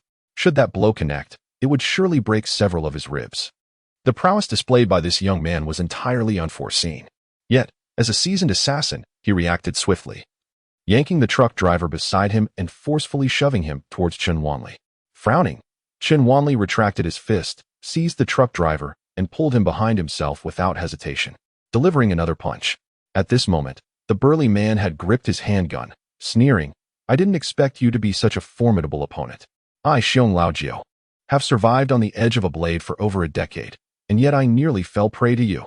The truck driver was petrified, having initially thought they were involved in a mere accident, only to find themselves amidst an attempted murder. "I cannot fathom how you could evade my bullets," the burly man exclaimed, prepared to pull the trigger. However, almost simultaneously, Chen Wanli unleashed his vital energy, propelling a pebble through the gaps of his left fingers. The bearded man merely perceived a fleeting dark streak before his wrist, which clutched the pistol, was shattered by the impact of the stone, inflicting excruciating pain that compelled him to relinquish his grip on the weapon. At that moment, Chen Wanli's fist followed suit, delivering a formidable blow to the bearded man's chest. Had he not intended to spare a life, that punch would have certainly obliterated the bearded man. Even with restraint, the bearded man was sent flying, crashing heavily onto the ground beside the jeep, blood spurting from his mouth. Chen Wanli then placed his foot upon the bearded man's chest, with several ribs already fractured. This added pressure intensified the agony.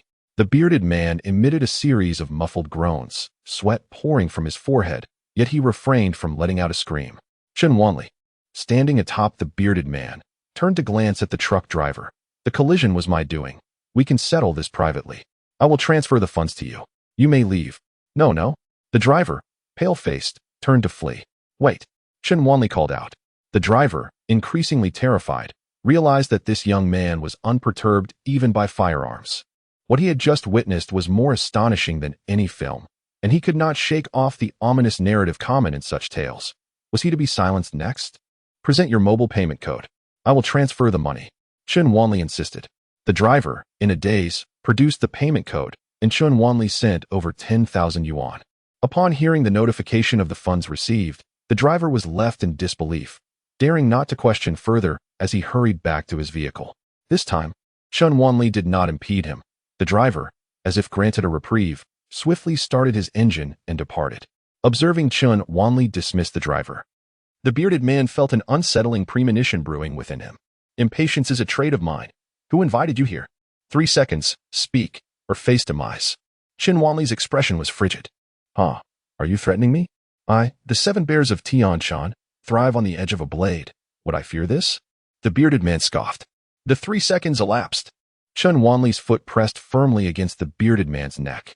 At that moment, the bearded man truly sensed the chill of impending death emanating from Chen Wanli. His mind raced, assessing the situation, resolute, skilled, a desperate outlaw. He would genuinely kill me. The bearded man arrived at this belated conclusion. "It is Leopard." The bearded man was taken aback as Chen Wanli did not wait for him to finish speaking, but instead exerted his weight downwards. He first heard the sickening crack of his cervical vertebrae before losing consciousness. Even in death, his eyes remained wide open, unable to fathom the ruthless nature of Chen Wanli. After ending the phone call, Chen Wanli took photographs of the scene, along with the location, and sent them to Lord Huang before departing without hesitation. He understood that Lord Huang would handle the subsequent matters. "It must be Qin Yaoyang who sought him out," mused Tang Dapeng.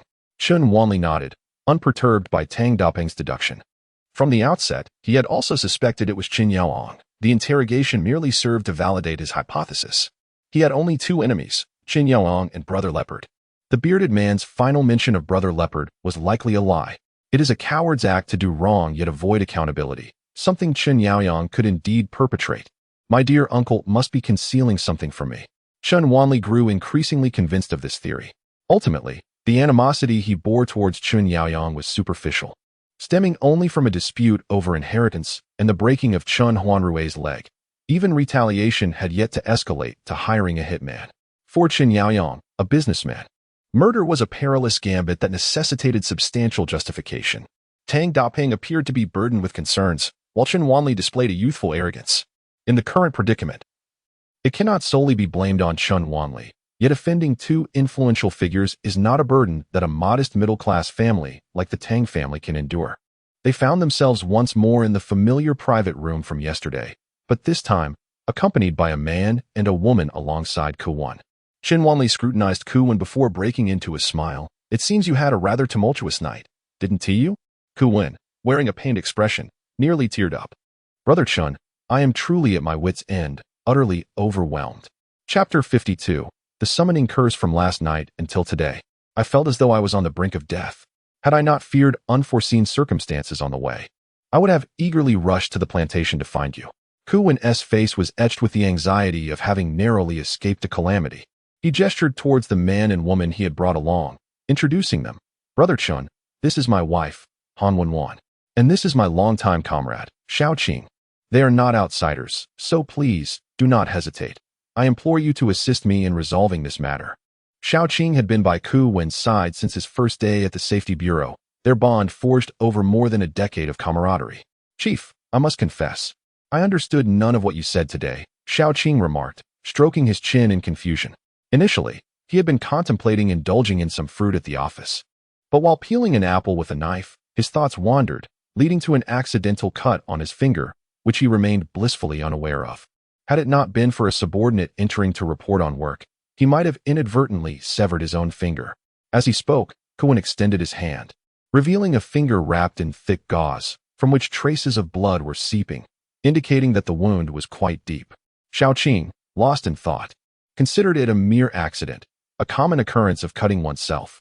Time passed, and suddenly, my daughter appeared with a peachwood sword, rushing into the bedroom to poke it at my chest, jolting me awake. That peachwood sword was a gift from my father-in-law when we moved into our new home, intended to bring good fortune. It had been hanging on a nail by the front door, and upon reviewing the surveillance footage, I discovered it had inexplicably fallen, only for my daughter to pick it up. After waking, I inspected the nail where the sword was hung. It remained intact, yet the sword had mysteriously dropped. At this point, Kuwan pressed his lips together, as if recalling something terrifying and unfathomable. Xiao Qing's face twitched. He could not discern what was so frightening about it. Kuwan's daughter was merely 6 years old, a time for mischief and play. Was it not natural for her to play with a wooden sword? Yet it had fallen off the wall on its own. Moreover, my daughter had gone to the kitchen to fetch a knife, intending to strike at my husband. At that moment, neither of us perceived any issue. We were merely about to scold her when she dashed toward the balcony, opening the security window, as if to leap. If it hadn't been for old Ku's quick reaction, I shudder to think what might have happened. Han Wenwan recalled the scene and felt a chill run down her spine. My daughter had always been well-mannered and kind. She was never the type to act out. Han Wenwan added. Xiao Qing cleared his throat twice. Sister-in-law, what child doesn't he have their moments of petulance? Perhaps she was just flustered. Han Wenwan shook her head, saying, no, later it became even more terrifying. As she spoke, her voice began to tremble involuntarily. I shouted. Yet my wife seemed oblivious to my cries, while my daughter beside us laughed eerily, repeating, Mom is jumping off the building. Mom is jumping off the building. At that moment, cold sweat trickled down Han Wenjuan's forehead. My mind was blank. I truly did not know what I was doing, if it weren't for my husband holding me back. Subsequently, by some twist of fate, I retrieved the peachwood sword, and together, the three of us held it, which finally steadied our nerves. Afterward, the couple reviewed the surveillance footage from the living room. Each frame sent shivers down their spines. Xiao Qing looked at the Kuwan couple with a peculiar expression, sensing that they might have been traumatized and were now rambling. He speculated that perhaps the little girl wanted to play with the peachwood sword, but Kuwan disallowed it, prompting her to throw a tantrum, mimicking a threat of jumping off the building she had seen on some television show. This frightened sister-in-law Han Wenwan, causing her to momentarily lose her composure. Such reactions are not entirely unfathomable. One can easily experience brief confusion in the face of overwhelming fear and panic. I dared not remain at home any longer. At dawn, I gathered my family and set out to drive to Shen Hong's place, hoping he could lead us to you, Brother Chun. However, en route, on the spacious outer ring expressway with few vehicles, a dump truck, with its driver dozing off, suddenly charged towards me. Startled, I swiftly gripped the steering wheel, causing the vehicle to collide with the guardrail and tumble several times. What Kuwan did not mention was that during the accident, he sensed a peculiar energy enveloping the car. Astonishingly, Neither he nor the vehicle sustained any injuries from such a severe incident. His mind immediately recalled the scribbles and sketches that Chen Wanli had left in his car before departing the previous day. Upon inspection, he could vaguely discern a series of strange characters, albeit now quite indistinct. "Let us go check your car," Chen Wanli suggested. The group made their way to the parking lot. While Xiaoqing initially presumed it to be merely an accident, a look of incredulity crossed his face upon seeing Kuwen's car. "You crashed into the guardrail? Rolled over several times? How is it that there isn't a single mark on the surface of the vehicle?" Chen Wanli, however, appeared entirely unfazed. The malevolent energy can influence one's fortune, body, and mental state in myriad ways. "Had it not been for the talisman I left in the back seat yesterday, Kuwen's family would have perished in that crash. The peachwood sword at home also proved invaluable." Walking around the car, Chen Wanli remarked, "Mr. Ku, you must have made quite a few enemies in your line of work, haven't you?" After a moment's contemplation, Kuwen replied, "If we're talking about apprehending criminals, I have indeed offended numerous individuals. However, among them, few possess the capability to truly threaten me." Chen Wanli smiled slightly. "Recently, you must have crossed paths with some individuals of considerable wealth and influence, no?" "No, not at all." Kuwen paused, then shook his head. "No one has the means to orchestrate such a thing against me." "You left quite a few items in your car, didn't you?" Chen Wanli inquired. "That isn't possible, isn't it? After the car accident, I examined both the interior and exterior of the vehicle several times, but found nothing," Kuwen remarked.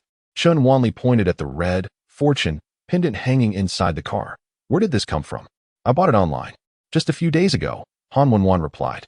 Chen Wanli swiftly yanked the pendant off, and within moments, he had dismantled it, revealing a piece of ghost money wrapped inside. Han Wenwan gasped in shock. "No, this can't be. I just whimsically purchased it from a random online store. The package must have been switched."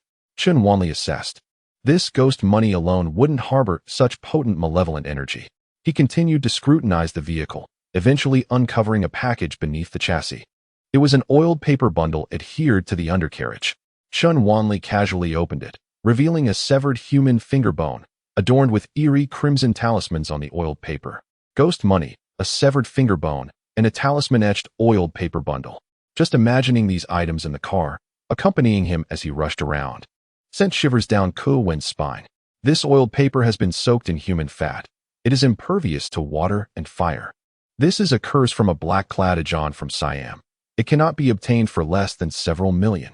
Chen Wanli shot a knowing glance at Kuwen, half smiling.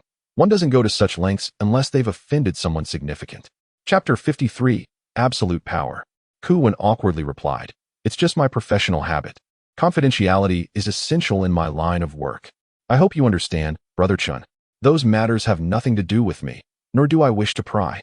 Once these items are dealt with, your issue will be resolved." Chen Wanli gestured towards the oiled paper bundle. Xiaoqing remained skeptical. Over the years, he had shot and killed no fewer than 20 suspects resisting arrest.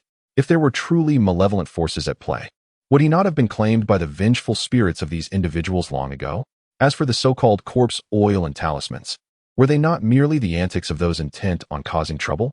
It was entirely possible that Chen Wanli himself was orchestrating this chaos, a classic case of the thief crying stop thief in the realm of charlatans. So, how should he proceed? First, he would incinerate the corpse oil paper along with the ghost money. No sooner had Chen Wanli uttered these words than Xiaoqing produced a lighter and aimed it at the oil paper. He believed that as long as it could ignite, he would have the opportunity to deliver a resounding blow to Chen Wanli's face. However, the flame flickered against the oil paper for an eternity, yet it stubbornly refused to catch fire. Before long, the lighter itself ceased to function. Unwilling to concede to superstition, Xiaoqing cast a glance at Kuwen, who, understanding the unspoken communication, produced his lighter. Yet, it too failed to ignite. The two men exchanged glances, each reflecting the incredulity they felt. Chen Wanli chuckled softly, then used his left fingernail to pierce the tip of his right index finger, inscribing a series of talismans upon Kuwen's person with his own blood. "Light it." Kuwen hesitated for a moment before igniting the lighter once more. This time, the oil paper flared to life with an eerie green flame, swiftly consuming it alongside the ghost money, reducing them to ashes. Roll this finger bone in the ashes 3 times until it is covered. Then simply find any crossroads to burn it. Chen Wanli instructed. This time, it must be the two of you. No one else can accompany you. Do not fret. Just burn it at the crossroads. Kuwen dared not question further. He immediately rummaged through the car for a plastic bag, wrapped the finger bone, and set off with his wife to fulfill the task. Meanwhile, Xiaoqing and Chun Wanli stood at the entrance of the restaurant, awaiting their return. I still refuse to believe. You have offended Brother Leopard and are seeking my boss's assistance, thus deliberately orchestrating this situation? It appears to me that you are the mastermind behind all this. Xiaoqing lit a cigarette, inhaling deeply before exhaling a plume of smoke, his narrowed eyes scrutinizing Chun Wanli. Chun Wanli chuckled. You are indeed quite astute. To doubt what you have witnessed firsthand and instead concoct a conspiracy theory. Surely you have been involved in your fair share of wrongful accusations? Xiaoqing's gaze was piercing. What is seen with the eyes is not necessarily the truth. After living for over 30 years, I am most skeptical of these superstitious notions. Oh, then what do you believe in? Chun Wanli inquired with a smile. Xiaoqing patted the pistol at his waist, asserting absolute power. Are you certain this is what you deem absolute power? As Chun Wanli spoke, his hand darted forth like lightning, seizing the pistol from Xiaoqing's waist. In the blink of an eye, the firearm was in Chun Wanli's grasp, the bullet chambered and aimed at his own head in a flash. Such remarkable speed. Xiaoqing barely had time to process this thought when a gunshot rang out. Damn it! Xiaoqing exclaimed. He saw Chun Wanli's right hand poised before his forehead, casually gripping the gun. This man is a lunatic. Xiaoqing stood frozen, his expression locked in shock, the cigarette dangling from his lips forgotten. In the next moment, Chun Wanli slowly extended his right hand, revealing a bullet resting in his palm. Xiaoqing hastily caught it, trembling slightly, unable to move for a considerable time. It was only when the Ku couple returned that they found Xiaoqing shivering at the entrance of the restaurant, mistakenly believing he was still haunted by the terrors of ghost money, severed fingers, and the eerie oil paper packages. Kuwen stood at the crossroads, clutching the severed finger bone, initially believing that incinerating it would require considerable effort. To his astonishment, a mere flick of the lighter's flame ignited the bone, which burned even more rapidly than paper. Once the bone was reduced to ashes, both he and his wife felt an immediate sense of lightness. Kuwen's mood lifted significantly as he playfully patted Xiaoqing on the shoulder, exclaiming, I never realized your courage was so lacking. You must be joking. The person you are acquainted with is no ordinary human. Kuwen looked at the bullet in confusion. What nonsense are you spouting? Have you ever witnessed someone shoot themselves in the forehead only for the bullet to be caught midair? Have you been possessed? Kuwen reached out to touch Xiaoqing's forehead. It's true. This person surpasses even that instructor we encountered during our special operations training. The awe and admiration that flashed in Xiaoqing's eyes finally convinced Kuwen.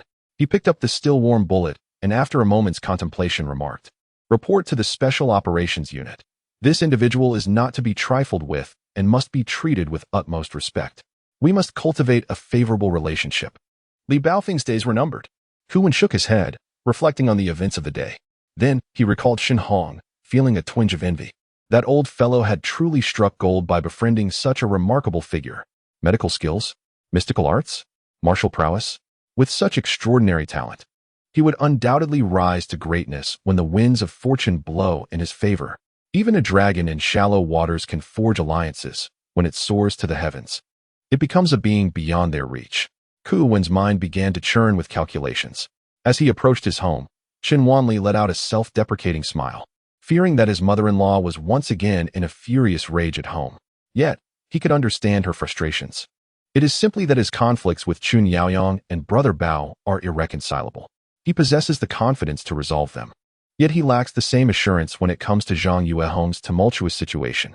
The three members of the Tang family were gathered in the living room. As soon as Chun Wanli entered, Zhang Yuehong sprang to her feet. Chun Wanli, do you intend to bring ruin upon our entire family? You have offended Brother Bao once again, and now they have even encroached upon the Tang family's plantation. Just as Tang Dapeng was about to speak in Chun Wanli's defense, Zhang Yuehong pointed an accusatory finger at him, exclaiming, Do not shield him. Tang Xinghua has already informed me. Chun Wanli furrowed his brow slightly and declared, I will move out today. I will handle this matter myself and ensure that you are not burdened. Zhang Yuehong stood there, momentarily stunned. Tang Dapeng shot a fierce glare at Zhang Yuehong. Wanli, that is not what she means. Do not act impulsively. Chun Wanli shook his head. My mother-in-law is correct. I have caused you all trouble, and it is my fault. I will resolve the issues as swiftly as possible. And moving out is also to prevent entangling you in this mess. Tang Dapeng exchanged a knowing glance with Tang Yinran. My mother is simply frightened, which is why her words may seem harsh, Tang Yinran explained. I understand. I do not hold it against her. However, living together is indeed inconvenient. Chen Wanli paused, then turned his gaze to Tang Yinran. If you are willing, we could move out together. Tang Yinran instinctively took a half step back. Her feelings a mix of helplessness and irritation. Must you be so willful? Where would we even move to? Rent a place? My mother is just being chatty. She harbors no malice. When your cousin demanded 2 million for your protection, my mother was willing to offer it.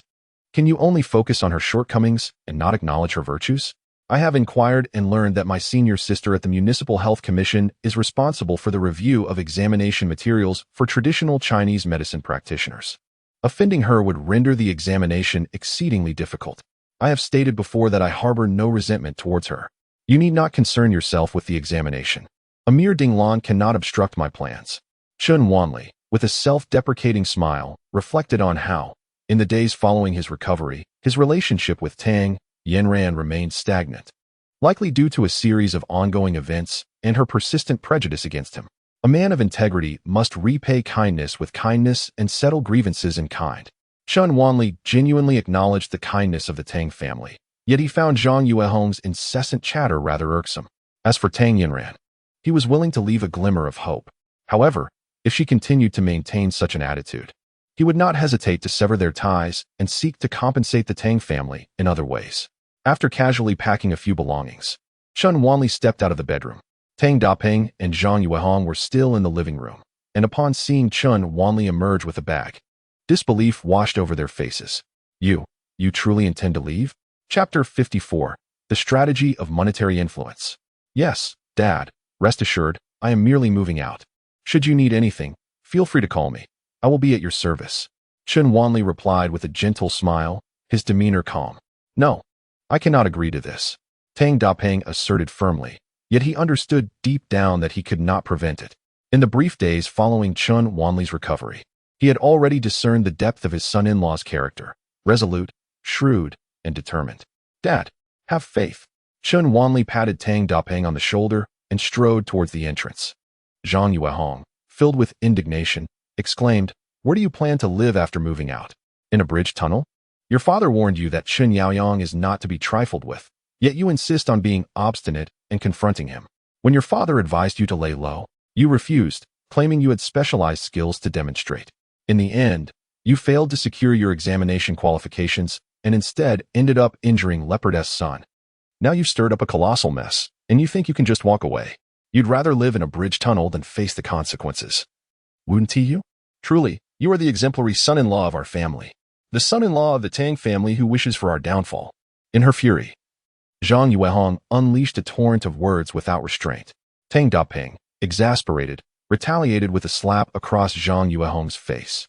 She was momentarily stunned. After 20 years of marriage, it was the first time the usually affable Tang Dapeng struck her. In an instant, she burst into tears, overwhelmed with a sense of injustice. Chen Wanli's expression grew somewhat grim as he declared, I have a place to stay.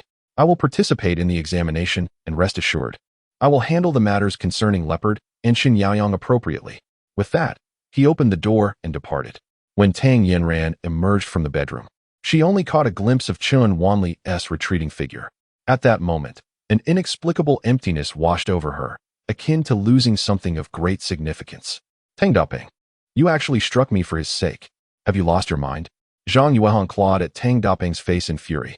With a dark scowl, Tang Dapeng retorted, Had it not been for your relentless pressure, Wanli would not have felt compelled to leave home. He has no money, and living outside will be a struggle for him. Doesn't he your conscience ache? You just continue to feign ignorance. When you find that renting a house and purchasing necessities requires expenditure, you truly grasp the meaning of the adage, a wealthy man is a man of strength, while a penniless man is merely a shadow.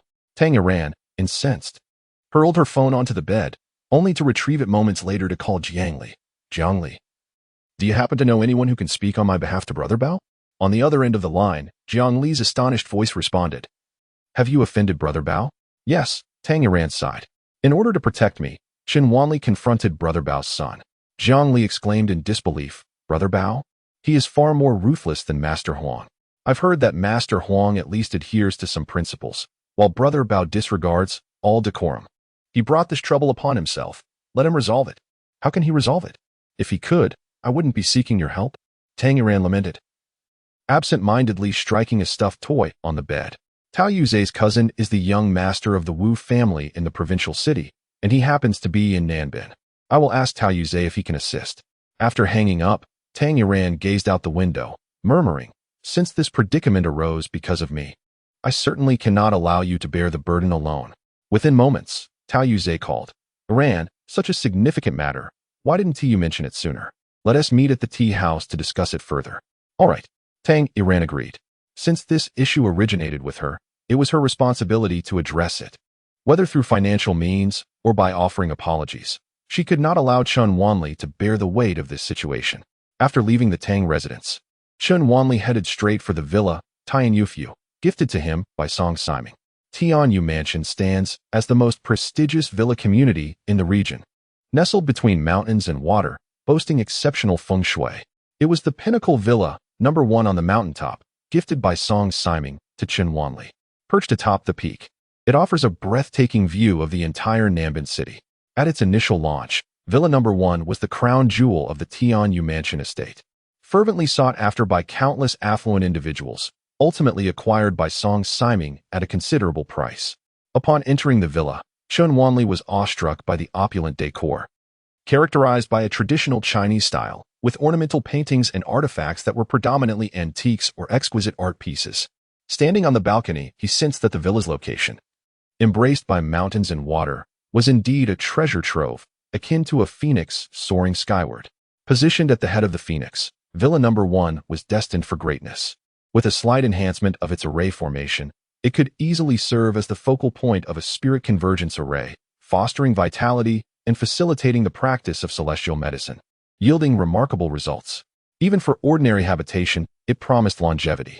Chen Wanli was thoroughly impressed with the residence. After exploring, he discovered a lineup of luxury vehicles in the garage. The world of the wealthy is indeed refreshingly straightforward. Forging connections often hinges on substantial financial gestures.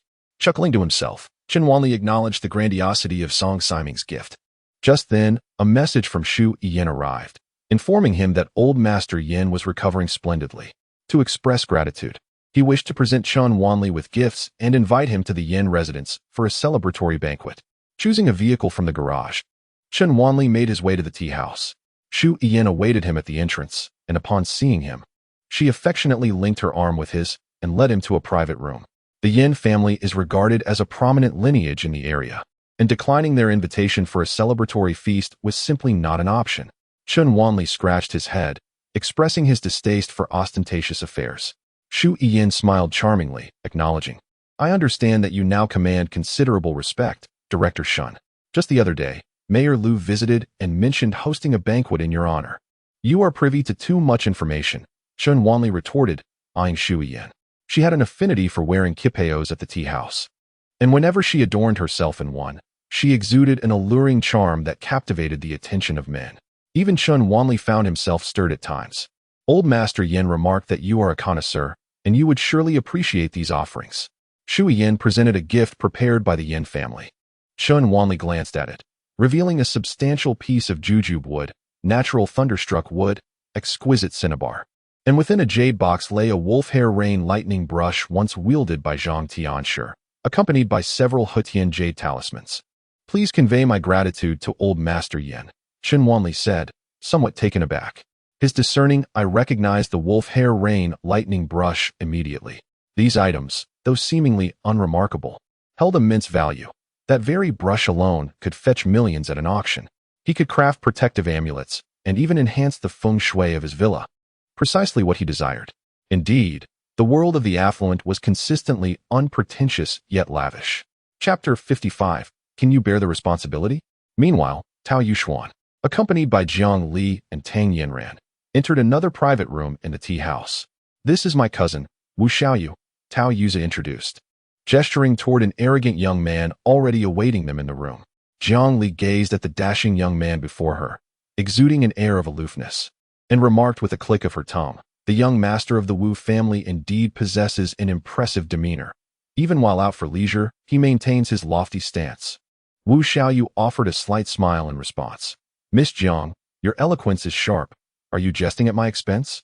As he spoke, his gaze swept over Tang Iran. Momentarily captivated by her beauty, no wonder his cousin was utterly smitten.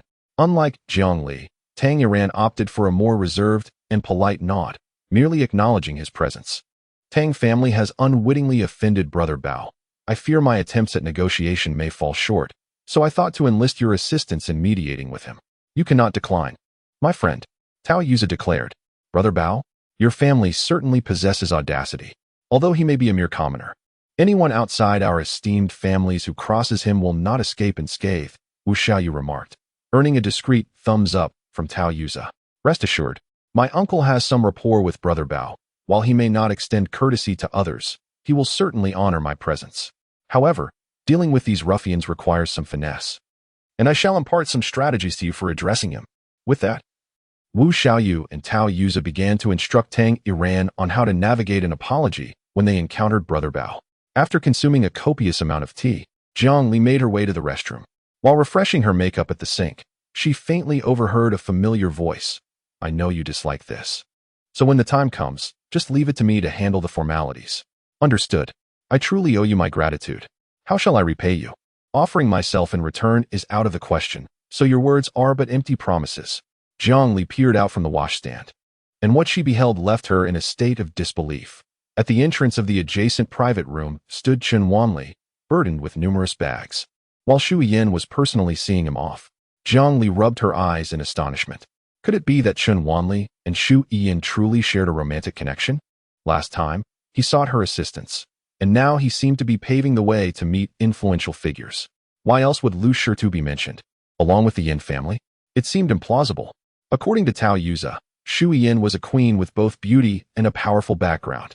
Even if he possessed some extraordinary skills to charm women, surely he could not win over Shu Yin? She realized that, regardless of the circumstances, Chen Wanli was undoubtedly more complex than they had initially perceived.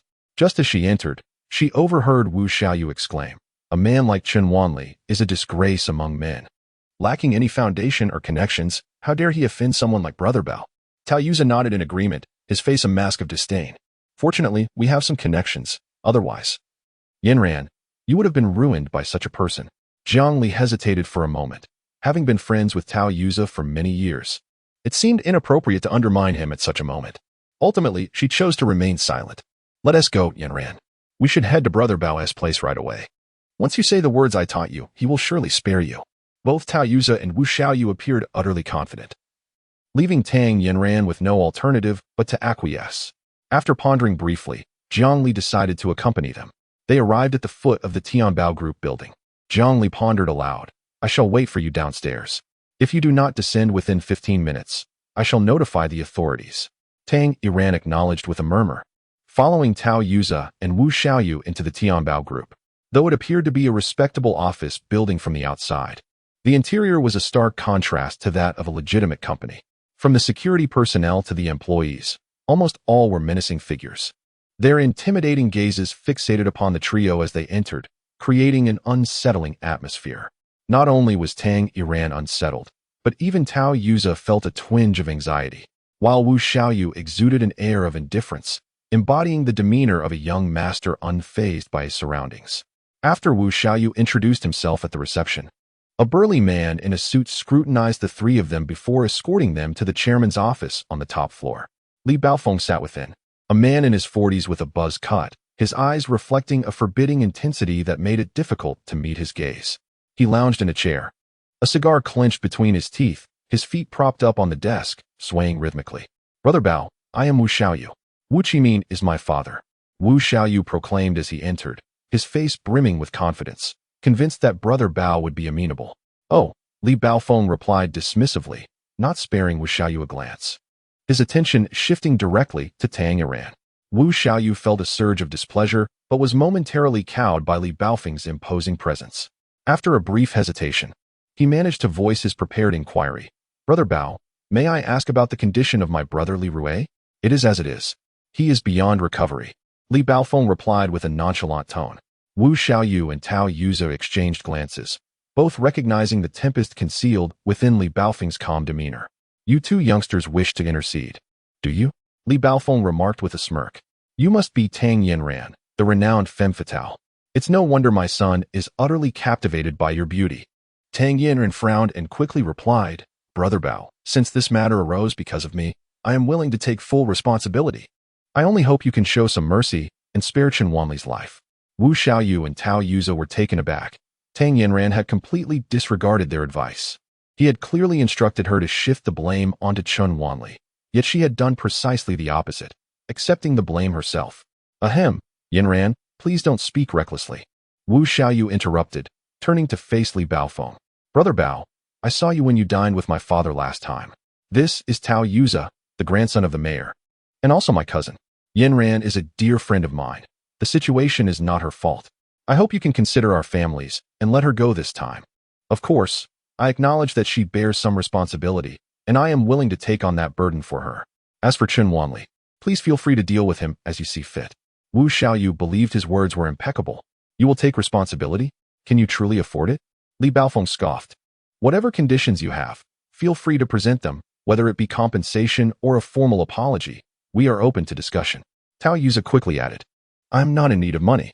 My son is ruined, and you dare to discuss finances with me? Go and ask your father if he dares to speak to me in such a manner. Wu Xiaoyu had anticipated that his carefully crafted words would surely resonate with Li Baofeng, believing that a respectful approach would yield a favorable response. To his astonishment, Li Baofeng retaliated with a fierce demeanor, leaving both Wu Xiaoyu and Tao Yuza utterly speechless. Get out. This is not a place for you two to speak. Li Baofeng pointed toward the door. Wu Xiaoyu and Tao Yuza, flustered and disoriented, dared not challenge him and instead grasped Tang Yinran, attempting to leave. She stays. Li Baofeng insisted, indicating Tang Yinran. Brother Bao, this is rather inappropriate, isn't it? Wu Xiaoyu stammered, his courage faltering. With a flash of menace in his eyes, Li Baofeng swiftly struck Wu Xiaoyu across the face, warning, if you utter another word, I shall unleash something far worse. If the elders of the Wu and Tao families stand together, I might show some leniency. But you two youngsters dare to come here and put on airs before me? Do you think the name Brother Bao is something to be trifled with? Get out. As the final command echoed in the air, Wu Xiaoyu felt his heart sink. Lowering his head and trembling as he muttered, Iran, do not be afraid. I will call for help the moment I step outside. With that, he dragged Tao Yuza away, leaving Tang Yinran behind. Panic surged within Tang Yinran. These two had boasted of their prowess only to prove utterly ineffectual. Realizing her predicament, she steeled herself and declared, Brother Bao, I know you are not lacking in wealth, but money is not everything. I am a physician, and my mentor is well acquainted with numerous esteemed doctors, both domestically and internationally. I can certainly find a way to cure your son. What conditions do you have? We can discuss everything. Li Baofeng chuckled, so we can negotiate. Right? Very well, let us drink this bottle and talk slowly. As he spoke, he retrieved a bottle of vodka from behind the cabinet and placed it heavily in front of Tang Yinran. She was taken aback. She had never consumed alcohol, let alone this potent 60-degree spirit. Noticing her hesitation, Li Baofeng sneered. So whether we negotiate or not is merely a farce. You simply wish for me to unconditionally release him. If I drink this, will you truly consider giving me a chance to negotiate? Tang Yinran asked earnestly. Of course. Drink first. Li Baofeng replied with a grin. Summoning her resolve, Tang Yinran grasped the bottle and tilted her head back to drink. The sharp, fiery liquid burned her throat and surged into her stomach. After consuming only half the bottle, she felt a tumultuous upheaval within. A glimmer of appreciation flickered in Li Baofeng's eyes as he applauded. You certainly possess a unique character. I have encountered many women, but none quite like you. With such intellect and spirit. I keep my promises. I will give you a chance. Now, remove your clothing and accompany my 20 brothers in filming an enticing video. And I shall spare Chen Wanli. This is impossible. Tang Yinran's expression shifted dramatically. Li Baofeng scoffed. If you wish to say a few flattering words and spend a little money to settle this, such good fortune does not exist. My son can no longer endure this. I must complete the unfinished tasks on his behalf, mustn't I?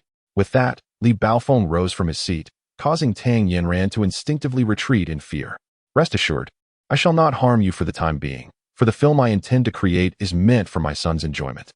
I will certainly enlist a few companions who know how to indulge in such pleasures. You may wish to disrobe and await your fate. Perhaps I shall spare you some anguish." With those words, Li Baofeng exited the office. Tang Yinran trembled uncontrollably, her gaze fixed on the window. She thought that if it were to come to that, it would be better to leap from the window and end it all. Below the Tianbao group, Jiang Li was taken aback to see Tao Yuza and Wu Xiaoyu emerge from the building, especially startled by the visible slap mark on Wu Xiaoyu's face, which sent shivers down her spine. This brother Bao has truly lost his mind. You must call the police. I will contact my grandfather. Let us drive the car a little further away, in case Li Baofeng's men come. Wu Xiaoyu and Tao Yuza hurriedly entered the vehicle, speaking in a flurry. Jiang Li quickly maneuvered the car to a corner before stepping out, hesitating for a moment before dialing Chen Wanli.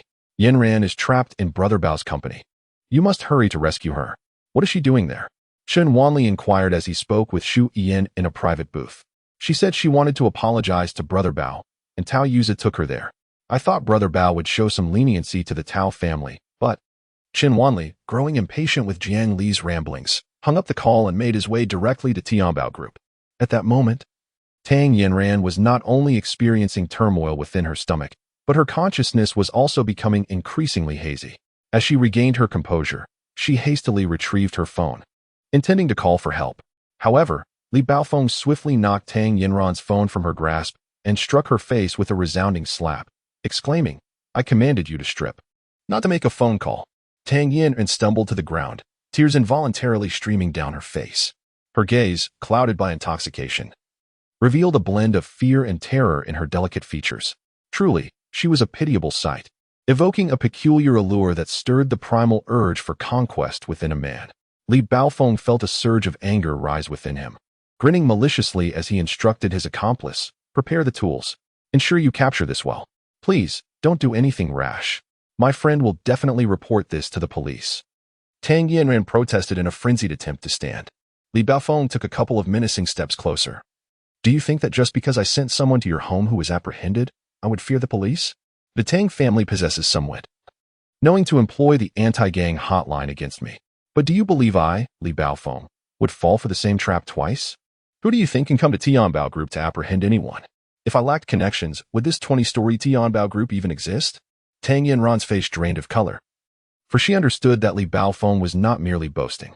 With the grandson of the former mayor, Tao Yuza, alongside the scion of the Wu family, he was undoubtedly backed by formidable power. No one can save you today. When I, Li Baofeng, declare that I intend to ruin you, it is as if it were a decree from the heavens. Rather than struggle, you might contemplate how to please me. If I am satisfied, perhaps I shall refrain from summoning a dozen or so brothers to join in. Li Baofeng advanced a few more steps, closing the distance ominously. Tang Yin suddenly rushed to the window and flung it open, exclaiming, "If you come here, I will jump." "Jump? Go ahead and jump." Li Baofeng lifted his eyelids and scoffed, pretending to be a virtuous woman. "If you dare to leap, I will ensure your corpse is violated. You are shameless. Afraid to jump, aren't you? Then behave yourself." Before he could finish, a loud bang resounded as the office door was kicked open from the outside. Chen Wanli burst in with swift strides. Upon catching sight of the handprint on Tang Yinran's face, a surge of fury engulfed the room. "Who are you?" Li Baofeng glared at Chen Wanli, their eyes locked in a fiery exchange. The moment Tang Yinran saw Chen Wanli, she could no longer hold back. Tears streamed down her face, a mixture of grievance and an overwhelming sense of safety causing her to weaken and nearly collapse. Chen Wanli moved swiftly to support her, half embracing the woman, before turning his gaze towards Li Baofeng and calmly stating, "Your son is a waste because of me. Now, you too shall be rendered useless." His voice was chilling, and the murderous intent in his eyes was palpable. The burly men in the room exchanged glances and immediately lunged at Chen Wanli. In that moment, Chen Wanli, consumed by rage, showed no restraint. One arm still cradling Tang Yinran, he swiftly incapacitated the first attacker by crushing his throat. Releasing Tang Yinran, he surged forward, his fist striking towards the other two. In the blink of an eye, they had no chance to evade, and their necks were shattered by Chen Wanli's blows. His ghostly agility left the remaining men in stunned silence. Li Baofeng, taken aback, retreated a step. Noticing that Chen Wanli did not intervene, he hastily approached the desk and pressed the alarm button. As the siren echoed throughout the building, he calmly remarked, "So it is you. Are the youth of today so oblivious to reality? Do you think I, Li Baofeng, am just anyone? Do you believe Tianbao Group is some trivial establishment? I dispatched hundreds to capture you. Yet here you are, walking right into my grasp. Should I thank you? Chen Wanli regarded Li Baofeng with a chilling gaze, as if staring at a corpse. Outside, the sound of footsteps surged, and in a matter of moments, a dozen thugs had gathered, with more from other floors continuously arriving. Chapter 57. I see you are tired of living observing his men in position, Li Baofeng sneered. I know you can fight. I sent hundreds to the Tang family, and you leveraged the police to capture them. Now, I have over 200 brothers in this building. Let us see whose strength you can exploit. I want you dead. And I need no one's assistance to achieve that. 200 thugs cannot be stopped. Chen Wanli cast a sweeping glance, his expression unwavering. However, should I wish to kill you, no one can obstruct me. It has been a long time since I have heard such foolish words. Li Baofeng hissed. Kill him. I want to see how he can take on hundreds. With a thunderous shout, Li Baofeng called to those outside. Instantly, over 10 thugs charged into the office wielding machetes.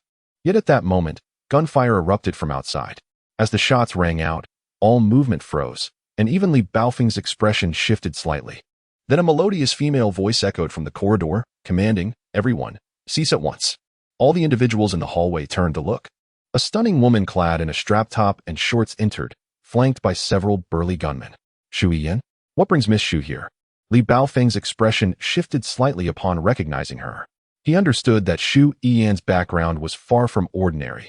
Even his powerful boss dared not confront her openly, resorting instead to covertly instructing him to kidnap individuals, albeit discreetly. It was evident that anyone capable of making that elusive figure act in such a manner was not someone Li Baofeng could afford to provoke. Moreover, it was common knowledge that Shu Yiyan maintained close ties with the affluent circles of Nanbin City. Brother Bao, your influence is quite formidable. Last time you attempted to abduct me, and now you're targeting my friend. Shu Yiyan chuckled lightly, approaching Chen Wanli and inquiring, are you unharmed? Did I not advise you against following? Chen Wanli furrowed his brow, responding, I came to avenge myself. Since someone has attempted to kidnap me, I must teach them a lesson. Do they truly believe Shu Yiyan is easy to intimidate? Shu Yiyan winked and smiled. Yet, despite her words, she inwardly scolded Chen Wanli for his audacity. Upon receiving the call, she had been nearby, and before she could summon help, he had recklessly ventured into the lion's den alone. What do you mean by that, Miss Shu? I cannot comprehend a single word. Li Baofeng squinted, adopting a defiant stance. Shu Yiyan merely turned her head, and one of her formidable bodyguards stepped forward, swiftly delivering a resounding slap to Li Baofeng's face. Li Baofeng did not anticipate such assertiveness from Shu Yiyan, which suggested that her background completely disregarded him. He immediately altered his tone. Miss Shu, there must be a misunderstanding between us. I assure you, I have never abducted you. Even with 100 times the courage, I would not dare. As for Mr. Chen, regarding personal grievances, I am unaware of your relationship, and frankly, he has gone too far, injuring my son with one swift blow. In his investigation, Chen Wanli was merely an insignificant figure without any connections. How could he possibly have latched onto Shu Yiyan's influence?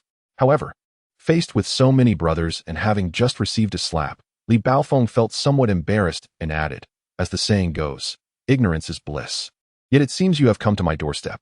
Impatience flickered across Shu Yiyan's delicate features as she raised her hand and fired a shot, striking one of Li Baofeng's subordinates in the leg. As the agonized cries echoed, she aimed at Li Baofeng's head, smiling sweetly. It appears you are tired of living. Shu Yiyan coldly declared, today, you will either allow me and my people to leave, and we can settle our accounts slowly, or I will ensure that your Tianbao group undergoes a complete name change. The choice is yours. Miss Shu, I recognize your influential connections, but do not forget, I am not without my own resources. Li Baofeng replied sternly. The Zhou family? Shu Yiyan chuckled lightly. Do not presume that even Zhou Shao could stand here today and prevent my departure. Li Baofeng clenched his fists, ultimately turning away, signaling his men to release Chen Wanli. Li Baofeng, our matters are far from resolved. You should contemplate how we might conclude this. Shu Yiyan remarked with a cold smirk as she took Chen Wanli's hand and prepared to leave. Chen Wanli furrowed his brow, hesitating. He was not fond of this resolution. Shu Yiyan pointed to Tang Yanran, who was already asleep in his arms. Brother Leopard, who is this woman? Are we truly letting them go? Observing Shu Yin and her companions depart, the younger brother seethed with indignation. Dare to draw a gun, eh? What do you think? Are you itching for a bullet? Li Baofeng's expression darkened. Damn it, that troublesome woman. I must lodge a complaint with Zhou Xiao. Understood, boss. As they exited the Tianbao group, the unconscious Tang Yinran stirred groggily and, upon seeing Chun Wanli carrying her, hastily gestured to walk on her own. Are you all right? Chun Wanli gently set her down, steadying her with one hand. Tang Yinran, bewildered, glanced at Chun Wanli and then at Shu Yin, startled, the alcohol in her system subsiding. Miss Shu? What are you doing here? Did you save me just now? You could say that. I must admit, I envy you. A man stood against hundreds of thugs for your sake. Shu Yin said with a cheerful smile. Tang Yinran looked at Chun Wanli with a mixture of emotions. Did he truly confront hundreds of thugs for her? A fleeting warmth washed over her heart. Miss Shu, if you have matters to attend to, you may leave first. Chun Wanli directly issued his dismissal. Very well. Shu Yin feigned a look of grievance before leading her entourage away. Just as Tang Yinran was about to speak to Chun Wanli, Zhang Li's car sped towards them, halting beside the two. Yinran, I just saw Shu Yin. Did she assist you? Zhang Li inquired cautiously. Indeed, it is thanks to Miss Shu's timely assistance that we find ourselves safe and sound. Tang Yinshan nodded in agreement. Zhang Li suddenly recalled the affectionate manner in which Chun Wanli and Shu Yin interacted previously and hinted, Shu Yin isn't familiar with us. How could she possibly come to our aid? I too find it quite peculiar. Tang Yinshan reflected on the last encounter in Boguching, where Shu Yin had also lent her support, immediately suspecting that Chun Wanli had summoned her. However, she pondered the reason behind Chun Wanli's repeated invitations to Shu Yin. Just as she was about to inquire further from Chun Wanli, the back door of the vehicle swung open. Wu Xiaoyu and Tao Yuza emerged. Wu Xiaoyu shrugged. What is so perplexing? It was my cousin who called Grandpa Tao, and the old gentleman arranged for Miss Shu to come. Chapter 58. A counterstrike. Tao Yuza was momentarily taken aback. Grandpa had mentioned finding someone to assist, but it could not possibly be Shu Yin. The old man had repeatedly stated that Shu Yin's background was exceptional, making it implausible for her to be casually commanded. He understood well that even though the Tao family had some connections with Shu Yin, such a distinguished individual would only utilize favors in critical situations, not to rescue his inconsequential friend. Yet, Wu Xiaoyu shot him a knowing glance. Tao Yuza recalled the disarray he faced after abandoning Tang Yinshan, realizing that winning her heart might now be an insurmountable challenge unless he could make her indebted to him. Still, he was aware of the potential link between Chun Wanli and Shu Yin, which could easily be exposed. He then ambiguously replied, I was quite anxious upon my arrival and sought out Grandpa. He merely mentioned that he would find someone right away, but I am not entirely certain. Wu Xiaoqi immediately understood and said, Isn't that obvious? Apart from Grandpa Tao, who else could summon Miss Shu? Chun Wanli couldn't help but burst into laughter. This Tao Yuza, whom he previously thought to be merely a bit frivolous, had truly revealed his foolish nature today. Originally, Tang Yinran and Zhang Li believed it was Chun Wanli, but with Wu Xiaoyu's remark, they found themselves in a state of ambiguity. In comparison, the likelihood of the old master Tao persuading Shu Yin was indeed greater. However, Zhang Li decided to probe further.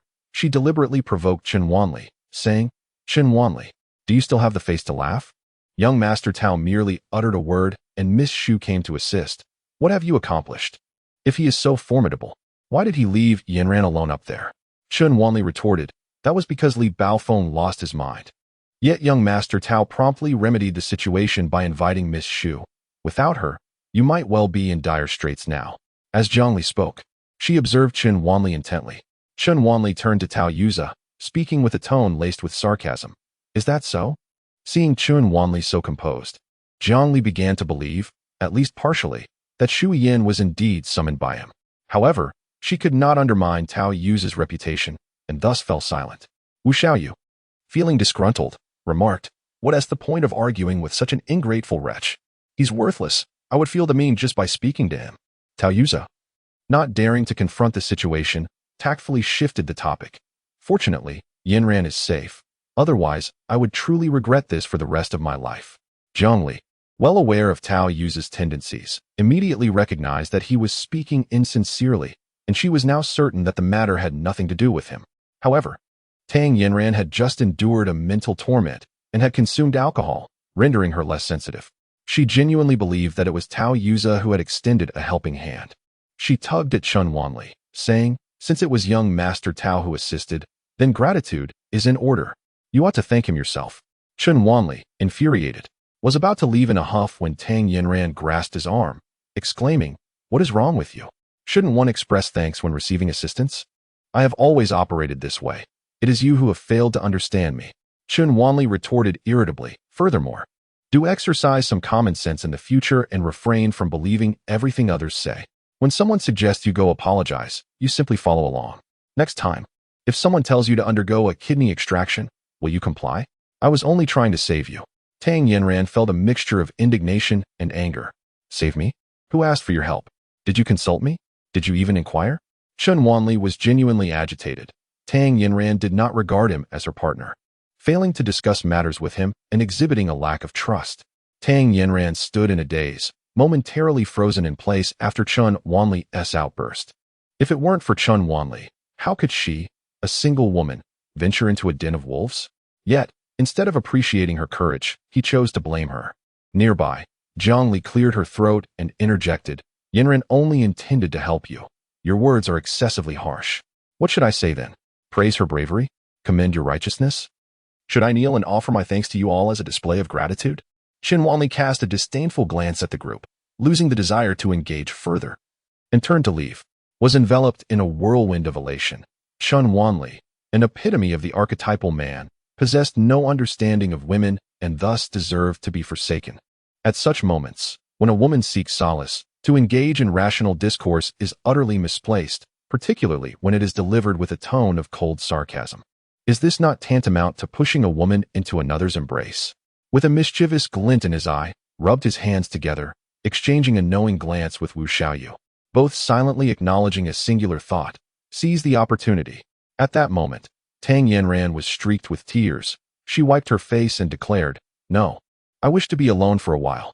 Thank you for today, but I prefer to walk by myself. With that, she turned and strode resolutely in the opposite direction of Chun Wanli. Zhang Li, contemplative, cast a glance at before finding an excuse to depart. Once at a distance, Zhang could no longer restrain herself and sent a text to Chun Wanli. I know it was you who brought Shui Yan. If you confess your relationship with her, I shall assist you in explaining things to Yinran. Meanwhile, Chun Wanli, having traversed a circuitous route, re-entered the imposing edifice of the Tianbao group. Those who dared to harm his associates must face dire consequences. Had he not arrived in time today, the aftermath would have been dire indeed. His frustration stemmed from Tang Yinran's lack of trust, yet his fury was primarily directed at Li Baofeng. Shui Yan had advised patience and long-term strategy, but such notions were foreign to Chun Wanli. He believed in settling scores without delay. As he re-entered the Tianbao group, a dozen burly men exchanged sinister glances and closed him menacingly. The leading brute scoffed, observing the bustling traffic outside, and commanded his underlings with a wave of his hand, close the doors. Prepare to collect the remains. Brother Bao has decreed, eliminate him, and a reward of 500,000 awaits. Soon, several underlings hurried to lock the main door, and all the shutters were drawn down. They cast bewildered glances at Chun Wanli, rubbing their fists in anticipation. Chun Wanli remained expressionless until the doors and windows were secured. Then, suddenly, he sprang into action. Without uttering a single superfluous word, like a specter, he moved with incredible speed, seizing two men with his hands. The burly figures, each weighing over 100 kilograms, were as light as puppets in his grasp. With all his might, he slammed them together, rendering them unconscious on the spot, before tossing them into the crowd, knocking down 7 or 8 others. He swiftly maneuvered into the throng, his fury reaching unprecedented heights, showing no mercy whatsoever. Each punch landed with brutal force, resulting in shattered limbs for those unfortunate enough to be in his path. In the blink of an eye, 7 or 8 individuals lay motionless on the ground, leaving the once arrogant henchmen utterly dumbfounded. The scenario had deviated dramatically from their expectations. They had anticipated an easy prey, but instead, they faced a wolf amidst the flock, wreaking havoc at will. The dozen or so individuals on the first floor hardly lasted 2 minutes before collapsing in disarray. The anguished cries transformed the lobby into a veritable hellscape. Chun Wanli casually picked up a machete and strode towards the elevator. In his office, Li Baofeng listened to the reports and let out a cold laugh. I knew he possessed some skill, but so what? Can he contend with my hundreds of brothers? I will offer 3 million for his demise. Under such a generous reward, there will surely be casualties. Each floor dispatched henchmen to intercept him. The lengthy corridor was filled with a palpable aura of bloodlust. However, each elevator paused for no more than 3 to 5 minutes before resuming its ascent. 10 minutes later, the elevator doors on the top floor swung open. Inside stood only Chun Wanli, covered in blood, emanating a chilling aura devoid of any humanity, causing the thugs at the entrance to instinctively recoil. Chapter 59, Steady as a Rock. Charge! Someone shouted, and immediately, a dozen burly men surged forward, wielding clubs. It soon became apparent that this was a one-sided massacre. Chun Wanli resembled a merciless executioner. No, more like a demon from the depths of hell. Wherever he tread, blood splattered in all directions. The thugs in the corridor fell like harvested wheat. As one wave after another collapsed, those remaining dared not advance, retreating in panic. Their eyes filled with terror and dread as they beheld Chun Wanli.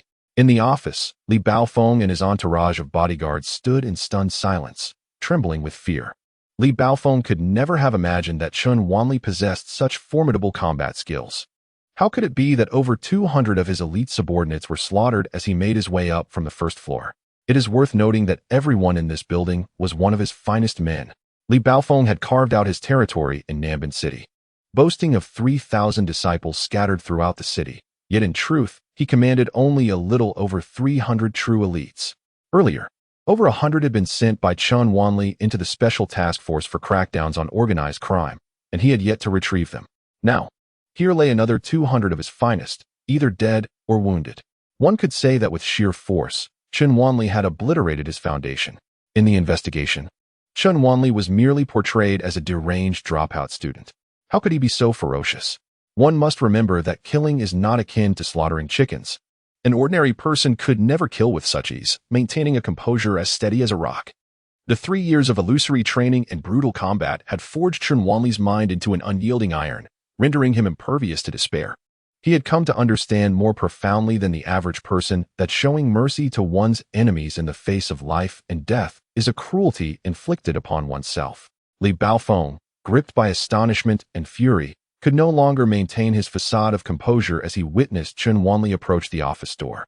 Yu. With the already dulled blade of his machete in hand, Chun Wanli stepped before the desk, pointing coldly at Li Baofeng. It is your turn. I have declared my intent to kill you, and no one can hinder me. Li Baofeng drew a handgun, aiming it menacingly at Chun Wanli. You think you can win? Can you outmatch a bullet? Yet, before he could pull the trigger, Chun Wanli hurled the machete with such velocity and force that it severed Li Baofeng's right hand, which held the gun.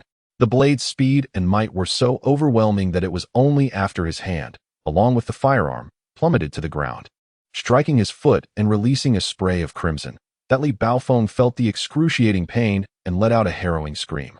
Pale as death, Li Baofeng was truly terrified. Realizing he had no time to even squeeze the trigger, he stumbled backward, trembling as he stammered, Master Chun, if you spare me, I am open to any conditions. I shall never dare provoke you again. The human body is indeed fragile, yet one cannot simply sever bones as if they were twigs.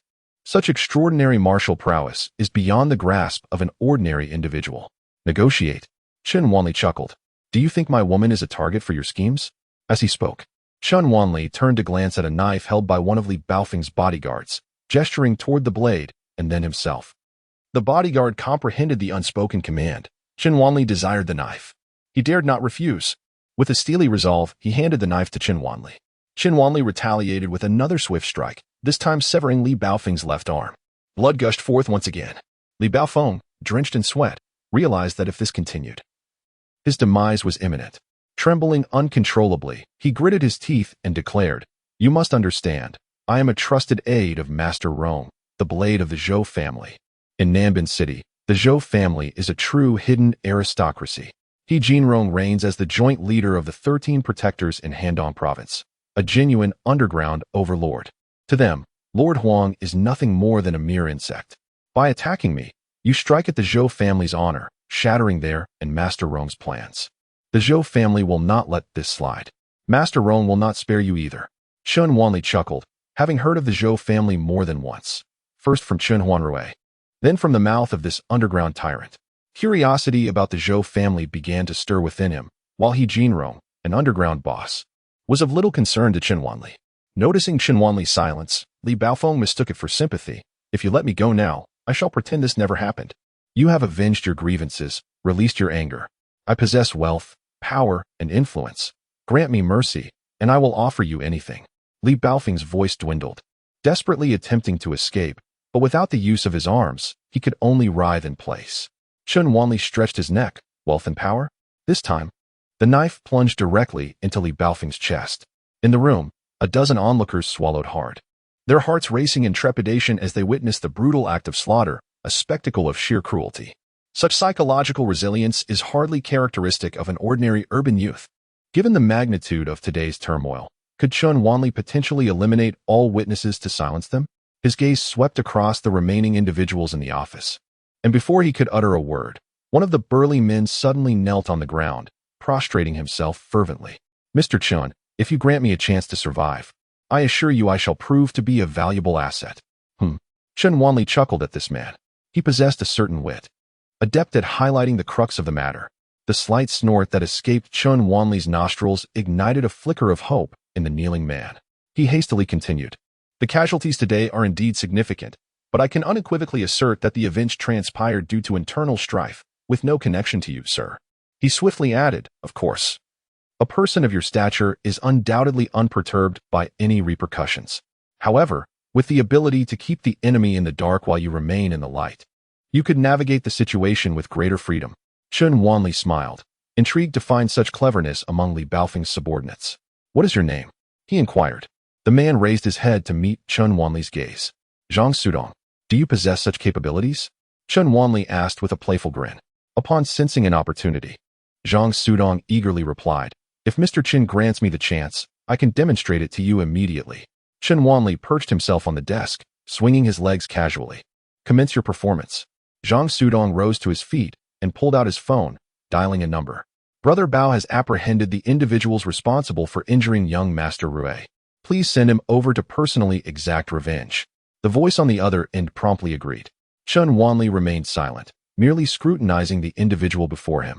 Zhang Sudong felt an overwhelming discomfort under Chen Wanli's gaze, the pressure emanating from an undeniable strength rendering any cunning schemes utterly trivial, enough to instill panic in anyone. He lowered his head, unable to meet Chen Wanli's eyes, and made an excuse to head downstairs to await others, hastily descending. Chen Wanli sat boldly, his gaze sweeping over the others. Your survival hinges entirely on whether he can persuade me to alter my decision. Instantly, the 7 or 8 burly men in the room were drenched in cold sweat. Is he really going to flee? Someone could not help but inquire. Then you can only blame your ill fate for having a companion so cowardly. Chen Wanli scoffed, speaking with indifference. The scene in the lobby on the first floor was as brutal, if not more so, than that above. Upon his arrival, Zhang Sudong's complexion paled even further. The entrance loomed before him, the lock easily within his grasp. Should he step through that door, he would seize a chance at survival. Yet, Zhang Sudong lingered at the threshold, letting each second slip away. Approximately half an hour later, the ringtone of his phone shattered the silence. Li Rue had arrived at the door. Zhang Sudong unlocked it, admitting Li Rue in a wheelchair along with several bodyguards, and without a word, promptly secured the door once more. That brat is troublesome. We have suffered considerable losses, and it was only with Brother Bao drawing his gun that we managed to subdue him, Zhang Sudong said, his expression devoid of emotion. Li Rue, without a trace of doubt, slammed his hand against the armrest of his wheelchair in indignation. That wretch. I will ensure he experiences a fate worse than death. I shall sever his limbs, subject him to 1,000 cuts, slather him in honey, and let the ants feast upon him slowly. I summoned my father to bring forth his woman. I intended to confront her in his presence. At this thought, Li Rue realized that he could no longer maintain his humanity, and a surge of hatred twisted his features. I shall compel all my brothers to confront that vile woman.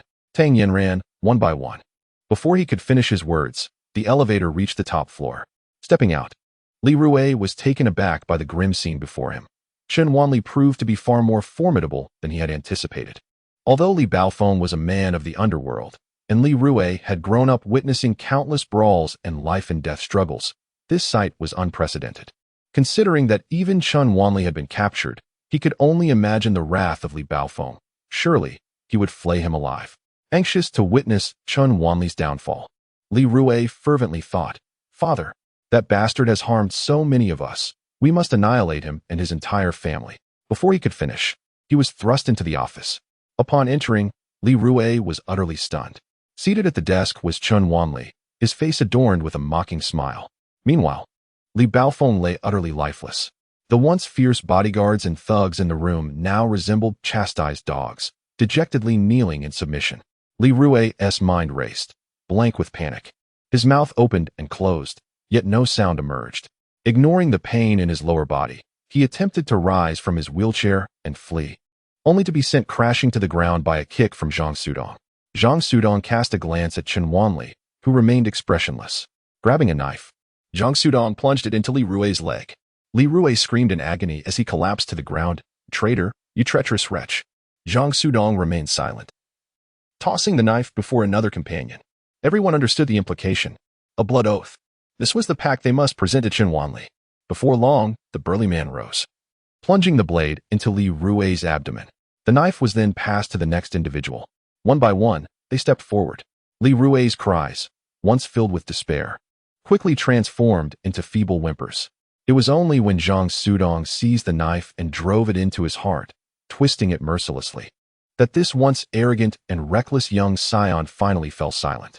"You are indeed a character. A person like you would follow Li Baofeng as a lackey." Chun Wanli cast several glances at Zhang Sudong. Zhang Sudong, shaking off the fear and trepidation he once felt towards Chun Wanli, displayed a calm demeanor.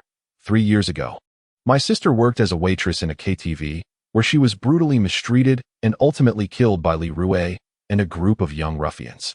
This was merely the beginning of our nightmare. Our family sought justice for my sister, yet only a few scapegoats faced legal repercussions. My mother, unable to comprehend the injustice, took her own life. My father, consumed by rage, succumbed to illness last year. My family has been shattered, yet our quest for vengeance has been thwarted. I took a job as a security guard at the Tianbao Group, hoping to hone my skills during my 3 years of service. I soon rose to become a trusted confidant of Li Baofeng. Over the past 2 years, I have avenged those who participated in my sister's torment, leaving only 2 remaining, Li Rui and Zhou Xiao. Both are always accompanied by skilled bodyguards, making it difficult for me to strike. As for Zhou Xiao, he holds a lofty status. I may never have another opportunity. However, if I can slay Li Rui, the true instigator, I shall consider it a justification for myself. At this moment, I fear not death. If you wish to kill, then do so. If you desire to torture, then proceed." Zhang Sudong's forehead throbbed with veins, and tears of blood flowed from his eyes. He feared not death, but lamented the prospect of leaving this world without avenging his enemy. He could kneel before Chun Wanli, and this act would at least suffice as a measure of retribution against the perpetrator. If he were to meet his family in the afterlife, he could at least declare that he had done his utmost. Chun Wanli fell silent for a moment, taken aback by this unforeseen turn of events at the conclusion of their conflict. The veracity of Zhang Sudong's claim seemed highly probable, for such a significant matter would be far too simple to investigate. Fabricating such a lie would indeed be foolish. You have taken over Li Baofeng's territory. As for the Zhou family, you may deceive them. Should your deception falter, come seek me. In this world, certain truths remain concealed, and some evils demand personal retribution. Your vendetta remains unfulfilled. Do not meet your end too swiftly." Chun Wanli leaped from the table and strode out. Zhang Sudong gazed at Chun Wanli's retreating figure, tears streaming down his face, filled with gratitude and admiration. He envied Chun Wanli's ability to exact vengeance without delay, to confront his foes directly, and was deeply appreciative of the opportunity granted to him. "Were it not for me, you all would have perished today. Now, I offer but a single choice. Those willing to stand with me may survive. The decision rests with you." Brother Bao's entire influence has been consolidated under him, pledging unwavering obedience to Chun Wanli's command in the future. Chun Wanli held a favorable impression of Zhang Sudong. He possessed the courage to venture into peril for the sake of his family, demonstrated adaptability, and exhibited a modicum of intelligence. However, he held no interest in the development of underground forces. With the celestial medical tome in hand, Chun Wanli was determined to traverse the path towards transcendence. However, suspicions regarding his parents' affairs began to arise, prompting the need for trusted allies to aid in the investigation. Not at all surprised, Chen Wanli had already deduced that Tang Daping's incident of being falsely accused was not an isolated case. Soon, Zhang Sudong provided a list of the aggrieved clients. Chen Wanli promptly forwarded the list and the details of the situation to Ku Wan, believing that professional matters should be entrusted to experts. This was not an abuse of public resources, but rather a denunciation of malevolent forces at work. Just as these pressing matters were resolved, he received a call from Song Jiao Jiao. Jiao Jiao, is something the matter? He inquired. My father has collapsed. Can you come? Song Jiao Jiao's voice was laced with urgency. Without a moment's hesitation, Chen Wanli assented. Upon arriving at the private hospital mentioned by Song Jiao Jiao, he found himself quite familiar with the surroundings, as the old master of the Yin family resided there. Song Jiao Jiao was anxiously awaiting at the entrance, and upon spotting Chen Wanli, she rushed towards him. This afternoon, my father experienced severe abdominal pain and coughed up a significant amount of blood. Before losing consciousness, he instructed me to find you, stating that the medicine you required had been procured. As she spoke, she handed him a large bundle of medicinal herbs and 2 jade boxes. Chen Wanli examined the contents briefly and nodded slightly. The medicine is complete. Please, lead me to your father's ward. Song Jiao Jiao hurriedly guided him, her brow furrowed with worry. Can you truly save my father? She implored. Yes, Chen Wanli replied with unwavering conviction, and her heart found a semblance of solace. Song Siming's condition was dire, and he had already been admitted to the ICU for intensive care. Song Jiao Jiao insisted on allowing Chen Wanli to enter the ward to treat Song Siming, but Dr. Su Wanyu, responsible for overseeing Song Siming's care, firmly declined. Miss Song, your father's condition is currently critical. Any oversight is unacceptable. My esteemed mentor, Professor Fong Mingda, is your father's attending physician and an unparalleled authority in the field of liver diseases. You should place your trust in him. Though Su Wanyu's words were courteous, he was inwardly seething. How could one simply bring someone in to treat a patient in the ICU? However, having encountered many peculiar situations over the years, including relatives attempting to bring shamans into the ICU, he managed to maintain his composure. In the meantime, Su Wanyu promptly contacted Professor Fong Mingda. Before long, 7 or 8 middle-aged men adorned with director nameplates hurriedly arrived. Miss Song, this is absolutely inadvisable. The leader among them was Fong Mingda, a man in his 40s at the pinnacle of his career, exuding a formidable presence. As he spoke, his sharp gaze fell upon Chen Wanli, surveying him disdainfully before dismissing him with a glance. What are you doing here? 2 doctors trailing Fong Mingda stared at Chen Wanli in astonishment, having previously encountered him at the residence of the esteemed Mr. Yin. Do you know him? Yes, he was the one who handled Mr. Yin's illness. The one who dealt with the centipede? Fong Mingda regarded Chen Wanli with surprise. Indeed, the doctor who recognized Chen Wanli affirmed, adding, I believe it may be worth allowing him a chance. Fong Mingda was taken aback by the betrayal of 2 colleagues, yet he maintained his composure and stated. Upon hearing these words, everyone present nodded in agreement. Even the 2 doctors who had consented to let Chen Wanli give it a try exchanged glances, their expressions becoming ambiguous. Su Wanyu licked his lips, a hint of derision flickering across his face, or perhaps it was simply the gaze one might reserve for someone with a mental disorder. Fong Mingdao exchanged glances with several other chief physicians, and together they chuckled scornfully. So, my friend, do you truly comprehend what you are saying? Song Siming has undergone a 2nd liver transplant due to liver necrosis leading to liver failure, and you claim you can remedy this in just 15 minutes? Is that so? Chen Wanli replied, approximately. Such words were nothing short of audacious. In the realm of medicine, no one would dare to make such a claim unless they were an outright charlatan. Chapter 61. This is madness. Su Wanyu pointed at his mentor, Fong Mingda, and addressed Song Jiaojiao. Miss Song, you must proceed with caution. My mentor, Director Fong, is regarded as one of the foremost experts in hepatobiliary surgery in our country. Even among foreign liver specialists, apart from Peter Liu in California, my mentor ranks among the elite. Given your father's condition, it may still be feasible to consider a 3rd liver transplant once he stabilizes. And these esteemed colleagues here are all top specialists in hepatobiliary, cardiology, and cardiovascular fields. Do not act impulsively. Consult their opinions. The doctors who had been mentioned all nodded in agreement with Su Wanyu's assertions. Song Jiaojiao clenched her fists anxiously. Her father was not only the cornerstone of the Song family, but also her personal pillar of support. Her lips trembled slightly as she turned her gaze toward Chen Wanli.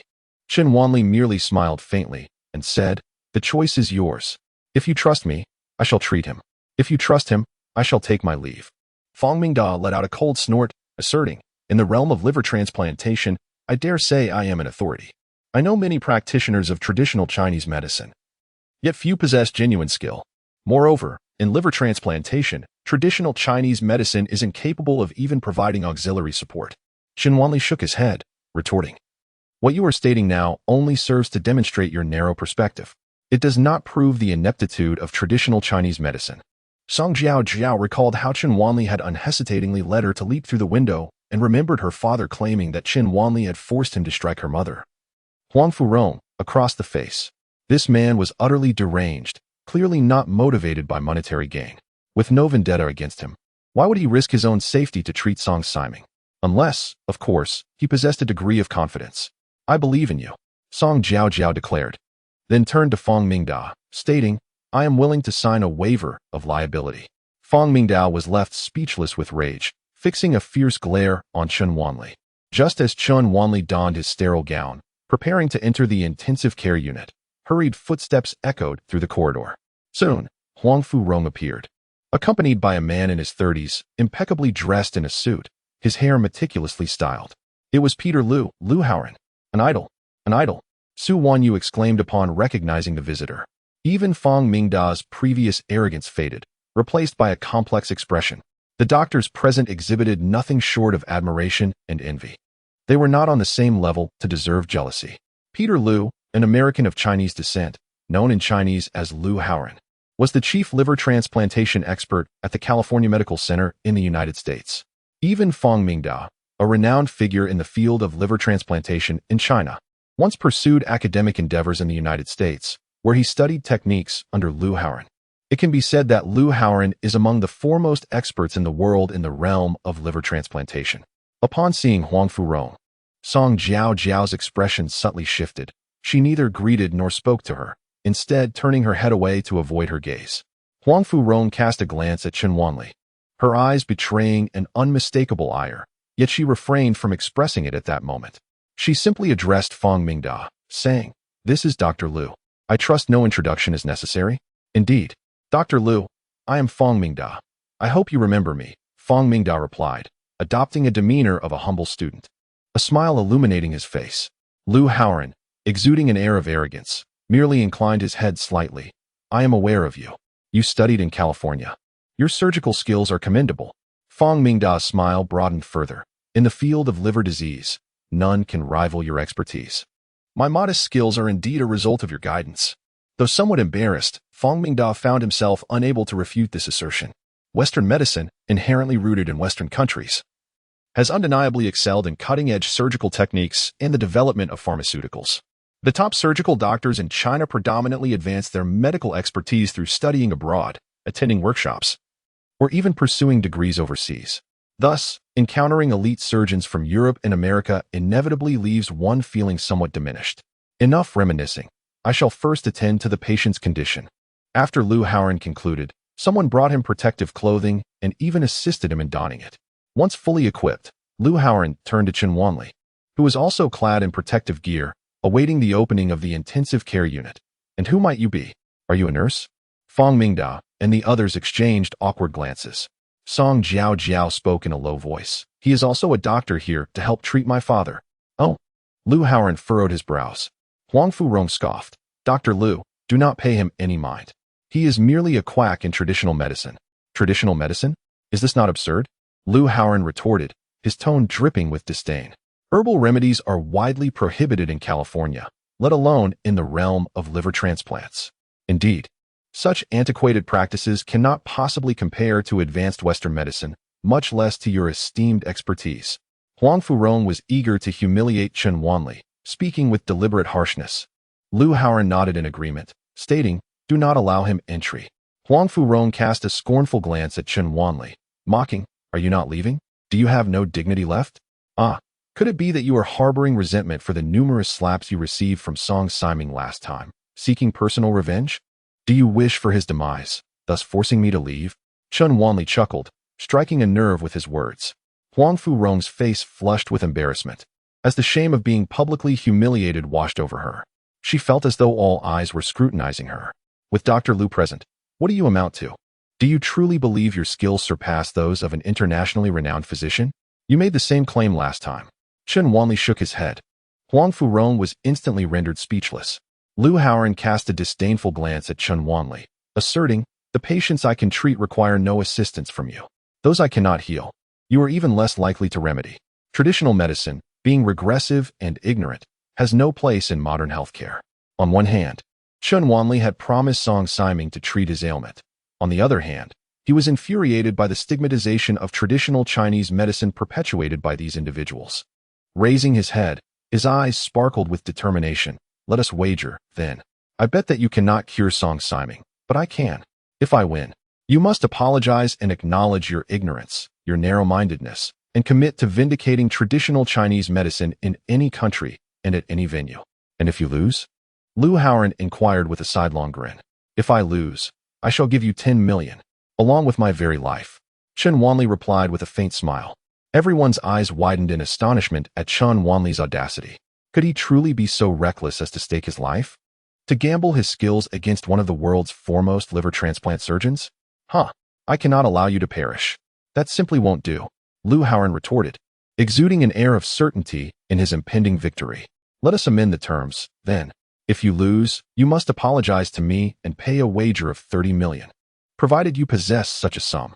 He does. Huang Furong interjected ominously. Did not Song Siming gift you a villa? That property is worth at least 50 million. Do you dare? Very well.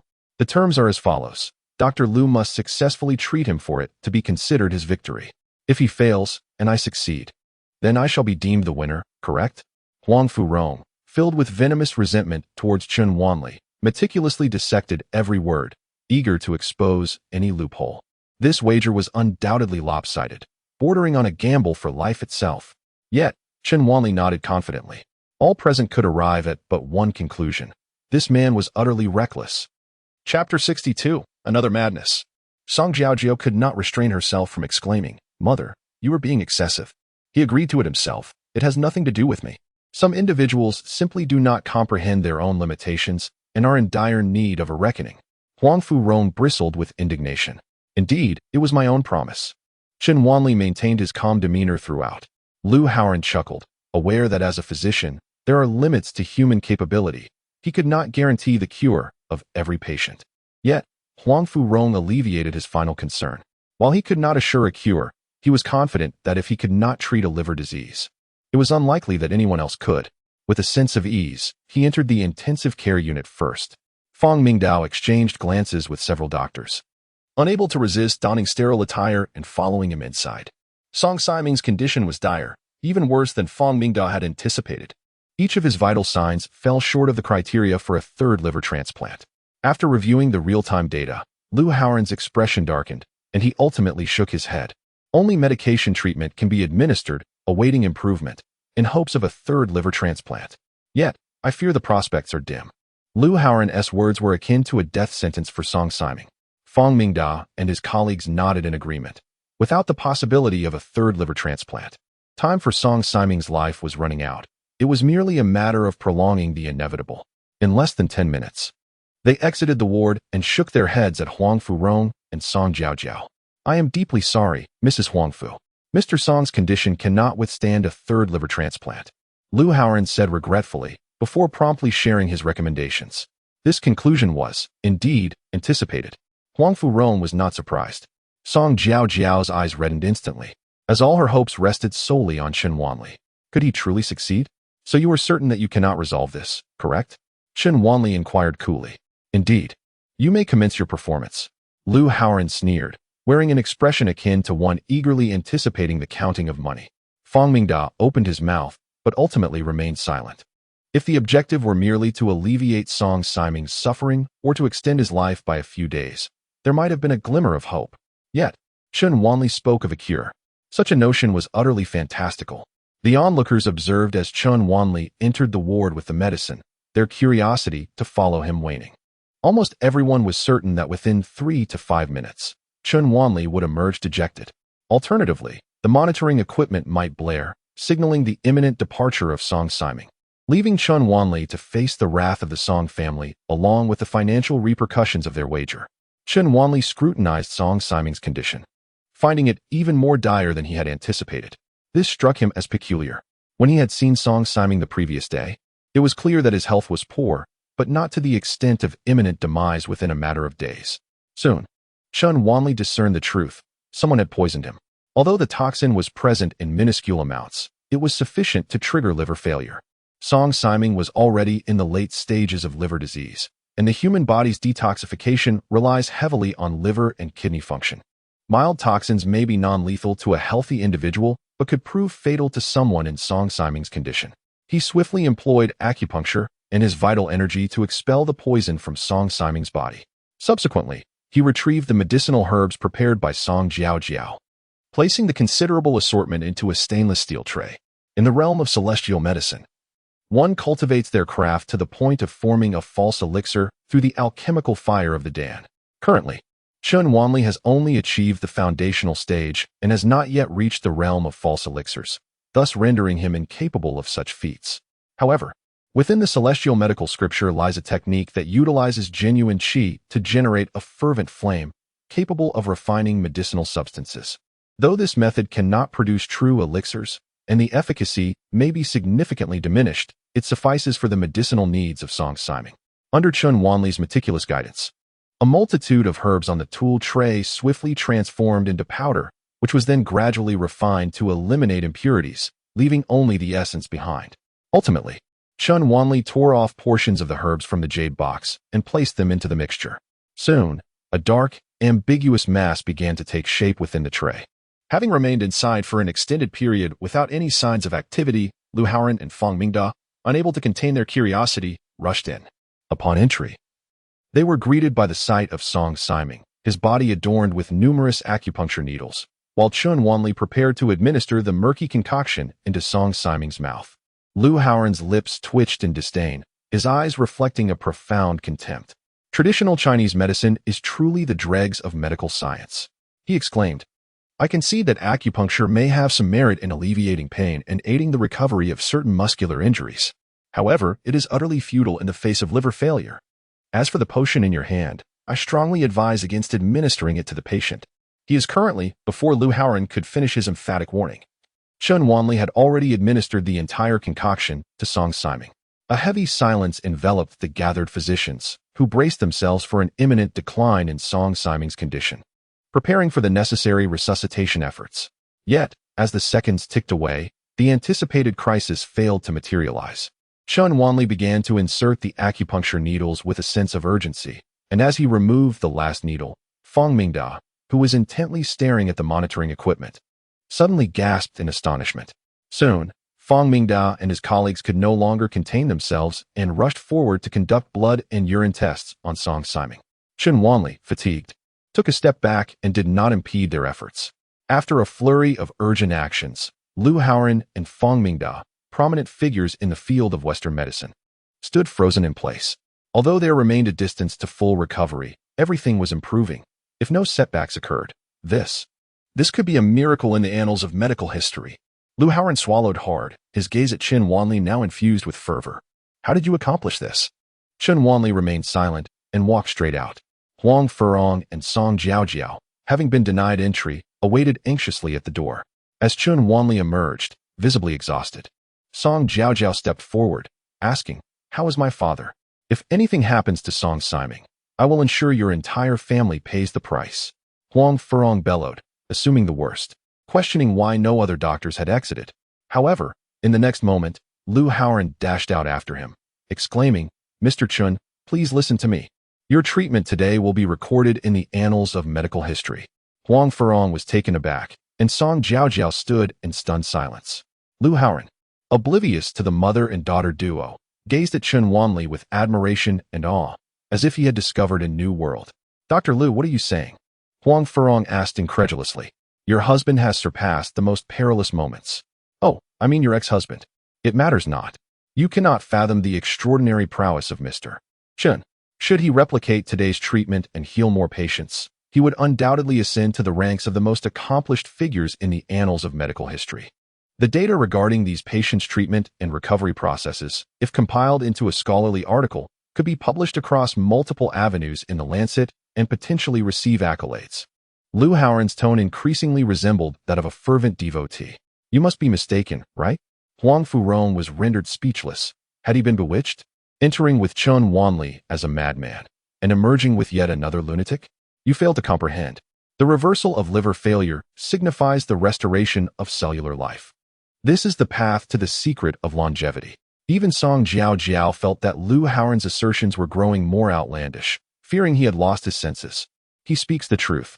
Mr. Chen, if you so desire, you may effortlessly become the soul of any top-tier laboratory in the fields of transplantation or life extension. Upon emerging, Fang Mingdao regarded Chen Wanli with awe-inspiring admiration. Song Jiao exchanged glances with her mother. Had yet another madman arisen? Chapter 63. The suffering of all beings. Chen Wanli regarded Lu Haoran with a bemused smile. Do you concede defeat? Lu Haoran appeared somewhat hesitant, yet ultimately confessed, indeed. It is truly inconceivable that you could achieve such results solely through acupuncture and your self-crafted medications. Not only I, but no Western physician on this earth could accomplish this. I concede, and I do so wholeheartedly. I accept my defeat and extend my sincerest apologies. You are an exceptionally skilled physician, far surpassing my own abilities, and I, foolish as I am, shall henceforth advocate for the rightful recognition of traditional Chinese medicine. Huang Furong inwardly cursed Lu Haoran, remarking on his swift change of demeanor. Before her, he exuded the air of an esteemed international doctor, yet turned to fawn over Chen Wanli with unabashed sycophancy. Observing Chen Wanli bask in the limelight once again as the savior of the Song family ignited a bitter resentment within her. Lu Haoran, ever eager, trailed behind Chen Wanli. Mr. Chen, the California Medical Institute also has laboratories focused on longevity research. Should you find it of interest? Not interested. Chen Wanli replied coolly, before turning to convey a series of precautions to Song Jiao.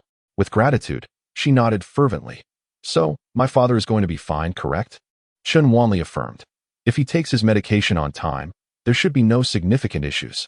After 3 months of care, he will recover. Thank you. Song Jiao expressed her gratitude repeatedly. As Chen Wanli excused himself to the restroom, Lu Haoran shook his head regretfully at the rejection. Huang Furong, exasperated, remarked, "Is it really that exaggerated? How competent can he possibly be?" She then spoke half seriously, half mockingly. "If he were willing to take on disciples now, I would gladly kneel and bow in reverence. Do you understand?" Huang Furong was left utterly astonished. The formula he employed, Fang Mingdao's voice betrayed an insatiable greed, and Lu Haoran's eyes sparkled with intrigue. Observing their reactions, Song Jiao furrowed her brow. Having grown up in a merchant family, she was acutely aware of the peril that accompanied possessing something of value without the means to protect it. With a cold snort, he remarked, "As for that prescription, do not even think about it. Even if he is willing to share, it is beyond the means of an ordinary person." 2 of the ingredients were rewarded with 37 billion. I was fortunate to acquire them. Such opportunities are rare and fleeting. At the mention of 37 billion, Fang Mingda and Lu Haoran exchanged astonished glances, unable to conceal their shock. Lu Haoran, with an obsequious grin, looked at Chen Wanli and said, "Dr. Chen, I am truly in awe of you. Now, let us earnestly fulfill our wager. I will organize a delegation of top-tier experts from Europe and America to come to Nanbin and engage with traditional Chinese medicine practitioners to restore the honor of TCM. You must attend." Chen Wanli rolled his eyes, thinking, "I didn't ask you to restore my reputation. You're merely setting the stage for me to perform." This man seemed intent on clinging to him, so Chen Wanli chose to dismiss him casually, saying, "Let us talk about it later." Glancing at Song Jiao, he noticed her truly poor condition and said, "There's nothing urgent here with your father. Find an empty treatment room.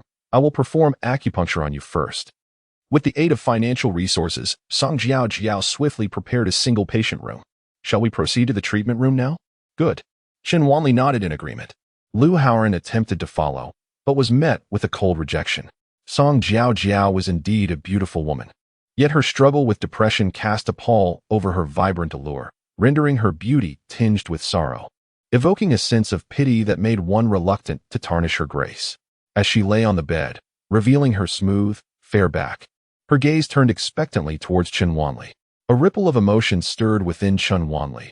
Who could bear to witness a woman lying there, full of hope? This fleeting thought was soon suppressed as he focused his mind. Shall I commence? This acupuncture session is merely to improve sleep, correct? Asked Song Jiaojiao. Indeed, until you awaken. Chun Wanli replied. I shall take you to a special place. After a moment of contemplation, he added, all right. Song Jiaojiao closed her eyes. Under Chun Wanli's skilled hands, she swiftly succumbed to slumber. Healing the heart requires a remedy for the heart. Enhancing sleep is merely the initial step. Patients suffering from depression may share a common affliction, yet differ in their underlying causes. Each individual's emotional entanglements are unique, and their manifestations vary. Song Jiaojiao's symptoms included insomnia, physical pain, persistent melancholy, and extreme emotions. As for the root of her distress, Chun Wanli had discerned that it stemmed largely from Huang Fu Rome's perverse need for control and unreasonable expectations, under which she had long been suppressed. Perhaps other factors contributed, but this was certainly one of the primary causes, and Chun Wanli contemplated potential therapeutic approaches. He chose not to depart. As darkness enveloped the sky, he reclined on the sofa in the ward, circulating his inner energy and beginning his cultivation of the celestial physician's scriptures. When dawn broke, he roused Song Jiaojiao. After a night of profound sleep induced by acupuncture, she awoke feeling rejuvenated, filled with anticipation for the destination Chun Wanli had in store. He escorted her from the hospital. The streets at 4 a.m. were still ablaze with lights, yet possessed an air of desolation unique to the pre-dawn hours. Aside from sanitation workers, few pedestrians or vehicles populated the roads, and all shops were firmly shuttered. Song Jiaojiao leaned against the car window, observing the desolate landscape. The South Bend city at this hour felt remarkably forlorn. You have yet to witness another facet of this city. Chun Wanli smiled. After approximately 40 minutes, the vehicle came to a halt at the entrance of the largest fruit and vegetable wholesale market in Namban City. There was no desolation, only vibrant activity, with people and vehicles bustling about. Large trucks arrived to unload their goods. Small vans belonging to market vendors fetched supplies. Delivery vehicles catered to upscale hotels. And even human-powered tricycles operated by street vendors were present. Laborers were busy transporting goods, vendors were calling out, and small merchants were particularly attentive while weighing their purchases. The entrance of the market was congested, making it nearly impossible for Chun Wanli's vehicle to proceed. It finally managed to park in a corner on the outskirts. Let us take a stroll, Chun Wanli encouraged as he guided Song Jiaojiao through the throngs of people.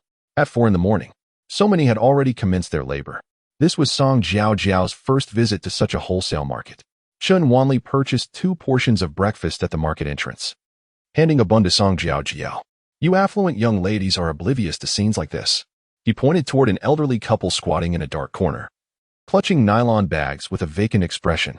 Song Jiaojiao followed his gaze, yet Chun Wanli fell silent. A short while later, a large truck finished unloading, and the elderly individuals, trembling, ventured to collect the withered vegetable leaves that had fallen to the ground, trampled and tattered. You old folks, hurry and scram. The warehouse owner barked angrily as he emerged. The elderly people's faces displayed a hint of embarrassment, yet their hands continued to work diligently, seemingly intent on gathering whatever they could. The owner's shouts grew louder until the elderly finally departed, disgruntled. Song Jiaojiao's expression shifted, and instinctively, she wished to offer the elderly woman some money. However, Chun Wanli stopped her, his countenance devoid of emotion, which, to Song Jiaojiao, appeared somewhat indifferent. Do you see that, auntie? Turning her head, Song Jiaojiao noticed a woman in her 40s or 50s, missing her right arm, struggling to hoist a large bundle of leafy vegetables onto her tricycle. Beneath the harsh glare of the incandescent lights, the auntie's graying hair and darkly pigmented skin bore the marks of hardship, her wrinkles reminiscent of a life steeped in suffering. Song Jiaojiao pressed her lips together, overwhelmed by a tumult of unspoken thoughts. The marketplace bustled with a throng of people, each toiling, anxious, and striving, all merely to scrape together a few coins. The suffering of existence is universal. Too many individuals expend every ounce of their strength just to survive.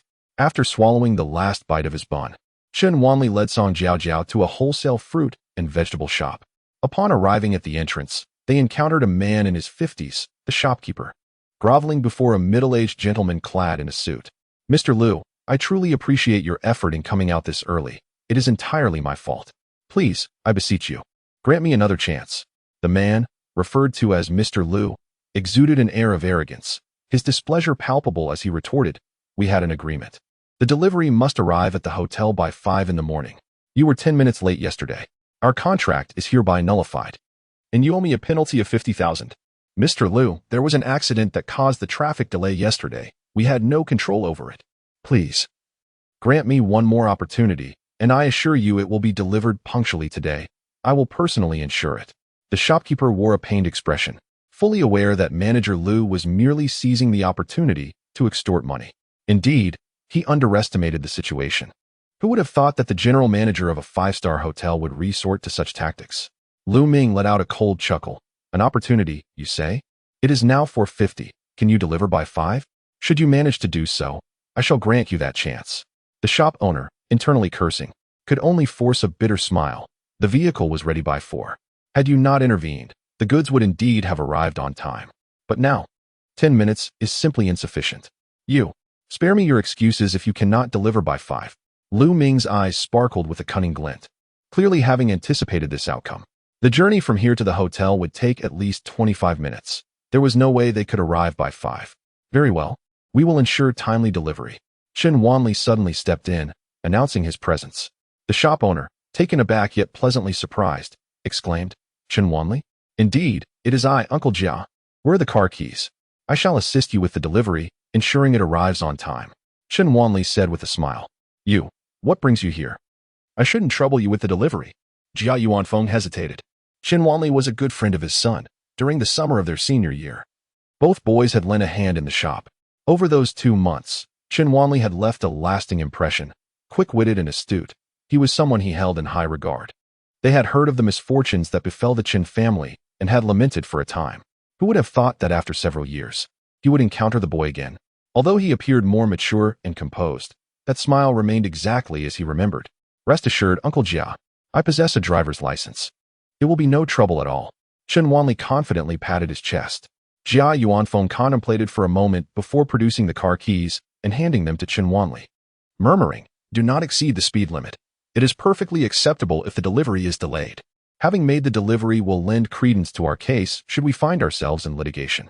Chen Wanli seized the keys along with the address and swiftly proceeded towards the small delivery vehicle, scarcely casting a glance at Manager Liu. A fleeting glimmer of anger flashed in Manager Liu's eyes, quickly supplanted by disdain. The journey would take over 20 minutes. Reaching the destination in 10 would be a reckless endeavor, tantamount to relinquishing one's driving license. Driving at such perilous speeds could be classified as dangerous driving, inviting potential criminal charges, essentially leading to imprisonment. It was precisely this leverage that allowed him to manipulate the owners of several fruit and vegetable wholesale markets in Nanban City, yielding substantial profits. Chen Wanli leapt into the delivery vehicle, beckoning to Song Jiaojiao. "Let us proceed with the delivery." Song Jiaojiao climbed aboard. The vehicle reeked of potent sweat, mingled with the odor of engine oil. As the truck sped out of the wholesale market, it hurtled towards the hotel. "Why would you agree to this? The hotel owner is notoriously difficult to deal with," Song Jiaojiao inquired. Chen Wanli nodded in affirmation. "Not only is he troublesome, but he may also have orchestrated the accident we encountered yesterday, intending to provoke Uncle Jia into breaching the contract and incurring financial losses." Song Jiaojiao pressed her lips together. "Such malevolence deserves retribution." Chen Wanli chuckled softly. "You are the esteemed daughter of the Song family. Exacting justice upon such villains would be a mere trifle for you. Yet, Uncle Jia is an ordinary merchant. Should matters escalate, he would merely be extorted for a sum of money. Even if I were to intervene, I must first ascertain whether this is the doing of Manager Liu alone or if it is the hotel's directive. Wouldn't you agree?" Song Jiaojiao contemplated and found some merit in Chen Wanli's words. "I am aware of the Huading 4-star hotel. The proprietor seems to be named Chen Yaoyang. Last year, he visited the Song family in hopes of signing a business cooperation agreement, and I happened to be present during the manager's report on the matter." Upon hearing the name Chen Yaoyang, Chen Wanli was slightly taken aback. A 4-star hotel. Indeed, it seems this uncle's business has flourished remarkably. Before his illness, Chen Yaoyang was merely a small businessman with assets not exceeding $1 million. In just 2 short years, he has managed to acquire a 4-star hotel valued at tens of millions. Chen Wanli felt an unsettling sense that something was amiss. The streets were nearly deserted in the early morning, and Chun Wanli drove swiftly, speeding along the road. In less than 8 minutes, he arrived at the back entrance of the Huading Hotel. At that moment, a van abruptly emerged from a side road, barreling directly toward Chun Wanli's vehicle. With a cold smirk, he pressed the accelerator, propelling forward a few meters just in time to evade the van. The van, however, was unable to stop in time and crashed into the greenbelt. The driver exited, glanced around nervously, and without uttering a word, fled the scene. Chun Wanli disembarked and approached the back entrance to negotiate with the security personnel regarding the delivery. Shortly thereafter, a responsible individual appeared, scrutinizing Chun Wanli for a moment before stating, "Unload the goods. Place them at the entrance." With that, he turned and walked away. The security guard cast a meaningful glance at Chun Wanli, revealing a hint of sympathy. He was well aware of the protocol regarding deliveries at the back entrance. Without Manager Lu's personal oversight, the goods could not be admitted. Chun Wanli opened the van's compartment and began unloading basket after basket of fruits and vegetables, placing them all at the entrance. "Please have the person in charge come down to receive the goods," Chun Wanli said to the security guard. With a subtle lift of his eyelids, he remained remarkably composed, stating, "Just inform him that if no one collects the delivery within 10 minutes, I shall relocate all these vegetables into your hotel's lobby, and subsequently, your establishment will grace the front page of today's news." The security guard was momentarily taken aback. It was his first encounter with a delivery driver so audacious. "Kid, this is Huading Hotel. Do you comprehend the gravity of your words?"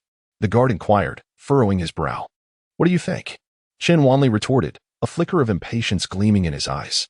The guard, inexplicably sensing that Chun Wanli was not merely making idle threats, retrieved his walkie-talkie to relay the message. Song Jiao remained seated in the passenger seat, her arm propped against the window as she rested her chin in her hand. "Do you need my assistance?" she asked. "This is a trivial matter that doesn't require your help," Chun Wanli replied with a grin. For a brief moment, Song Jiao was taken aback. Knowing the Song family had chosen to employ Chun Wanli, she was well aware of his background. Orphaned unexpectedly, taken in by the Tang family, suffering from illness, marrying, and being stripped of his inheritance. Though not a son-in-law by title, his circumstances were scarcely different. Yet, she had to admit that the Chun Wanli she encountered always exuded calm confidence, as if he dared to confront any challenge that crossed his path. In that fleeting instant, she found herself intrigued by how this situation would ultimately unfold. As the saying goes, the bold fear not the obstinate, and the obstinate fear not the fearless. To the security guard and Manager Lu, Chun Wanli epitomized that very obstinacy. "Kid, you've got guts, delivering on time, even at triple the speed limit. Do you realize that with a single report, your driving license could be revoked?" he exclaimed. "Oh, and a car accident as well? It seems you might even face imprisonment." Lu Ming pointed at the van that had crashed into the greenbelt, expressing his frustration. Inside the vehicle, Song Jiao felt an urge to utter a curse, realizing that it aligned perfectly with Chun Wanli's earlier speculation. Chun Wanli shrugged with a mocking smile. "So, your hotel's van crashed into the greenery, and you expect me to take responsibility?" Lu Ming was momentarily taken aback. It was his first failure in orchestrating a mishap for the delivery drivers he managed. He quickly pulled out his phone to inquire about the situation, only to learn that Chun Wanli had arrived too swiftly, causing his people to emerge late at the entrance, where they unexpectedly encountered Chun Wanli, who had deftly evaded the situation. Clenching his phone tightly, Lu Ming squinted and retorted, "Even without the accident, speeding remains a fact, does it not?" "Indeed, that is what you demanded," Chun Wanli replied nonchalantly. "Let us proceed with the license revocation, shall we? Feel free to report me." Lu Ming found himself at a loss for words. His usual tactics had failed him this time. His penchant for intimidation, which had always served him well, now seemed ineffective. Embarrassed and irritated, he snapped, "Kid, I refuse to accept this cargo. What will you do about it? I mentioned earlier that I arrived as per our agreement. If you refuse, I shall relocate to your lobby to promote your establishment." Chun Wanli maintained his defiant demeanor, as if asserting his superiority. Lu Ming shot him a glance, his voice laced with menace. "You're quite bold, I must admit. Very well. I present you with two options. Either your boss reduces the agreed price by 30% and provides me with a red envelope of 10,000, or you can promptly leave. Otherwise, don't blame me for being impolite." Chun Wanli shook his head, declaring, "You have but one path. Receive the goods as per the contract. Now and henceforth." He chuckled, Do you truly believe that a mere driver like yourself can contend with the prestige of a four-star hotel? Lu Ming, suppressing his anger no longer, made a phone call. Unfazed, Chen Wanli calmly observed him. You little brat, do not think I am denying you an opportunity. Have you heard of Brother Leopard? Lu Ming sneered. Yes, Chen Wanli nodded. Chapter 65. The strong empower themselves. Lu Ming regarded Chen Wanli's unflinching demeanor, sensing that this fellow was oblivious to Brother Leopard's formidable reputation. Were he to be aware, the mere mention of the name would send him scurrying in fear. Stubborn as a dead duck, is it? Very well. I hope you do not come to regret this. Lu Ming ground his teeth in frustration. Inside the vehicle, Song Jiao Jiao listened intently to the unfolding events outside. She had indeed heard of Brother Leopard. Had it not been for Chen Wanli's unwavering composure, she might have succumbed to the urge to make a call for assistance. After a moment of contemplation, she decided to wait a little longer. Her curiosity piqued regarding the source of Chen Wanli's confidence. After a considerable half hour, a golden van sped into view and came to a halt behind Chen Wanli's small truck. A group of 7 or 8 burly men emerged, appearing groggy as if just roused from slumber. The leader, rubbing his eyes, grumbled from a distance at Lu Ming. What kind of wholesale market is this, where one encounters such blind fools so early in the morning? Lu Ming pointed towards Chen Wanli, stating, "That's him." He then cast a mocking glance at Chen Wanli, saying, "Aren't you quite the bold one? Come, tell Brother Fong what you wish." Chen Wanli slowly turned his head, gazing at the figure known as Brother Fong in Lu Ming's words. The moment Brother Fong caught sight of Chen Wanli, his body froze, his limbs betraying him. Even the hand that had been poised to strike was halted, as he blinked in disbelief. Confirming that his eyes were not deceiving him, Brother Fong began to tremble uncontrollably, as if sifting through grain. As one of the few survivors from the previous day, he had witnessed the ruthlessness of this harbinger of death firsthand. Had it not been for Zhang Sudong gaining Chen Wanli's approval, he too would have met his demise yesterday. Mr. Chen? Brother Fong's knees buckled, and he fell to the ground. Mr. Chen, it's a misunderstanding. Please grant me a chance. I will resolve this immediately. His voice quivered with fear. Lu Ming stood in shock, questioning whether Brother Fong had lost his senses or was wandering in a dream. Yet, it was not long before the few ruffians who had accompanied Brother Fong also wore expressions of sheer terror, kneeling in unison before Chen Wanli. Chen Wanli narrowed his eyes and spoke. Is it not proper for merchants to deliver goods according to contract, and for recipients to accept them as stipulated? Yes, indeed. Is it not bullying the weak to deliberately complicate the delivery process and to withhold payments? Absolutely. Is it amusing to take advantage of honest citizens? Chen Wanli inquired once more. Not at all. Then what should be done now? Brother Fong's mind was a blank slate. How could he possibly know what would satisfy Chen Wanli? A smile of amusement graced Chen Wanli's lips, yet he remained silent. At this moment, Lu Ming was already pale with fear in his eyes. Brother Leopard had always been the epitome of a top-tier boss, and his subordinates had always exuded an air of confidence and authority. At this moment, kneeling before Chen Wanli indicated that this young man was far beyond his reach. How could someone so formidable come merely to deliver goods? Was he mocking him? Such thoughts flitted through his mind in an instant, but he quickly found himself prostrating on the ground. Henceforth, Huading Hotel shall sign a long-term contract with Mr. Jia, without any deceit. The pricing will adhere strictly to market rates. Is that all? Chen Wanli scoffed. Brother Fong stood up and landed a few slaps on Lu Ming. Mr. Chen is not satisfied. Was extorting merchants your own idea or the hotel's directive? Chen Wanli inquired. Lu Ming, emboldened by the backing of Leopard Brother, clearly had no fear of the boss finding out. Chen Wanli had a fair idea of the situation but still pressed for an answer. Lu Ming was compelled to confess. It was tacitly approved by the boss. He demanded fresh produce while allotting an exceedingly low budget to the logistics department. I had no alternative. However, this particular store was designated by the boss, and I cannot fathom the reason behind it. I implore you to show mercy and spare me this time. I shall never dare again. Chen Wanli lifted his chin, his mind swirling with confusion over why Chen Yaoyang was targeting the Jia family. Compile a list of the merchants you have defrauded under contract, along with the amounts involved, and submit it to me. Chen Wanli commanded. Lu Ming hesitated for a moment, but dared not refuse. Upon receiving the list, Chen Wanli glanced over it. In comparison to the fraud at Chen Huanrui's antique shop, the sums here appeared relatively minor. Nevertheless, he promptly forwarded the entire list to Ku Wan, indifferent to the bemusement it might provoke. Noticing that Chen Wanli had fallen silent, Brother Fong breathed a sigh of relief and barked, "Hurry up and receive the goods." Lu Ming rose with a sorrowful expression, taking out his phone to summon assistance for moving the goods inside. Soon after, he signed the receipt and handed it to Chen Wanli with both hands. Chen Wanli, disinterested in further conversation, merely glanced at Fong Ge, who immediately understood. "I will ensure he refunds the money." With that, he seized Lu Ming by the nape, and the group vanished without a trace. Song Jiao Jiao was left in a state of astonishment for quite some time. She never anticipated that Leopard Ji's men would regard Chen Wanli with such reverence, as if they were encountering a supernatural being. Reflecting on Chen Wanli's background, it was evident that he possessed no such formidable influence. Was it, then, that Chen Wanli, through his own abilities, had earned Leopard Ji's respect, akin to the gratitude that the Song family now held for him? No, Leopard Ji's subordinates were mere rogues of the underworld, who would not extend such deference to a mere doctor.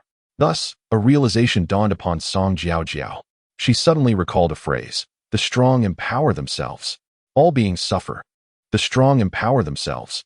Is this the lesson Chen Wanli wished for her to grasp today? As Chen Wanli tidied up the basket and prepared to lock the truck's door, a BMW passed by, and a familiar voice emanated from within. "Chen Wanli?" Turning to look, he saw Jiang Li in the passenger seat, with the driver being Tang Yanran's cousin, Tang Ming, and Tao Yuza seated in the back. Tang Ming applied the brakes, and Jiang Li exited the vehicle first. Her beautiful eyes filled with astonishment. "What are you doing here?" As she spoke, her gaze fell upon Chen Wanli's grip on the truck's door, her expression one of disbelief directed at the dilapidated delivery vehicle. "Delivering goods. This has nothing to do with you, right?" Chen Wanli curled his lip in response. Jiang Li could hardly believe her eyes. She had thought that Chen Wanli had struck up a relationship with Shui Yan.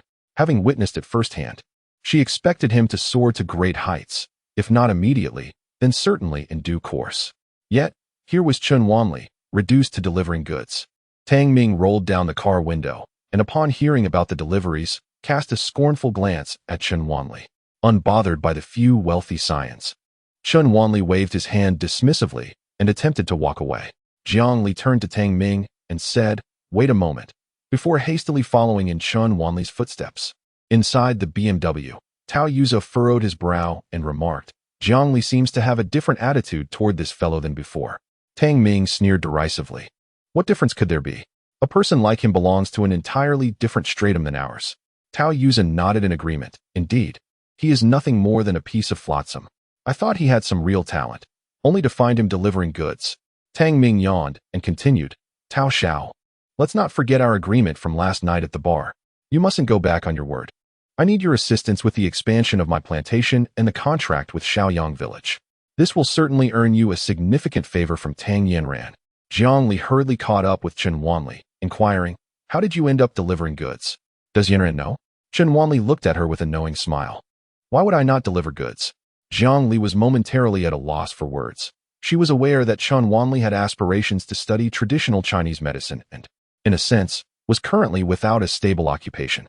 "Aren't you in a rather special relationship with Shui Yan? Given her capabilities, securing you a respectable job shouldn't be too difficult." Jiang Li intentionally provoked.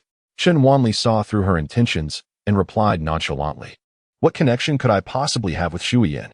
Moreover, I am merely assisting a friend in a temporary capacity. What concerns it to you? I shall take my leave now." With that, he turned on his heel and departed. In the vehicle, Tang Ming chuckled, remarking, "Why waste words on such a person? He is simply not of our ilk. To put it bluntly, he is but a member of the lower class." Jiang Li nodded in bewilderment, sighing inwardly. Perhaps they were indeed from different worlds than Chen Wanli. How often can those at the bottom, even when fortuitously encountering benefactors and accumulating a modicum of goodwill, be uplifted? Chapter 66. Special considerations. Song Jiao Jiao had overheard the entirety of the conversation between Chen Wanli and Jiang Li, even catching a clear glimpse of Tang Ming's disdainful expression in the rearview mirror. At the wholesale market, when you refrained from assisting that elderly gentleman and the purchasing lady, did you not berate yourself in silence all morning, deeming yourself cold-hearted? A sense of embarrassment washed over Song Jiao Jiao, her cheeks flushing slightly as she admitted, "Perhaps a bit. In the end, when someone I know is bullied, I immediately step in. Does that make me somewhat selfish?" Chen Wanli chuckled once more. "I never suggested such a thing." Shaking her head, she added with a teasing smile, So your intention in taking me out today is to imply that I fare better than most, merely indulging in my own pretentiousness and princess syndrome?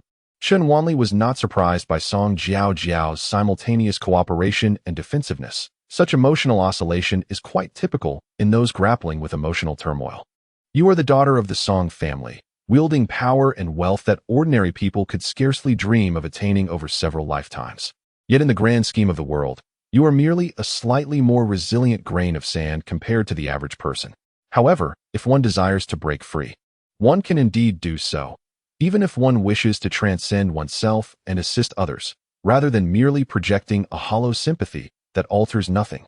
For the majority, effort is the singular endeavor within their grasp, and even when they acknowledge that, at times, such exertion proves futile, they persist with unwavering resolve. Song Jiao offered a cold smile. Transcending oneself and others? You are formidable, endowed with immense strength and an indomitable spirit, thus you can utter such words. Chen Wanli responded, only those who empower themselves can become strong. It is self-reliance that affords one the opportunity to alter their destiny. The strong can reshape the rules, and the mightiest transcend them. My father named me Wanli, proclaiming that the journey of 1,000 miles begins beneath one's feet. He spoke of soaring to great heights, reaching 90,000 miles. You too, as the daughter of the Song family, are also your own person. Your aspirations may encompass the stars and the seas. Your benevolent intentions can bless the world. You must step beyond the confines of your current situation and pursue your own 90,000 miles. After conveying this impassioned message, Chen Wanli fell silent. Song Jiao's affliction required the establishment of a robust confidence, and Chen Wanli was imparting to her that, should she desire to emerge, she certainly could. Such self-affirming confidence is essential to combat the draining shadows of depression. Song Jiao paused, her heart overwhelmed with an indescribable shock. That someone from humble beginnings like Chen Wanli could articulate such thoughts was beyond her imagination. She grasped the ambition and pride that radiated from him. Chen Wanli was a self-reliant individual and a formidable force, his ambitions aimed at becoming the strongest of all. He is a person who seeks to transcend the rules. What constitutes the ultimate champion in Chen Wanli's eyes, she does not know. Yet, she is aware that the man before her possesses lofty aspirations. Can I truly achieve this? Song Jiao inquired. Chen Wanli nodded affirmatively. I shall provide you with a remedy that will thoroughly resolve your issues with sleep and headaches, restoring balance to your physical state. However, the curse that resides within your heart must be unraveled by you alone. I have faith in your ability. I believe that a kind-hearted girl like you will be willing to step beyond the confines of self and gaze upon the boundless prospects that lie ahead. I will strive to try. Song Jiao's nose tinged slightly with emotion. Throughout her upbringing, her mother had always directed her towards becoming a refined lady, with her future path aimed at advantageous unions. While everyone had referred to her as the daughter of the Song family for the first time, someone acknowledged that she is not only the daughter of the Song family, but also herself, capable of embarking upon her own journey. Chen Wanli laughed heartily. It is not merely an attempt. It is an absolute certainty. Jia Yuanfeng had long been consumed by anxious thoughts. As Chen Wanli had been absent for nearly 2 hours without a trace, he felt a pang of guilt for allowing her to leave and harbored fears for her safety. Just as he was about to close the shop and search for Chen Wanli, she returned, handing over the car keys and the receipt, leaving Jia Yuanfeng utterly astonished. Chen Wanli offered only a few words to gloss over the situation, and having been in the market for many years, Jia Yuanfeng, a savvy individual, refrained from pressing further. Chen Wanli and Jia Zhangqiu had been inseparable during their high school days, maintaining contact throughout university. It was only after sudden changes in his family circumstances led him to the Tang family, followed by a self-imposed isolation, that their communication ceased. Chen Wanli casually greeted Jia Yuanfeng and made his way to the hospital to visit Jia Zhangqiu. In the orthopedic ward of the First People's Hospital of Nanban City, Chen Wanli quickly located Jia Zhangqiu. The transformation was striking. The once portly figure had evolved into a lean, capable young man. However, his right leg was ensconced in a thick cast, suspended in the air, and his face bore the marks of recent bruising. As Chen Wanli entered, Jia Zhangqiu instantly recognized him, his expression shifting to one of astonishment. Wanli, what brings you here? I heard from Uncle Jia that you broke your leg. So I came to see you. Chen Wanli replied, his gaze fixed on Jia Zhangqiu's face. To his discerning eye, This injury seemed less like an accident and more akin to a beating. Where did you fall to sustain such an injury? Chen Wanli narrowed his eyes and inquired. You're better now? Jia Zhengqiu exclaimed in surprise. It appeared he was not only recovered, but had retained his sharpness from before. Jia Zhengqiu hesitated to meet Chen Wanli's gaze and laughed awkwardly. Oh, I just fell into a ditch while riding an electric bike. Chen Wanli nodded, refraining from further probing. Although they hadn't seen each other in years, there was no sense of estrangement. The two reminisced about their high school days. But Chen Wanli sensed that Jia Zhengqiu was withholding something, a conviction that grew stronger with each passing moment. Nevertheless, he chose not to press the issue. After sharing some fond memories, they made plans to meet again, and Chen Wanli prepared to depart. As he reached the threshold of the ward, Jia Zhengqiu suddenly said, Brother, be cautious of your second uncle. After a brief pause, he continued, That summer vacation when your family had troubles, I didn't even know you were ill. I came looking for you. At your doorstep, I overheard your uncle instructing the workers to dismantle the flooring and strip the walls, leaving no inch unexamined. He must be searching for something. Upon discovering my presence, his countenance turned fierce, an expression I shall never forget. He then proclaimed that I was afflicted with mental illness and that I would no longer be sought after. His demeanor conveyed an unmistakable reluctance to maintain any connection with me. Though I am unaware of the underlying reasons, I sensed an undeniable hostility. What could he be searching for? After a moment of contemplation, Chen Wanli found himself at a loss. Suddenly, realization dawned upon him. He patted Jia Zhengqiu on the shoulder. His thoughts a whirlwind as he departed. Exiting the hospital building, he unexpectedly encountered He Jinsong and Li Jiang. Chen Wanli. The two elderly gentlemen greeted him with cheerful smiles. You both are quite the busy bees, yet you appear together. Surely, it cannot be that another prominent figure has fallen ill? Chen Wanli jested. We're here to serve as examiners, Li Jiang casually remarked. Chen Wanli responded with an "oh" and gestured to leave. Don't be in such a hurry, my dear Chen. There's something quite pertinent. I've heard that a team of Western medical experts from Europe and America is coming to Nanjing City for an exchange. This exchange seems to carry an air of contention. Those foreigners have always looked down upon our traditional Chinese medicine, yet now they demand to engage with it. Even insisting on a competition. I thought, with your exceptional medical skills, you might consider joining the fray? He Jisong eagerly grasped Chen Wanli's arm. Chen Wanli stroked his chin, pondering. Had Lu Haoren not mentioned this matter just last night? How could it have been settled so swiftly? He was utterly unaware that Lu Haoren merely presented the pre- and post-treatment data of Song Siming, which instantly stirred a significant uproar within the medical circles of Europe and America, particularly Lu Haoren's doctoral advisor, a leading figure in the field of hepatology in the United States, readily commended Lu Haoren for his excellent idea of hosting the exchange meeting and even initiated an official collaboration on the spot. Ahem, Mr. He, I must admit, I don't even possess a practicing physician's license. Strictly speaking, I am not considered a doctor. With your capabilities, acquiring the certification should be a simple task. Why haven't you taken the exam? I didn't study medicine in university. Later, I fell ill. Now I am preparing to take the examination for traditional Chinese medicine with proven expertise, but I haven't gathered all the necessary materials yet. The two elderly gentlemen exchanged glances. What a coincidence. We are here to serve as examiners for the practical examination for the practicing physician's license. There's no better day than today to take the exam. But I haven't submitted my materials. What materials? Special circumstances warrant special handling. Chapter 67. What is there to fear according to the usual procedures? Chen Wanli was required to first pass the examination for traditional Chinese medicine with proven expertise and obtain a certificate before he could participate in the assistant physician qualification examination. Only after acquiring the assistant physician qualification could he then apply for the practicing physician's license. It was only upon obtaining this license that he would be recognized as a legally practicing physician. However, with just a word from the two distinguished figures for special handling, he was directly brought to the examination venue for the practicing physician's license.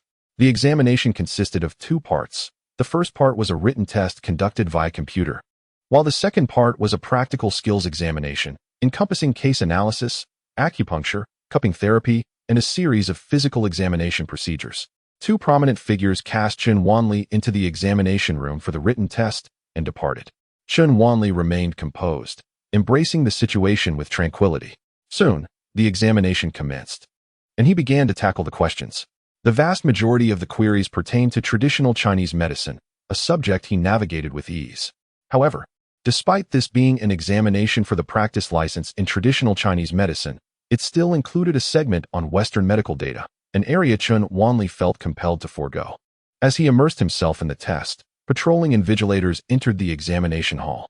Ding Lan, an employee of the Municipal Health Commission, accompanied by 3 inspectors dispatched from the provincial level, surveyed the candidates in the room. Upon spotting Chen Wanli, a flicker of resentment flashed in her eyes.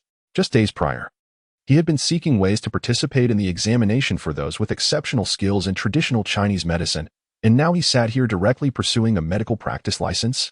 Regardless of the channels he had accessed, this was indeed a violation. Ding Lan surmised that if this matter were to be exposed, not only would Chen Wanli's examination be annulled, but his connections would also find themselves in jeopardy. In the midst of a stringent overhaul within the medical sector, even a robust background might not suffice. Furthermore, having been humiliated by Huang Weie previously, her animosity towards the two had intensified. She believed that both Chen Wanli and Tang Yanran harbored a similar disdain for her, and even if she refrained from voicing her accusations, Chen Wanli would undoubtedly not let her off the hook. As these thoughts coursed through her mind, a frenzied flush crept across Ding Lan's face as she swiftly approached Chen Wanli's seat. "You stop." With her command, the invigilators and the 2 inspecting officials turned their attention towards her, their expressions laden with confusion. Ding Lan cast her gaze upon the 2 examiners from the provincial capital and spoke loudly. "Professor Wang, Director He, I recognize this individual. He is not a medical professional and does not possess an assistant physician certificate. He is utterly unqualified to be seated in this examination hall. I now suspect that his examination registration materials may be fraudulent." As the words fraudulent registration materials escaped her lips, a peculiar silence enveloped the room. Such occurrences are not uncommon within the realm of certification, yet the current climate is fraught with scrutiny in the medical field, where every issue is magnified under the pressure of reform. With Ding Lan's proclamation, this young man's chances of taking the exam were effectively extinguished, and those who aided him in his deceit would likely face repercussions as well. The onlookers in the examination hall cast sympathetic glances toward Chen Wanli, even extending their compassion towards his alleged backing. Meanwhile, the faces of the 2 provincial examiners grew increasingly solemn. "Please present your examination admission ticket," demanded Director He Hongba of the Provincial Health Commission, his gaze piercing as it bore down on Chen Wanli. Unperturbed, Chen Wanli candidly replied, "I do not have one." "No admission ticket? You mean to say you are here to take the exam without it?" Director He was taken aback. Without an admission ticket, the examination results would hold no validity. This was utterly absurd. Ding Lan, upon hearing that there was no admission ticket, was equally stunned. She had assumed Chen Wanli had somehow obtained one through illicit means. "Step outside and refrain from disturbing others during the examination." "Speak out there." Professor Wang Xiuyong, a renowned figure in traditional Chinese medicine from the provincial capital, renowned alongside luminaries such as Li Jiang and He Songmong, specializing in nephrology, is a leading academic figure in the nation's nephrology specialty. He is also the first nephrology doctoral graduate from the China Academy of Traditional Chinese Medicine. Merely mentioning his credentials is enough to instill awe. He spoke up, and even Director He Hongba of the Provincial Health Commission would have no objections. Under their insistence, Chen Wanli stepped out of the examination hall. In the corridor, He Hongba regarded Chen Wanli with utmost seriousness. "Disrupting the examination is a legal offense. You must clarify how you arrived here. Otherwise, I shall report this to the authorities." Wang Xiuyong nodded in agreement, evidently supporting this assertion. If anyone could enter the examination hall, chaos would surely ensue. A malicious glint flickered in Ding Lan's eyes. She could hardly contain her eagerness to report the matter. Adding fuel to the fire, who knows what he did in the examination hall? He could have installed a Trojan program on the computers to transmit answers. Yet, Chen Wanli remained silent, uncertain of the peculiar methods employed by the 2 elderly gentlemen. Thus, until they took the initiative to speak, he preferred to refrain from elaboration. His ambiguous demeanor only fueled Ding Lan's suspicion that Chen Wanli harbored undisclosed secrets, instilling fear in him. At that moment, one of the invigilators emerged. Whispering, he was brought in by teachers He Songmong and Li Jiang for the examination. "What? Go fetch them. This is unacceptable." He Hongba furrowed his brow. Soon, He Songmong and Li Jiang from the practical examination room were summoned. He Songmong stepped forward, declaring, Chen Wanli was recommended by Li Jiang and me for this examination. This is against the rules. He Hongbo replied. 5 years ago, the Health Commission enacted special provisions for the certification of traditional Chinese medicine practitioners, allowing candidates recommended by 3 director-level practitioners to participate in the medical licensing examination. He Hongbo pondered for a moment, recalling that such a provision indeed existed. However, this regulation is laden with numerous additional stipulations. Ding Lan never anticipated that Chen Wanli's backing would stem from 2 esteemed traditional Chinese medicine practitioners. The rumored He Songmong, known to be an eccentric and aloof elder, is certainly not the type to engage in nepotism. How could he possibly advocate for Chen Wanli? If these 2 were to vouch for him, it wouldn't suffice to merely have recommendations from 3 chief physicians. They would need the support of 30. Yet, the matter has already escalated, and having offended individuals, one must persist to the bitter end. With a steely resolve, Ding Lan articulated.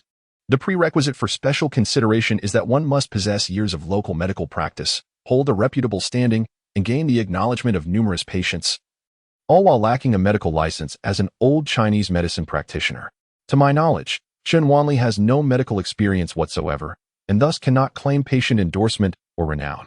In fact, just a fortnight ago, he was a patient suffering from mental illness.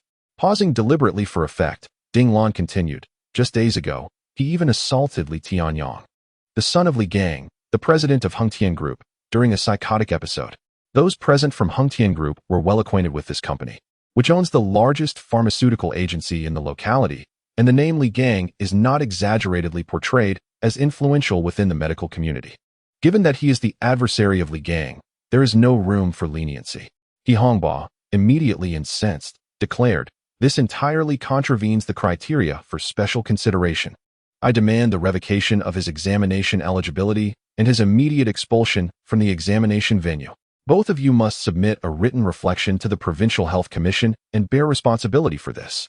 He Songmong and Li Jiang exchanged glances before Li Jiang calmly interjected.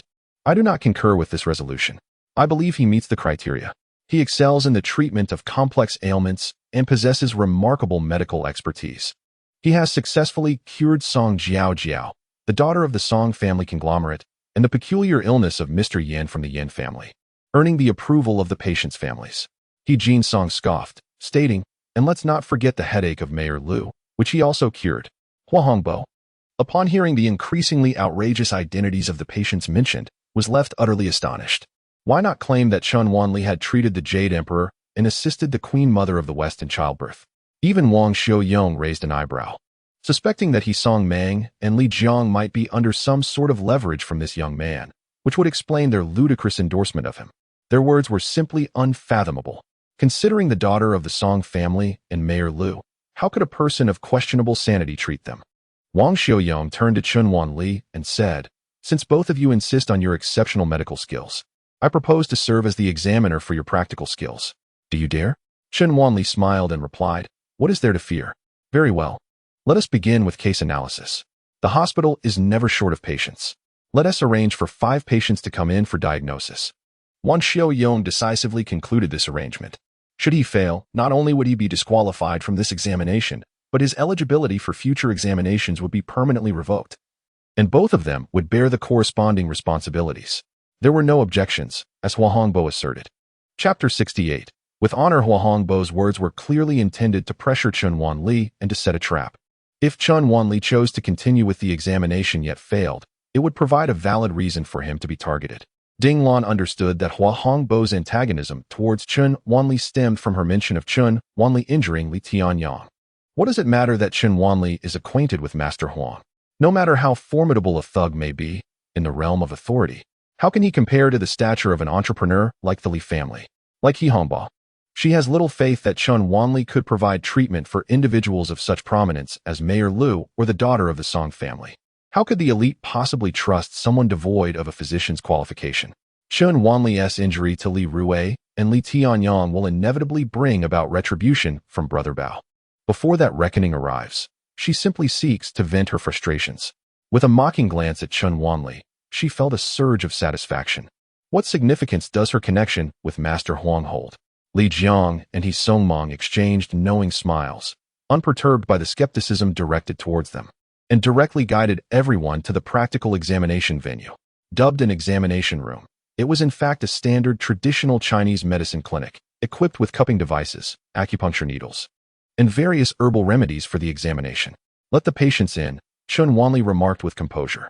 Wang Xiaoyong nodded slightly. Ding Lan made a phone call, and soon 3 men and 2 women entered. Rather than checking each pulse individually, Chen Wanli scanned the group and began to speak. The first patient suffers from cold-induced wheezing. Treatment involves dispersing cold and clearing phlegm heat, utilizing Shao Qinglong decoction with gypsum or a modified Hopa Mahuang decoction. The second has phlegm obstructing the wind.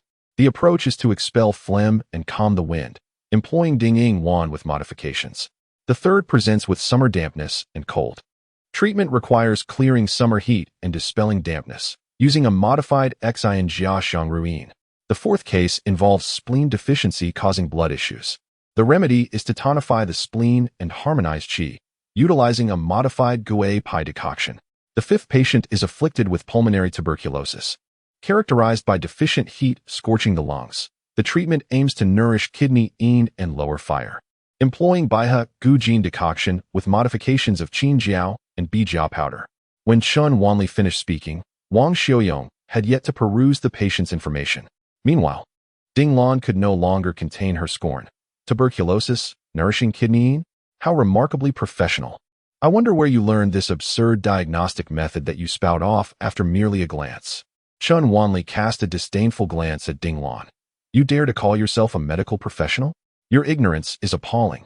He Hongba, a graduate in medical administration, was equally baffled and found Chen Wanli's attitude quite irksome.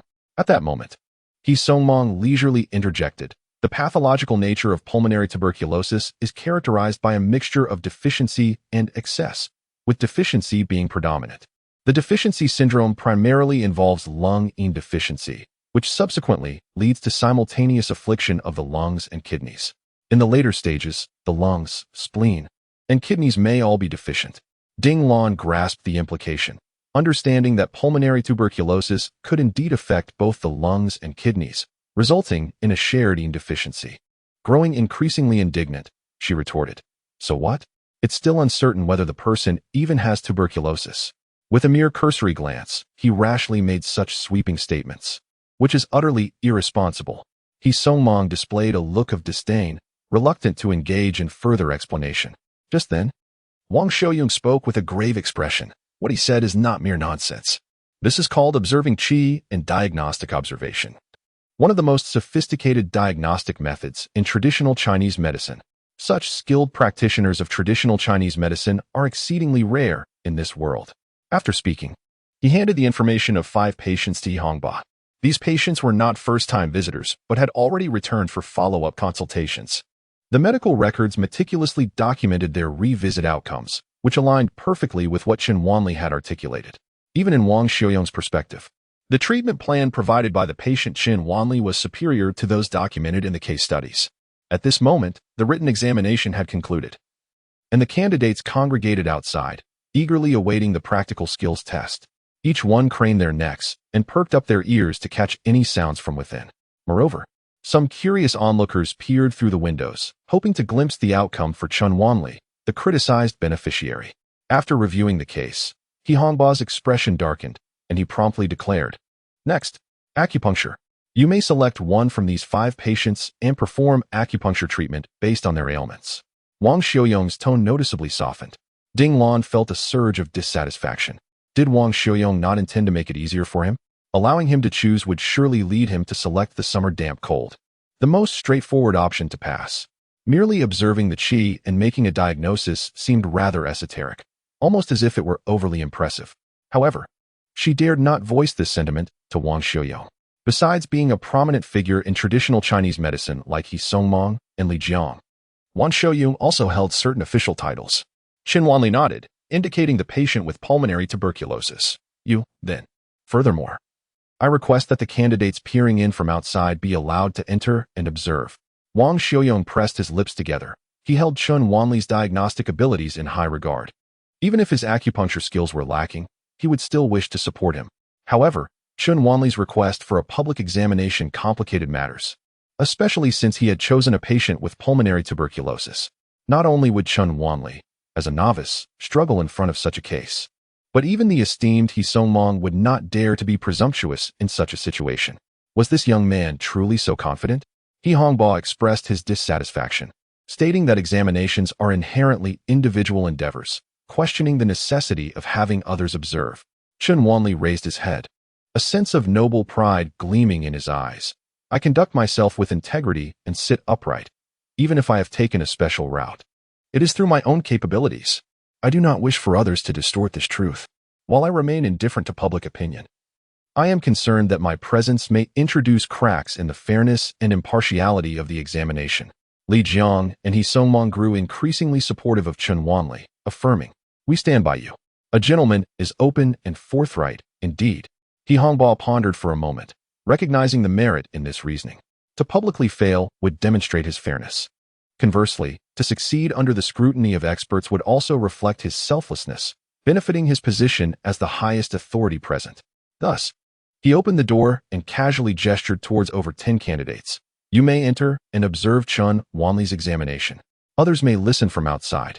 The candidates outside became lively with curiosity about Chen Wanli and the eagerness to understand the practical skills examination. Those permitted entry fixed their gazes upon him. Patient diagnosis: tuberculosis. Symptoms of lung heat. Let the acupuncture treatment commence. Wan Xiaoyong stated expressionlessly. Before Chen Wanli could begin, the candidates could hardly contain their excitement. Is this the level of difficulty expected for the practical examination of the medical practitioner's license? It is essential to understand that the examination for the medical practitioner's license serves as a permit for novice doctors to practice. What defines a novice doctor? It is essential to possess a fundamental grasp of medical techniques. This is not merely an examination for an intermediate or advanced skill certificate. To employ acupuncture in the treatment of pulmonary tuberculosis while pursuing an advanced skill certificate or a directorship is indeed a challenge that borders on the excessive. After all, traditional Chinese medicine has experienced significant discontinuities in acupuncture techniques. Unlike herbal formulas, which have a plethora of classical texts and songs passed down through generations, acupuncture, apart from some basic techniques pertaining to muscles and pain management, contains complexities that only highly skilled acupuncturists comprehend, skills that are not necessarily within the purview of the average practitioner. Regardless of the difficulty, Chen Wanli remained composed as he instructed the pulmonary tuberculosis patient to recline on the bed and commenced his procedure. As the acupuncture needles descended continuously from his hand, He Songmong and Li Jiang wore expressions of pride and delight. Meanwhile, Wang Xiaoyong's eyes widened in disbelief, his face a mask of shock as he murmured, "Impossible. It cannot be." Li Jiang chuckled and gestured towards He Songmong, who laughed in return. "I believe I wore a similar expression the first time I witnessed his acupuncture." The two elderly men shared a conspiratorial laugh, reveling in the prospect of Wang Xiaoyong's astonishment. Chapter 69. Wanli should be my master. Wang Xiaoyong observed Chen Wanli's technique with rapt attention. Although his understanding of acupuncture did not match that of He Songmong, he was nonetheless a leading expert in traditional Chinese medicine and possessed a discerning eye. Chen Wanli's precision in locating acupoints and the swiftness with which he inserted the needles were exceptional. Moreover, during the manipulation and awakening of the needles, he skillfully employed a variety of techniques. As the number of needles increased, Wang Xiaoyong found himself utterly astonished. Chen Wanli was indeed utilizing multiple needle arrangements. When Chen Wanli ultimately demonstrated his remarkable skill of wielding the needle with the mastery of qi and the art of locking the soul's vitality, Wang Xiaoyong was utterly captivated. Based on his knowledge of domestic traditional Chinese medicine practitioners, Chen Wanli's acupuncture technique alone warranted the title of a master. Furthermore, Chen Wanli possessed the elite diagnostic technique of qi observation, which added to his esteemed reputation. Wang Xiaoyong had no doubt that Chen Wanli also excelled in pulse diagnosis. As the saying goes, insiders discern the subtleties while outsiders merely witness the spectacle. Though Ding Lan and He Hongbo were unaware of the full extent of Chen Wanli's prowess, they could not deny his adeptness. He was undoubtedly a connoisseur of the craft. With a fortnight of herbal treatment to reinforce the effects, your tuberculosis can be cured, Chen Wanli calmly declared as he withdrew the needle. The patient felt a significant alleviation of chest pain and phlegm, yet remained skeptical that acupuncture combined with 2 weeks of herbal medicine could truly effect a cure. Having sought initial consultation from a Western physician, He understood that tuberculosis is notoriously stubborn, often requiring 6 months to a year of anti-tuberculosis medication with uncertain outcomes. Ding Lan and He Hongba exchanged glances, both thinking that Chen Wanli was merely boasting. "Allow me to examine you." Wang Xiaoyong coughed lightly. His intent was not to question, but rather to satisfy his curiosity about the treatment's efficacy. The patient looked towards Wang Xiaoyong, unfamiliar with this esteemed figure in the realm of traditional Chinese medicine. "What are you hesitating for?" Teacher Wang is a distinguished expert in traditional Chinese medicine. The textbook I studied for my graduate program was authored by him. A medical student among the candidates exclaimed. Upon hearing this, the patient immediately smiled in flattery and approached Wang Xiaoyong, saying, "It seems I have failed to recognize a true master." Wang Xiaoyong said little. After taking the pulse, he clicked his tongue in astonishment, exclaiming, "Indeed, such remarkable efficacy exists. I concur with Chen Wanli's diagnosis and treatment. Should you have any objections, feel free to consult a Western medicine clinic for further examination. Though I am confident the conclusion will remain unchanged." Upon hearing the expert's endorsement, the patient immediately expressed profound gratitude, grasping Chen Wanli's hand and effusively offering thanks, alternating between promises of presenting a banner and bestowing a red envelope, rendered almost incoherent by emotion. The candidates present were utterly astounded, proclaiming that true talents emerge from the populace, and indeed, among those here to take the examination was someone cured of tuberculosis through acupuncture. Ding Lan and He Hongba felt their faces flush slightly, torn between disbelief and the compulsion to accept the truth. Only Li Jiang and He Songmong seemed entirely unfazed. What more was there to examine?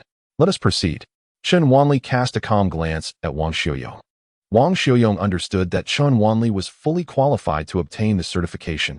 However, he wished to complete the examination process and was eager to discern the young man's true prowess. Wang Xiaoyong deliberately posed questions on pharmacology, drug identification, and a series of traditional Chinese medicine topics. Chen Wanli answered with remarkable fluency and even offered unique insights on various formulas, suggesting modifications to traditional prescriptions.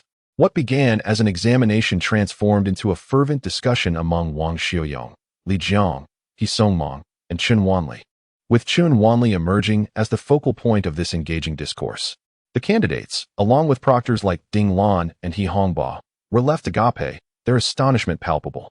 Each individual present, without exception, felt overwhelmed. Not only were they hesitant to engage in discussions regarding formulations with esteemed experts in the field, but even the leniency shown by these luminaries during the assessment left them unable to meet their gaze. Ultimately, this examination culminated in a harmonious chorus of admiration from the three distinguished scholars. "Wang Li ought to be our teacher." As Chen Wanli exited the examination hall, he found himself in a state of bemusement. He possessed countless avenues to obtain the professional medical license, yet he preferred to pursue the conventional path. Little did he anticipate that the manner in which he would finally secure the license would unfold in such a manner today. During his discourse with the three eminent practitioners of traditional Chinese medicine, Chen Wanli stumbled upon the revelation that certain medical records within the heavenly scripture of immortal physicians bore a striking resemblance to ancient Chinese medicine. According to the legacies, the great immortal physician traversed myriad realms, and the medical scriptures were a compendium of his observations and insights into the medicinal practices across these worlds. Could it be that the great immortal physician had once set foot on Earth? Or was he perhaps an immortal being of this planet? The origins of the great immortal physician remained shrouded in mystery within the texts. Chen Wanli was taken aback by his own musings. "Chen Wanli, what are you doing here?" Tang Yiran's countenance remained frosty. The previous day, she had been thoroughly chastised by him, nearly driven to the brink of fury. Although she later rationalized that his outburst was a result of post-crisis anxiety, she could not shake the feeling of indignation. Upon seeing Chen Wanli at the hospital, her initial thought was that he had come to apologize. "Oh, a classmate of mine has suffered a leg injury, and I came to check on him," Chen Wanli remarked. Tang Yiran's expression darkened, her face paling in anger. "Don't you have anything to say to me?" She could not help but inquire. Chen Wanli scratched his head. "What is there to say? How can there be such a man? How foolish of me to have tried to rationalize his behavior. This is utterly intolerable." Tang Yiran, exasperated, stomped her foot and retorted sarcastically, "It seems you truly believe I am being overly sentimental and lacking in intellect." Chen Wanli was momentarily taken aback, recollecting the previous incident involving Brother Bao, realizing that she was still upset over a few comments made about her. He couldn't help but chuckle. Lacking a bit of intellect is not entirely untrue. The notion of being overly sentimental was merely a hasty remark. In an instant, Tang Yanran felt a mix of indignation and resentment, declaring, "Who, pray tell, is lacking in intellect between us? You are fully aware that some individuals are not to be trifled with, yet you choose to indulge your temper, offending so many. You claim to aspire to be a doctor, yet you refuse to enroll in medical school to learn properly from the ground up, instead seeking shortcuts. Do you truly believe you possess great abilities? Just one ding lawn can obstruct your registration and seal off your pathways. You are nothing more than an impulsive fool devoid of reason." Chun Wanli's lips twitched slightly as he remained silent. This woman certainly held grudges. After her outburst, Tang Yanran felt a pang of regret, recalling how Chun Wanli had received a call from Jiang Li that day and had ventured alone to rescue her, confronting a multitude of thugs and risking his life. Perhaps it was best to consider their quarrel settled. He had scolded her that day, and today she had spoken thoughtlessly about him. With a sigh, Tang Yanran felt a lingering sense of grievance. Her cheeks flushed as she glanced up at Chun Wanli. Noticing the mischievous glimmer in his eyes, feeling a mix of anger and embarrassment, this fellow seemed to know everything yet refused to utter a comforting word to placate her. As her anger intensified, she turned to leave, only to be abruptly halted by Chun Wanli, who grasped her arm with such force that she was drawn into his embrace. Surprised by the suddenness of the action, Chun Wanli found himself enveloped in an unexpected warmth, his cheeks flushing with embarrassment. Tang Yanran distinctly sensed the warmth of Chun Wanli's chest and the rhythmic beating of his heart. This was their first embrace, albeit an accidental one. Yet it sparked an undeniable and blushingly intimate tension. Blushing deeply, Tang Yanran hastily extricated herself from his hold. Unlike the fiery and uninhibited Shui Yan, she possessed a sophisticated and slightly aloof demeanor, exuding an air that stirred a man's desire to conquer. Tang Yanran caught a glimpse of admiration and fervor in Chun Wanli's eyes, leaving her momentarily speechless and at a loss for words. Just as Chun Wanli was about to speak, he suddenly noticed Jia Zhangchu in a wheelchair not far away, frantically maneuvering it with a look of distress and perspiration, as if he wished it could take flight. Without pausing to elaborate with Tang Yanran, he rushed over. "Zhangchu, what's wrong? I thought you had another week before your discharge?" Chun Wanli inquired, pressing down on the wheelchair. Jia Zhangchu, his face flushed with urgency and veins bulging on his forehead, exclaimed, "Wanli, you're still here. Thank goodness. Hurry, take me to Mingru Garden Community. Xiao Di is in trouble. We must go now." By the end, his voice had risen nearly to a shout. Chapter 70. You can avoid the first day, but not the 15th. Xiao Di. Chun Wanli recalled that Jia Zhengchu's girlfriend from his freshman year was named Xiao Di. Understood. Chun Wanli had already propelled Jia Zhengchu towards the parking lot, their voices echoing from a distance, reminiscent of the close bond they had just forged, only to be stretched apart once more by the sound. Once inside the car, Jia Zhengchu incessantly dialed his girlfriend's number, yet to no avail. His anxiety mounted with each unanswered call. "What on earth has happened?" Chun Wanli inquired. "Xiao Di has a gang of debt collectors cornered at the rental flat. Hurry." Jia Zhengchu seemed reluctant to elaborate. "How much do you owe? I can cover it." Chun Wanli raised an eyebrow. Enraged, Jia Zhengchu slammed the car door, exclaiming, "It's not about the money. Just get me there. I've enlisted Yi Bin's help. That guy graduated from the police academy and has a minor position at the precinct. He should be able to handle it." Chun Wanli refrained from probing further. He could discern that Jia Zhengchu's reaction was peculiar, yet he understood this individual well, tight-lipped and meticulous. Matters he wished to keep private were impervious to coercion. The car sped along, swiftly arriving at the esteemed Confucian garden that Jia Zhengchu had mentioned. He and his girlfriend resided here, drawn by its proximity to their workplaces. By the elevator near the building, they encountered high school classmates Yi Bin and Zhu Manun. Chun Wanli. Zhu Manun gasped in surprise. News had circulated through their circle that Chun Wanli had succumbed to mental illness and subsequently vanished without a trace. During a previous reunion, his name had emerged, yet scarcely anyone knew of his whereabouts. It was astonishing to see him here today. Yi Bin's expression darkened slightly. Zhu Manun was his current girlfriend, but he was aware of her past infatuation with Chun Wanli.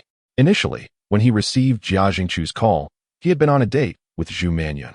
Thinking it was merely a matter of dealing with a few debt collectors, he brought his girlfriend along, hoping to impress her with his bravado. Little did he anticipate encountering an old rival. Chen Wanli had not given it much thought. During high school, Zhu Manyun had pursued him, but he had declined her advances back then.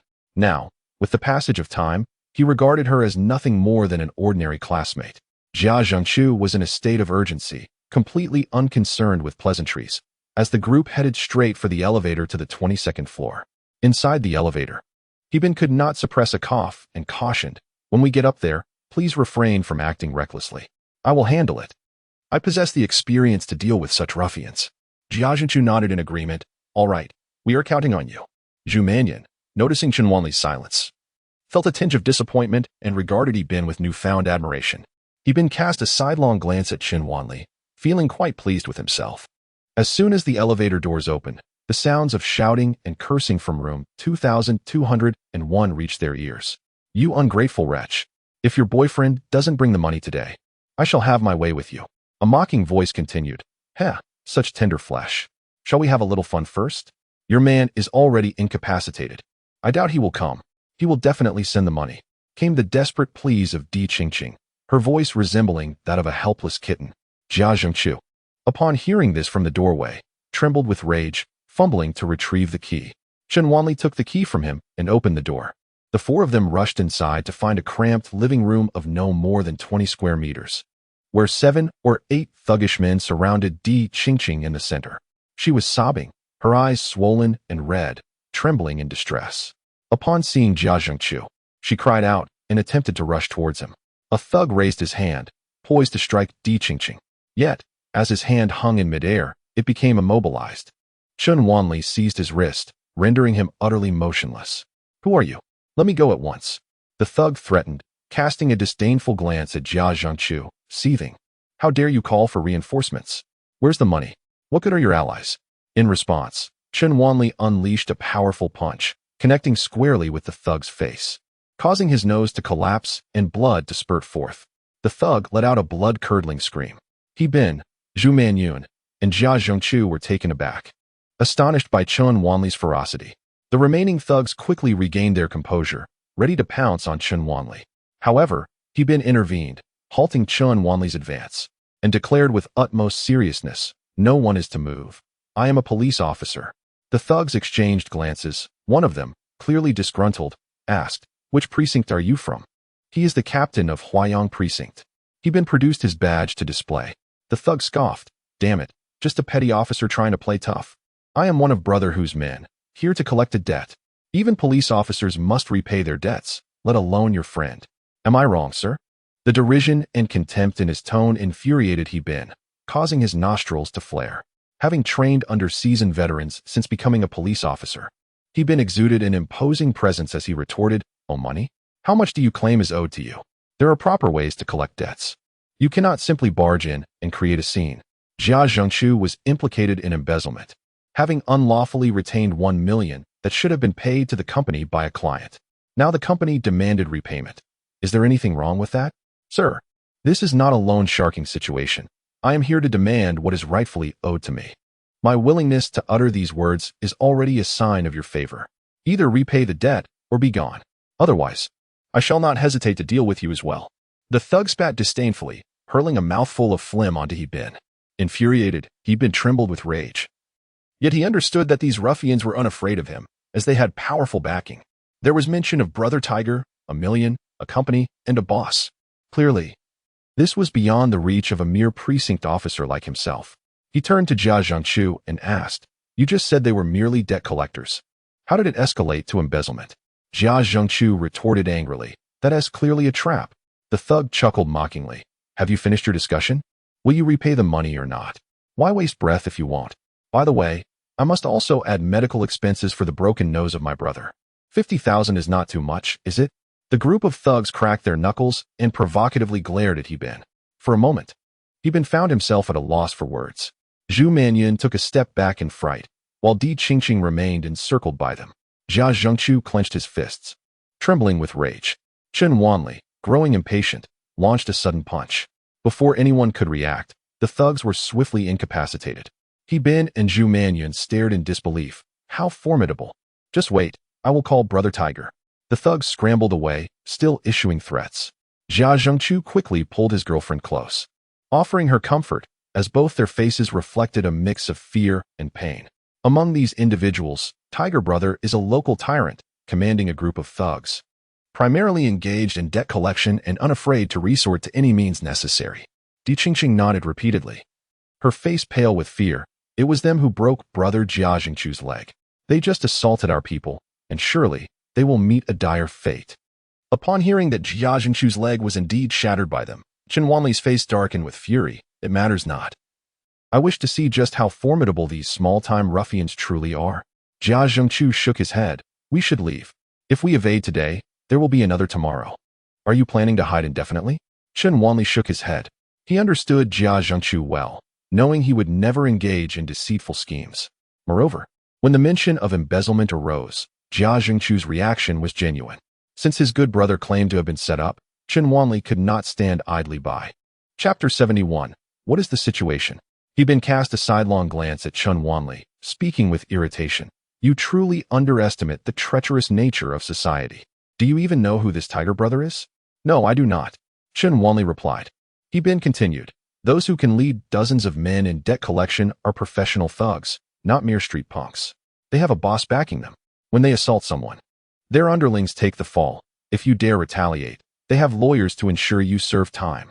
What do you possess to contend with them? Jia Zhengchu and Di Qingqing had already witnessed the prowess of these individuals, nodding in agreement.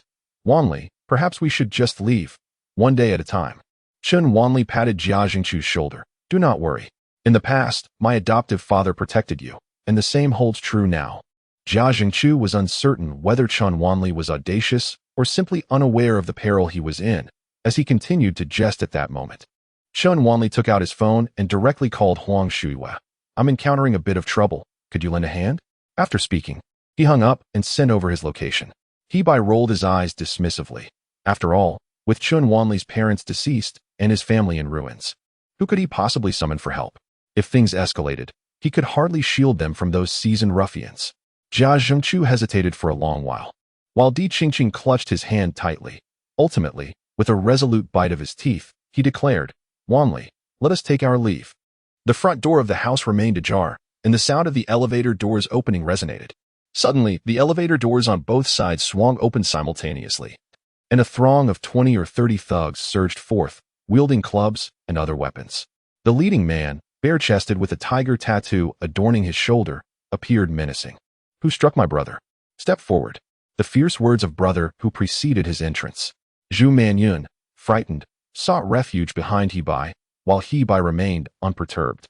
The more seasoned the thug, the less likely they were to recklessly assault a police officer. Hebai glanced at Chen Wanli, inwardly cursing his reckless audacity. There was no escape now, and if he failed to protect Jia Zhengchu, his own reputation would be tarnished. Chen Wanli stepped forward, exuding an aura of defiance. It was I who struck him. Brother who was momentarily taken aback by Chen Wanli's imposing presence. As a habitual offender accustomed to living on the edge, he sensed a deadly aura emanating from Chen Wanli, stirring within him a flicker of danger. He was once involved in the underworld, but by a twist of fate, he began assisting his employers in the professional pursuit of debt collection, always with someone backing him. To acquire money, there was no need for robbery. He simply collected debts and took a commission, much quicker than the pace of extortion. He did not encroach on territories or engage in business. He solely focused on debt collection, which spared him from conflicts with other underground figures. Consequently, no one dared to touch him. This is why Brother Who was infuriated and personally brought his men along. Brother Who scrutinized Chen Wanli for a moment before slowly turning to Jia Zhengchu. Jia Zhengchu, quite the audacious one, isn't it? You owe money and yet have the gall to seek help? And who might this esteemed individual be? Young yet brimming with bravado, care to enlighten Brother Who? Jia Zhengchu remained silent, his face ashen. Brother Who let out a derisive snicker and turned his gaze back to Chen Wanli. I don't care where you crawled out from. Pay Jia Zhengchu 2 million before you dare speak to me. Di Qingqing's complexion paled, and she whispered, wasn't it 1 million? 1 million is the debt. 500,000 is compensation for my brother. And as for Brother Who, my appearance here warrants a fee of 500,000. Surely not excessive? Brother Who exuded an imposing presence, his eyes sweeping over Jia Zhengchu, Di Qingqing, He Bin, and Zhu Manyun, relishing the fear evident on their faces.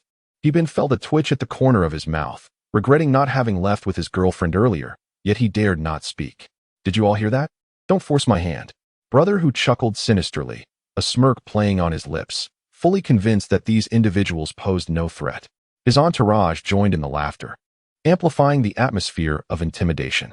At this moment, Tiger's subordinate, standing by the window, boredly gazed outside, only to suddenly notice dozens of vans had appeared below. Dark-clad figures were continuously leaping from the vehicles, an unsettling feeling creeping over him. "Tiger, look!" he exclaimed, prompting Tiger and several of his companions to approach the window for a better view. The number of vans was still increasing, and countless individuals emerged, creating a dense mass of black. More alarming was the fact that this throng surged directly into the building. Instinctively, Tiger dashed toward the entrance, only to see that the two elevators serving the 22nd floor had already descended. He fixated on the elevators as they reached the ground floor and swiftly began their ascent. 18, 19, 20, 21. Were they coming for them? Before Tiger could contemplate further, dozens of people burst from the elevator, which then descended again. Up it came once more, bringing another wave of individuals, and down it went again. Tiger was rendered speechless. The crowded hallways were flooded with people, spilling into the rooms, and even within those confines, they were packed tightly. Tiger and the small gang he had brought along found themselves completely surrounded by this sudden influx of dark-clad figures, each wielding clubs and fixating their gaze upon them. Tiger. There are at least 100 or 200 of them, and upstairs, there are already 60 or 70. And look below, there are so many. I estimate at least over 100 down there. The subordinate, trembling and stammering, pointed towards the scene below. What? Over 100 below? Tiger and his crew were left in a state of sheer shock.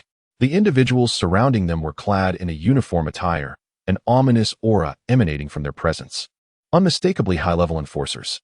Unlike them, who relied on sheer brutality and audacity to collect debts, these men could genuinely be considered professional thugs. What on earth was happening? Tiger licked his lips, a twinge of anxiety stirring within him. At that moment, the elevator doors swung open once more. A bald man, accompanied by two exceptionally formidable brutes, strode in. This bald figure was none other than Huang Shuai. Who was this? Was it Fifth Master? Was it Brother Meng? Was it Brother He? Tiger, having genuinely dabbled in the underworld, recognized both Huang Shuai and his capable henchmen. In front of Brother he was merely a subordinate, let alone in the presence of Fifth Master Huang, where he lacked even the qualifications to be considered a junior. "Fifth Master, what brings you here?" Tiger immediately approached, eager to greet him. However, Fifth Master Huang paid him no heed.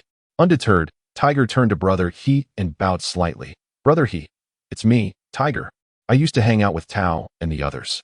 Brother He merely lifted his eyelids, remaining silent.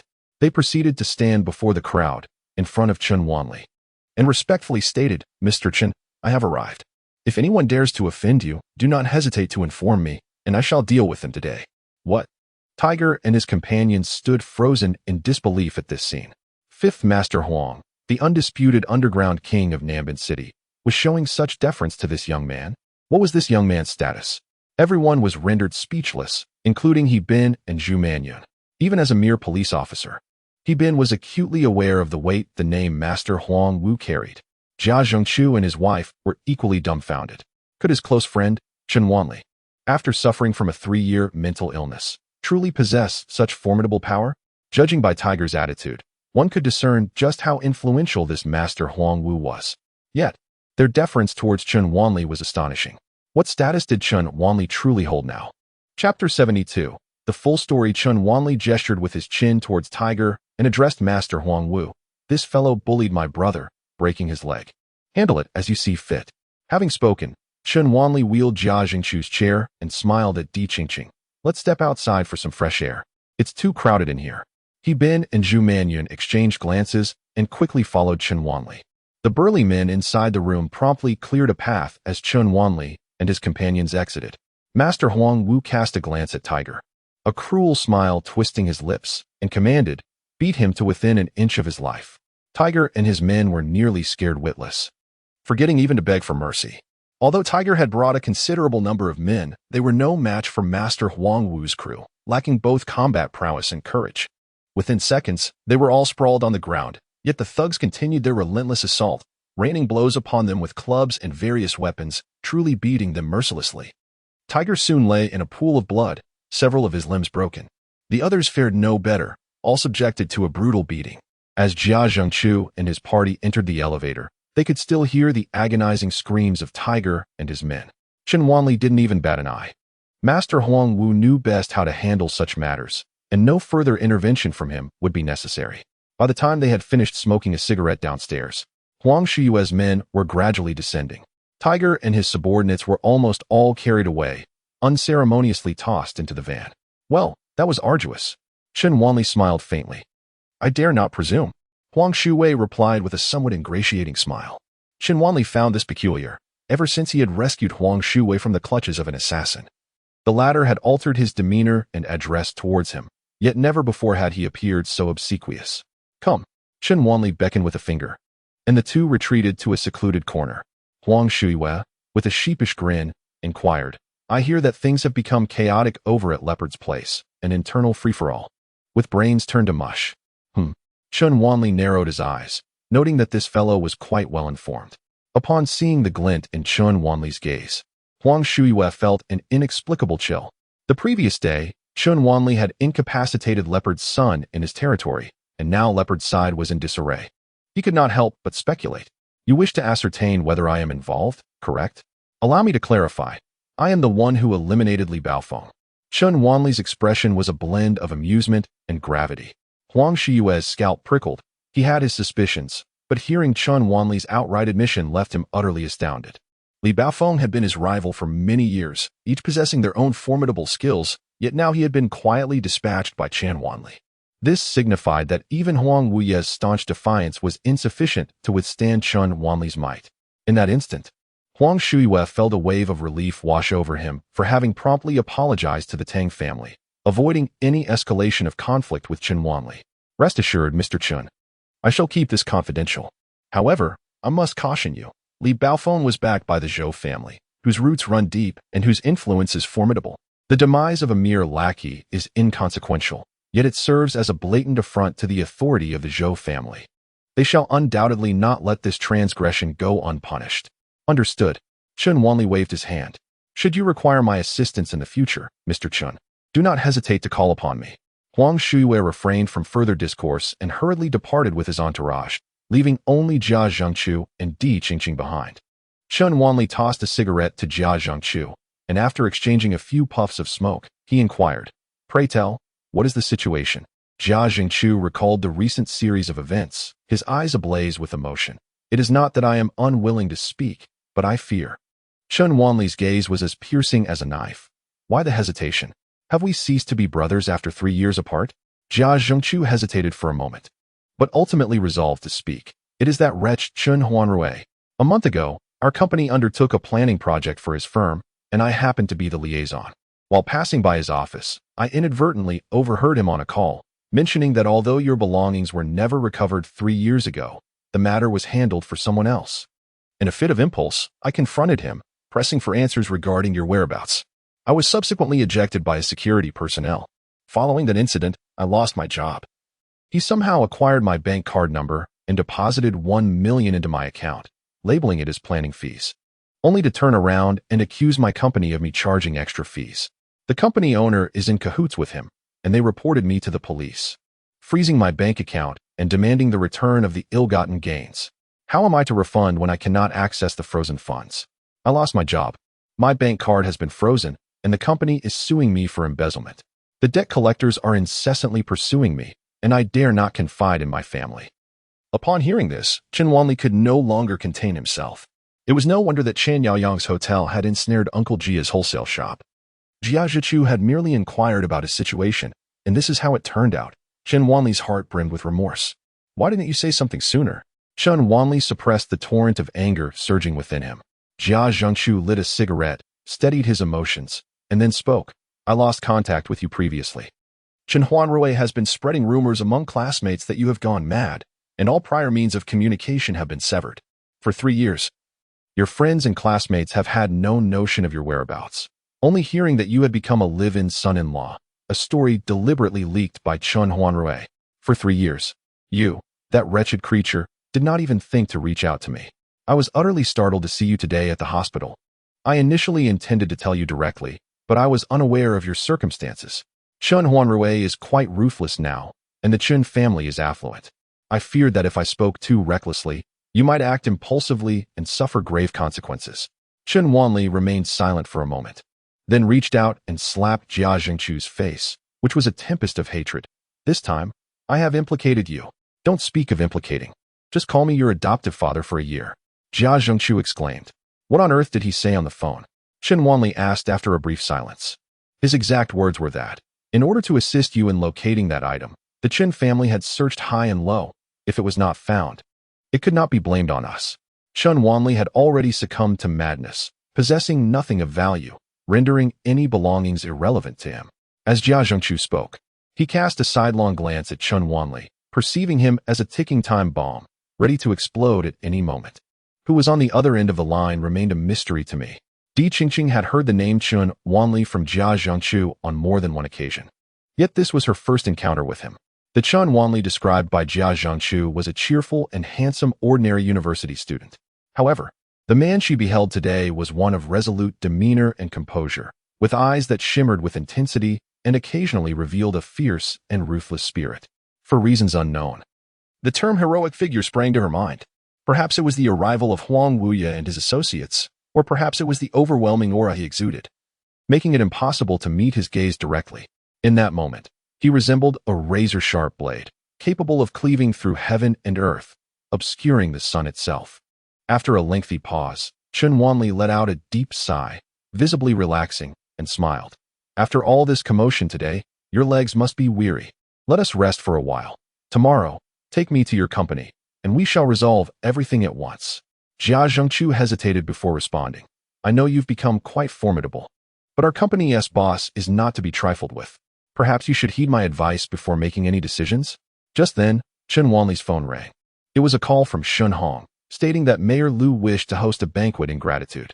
Chun Wanli initially intended to decline, but Shun Hong's persistent persuasion led him to reluctantly agree. No need for that, regardless of who he may be. Anyone who dares to bully my brother shall face the consequences. Chun Wanli patted Jia Zhengchu on the head and turned to leave. Chapter 73, Divination. In order to express gratitude to Chun Wanli, Mayor Lu chose one of the most upscale hotels in Nanban City, Tianyan Residence. As Chun Wanli alighted from the car, he spotted Mayor Lu and Shin Hong waiting at the entrance. Mr. Chen, today's banquet is rather hastily arranged. I hope it has inconvenienced you. Mayor Lu warmly grasped Chun Wanli's hand, his face beaming with smiles. Chun Wanli chuckled heartily. Not at all. As a humble commoner, your words might make me feel embarrassed. You have alleviated my headache, which is truly a significant favor. I must express my gratitude. Please, do come in. Nodding, Chun Wanli suddenly felt his phone vibrate. It was a call from his father-in-law, Tang Daping. He offered an apologetic smile and said, Mayor Lu, it's a call from family. I shall step aside to take it. Please, go in first. I will join you shortly after. With that, Chun Wanli moved to a corner near the hotel entrance to answer the call. However, Mayor Lu remained in place, waiting with Shun Hong for Chun Wanli's return. On the line, Tang Daping mentioned that Tang Huixing and Tang Ming intended to expand their medicinal herb plantation alongside Tao Yuza and his group. He wanted Chun Wanli to join them at Tianyan Residence to listen in. Chun Wanli thought it quite a coincidence. Yet he understood that Tang Daping was concerned about any potential misunderstandings that might arise, especially given Tao Yuza's interest in Tang Iran. Thus, he promptly declined the invitation. Besides Tang Daping's family of three, Tang Xinghuai and his son were also part of the group, accompanied by Jiang Li and Wu Xiaoyu. As Chun Wanli approached, he anticipated an inevitable confrontation. Yet, merely observing the group before him instilled a sense of reluctance to engage. Thus, he opted to light a cigarette at the corner, allowing them to enter first. At the entrance of the restaurant, Tao Yuza's keen eyes quickly spotted Mayor Lu, his face lighting up with recognition as he stepped forward to greet him. Uncle Lu, are you here for tea as well? Mayor Lu regarded Tao Yuza with a raised brow.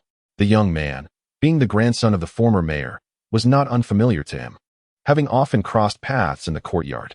However, Lu's impression of Tao was lukewarm, particularly due to the public address of Uncle, which hinted at opportunism.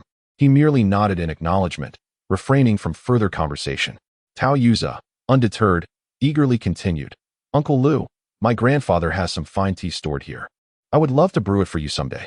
Indeed, Mayor Lu replied with a slight elevation of his chin. Despite the mention of the grandfather, Lu's demeanor remained neutral, prompting Tao Yuza to curtail his chatter. Well, you carry on. We shall head inside now. He gestured for the Tang family to enter the restaurant. Those with esteemed backgrounds truly differ. They addressed the mayor as uncle. Zhang Yuehong recognized the mayor, a familiar face frequently seen on local television news. Compared to Chen Wanli, she found herself more drawn to this polite and well-connected official who harbored affections for Tang Iran. If only Chen Wanli did not exist, she mused. Perhaps she could secure a golden husband instead. Tao Yuza, with a triumphant smile, remarked, "My grandfather, uncle, and father have all been entrenched in the political arena of Nanbin for many years. Most of these prominent figures regard me as their junior nephew." Wu Xiaoyu, unwilling to fall behind, remarked, "Throughout my life, I have encountered countless city mayors and secretaries." Their conversation filled Tang Xinghuai and his son Tang Ming with exhilaration.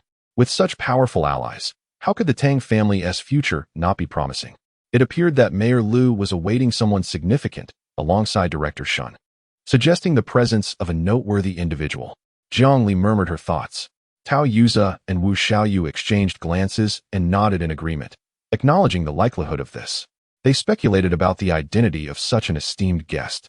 Surely, it cannot be a political acquaintance. Otherwise, this gathering at Tianyan residence would not adhere to protocol. Tao Yuza remarked sagely. This prompted even Zhang Yuehong to express her curiosity, apart from political figures. Who else could command such attention from a mayor and a director of public safety? The group then proceeded into the private room. Chen Wanli, unfazed, finished a cigarette before emerging from around the corner. Apologies, my elders were quite chatty. Mayor Lu laughed heartily, dismissing any concerns, and escorted Chen Wanli to the grandest private room, the Peony Hall. By that time, several individuals were already seated there, including Jin Shikai and Old Cheng, along with a few unfamiliar faces. Upon entering, Jin Shikai greeted warmly. "Initially, we planned to meet you at the entrance, but Mayor Lu suggested it would not be appropriate. He insisted on waiting for you personally to demonstrate his respect. Thus, we remained inside." As drinks were poured, Chen Wanli, feeling at ease, joined in for several toasts. Mayor Lu, Shun Hong, Old Cheng, and Jin Shikai, all familiar with Chen Wanli's capabilities, received him with great enthusiasm. However, the enthusiasm of others seemed somewhat perfunctory, merely a veneer of politeness. As the wine flowed, the conversation began to flourish. Shun Hong recounted the tale of Ku Wen's unusual encounter, eliciting intrigued murmurs from the crowd. With several gazes lingering on Chen Wanli, clearly straddling the line between belief and skepticism. Aware of their thoughts and eager to elevate Chen Wanli's reputation, Shen Hong, having known him first and being on intimate terms, saw the merit in amplifying his standing. He smiled and said, "Brother Chen, showcase your skills for them to witness." Chen Wanli chuckled softly, producing 3 coins which he casually scattered onto the dining table, where they spun with a lively motion. The 5 Emperor coins divination could be performed with these coins as well, where the presence of characters signifies yang and their absence signifies yin. He cast the coins 6 times and spoke slowly. The hexagram is fire over heaven, with the upper line changing to thunder over heaven, indicating a transformation. This is a unique hexagram, with thunder representing movement and heaven denoting stability. The dynamics suggest that the mayor of Lu City is destined for a promotion soon. Upon hearing this, the room fell into a momentary silence before a few unfamiliar faces erupted into quiet laughter. The mayor's expression revealed a hint of embarrassment. In our political realm, promotions undergo rigorous assessments, discussions, and scrutiny. This implies that even for prospective candidates, there would be early signs. Yet we have not witnessed any activity in the mayor's office as of late. Are you certain it will be soon? Chen Wanli nodded confidently. Yet the assembly grew increasingly convinced that he was merely spouting pleasant words. The mayor had only been in office for just over a year, and according to custom, no changes were anticipated in the immediate future. Even Shen Hong, despite his reluctance to admit it, had to concede that such a development seemed unlikely. Chen Wanli smiled without speaking, refraining from any argument. To alleviate the silence, Shen Hong laughed and urged Chen Wanli to partake in 2 more drinks. Unexpectedly, just half an hour later, Mayor Lu received a phone call. Upon seeing the caller's number, his expression turned grave. After answering, he spoke earnestly. "Yes, it's me, leader." "Understood. I comprehend. Very well, goodbye." Hanging up, Mayor Lu gazed at Chun Wanli in shock, unable to regain his composure. I must take full responsibility for the work in Nanbin. Secretary Liang is under investigation for economic issues. A profound silence enveloped the scene. Everyone's eyes were fixed intently on Chun Wanli, as if they wished for him to provide a fortune for them as well. Ahem, I'm merely indulging in a bit of fun.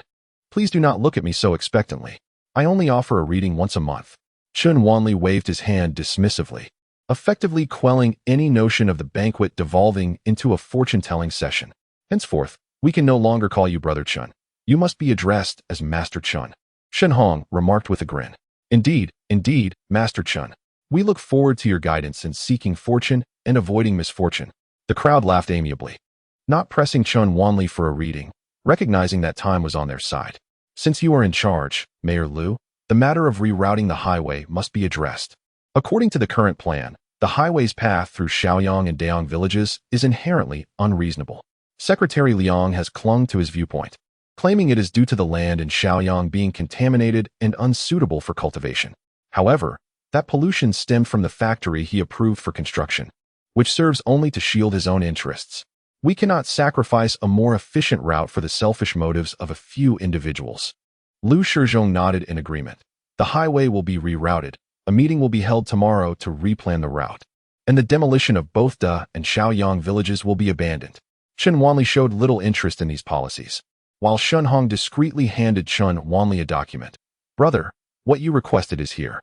I have examined it thoroughly, and it does seem rather peculiar. You will understand upon reading it. The group now dared not show any signs of negligence towards Chun Wanli, rising one after another to accompany him out with Lu Shizhong. At that moment, Jiang Li was heading to the restroom and stumbled upon Chun Wanli being surrounded by prominent figures, nearly causing her to lose control of herself in fright. How could Lu Shizhong and the others be waiting for Chun Wanli? This was inconceivable. Upon entering, they overheard Tao Yuze speaking emphatically. The demolition of Da and Shaoyang villages is a foregone conclusion. All we need to do is lease the entire land of these two villages and invest heavily. Thus, the compensation for demolition will be inevitable. The only question remains is how much you are willing to invest. Chapter 74. What if he isn't lying? As soon as Tao Yuze finished speaking, the Tang family displayed evident shock. The Tang family's medicinal herb plantation was situated adjacent to Da and Shaoyang villages, very close indeed. Yet they had heard nothing of this news. In recent days, Tang Ming had been associating with Tao Yuze, originally seeking his assistance for the expansion approval of the plantation, which was intended to cover merely 500 acres of the neighboring village. He was not well acquainted with Tao Yuze, having established this connection through Jiang Li under the pretense of Tang Yanran. He never anticipated that while pursuing the approval, Tao Yuze would uncover such significant news about the demolition. What initially appeared to be a mere expansion has now transformed into a lucrative opportunity. It is no wonder that Tao Yuze has invited the entire Tang family for a discussion. Tang Ming cast a glance at his father, Tang Xinghuai, trembling with excitement. Tang Dapeng furrowed his brow and remarked, "Isn't this akin to deceiving for demolition compensation?" Tang Ming rolled his eyes and replied, "Uncle, have you lost your sharpness with age? This is not deception. It is the astute utilization of information asymmetry for wealth accumulation." Tao Yuze smiled slightly and continued, "We shall sign a collective leasing agreement with both Shaoyang and Daong villages, expediting investments into the leased land for construction, such as developing a resort, expanding plantations, establishing modern farms, or even constructing factories. This way, the authorities cannot follow the compensation scheme for land requisition due to highway construction, but must adhere to the commercial demolition compensation plan. The funds we invest will merely circulate, doubling in return.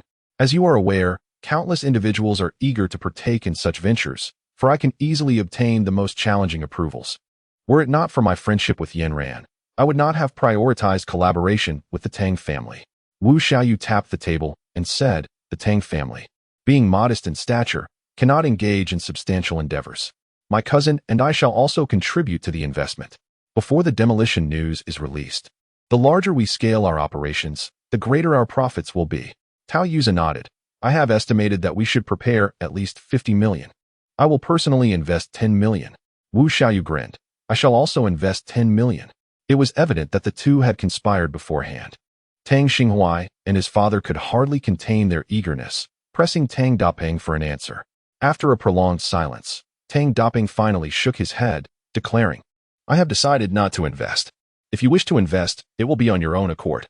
The Tang family's plantation will not participate." This revelation caused not only Tao Yuza and the father-son duo of Tang Xinghuai to change their expressions dramatically, but also Zhang Yuehong. "What nonsense are you spouting? You old fool. How can we let such a golden opportunity slip away?"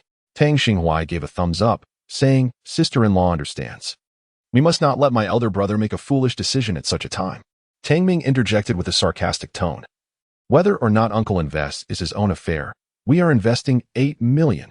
Tang Xinghuai nodded. Pooling together a total of 10 million should not pose a problem. This was all the cash that the second branch of the Tang family could muster.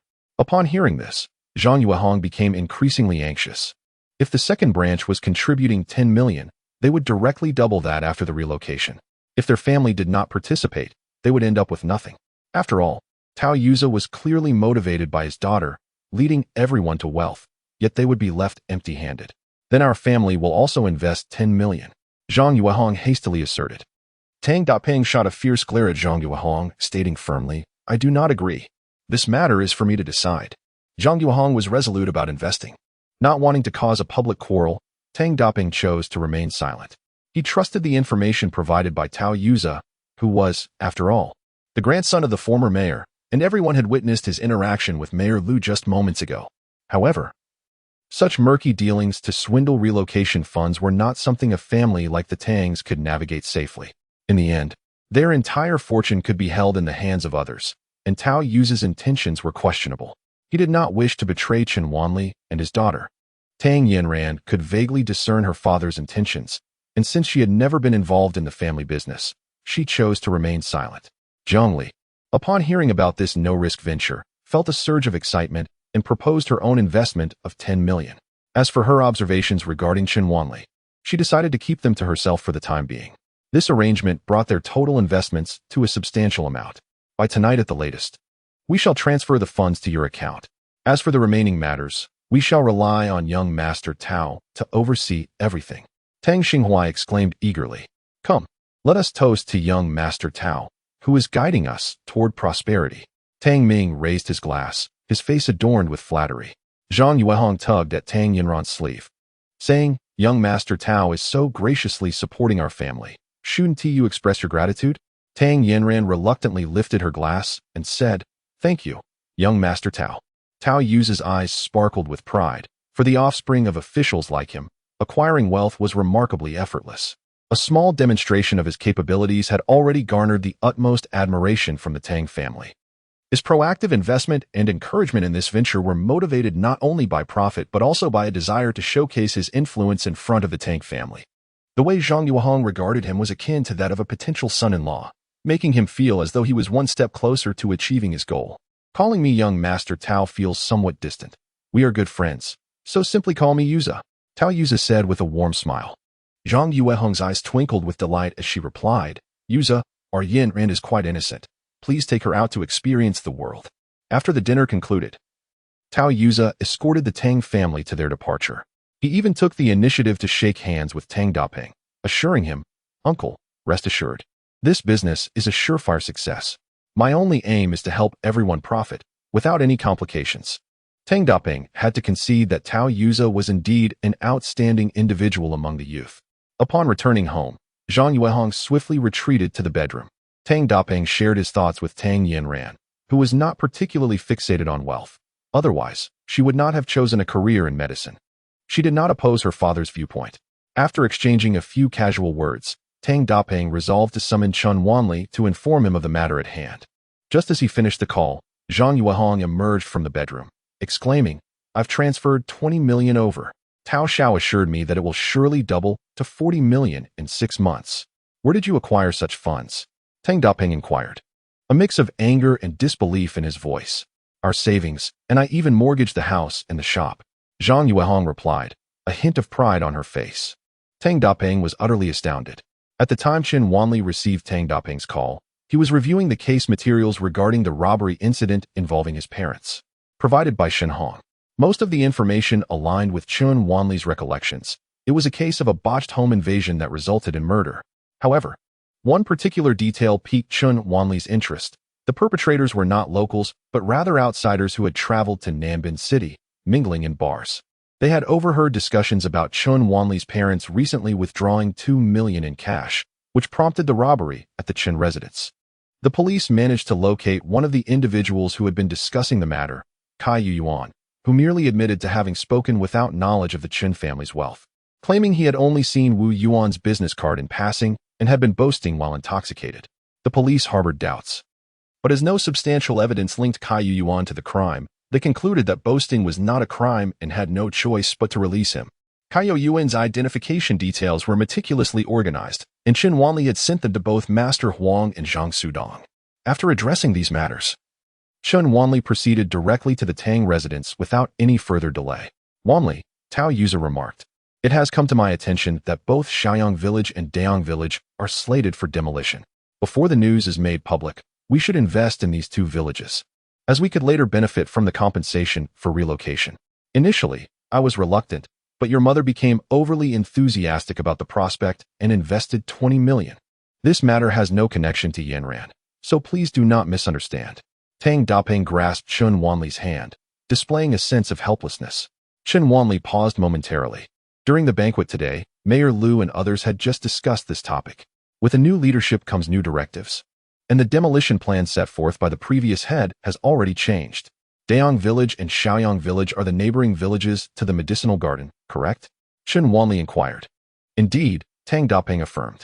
Young Master Tao is the grandson of the former mayor and addresses Mayor Liu as Uncle Liu directly. It is uncertain whether the demolition will proceed for him. How could a mere commoner like you have clearer insight? Zhang Yuehong abruptly flung open the bedroom door and emerged, glaring at Chen Wanli with a sarcastic tone. I suspect you fear that our family may benefit from young Master Tao's support, which would leave you even more diminished in Yinran's eyes. Thus you are deliberately casting aspersions? Tang Dapeng, visibly uncomfortable, patted Chen Wanli on the shoulder, saying, the demolition matter should be a foregone conclusion. The funds have already been allocated, and I merely fear you might misinterpret the situation. I just dined with Mayor Liu and his associates. They mentioned the changes at the table. Secretary Liang, who had established the demolition plan, has already been dismissed. Chen Wanli replied with a sense of resignation. Uft. You dined with Mayor Liu? Are you aware that we just encountered Mayor Liu this afternoon? The mayor and Director Shen were hosting distinguished guests at Tianyun residence. Where shall we dine? With a mere piece of leather in hand, I dare say you could blow the roof off.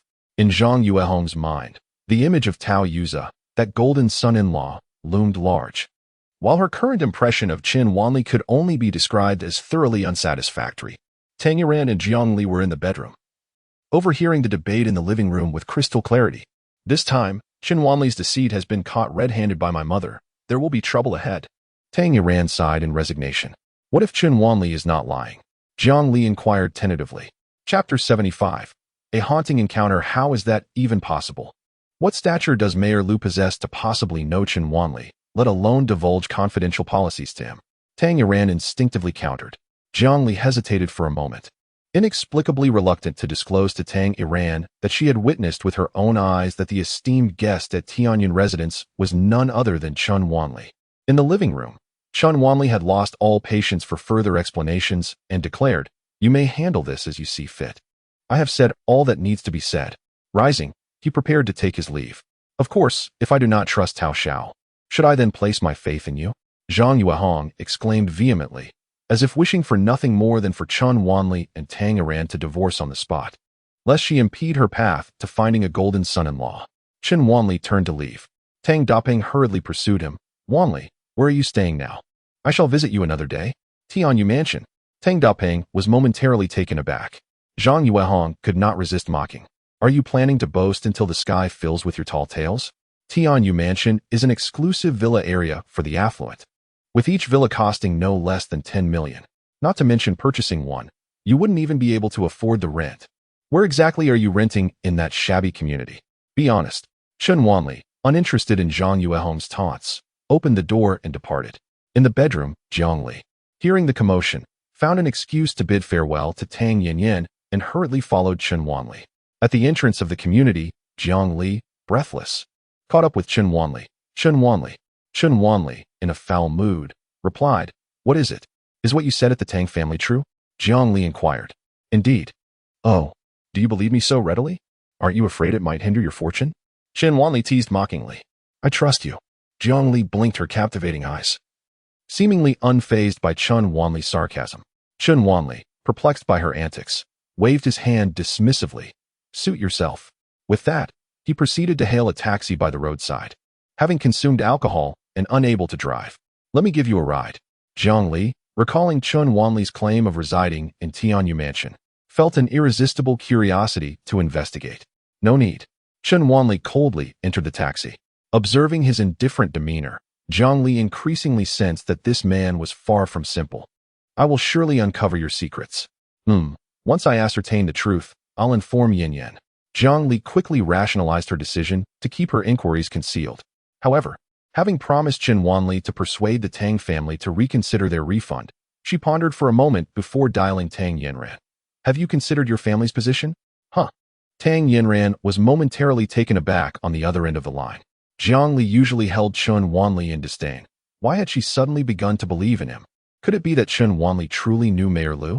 She recalled that Chen Wanli had mentioned it previously, yet she quickly dismissed the notion. Even if he did know him, without any personal rapport, it was unlikely that he would divulge any policies. All right, I won't keep you, she continued. Don't forget about the banquet at Tianyuan Pavilion next Sunday. I heard there will be a new boss making an appearance, a figure worth billions. It is said that even prominent individuals like Mayor Lu will be present. Mom, our family has invested so much. Any unexpected turn could leave us destitute. I believe the risks are far too great. Tang Yinran attempted to persuade her mother. Zhang Yuehong shot a glare at Tang Yinran. You and your father are simply too timid. It is precisely this fear of tigers and wolves in business that prevents you from achieving wealth. I even think we should mortgage our home. Insanity, absolute insanity.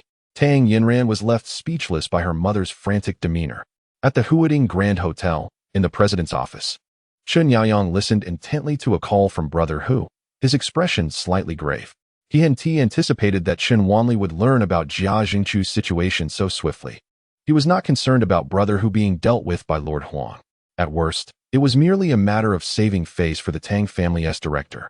Chen Wanli had merely sought Lord Huang's assistance, and that was hardly a significant issue. He could always uncover a background far more formidable than that of the director. For individuals like Master Huang merely adapt to the winds of circumstance.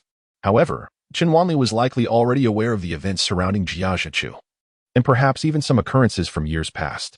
Upon this realization, a flash of murderous intent crossed Chen Yaoyang's face. His dear nephew must perish. Chen Yaoyang dialed the number of Xiongqi, but the call went unanswered. Damn it, Xiongqi, what mischief are you up to?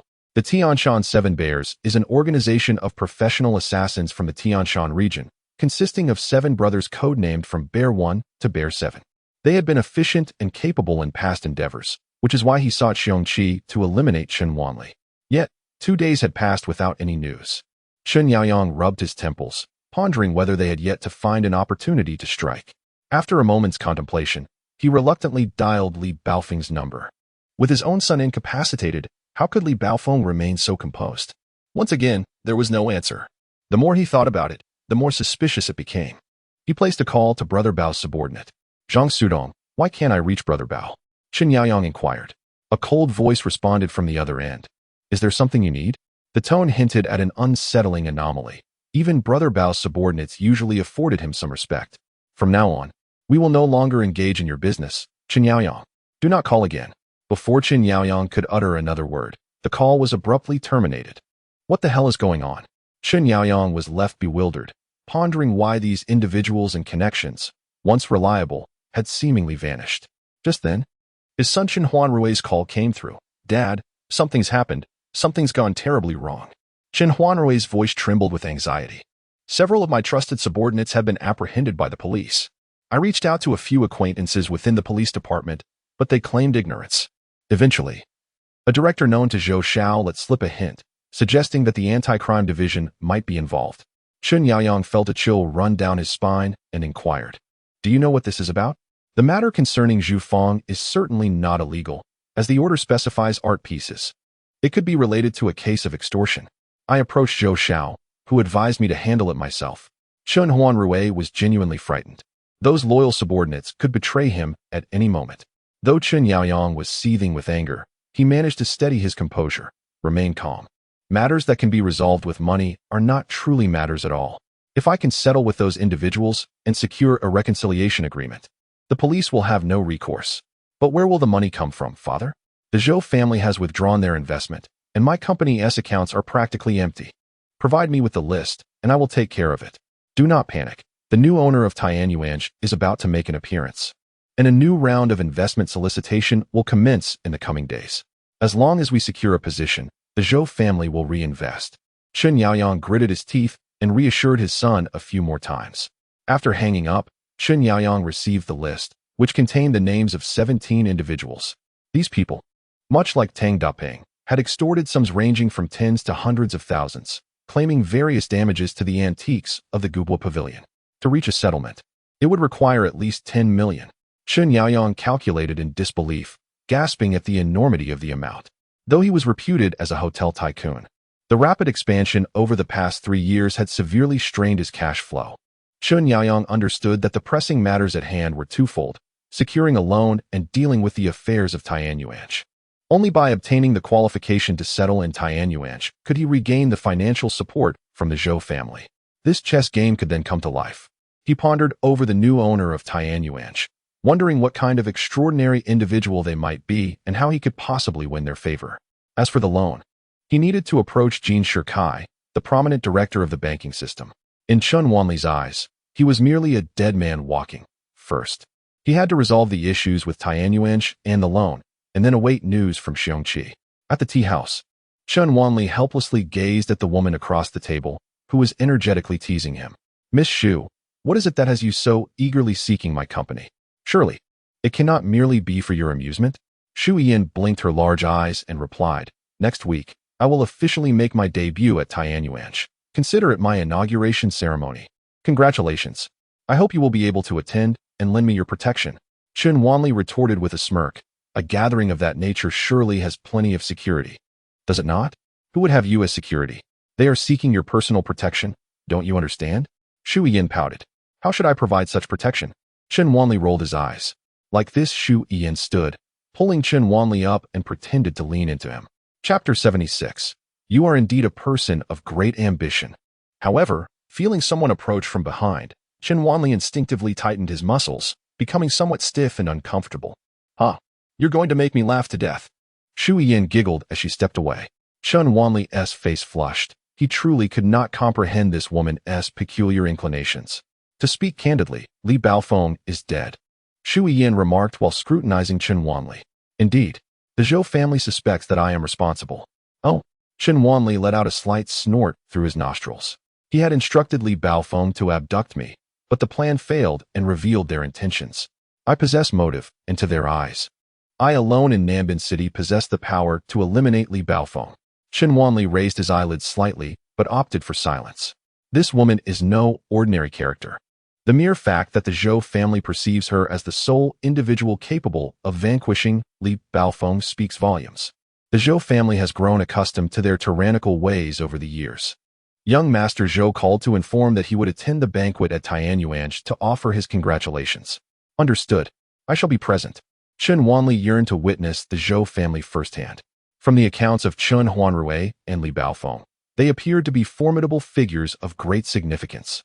Even Lord Huang took the time to warn him, indicating Xu Yin's notable regard for the matter. Observing Chen Wanli's calm demeanor, Xu Yin began to harbor doubts. Could Li Baofeng's demise truly be linked to this man?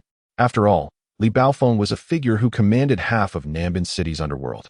It was illogical for him to perish due to a subordinate's insurrection. Moreover, the faction was seized by a nameless individual named Zhang Sudong, adding to the strangeness of the situation.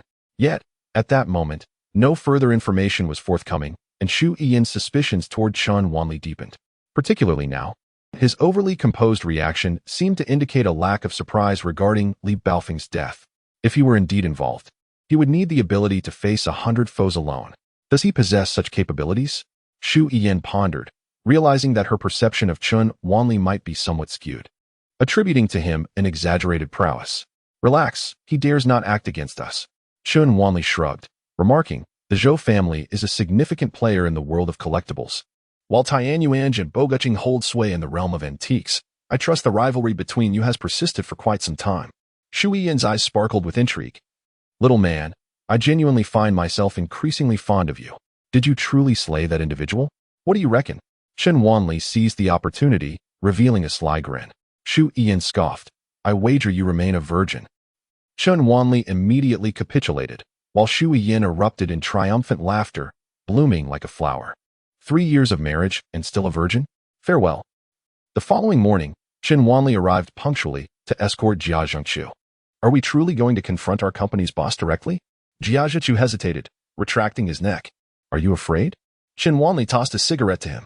After taking a couple of puffs, Jia Zhengqiu slowly replied, Our boss is not someone to be trifled with. Given the uproar from yesterday, they must be well prepared.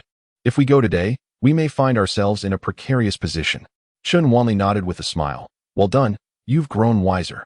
His adoptive father felt reassured. No need to worry about you being deceived and losing your precious assets. Get lost.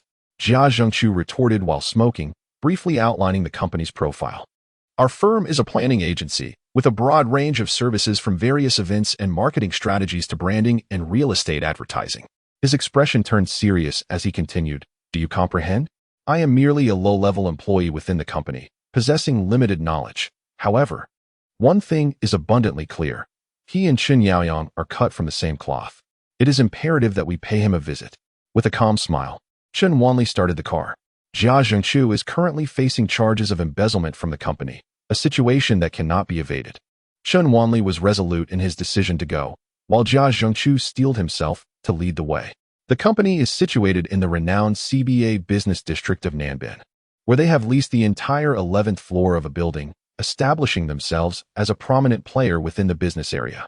The owner's office is located on the top floor. Upon arriving at the office door, they were confronted by several imposing figures resembling security guards, brandishing batons and stun guns, their demeanor watchful and menacing. A mere glance from Chen Wanli revealed that these guards stood with a steady posture and contained energy, clearly seasoned individuals rather than ordinary security personnel. It was not until a voice from within the office beckoned them to enter that the guards stepped aside. Inside the office, a middle-aged man sat on a genuine leather sofa, his meticulously combed back hair accentuating his presence. A cigar rested between his fingers, and a glass of iced vodka sat on the table before him. Behind him stood 8 men in suits, their eyes and aura exuding an unmistakable mastery that surpassed even the guards outside, let alone the thugs under the command of Master Huang. It was evident that Jia Zhengqiu had been correct. This individual had received word and was thoroughly prepared. This is the company owner, Fei Shang, affectionately referred to as Uncle Fei by outsiders. He possesses extensive connections, with many business leaders in Nanbin willing to pay him their respects. Jia Zhengqiu quietly reminded Chen Wanli of this fact. Fei Shang took a puff of his cigar and chuckled. So, you are Chen Wanli? Quite audacious of you to come here alone, without summoning Huang Lao Wu. Chen Wanli fixed his gaze on Fei Shang, recognizing that this individual was indeed no fool. Aware of his connection with Huang Lao Wu, Fei Shang still dared to await his arrival. Chen Wanli smiled wryly. So you are aware of the purpose of my visit? Fei Shang gestured towards Jia Zhengqiu. What is there to decipher? You wish for me to withdraw my lawsuit against your friend, and it would be prudent for you to clarify how you intend to negotiate with Chen Huanrui, preferably presenting some form of evidence. Chen Wanli regarded Fei Shang with newfound respect. This old fox was truly perceptive. What are your terms? Chen Wanli inquired.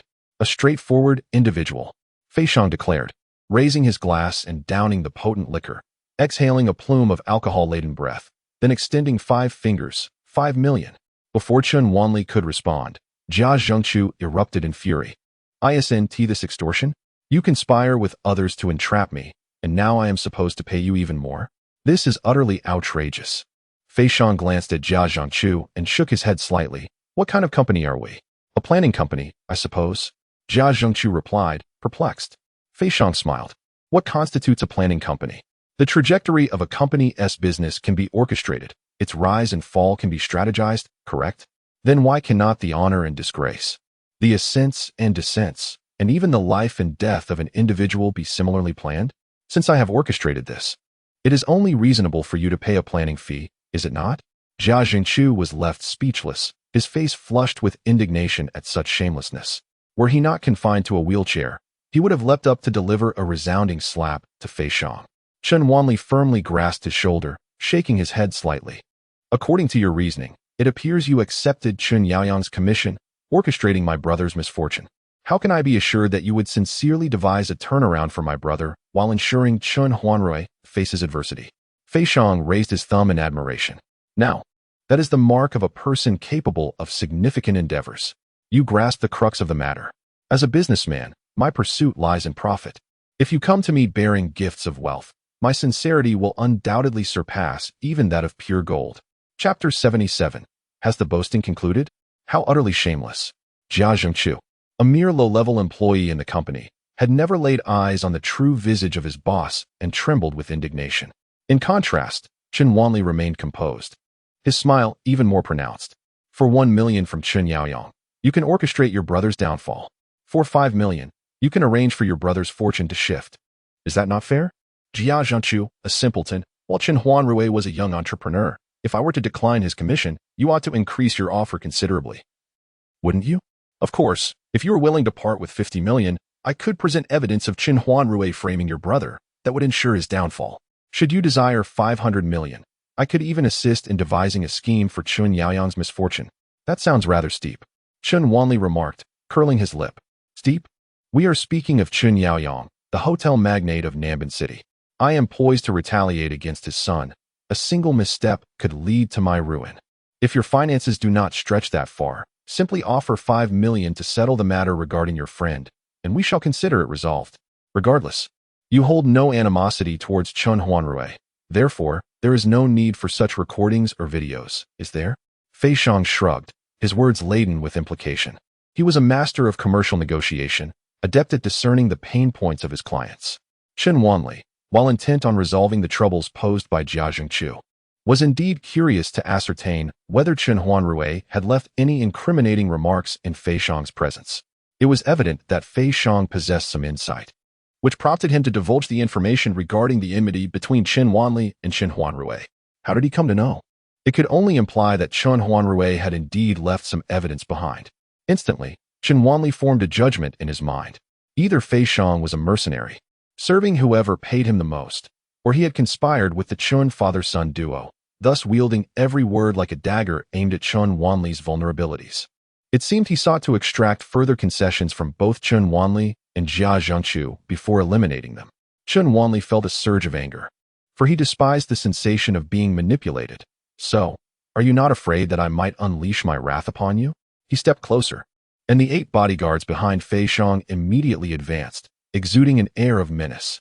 At the slightest command from Fei Xiang, they would unhesitatingly incapacitate Chen Wanli.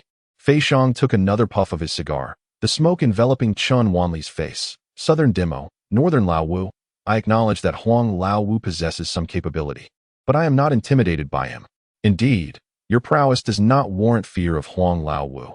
However, there is one thing you have miscalculated. Chen Wanli replied with a faint smile.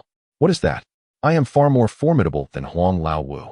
Fei Xiang chuckled, dismissing the notion. In business, it's all about the negotiation.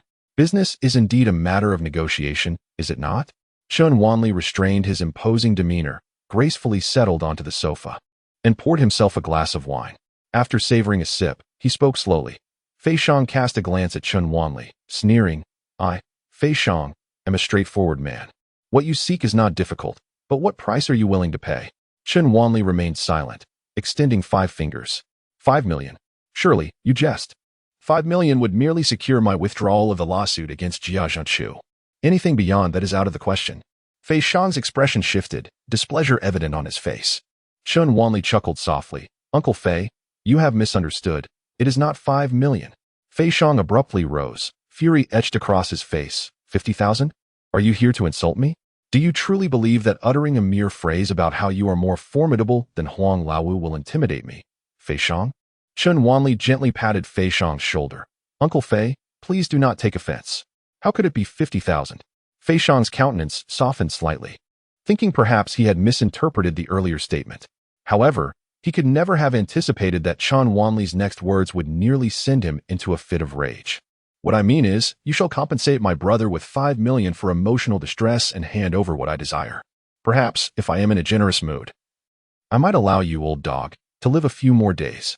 The moment those words escaped Chun Wanli's lips, the expressions of everyone present shifted dramatically. How audacious! Jia Zhengqiu swallowed hard, realizing that Chun Wanli remained as unyielding as in their school days. Such audacity did not seem conducive to a favorable exit. Bang! Driven to fury, Fei Shang slammed his hand on the table, rising to his feet, and bellowed, Chun Wanli, are you mocking me? Do you believe that I can take you down as well? With this furious roar, 8 bodyguards brandished gleaming daggers. Simultaneously, the office door was forcefully pushed open, and a throng of 30 to 40 individuals surged in, wielding electric batons and other weapons. They encircled Chun Wanli and Jia Zhengqiu, trapping them in the center. These individuals were all bodyguards of Fei Shang, each possessing formidable combat skills. Fei Shang gazed at Chun Wanli with a mocking smile and said, Did you not inquire about me with Huang Laowu before arriving? In Nambin City, who dares to lay a hand on me, Fei Shang? Although I do not dwell in the underworld, even if the 13 protectors came, they would still have to show me respect. You, a mere brat, dare to toy with me? Fei Shang was infuriated. Yet, Chun Wanli remained unperturbed, sneering lightly, I am not toying with you. I genuinely offer you a way out. You have bullied my brother for far too long. Do you think I have come here to amuse you? Fei Shang narrowed his eyes, fixating on Chun Wanli. You are quite audacious. Do not blame me for being ruthless. I now present you with a choice. Either hand over 5 million, or I will incapacitate both of you right here. Fei Shang's neck flushed with anger. This company comprised 10 floors, with the lower 5 dedicated to ordinary business operations, while the upper 5 housed clandestine dealings. Jia Zhengqiu was an employee on the lower floors and was not privy to much information. After all, it was a planning company, where everything could indeed be orchestrated, was it not? He is indeed a serious businessman, since he has accepted the order from Chun Huanrui and his son targeting Jia Zhengqiu. He would naturally not entertain any orders from Jia Zhengqiu. All this talk merely serves to extract the last drop of blood. After all, compared to Qin Yaoyang, both Chun Wanli and Jia Zhengqiu are but 2 insignificant figures. There is no consequence in squeezing a little profit from these 2 desperate individuals, so why refrain? Who would have thought that he would be outwitted by a mere grasshopper in his eyes?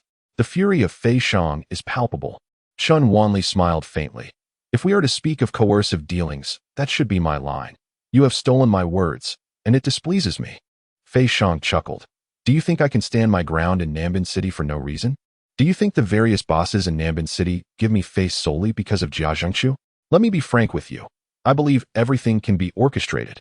My subordinates are all seasoned mercenaries and retired soldiers, hardened individuals who have seen bloodshed and taken lives.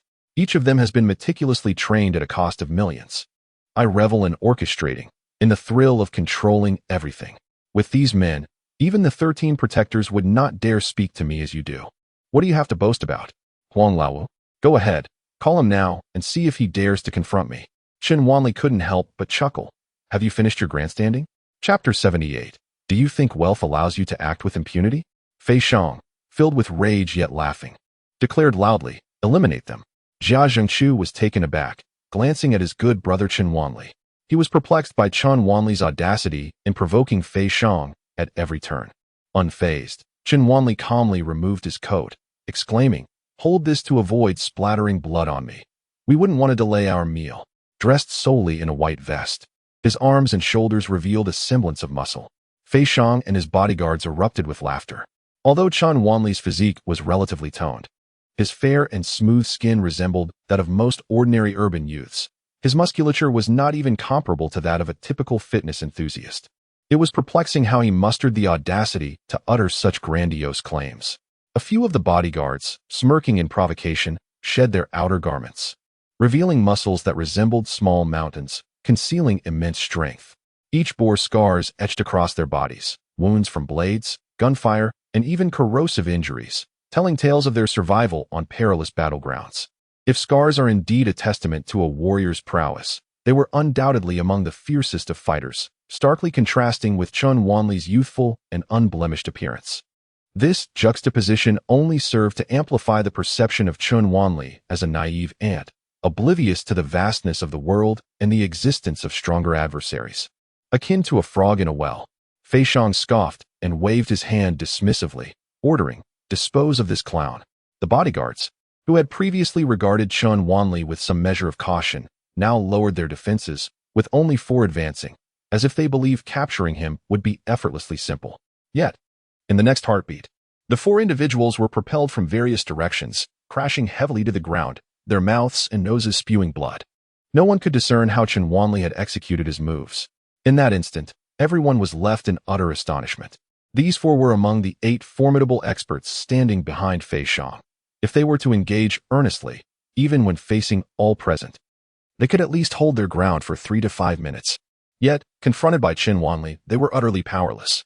Fei Xiang, witnessing the fear etched on the faces of his bodyguards, felt an even deeper fury rise within him. All of you, attack together. Does he possess 3 heads and 6 arms? Subdue him, and I shall reward you with a bonus of 1 million. At his urging, everyone charged at Chun Wanli. The sounds of impacts echoed, bangs and crashes, accompanied by piercing screams that gradually escalated, reverberating throughout the entire office floor. Moments later, within the vast office, only Chun Wanli, Jia Zhengqiu, and Fei Xiang remained standing. Jia Zhengqiu gaped, unable to close his mouth for a long while. Was this truly the brother with whom he shared secrets during high school? The one with whom he was inseparable? Had he perhaps been possessed, now hosting the spirit of an old man? Fei Xiang, utterly dumbfounded, stared incredulously at the scene before him. Brother who had called Fei Xiang to inform him that not only had Chun Wanli dealt with Huang Laowu, but he had also incurred a loss of 1 million, warning him to be wary of Chun Wanli's potential visit. Fei Xiang had dismissed brother Hu's warning entirely, believing that Chun Wanli's reliance lay with Huang Laowu. He could never have anticipated that Chun Wanli was indeed far more formidable than Huang Laowu. Fei Xiang recalled some startling information he had come across the previous day. Brother Leopard's son had been incapacitated by a young man at the venue of old Master Huang, leading to chaos on Brother Leopard's side, with his fate hanging in the balance. Initially, Fei Xiang had listened with skepticism, but now, his mind raced as he connected the dots, contemplating Chun Wanli's remarkable abilities. It all came together. The young man must be Chun Wanli. Surely, it was he who had rendered Li Baofeng's son powerless at old Master Huang's establishment. With Chun Wanli's prowess, old Master Huang would have been awed, while Li Baofeng's revenge had ultimately led to his own demise. It made perfect sense. Chun Wanli had single-handedly dealt with Li Baofeng, just as he had ruthlessly subdued all of his own bodyguards at this very moment. In that instant, genuine fear gripped Fei Xiang. If he dared to kill Li Baofeng, would he not also dare to eliminate him? Now, do you truly believe my proposed price is reasonable? Chun Wanli wiped the blood from his hands onto Fei Xiang's white shirt. With a thud, Fei Xiang fell to his knees before Chun Wanli, exclaiming, "I was blind to your greatness. Spare me this time. Your request is entirely reasonable. 5 million. I'll transfer it immediately." He bowed repeatedly, each gesture a heartfelt act of contrition, resonating with dull thuds against the floor. Jia Zhengqiu looked on in disbelief. Even if Chun Wanli were capable of fighting, surely he would not go so far as to kill him, would he?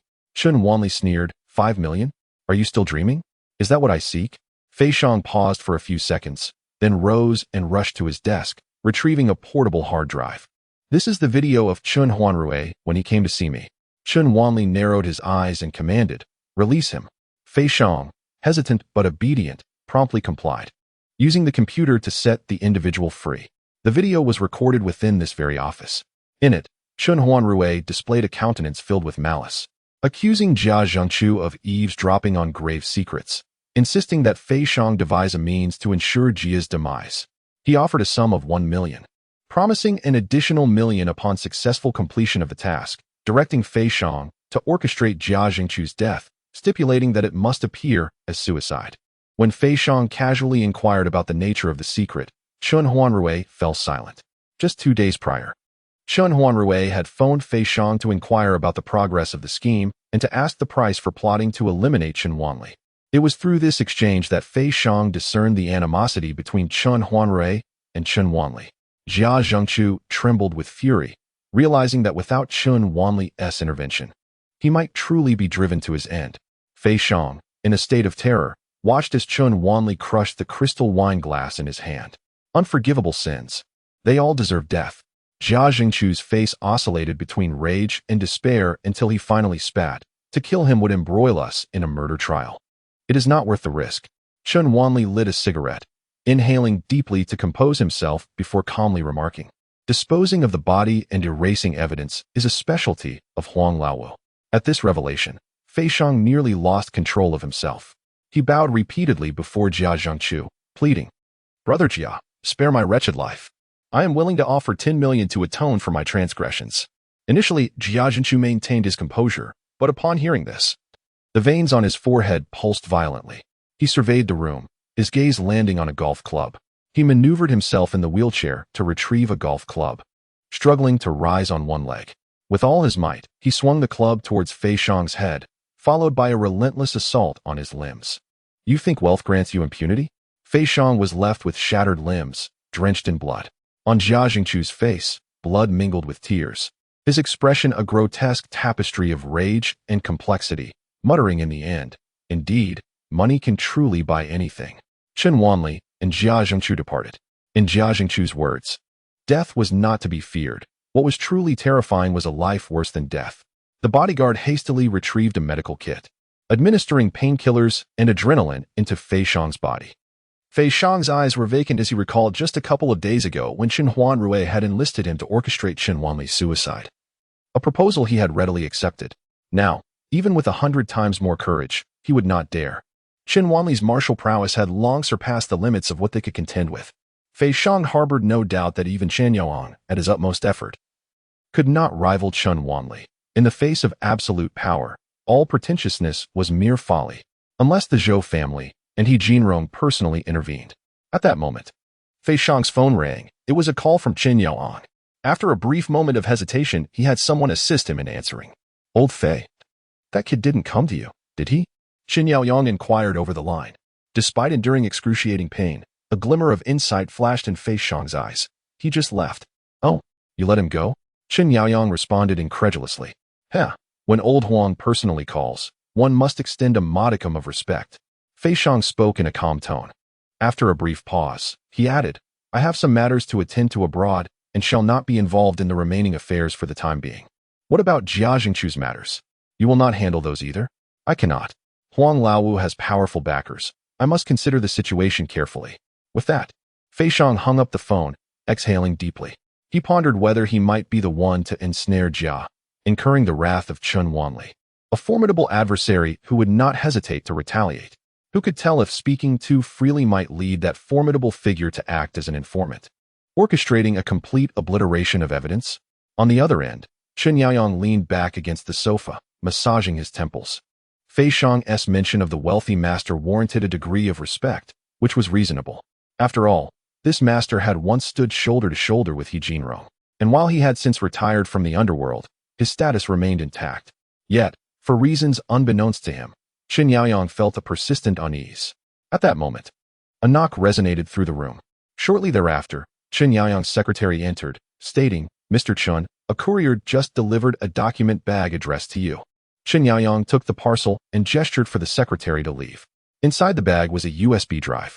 Furrowing his brow, he hesitated briefly before connecting the drive to his computer, revealing a video and an audio file. The video depicted Chen Huanrui conspiring to frame Jia Zhengqiu within Fei Shang's office, while the audio captured Chen Huanrui's conversation urging Fei Shang to orchestrate Chen Wanli's suicide. "Fei Shang!" Chen Yaoyang roared, yanking the USB drive from the computer and hurling it to the ground, where he crushed it beneath his foot. This was undoubtedly not a message from Fei Shang, but rather a ploy orchestrated by Chen Wanli. Fei Shang unexpectedly delivered the video to Chen Wanli. Chen Yaoyang felt increasingly certain that Fei Shang had not revealed everything. The fact that Chen Wanli sent this video over was nothing short of a threat, a blatant intimidation. How audacious of this cur! A sinister glint flashed across Chen Yaoyang's face. He pulled out a sheet of paper and habitually began to jot down notes and sketches to clarify his thoughts. The relationship between Huang Wuye and Chen Wanli likely stemmed from the Tang family, specifically that director Zhang Haimin. Aside from that, Chen Wanli had little else to stand on. Before the incident years ago, he was merely an ordinary university student. His recovery from mental illness was a recent development. Chen Yaoyang pondered and concluded that Chen Wanli hardly possessed any significant capabilities. A mere figure from the Tang family, just a director of the security bureau. was hardly formidable in his eyes. Could it be that Zhang Haimin had a profound connection with Huang Laowu, prompting Huang Laowu to invoke the name of Lord Qian?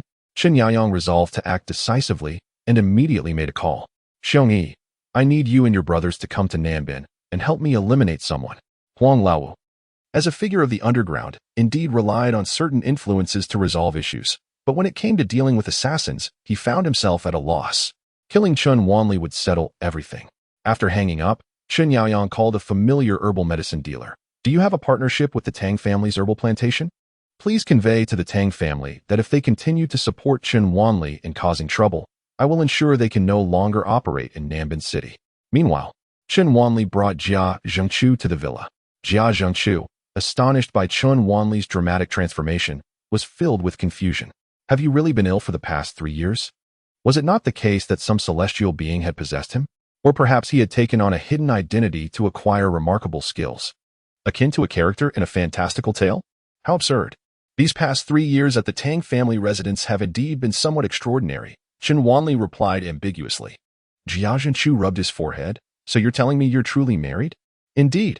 Pray tell, could it be that the Tang family has an exceptionally unattractive daughter? Or perhaps one who finds herself with child and in search of a suitor? Get lost, Chen Wanli retorted, retrieving a photograph of Tang Yuran from his phone to show Jia Zhengchu. Jia Zhengchu smacked his lips. Damn it, you must be out of your mind. How on earth did you manage to marry such a stunning wife? It's utterly unjust. It seems there were some familial ties involved. At the time, I was in a daze, and before I knew it, I was wed. As for what comes next, I have no bloody idea. I'll just let it unfold naturally.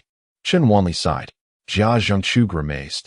You rascal, taking advantage of the situation and then acting as if you're the one at a loss. Marrying a celestial beauty and still playing the victim. The greatest secret Chen Wanli harbored was the inheritance he had received. A truth he could not disclose even to his closest friend. He chose to say no more, having brought Jia Zhengchu here primarily to assist with his injured leg. The healing of a broken bone would naturally take at least 3 months, with the possibility of lingering effects. Chen Wanli would not sit idly by while his good friend endured such suffering. For the ensuing 3 days, Chen Wanli and Jia Zhengchu occupied the villa, treating the leg while indulging in drinks and idle chatter. Meanwhile, at the Tang residence, Zhang Yuehong wore a beaming smile as she entertained esteemed guests, Tao Yuza and Wu Xiaoyu. Aunt, rest assured, our plan is progressing smoothly. Unbeknownst to the outside world, the signing of the collective land leasing contracts with Daong Village and Shaoyang Village proceeded seamlessly. 5 engineering teams concurrently commenced construction on a grand resort, a modern farm, and 2 factories. Tang Dapeng inhaled sharply, astonished by the rapid progress. Tao Yuza smiled slightly, explaining that his cousin, Wu Xiaoyu, had connections in the engineering sector, which facilitated the swift acquisition of resources. Wu Xiaoyu, with a casual wave of his hand, downplayed their efforts, attributing the success to his cousin's prowess in securing permits effortlessly. Zhang Yuehong could hardly contain her delight, exclaiming that without the efforts of Yuza and Xiaoyu, it would have taken them 3 months to accomplish what they achieved in just 3 days. Tao Yuza, pride evident in his eyes, acknowledged his grandfather's influence in their success. With everything smoothly underway, he anticipated that once the news of the demolition was released, they would soon be counting their profits. However, he lamented that Jiang Li had withdrawn, resulting in a loss of some funding. Wu Xiaoyu scoffed at this, remarking on Jiang Li's folly in believing a lowly individual, expressing that he could have engaged more teams had she not been misled. Tao Yuza concurred, noting that compensation for the demolition would indeed be commensurate with the value. And while he felt a tinge of regret for Jiang Li's missed opportunity, he chose to remain magnanimous, deliberately omitting any mention of Chen Wanli. Zhang Yuehong, aware that the lowly individual Wu Xiaoyu referred to was indeed Chen Wanli, felt a wave of embarrassment and quickly added that it was all Chen Wanli's fault for spreading nonsense, for which she had already chastised him. Lacking funds can be supplemented. Wu Xiaoyu shook his head and remarked, the matter of money is trivial. That sum is something any of us could contribute. However, Chen Wanli has gone too far. Lacking in ability, yet slandering us, he is nothing short of a scoundrel. Indeed, I shall ensure he silences his prattle from now on. Zhang Yuehong nodded in agreement. Tang Dapeng looked at his wife's nearly frantic demeanor, rendered speechless. At that moment, a knock echoed at the door, prompting him to rise and open it. In walked Tang Xinghuai and his son. Upon entering, Tang Ming exclaimed in anger, "Where's Chen Wanli? That scoundrel has caused yet another calamity." Tang Dapeng was taken aback. What has happened this time? Chapter 80. Unfamiliar, unacquainted, indifferent. Tang Xinghai fumed. Old Wang just called, conveying a message from Chun Yaoyang, stating that if our Tang family dares to support Chen Wanli any further, we shall find ourselves in dire straits. Tang Dapeng was momentarily stunned, before realizing who Old Wang was, the largest herbal medicine purchaser in Nambin City and a significant client of the Tang family's plantation. Fury etched across his face. Tang Xinghai turned directly to Zhang Yuehong, sister-in-law. "You must carefully consider this. Our Tang family should not harbor such a worthless son-in-law. Do not bring catastrophe upon us." Zhang Yuehong cast a sidelong glance at Tao Yuza, her expression oscillating between shades of blue and purple. Chen Wanli seemed perpetually intent on embarrassing them and stirring trouble. He bore no resemblance to the dignified and capable Tao Yuza. In that instant, she even entertained the thought of orchestrating a divorce between Tang Yuran and Chen Wanli, believing that after this relocation, the Tang family might at least secure a fortune of several million. Tang Yinran's union with Tao Yuza is indeed a formidable alliance, promising a bright future. Will Tang Xinghai still dare to speak to her in such a manner? Wu Xiaoyu mocked, exclaiming, "Ignorance breeds fearlessness. I have heard of Chun Yaoyang even in the provincial capital, a ruthless hotel magnate who rose from nothing to a fortune in the tens of millions within 3 years. It is no surprise that Chen Wanli has found himself in such peril after offending such a formidable individual." Tang Ming cleared his throat a couple of times and said to Tang Dapeng, "Uncle, since Chen Yaoyang has sent a message, it is evident he intends to eliminate Chen Wanli. Let Chen Wanli meet his demise on his own. We must not be implicated." Tang Dapeng repeatedly called Chen Wanli, but his attempts went unanswered. Tang Yinran, unable to contain her concern, sent several messages to Chen Wanli, all of which vanished into the void. "I need to change my clothes." Finally, the call connected. Tang Yinran hastily urged, "Chen Wanli, you must find a place to hide. Chen Yaoyang may be coming for you." "Oh, that was all he had to say?" Tang Yinran, exasperated, replied, "You need not concern yourself with my matters with Chen Yaoyang. What I said in his home must be fulfilled." "Fulfilled? You want him to bow and apologize? To return your family assets? What connections or capabilities do you possess? Do not harbor such unrealistic fantasies." Before Tang Yinran could finish her thought, the line went dead. On the other end, Chen Wanli ended the call with Tang Yinran and received a call from Shui Yan. "Chen Wanli, the cocktail party is in 3 hours at Tianyuanch. Shall I send someone to fetch you, or will you come on your own?" Shui Yan inquired. Chen Wanli suddenly remembered that he had promised this woman to serve as her personal bodyguard for a day. "I shall go alone." At the Tang residence, Tang Yinran emerged from her bedroom, appearing increasingly burdened with thoughts. The atmosphere in the living room felt somewhat awkward. Tao Yuza cleared his throat a few times and smiled gently, saying, "Do not be overly anxious. Chen Wanli is Chen Wanli, and the Tang family is the Tang family. I can speak with Chen Yaoyang. As long as you do not involve yourselves, he is sure to extend me some courtesy and spare you from any repercussions." Zhang Yuehong nodded repeatedly. Why should Miss Tang distress herself over a man who cannot stand on his own? Each individual has their own choices. Initially, you acted out of gratitude, and now that he has recovered, it is only natural to consider your own future. There is no fault in that. Wu Xiaoyu interjected to support Tao Yuza. "Today, the new owner of Tianyuanch is making an appearance at a banquet. My uncle secured 3 invitation cards. My cousin and I would like to take you along for a stroll." Tang Yinran remained silent, although she had harbored some dissatisfaction towards Chen Wanli.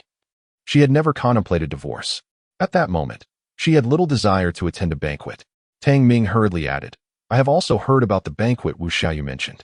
Tianyuanch is a renowned antique trading house in Nambin City, and the owner is worth at least several billion.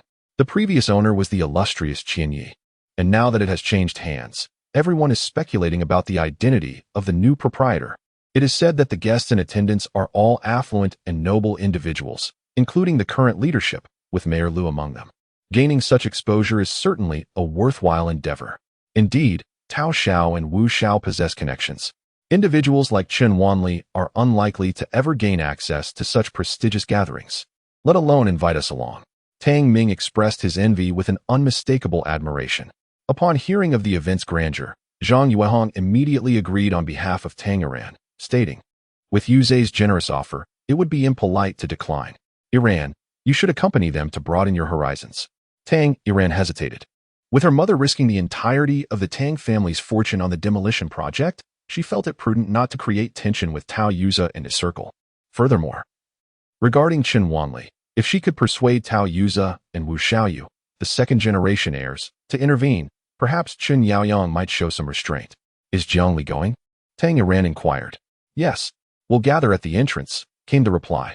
That wild girl has been preoccupied these past few days. In the Tianyue Mansion district, Jiangli had spent 3 whole days wandering about, eager to ascertain whether Qin Wanli truly resided there. The upscale community was heavily guarded, and she had to part with a significant sum and promise to cause no trouble to persuade the security to grant her entry. Yet, after 3 days, she had not caught even a glimpse of Qin Wanli. Aside from the #1 villa atop the hill, she had feigned seeking the wrong address and inquired at every occupied residence. What a charlatan! How could I have been so gullible? There is no way he could live in such a high-end neighborhood, Jiangli exclaimed, pounding her foot in frustration at the last intersection leading up the mountain. Ascending from this junction would lead directly to the #1 villa, rumored to be worth 10 times the others, allegedly purchased by an elite mogul. To suggest that Qin Wanli resided there was something Jiang Li would vehemently refuse to believe. As the time for the cocktail party approached, Jiang Li hesitated, contemplating whether to leave directly. At that moment, a white Jinbei van suddenly sped towards the mountaintop. Jiang Li was taken aback. What sort of vehicle of this caliber was heading to Villa #1? Could it be a delivery? Since she was already there, why not take a look? After a moment's thought, Jiang Li pressed the accelerator and ascended the hill. She closely followed the Jinbei van, parking her car outside the gates of Villa #1. Just as she was about to step out, she froze in her seat. 6 imposing, savage-looking men descended from the van, exuding a ferocity akin to that of wild beasts, and began unloading firearms. One of them, a man with a scarred face, glared menacingly at Jiang Li. There is only this one building. I suspect this woman is that man's lover. Capture her.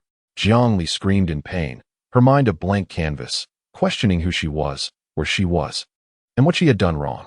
Yet, the group of brutish men wore expressions devoid of any compassion.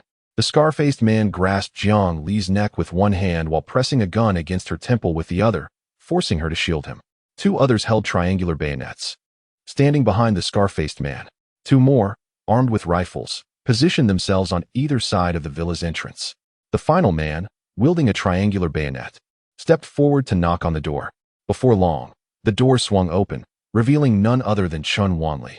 Jiang Li was left in a state of shock, her body trembling with fear while her mind raced with confusion.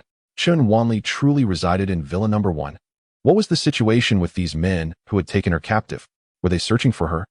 Qin Wanli cast a casual glance at Jiang Li before turning to the scar-faced man and inquiring. With hands clasped over his head, step forward. Otherwise, I shall terminate this little wretch. The scarred face spoke in a grave tone. As soon as you emerge, those lying in ambush will spring into action. Jiang Li gazed at Qin Wanli, her eyes brimming with a plea, the words "save me" glaringly etched upon her face. Qin Wanli merely scoffed. I don't know her. Not familiar, just let her be. Without waiting for the scarred face to react, he slammed the door shut with a resounding thud. Jiang Li. Chapter 81. You can come, but I cannot? Damn. The scarred face erupted in a torrent of curses. Jiang Li's legs weakened, nearly crumbling to the ground. That wretched Qin Wanli, utterly inhumane. These individuals had evidently come seeking retribution against Qin Wanli, yet she was the one suffering from this unwarranted calamity. Why had she sought him out? She was doomed. Jiang Li trembled with fear. I am not acquainted with him. The scarred face exchanged glances with his comrades, a flash of ruthless intent crossing their faces. The 7 bears of Tianshan never leave survivors. If you claim not to know him, then it is your misfortune. The scarred face grinned menacingly, drawing a knife to thrust directly towards Jiang Li's chest. Just then, the villa's door swung open once more, and Qin Wanli poked his head out. Jiang Li's heart leaped with hope, thinking perhaps salvation was at hand. Qin Wanli, visibly irritated, retorted, if you must kill, do so far away, lest you soil the grounds before my home. Jiang Li shut her eyes. This despicable man, even residing in the first villa, was still trash. Since the 7 bears of Tianshan have set their sights upon you, you are already as good as dead. Do you dare to act defiantly before us? The glint of menace flickered in the scarred face's eyes as he forcefully shoved Jiang Li aside, drawing a gun and firing towards Qin Wanli. As the burly men lying in ambush realized their plan had failed, they sprang forth, their long guns aimed squarely at Chen Wanli. The sound of gunfire echoed throughout the mountain peak. Jiang Li, having never encountered such a scene, tightly shut her eyes, too fearful to open them.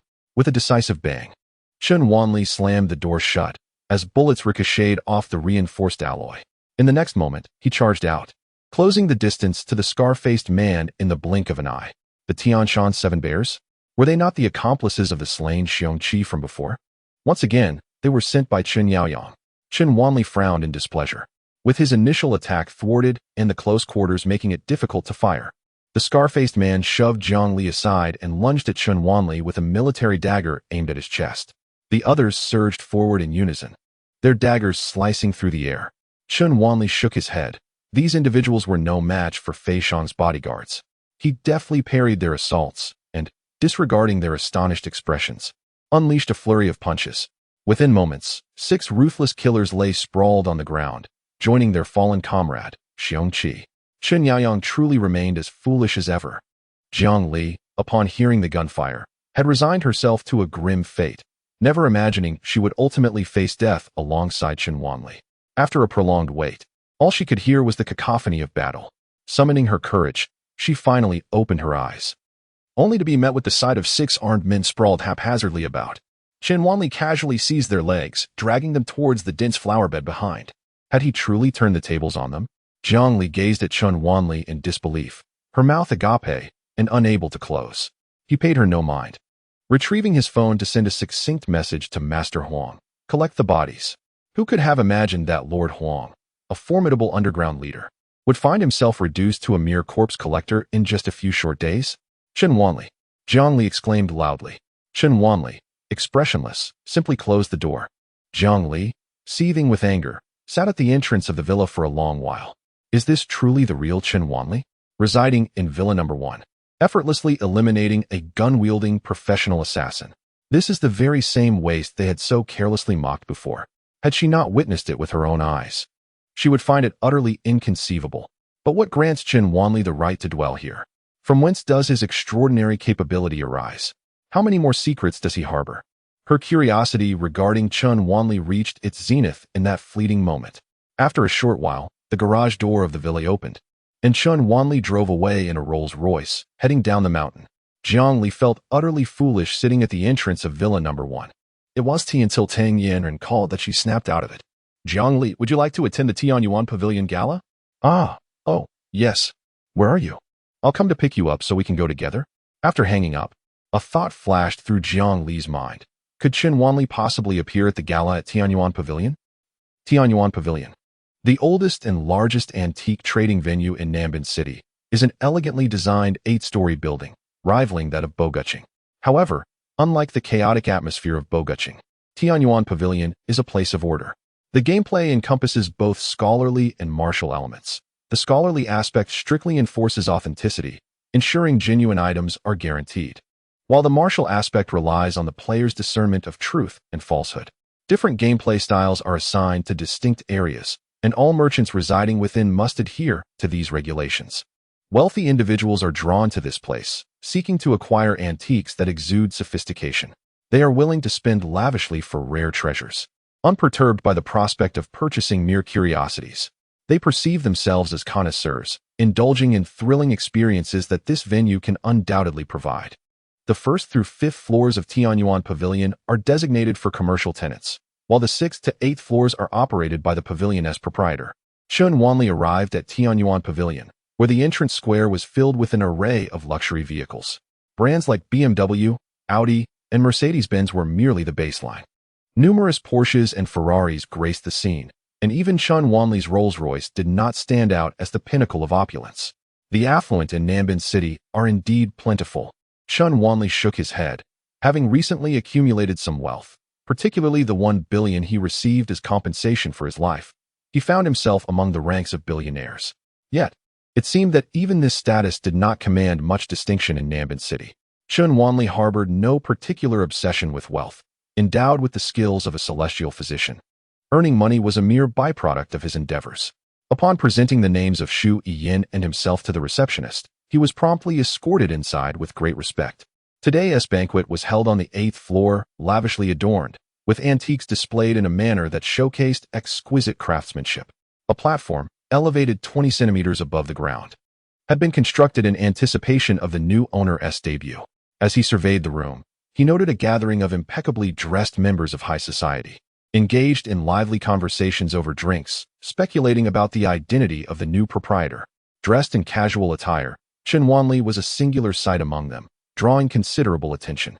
The event followed a buffet-style dining format, and since he had yet to spot Shu Yan, he decided to help himself to some refreshments. As Chen Wanli grasped a leg of the king crab, a familiar voice echoed nearby. Chen Wanli. He looked up to see Jiang Li, and a faint smirk appeared on his lips. What brings you here? He inquired, surprised by her presence. Jiang Li shook her head. It's not entirely unexpected.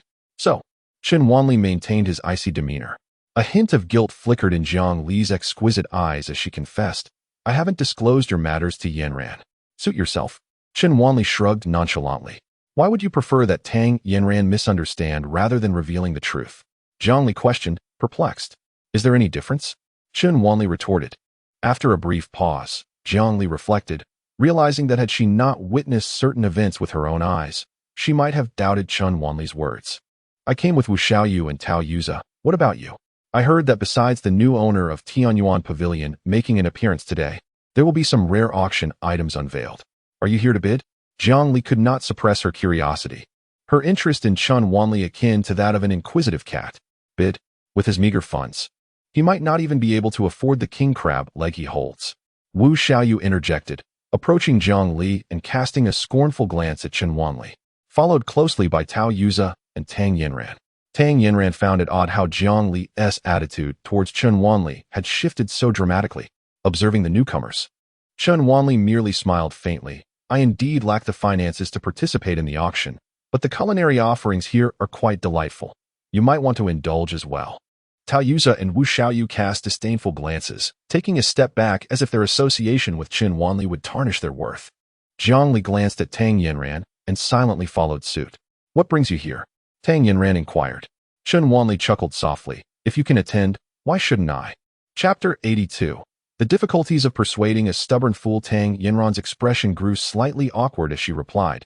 You know that's not what I meant. Shu Yan invited me. Chen Wanli remarked with a calm demeanor. For reasons unknown, Tang Yanran felt a twinge of jealousy upon hearing Shu Yan's name. Tao Yuza and Wu Xiaoyu insisted I join the gathering to discuss the progress of the Shaoyang village project. I was reluctant to endure my mother's nagging, so I decided to come and take a look. Tang Yanran instinctively began to explain, not wanting Chen Wanli to misunderstand. Chen Wanli raised an eyebrow. So you have indeed invested in Shaoyang village? My father and I both disapprove, but my mother refuses to listen. Tang Yanran sighed helplessly. That might lead to a total loss. Chen Wanli shook his head. Tang Yanran assumed Chen Wanli was still concerned about Tao Yuza, stating, my relationship with Tao Yuza is merely that of casual acquaintances. There's nothing more. Chen Wanli paused momentarily, then said, in your eyes, am I merely a petty individual, jealous and obstructing your path to prosperity? He quickly fell silent, recognizing the futility of reason with such a stubborn fool. He had already warned the Tang family, but they chose to ignore his counsel. Not far away, Tao Yuza, Wu Xiaoyu, and Jiang Li stood together with several familiar second-generation youths. Is that the enchanting Tang Yanran you are introducing to us? Indeed, she possesses an extraordinary beauty. You certainly have a discerning eye. Why isn't she coming over? These young heirs are all acquaintances of Tao Yuza, well aware that he is pursuing a captivating woman. They are curious about the kind of woman who could so utterly captivate him. Having encountered numerous beautiful women, they cannot help but acknowledge that Tang Yanran possesses a uniquely striking beauty, one that instantly draws attention amidst a crowd, exuding elegance, intelligence, and a gentle strength. This combination of qualities makes her both an object of their desire to conquer and the ideal daughter-in-law in the eyes of their affluent parents. Who is that man? Inquired one stunning woman clad in a black, low-cut gown, her hair elegantly styled. That man is nothing but a penniless wanderer, lacking any notable family background, hardly worth mentioning. Wu Xiaoyu scoffed, his tone laced with derision. He added sourly, Tang Yanran is simply too fixated on promises. Otherwise, she would have long since cast him aside. The promise is merely one given by her father. How absurd. The woman in the black dress chuckled. Women can be soft-hearted at times, especially certain women with a romantic mindset, unaware that it's best to distance themselves from such worthless men as soon as possible, and lacking an understanding of the value of our circle. If the opportunity arises, I shall speak with her, ensuring she recognizes Yuza's desirability. Tao Yuza gazed at Tang Yanran standing beside Chun Wanli, showing no intention of approaching, his expression dark enough to draw water. He initially intended to ask Jiang Li to summon Tang Yanran, but upon turning his head, he noticed Jiang Li's gaze frequently drifting towards Chun Wanli. In that fleeting moment, a surge of jealousy ignited within Tao Yuza. He wondered from where Chun Wanli had received his invitation. Tao Yuza remarked with a hint of sarcasm. As he spoke, he spotted Chen Yaoyang striding confidently through the entrance. Recalling the news he had heard at the Tang residence, he hastened to greet him. Mr. Chen. Chen Yaoyang halted, recognizing Tao Yuza, and offered a slight smile. Ah, young Master Tao has also arrived. Although the second generation of the Tao family was deemed ineffectual, the old patriarch still wielded some influence, thus affording this third-generation descendant a modicum of respect. Tao Yuza replied, I mustered the audacity to approach you, Mr. Chun, primarily to speak on behalf of the Tang family. He gestured subtly towards Chun Wanli, adding, I am a friend of Tang Yanran. Your dealings with Chen Wanli are of no concern to me. Might I request a favor? Please do not implicate the Tang family. Chen Yaoyang followed his gaze towards Chen Wanli, a fleeting glint of coldness flickering in his eyes before he smiled knowingly. It seems young Master Tao has taken a liking to that stunning beauty. Tao Yuza did not refute this implication. He recognized the malice in Chen Yaoyang's eyes and continued with a smile. From a certain perspective, I certainly am not an adversary to Mr. Chun. Chen Yaoyang cast a dismissive glance towards Chen Wanli. Is he someone you brought with you? Tao Yuza shook his head. Certainly not. As they conversed, Wu Xiaoyu and Jiang Li approached to extend their greetings. Chen Yaoyang frowned slightly. Then where did his invitation come from? It must have been Shu Yin who brought him. Jiang Li instinctively voiced her speculation. The woman in the elegant black evening gown exclaimed in surprise. He knows Shu Yin? It was the first time Chen Yaoyang had heard that name, prompting him to inquire, who is Shu Yin? Tao Yuza replied, she is the proprietor of Fenghe Tea House. A tea house owner? Chen Yaoyang raised an eyebrow, puzzled. He, this is no ordinary tea house. Many influential figures in Nanbin City frequent that establishment. Oh. Chen Yaoyang continued to probe. She's merely a promiscuous woman who navigates the circles of men, gaining some notoriety and power. Wu Xiaoyu blurted out. Tao Yuza added. Miss Shu undoubtedly possesses some strength. However, no one knows the origins of her influence, leading outsiders to speculate that she must rely on men. Upon hearing this, Chen Yaoyang found himself somewhat convinced, for within the circles of the elite, such women do exist. Unlike those who merely seek financial gain from men, they instead thrive on the power of their male counterparts to amass wealth. Essentially, they are but a different breed of fortune seeker. With this thought, the initial doubts in Chen Yaoyang's mind dissipated. Rest assured, as long as the Tang family does not create trouble for me, I will certainly show respect to young Master Tao and refrain from targeting the Tang family, Chen Yaoyang declared, then strode towards Chen Wanli. Cousin, is this strategy effective? Wu Xiaoyu immediately recognized Tao Yuza's intention of using a subterfuge to eliminate a rival. Today at Tianyuan Pavilion's investment event, there were only 4 available positions, and at least dozens of antique business owners were vying for a chance, with him being one of the most formidable contenders. Today marks the arrival of the new proprietor of Tianyuan Pavilion, and it is only fitting that he receives due respect, particularly given his affiliation with the Zhou family. After all, it was Chun Wanli who shattered Chun Huanrui's leg. Such animosity, from my understanding of Chen Yaoyang, will undoubtedly incite him to confront Chun Wanli directly. Tao Yuza remarked ominously. This promises to be quite the spectacle. Wu Xiaoyu's eyes sparkled with excitement. A group of affluent second-generation heirs erupted into laughter, finding amusement in teasing those who are oblivious to the intricacies of high society gatherings. Tao Yuza cast a sidelong glance at Jiang Li, suggesting pointedly, Jiang Li, you once fell for Chun Wanli's deceit and withdrew your investment. I advise you to reconsider. What connections does Chun Wanli truly possess? If it weren't for his slight knowledge of tea artistry that captured Shu Yuyin's attention, he would never have gained entry into this realm, let alone engage in matters of governance. I had my uncle investigate, and I assure you, the information is indisputable. Jiang Li regarded Tao Yuza, feeling a twinge of exasperation at her friend's naivety. She wondered how he would react upon discovering that Chen Wanli was a favored guest of Mayor Liu. Would he still maintain that Chen Wanli's only asset was his tea skills after witnessing him dispatch 6 assassins with ease? She contemplated revealing to Tao Yuza the truths she had personally witnessed. Yet she knew him too well, an arrogant and self-important scion who would dismiss her account as a deliberate attempt to undermine him. Perhaps it was best to remain silent. Jiang Li merely shook her head.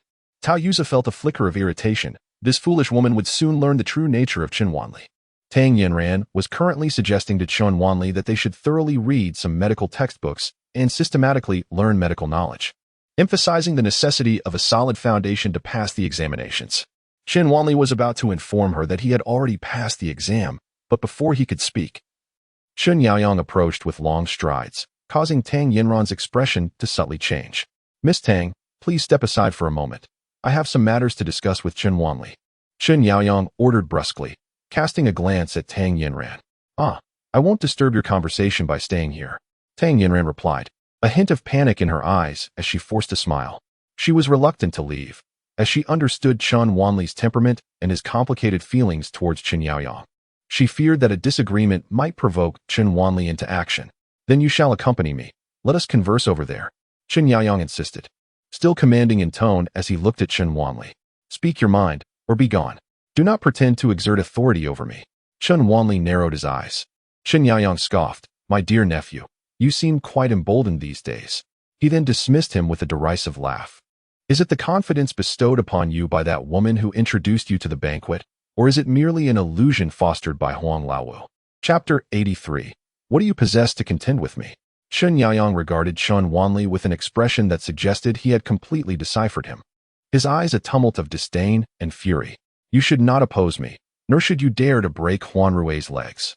Am I then to willingly allow your family to exploit me, whilst I watch that wretched Chen Huan Rui ensnare my father-in-law?" Chen Wanli retorted, his face devoid of emotion. Chen Yaoyang remarked with a hint of indifference. "The matters concerning your parents were merely an unfortunate accident. If you refuse to accept that, what can I do? If you choose to direct your ire at me, then the retaliation from Huan Rui is a consequence of your own making. Had you been willing to acknowledge your mistakes and offer an apology, I would naturally have intervened on your behalf. Yet, you have chosen to sever all ties."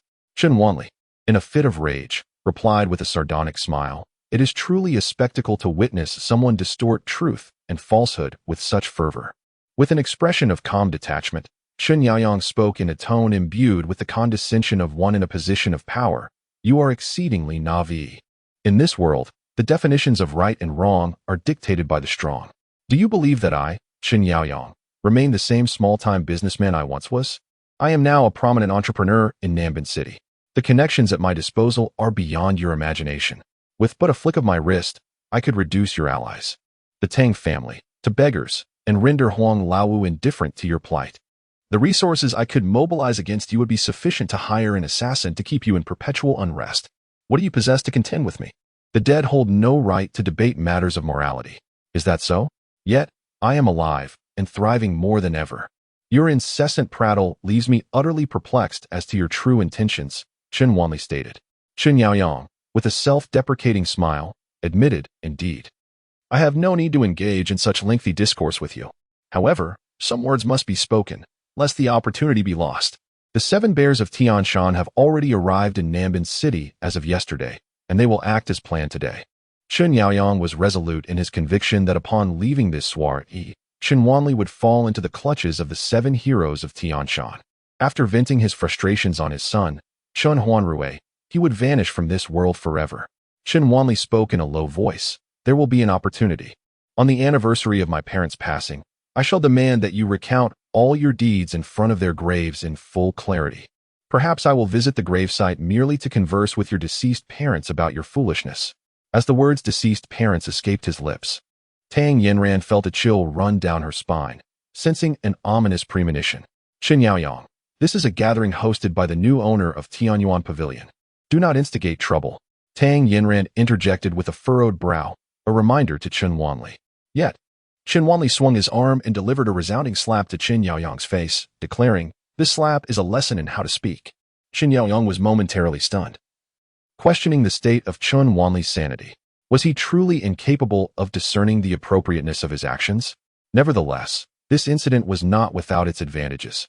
His expression darkened as he surveyed the surroundings, spotting the security personnel in the corner.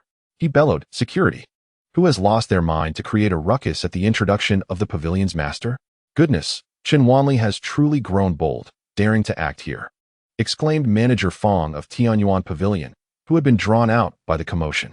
Wu Xiaoyu recognized the authoritative middle-aged man and muttered, "I fear he will regret his actions." Tao Yuza scoffed, "Manager Fong, I am Chen Yaoyang. I came to attend the investment meeting. This fellow resorts to violence at the slightest disagreement." Chen Yaoyang stepped back, pointing an accusatory finger at Chen Wanli. Manager Fong was momentarily taken aback, recognizing Chen Yaoyang, and nodded slightly with a hint of respect, saying, "Ah, it's General Chen. I understand now." He then turned to Chen Wanli and asked, "Did you resort to violence?" "I struck a beast, not a human," Chen Wanli replied with indifference. Shrugging his shoulders, it was the first time Manager Fong had encountered someone audacious enough to act so boldly in Tianyuan Pavilion, which left him feeling somewhat displeased. "Please present your invitation," he demanded. "I do not have one," Chen Wanli stated. "Then how did you gain entry?"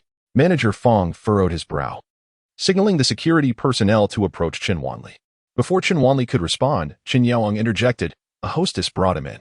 Manager Fong's frown deepened. The gathering today was of great significance, attended by prominent figures from Nanban City. Someone had infiltrated the event and resorted to violence. Should the boss become aware, the responsibility would fall squarely on him. Regardless of how you entered, your actions are inexcusable. I am offering you a chance to apologize to General Chen and accompany us to the security office to await the police. Chen Yaoyang furrowed his brow, realizing that if Chen Wanli were taken to the police station, it would hinder the plans of the Tianshan Seven Bears. He scoffed, "No need for the police. Just expel him." Manager Fong nodded. "Then I thank you for your magnanimity, General Chen. Let us proceed. You are fortunate, as you have been spared from incarceration." Tao Yuza and Wu Xiaoyu cast mocking glances. In elite circles, being ejected from a gathering was a profound humiliation, leading to being labeled and ridiculed indefinitely. In the future, when speaking of Chen Wanli, they would refer to him as the insignificant fool who was expelled for causing a disturbance at a soiree. Behind them, the second-generation elites whispered derisively. A woman in a black evening gown shook her head disdainfully, remarking, "Different circles should not be forcefully merged. Without a powerful backing, one must know their place."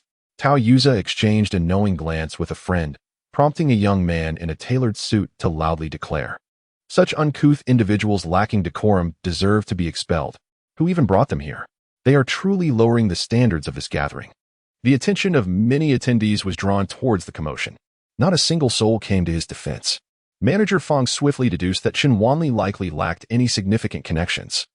Just as Chen Yaoyang had indicated, it appeared he had navigated through myriad circles merely to attend this event. Presumably, he was just a minor character seeking to broaden his horizons. The audacity of such a person to instigate trouble was utterly preposterous. Manager Fong gestured for security to surround Chen Wanli, wearing a sardonic smile as he regarded him. Should he fail to leave voluntarily, he would be humiliated by being forcibly removed. What good was physical prowess in a society governed by wealth and power? Individuals like Chen Wanli were hardly worthy adversaries. Today, he would ensure that Tang Iran recognized Chen Wanli as nothing more than an insignificant figure, while he, Tao Yuza, was the true embodiment of privilege, possessing intellect, wealth, and influence. Jiang Li pursed her lips, observing how Chen Wanli seemed abandoned by all. Yet, she understood that his confidence was unshakable, far from the weakness perceived by the crowd. Chen Wanli was somewhat taken aback by Tang Iran's reaction. In a way, her concerns mirrored those of Tang Dapeng, stemming from genuine worry. This softened Chen Wanli's heart. He gently pressed his fingers into Tang Iran's palm, offering a reassuring smile. "Don't worry, everything will be fine." Tang Yinran's face flushed crimson, perplexed by Chen Wanli's audacity and his audacious flirtation. Chen Yaoyang, with a mocking smile plastered across his face, coldly retorted, "I have stated before. In this world, right and wrong are defined by the powerful. What do you possess to challenge me? With a mere word from me, you shall be compelled to leave. And you ought to be grateful for my mercy." Chen Wanli gazed at Chen Yaoyang with a complex expression, remaining utterly motionless, as if he possessed no means of resistance aside from his piercing gaze, which seemed to be a desperate attempt to stall for time. The triumphant smiles of Chen Yaoyang, Tao Yuza, and Wu Xiaoyu had already begun to surface. At that moment, a captivating voice pierced through the tension. Who dares to expel him? Chapter 84. What do you think? The crowd parted like the tide, revealing a striking woman in a black suit striding forward. Her figure was alluring, the black suit leaving her completely bare beneath, her prominent curves barely concealed, exuding an aura of confidence that made many women shrink back in insecurity. Tang Yinran's lips curled downward slightly. Shu Yiyan had arrived. Was she the source of Chun Wanli's confidence? Manager Fang's expression shifted dramatically upon seeing her, yet Chen Yaoyang, standing beside him, remained oblivious. After sizing up Shu Yiyan, a single term flickered through Chen Yaoyang's mind. Vixen. He is my friend. No one has the right to drive him away. Shu Yiyan declared as she approached Chen Wanli, offering her unwavering support. With two stunning beauties flanking him, many men in the room were consumed by envy. Who are you? Chen Yaoyang squinted his eyes and irritably inquired. Who are you? I am Shu Yiyan. Shu Yiyan replied, her chin held high with pride. Oh, you are the one they call a gold digger. Chen Yaoyang chuckled lightly, dismissing the notion entirely upon hearing it from Wu Xiaoyu. The term gold digger caused Manager Fang and several others present to change their expressions dramatically, their gazes towards Chen Yaoyang now tinged with pity. However, Chen Yaoyang remained oblivious. Continuing, I do not care whose influence you wield. If Chen Wanli laid a hand on me here, he must face the consequences. Shu Yiyan responded with a soft laugh. Why should there be consequences? Perhaps it is you who deserves a beating. Chen Yaoyang's countenance darkened. Tianyuan Pavilion is a place governed by rules. Tianyuan Pavilion may have its rules, but they are not yours to dictate. Shu Yiyan retorted with a disdainful smile. Chen Yaoyang was infuriated. He had toiled diligently to elevate his status, only to be scorned by a mere gold digger. Unable to contain his anger, he exclaimed, I, Chen Yaoyang, am here at Tianyuan Pavilion for the investment bidding. I am a valued client of this establishment. What are you, a gold digger, to speak so insolently? Do you dare to insult the esteemed guests of Tianyuan Pavilion for the sake of a petty loser? Is it your rules that govern this place? Chen Yaoyang's declaration was both forceful and cunning. Tao Yu's eyes lit up, recognizing Chen Yaoyang's astuteness and hitting the nail on the head with his words. Wu Xiaoyu shook his head. Shu Yiyan cannot protect Chen Wanli today. Jiang Li was momentarily taken aback. Why is that? A beautiful woman clad in a black evening gown curled her lips into a smile and remarked, You are the benefactor of Shu Yiyan. What do you think upon hearing this? Are you willing to let her leverage your influence to curry favor with another man? Jiang Li instantly grasped the implication. If both parties were of equal standing, Shu Yiyan's actions could be interpreted as choosing sides. However, if the other party were merely a penniless wretch, her motives would indeed be questionable. Why would Shu Yiyan behave in such a manner? Remarkable. In a single phrase, she had dismantled Shu Yiyan's backing. Furthermore, Chen Yaoyang was present to participate in the investment bidding, undoubtedly a distinguished guest of Tianyuan. The purpose of today's soiree was twofold, to introduce the new owner and to attract investments. Given Tianyuan's esteemed position in the antique industry, the previous owner, Master Qian Bingkuan, was a formidable figure, wielding influence in both the underworld and legitimate circles. Now, as the old guard makes way for the new, it is clear that the new owner must possess a stature and power comparable to Master Qian. Jiang Li furrowed her brow, unable to conceive how Chen Wanli could possibly navigate this predicament. Unless Mayor Lu were to arrive in a timely manner and extend his protection to him? Tao Yuzi scoffed. No matter how many powerful connections Shu Yiyan has, the new owner of Tianyuan will not tolerate her tarnishing his reputation or flouting his rules in this setting. Chen Wanli is bound to be expelled today, and Shu Yiyan will surely come to no good. All eyes were drawn to this exchange. Suddenly, Shu Yiyan burst into a melodious laugh, declaring, My rules will henceforth be the rules of Tianyuan. Huh. Chen Yaoyang let out a cold chuckle, only to suddenly find his expression frozen in place, a chill creeping up his spine. He slowly turned his head to look at Manager Fang. Manager Fang's expression was incredibly complex, embodying both sympathy and mockery. What did this mean? Was Shu Yiyan the new owner of Tianyuan? No, that was impossible. Not only Chen Yaoyang, but the majority of those present began to wear peculiar expressions. Tao Yuzi and Wu Xiaoyu exchanged glances, both recognizing the shock reflected in each other's eyes. Could it be that Shu Yiyan possessed such a formidable background? Or was she perhaps the consort of the owner of Tianyuan? Chen Yaoyang felt a bitter taste in his mouth, his face stiffening, overwhelmed by disbelief. At that moment, a cacophony of footsteps echoed from the entrance. There appeared Master Qian Bingkuan, alongside Mayor Liu, Jin Shikai, Shen Hong, and others, striding in with great presence. Everyone held their breath. In a certain sense, the individuals entering at this moment represented the pinnacle of power in Nambin City. They had come to support the new owner of Tianyuan, a testament to her esteemed status. Qian Bingquan, now 65, bore a head of silver hair, and beneath his drooping eyelids occasionally flashed an intimidating gleam, exuding a fierce authority. In his heyday, he wielded influence in Handong Province, eclipsing even the current 13 Protectors leader, He Jinrong. As he gradually stepped back, it was only then that He Jinrong emerged to share the limelight. Despite retiring from the underworld, Qian Bingquan's stature remained intact. His former disciples had achieved success across various realms, much like the infamous Lord Huang, known as the underground leader in Nambin City. Countless individuals he had once aided had risen to prominence, and now, several renowned entrepreneurs present stepped forward, respectfully addressing him as Master Qian. The identities of Lu Shishou and Shen Hong require no further elaboration. Please, Mr. Lu Shishou. Mr. Shen, please. Director Jin, please. Qian Bingquan beamed as he ushered the three eminent figures toward the elevated platform. He then subtly gestured to Shu Yin with a slight nod before ascending the platform himself.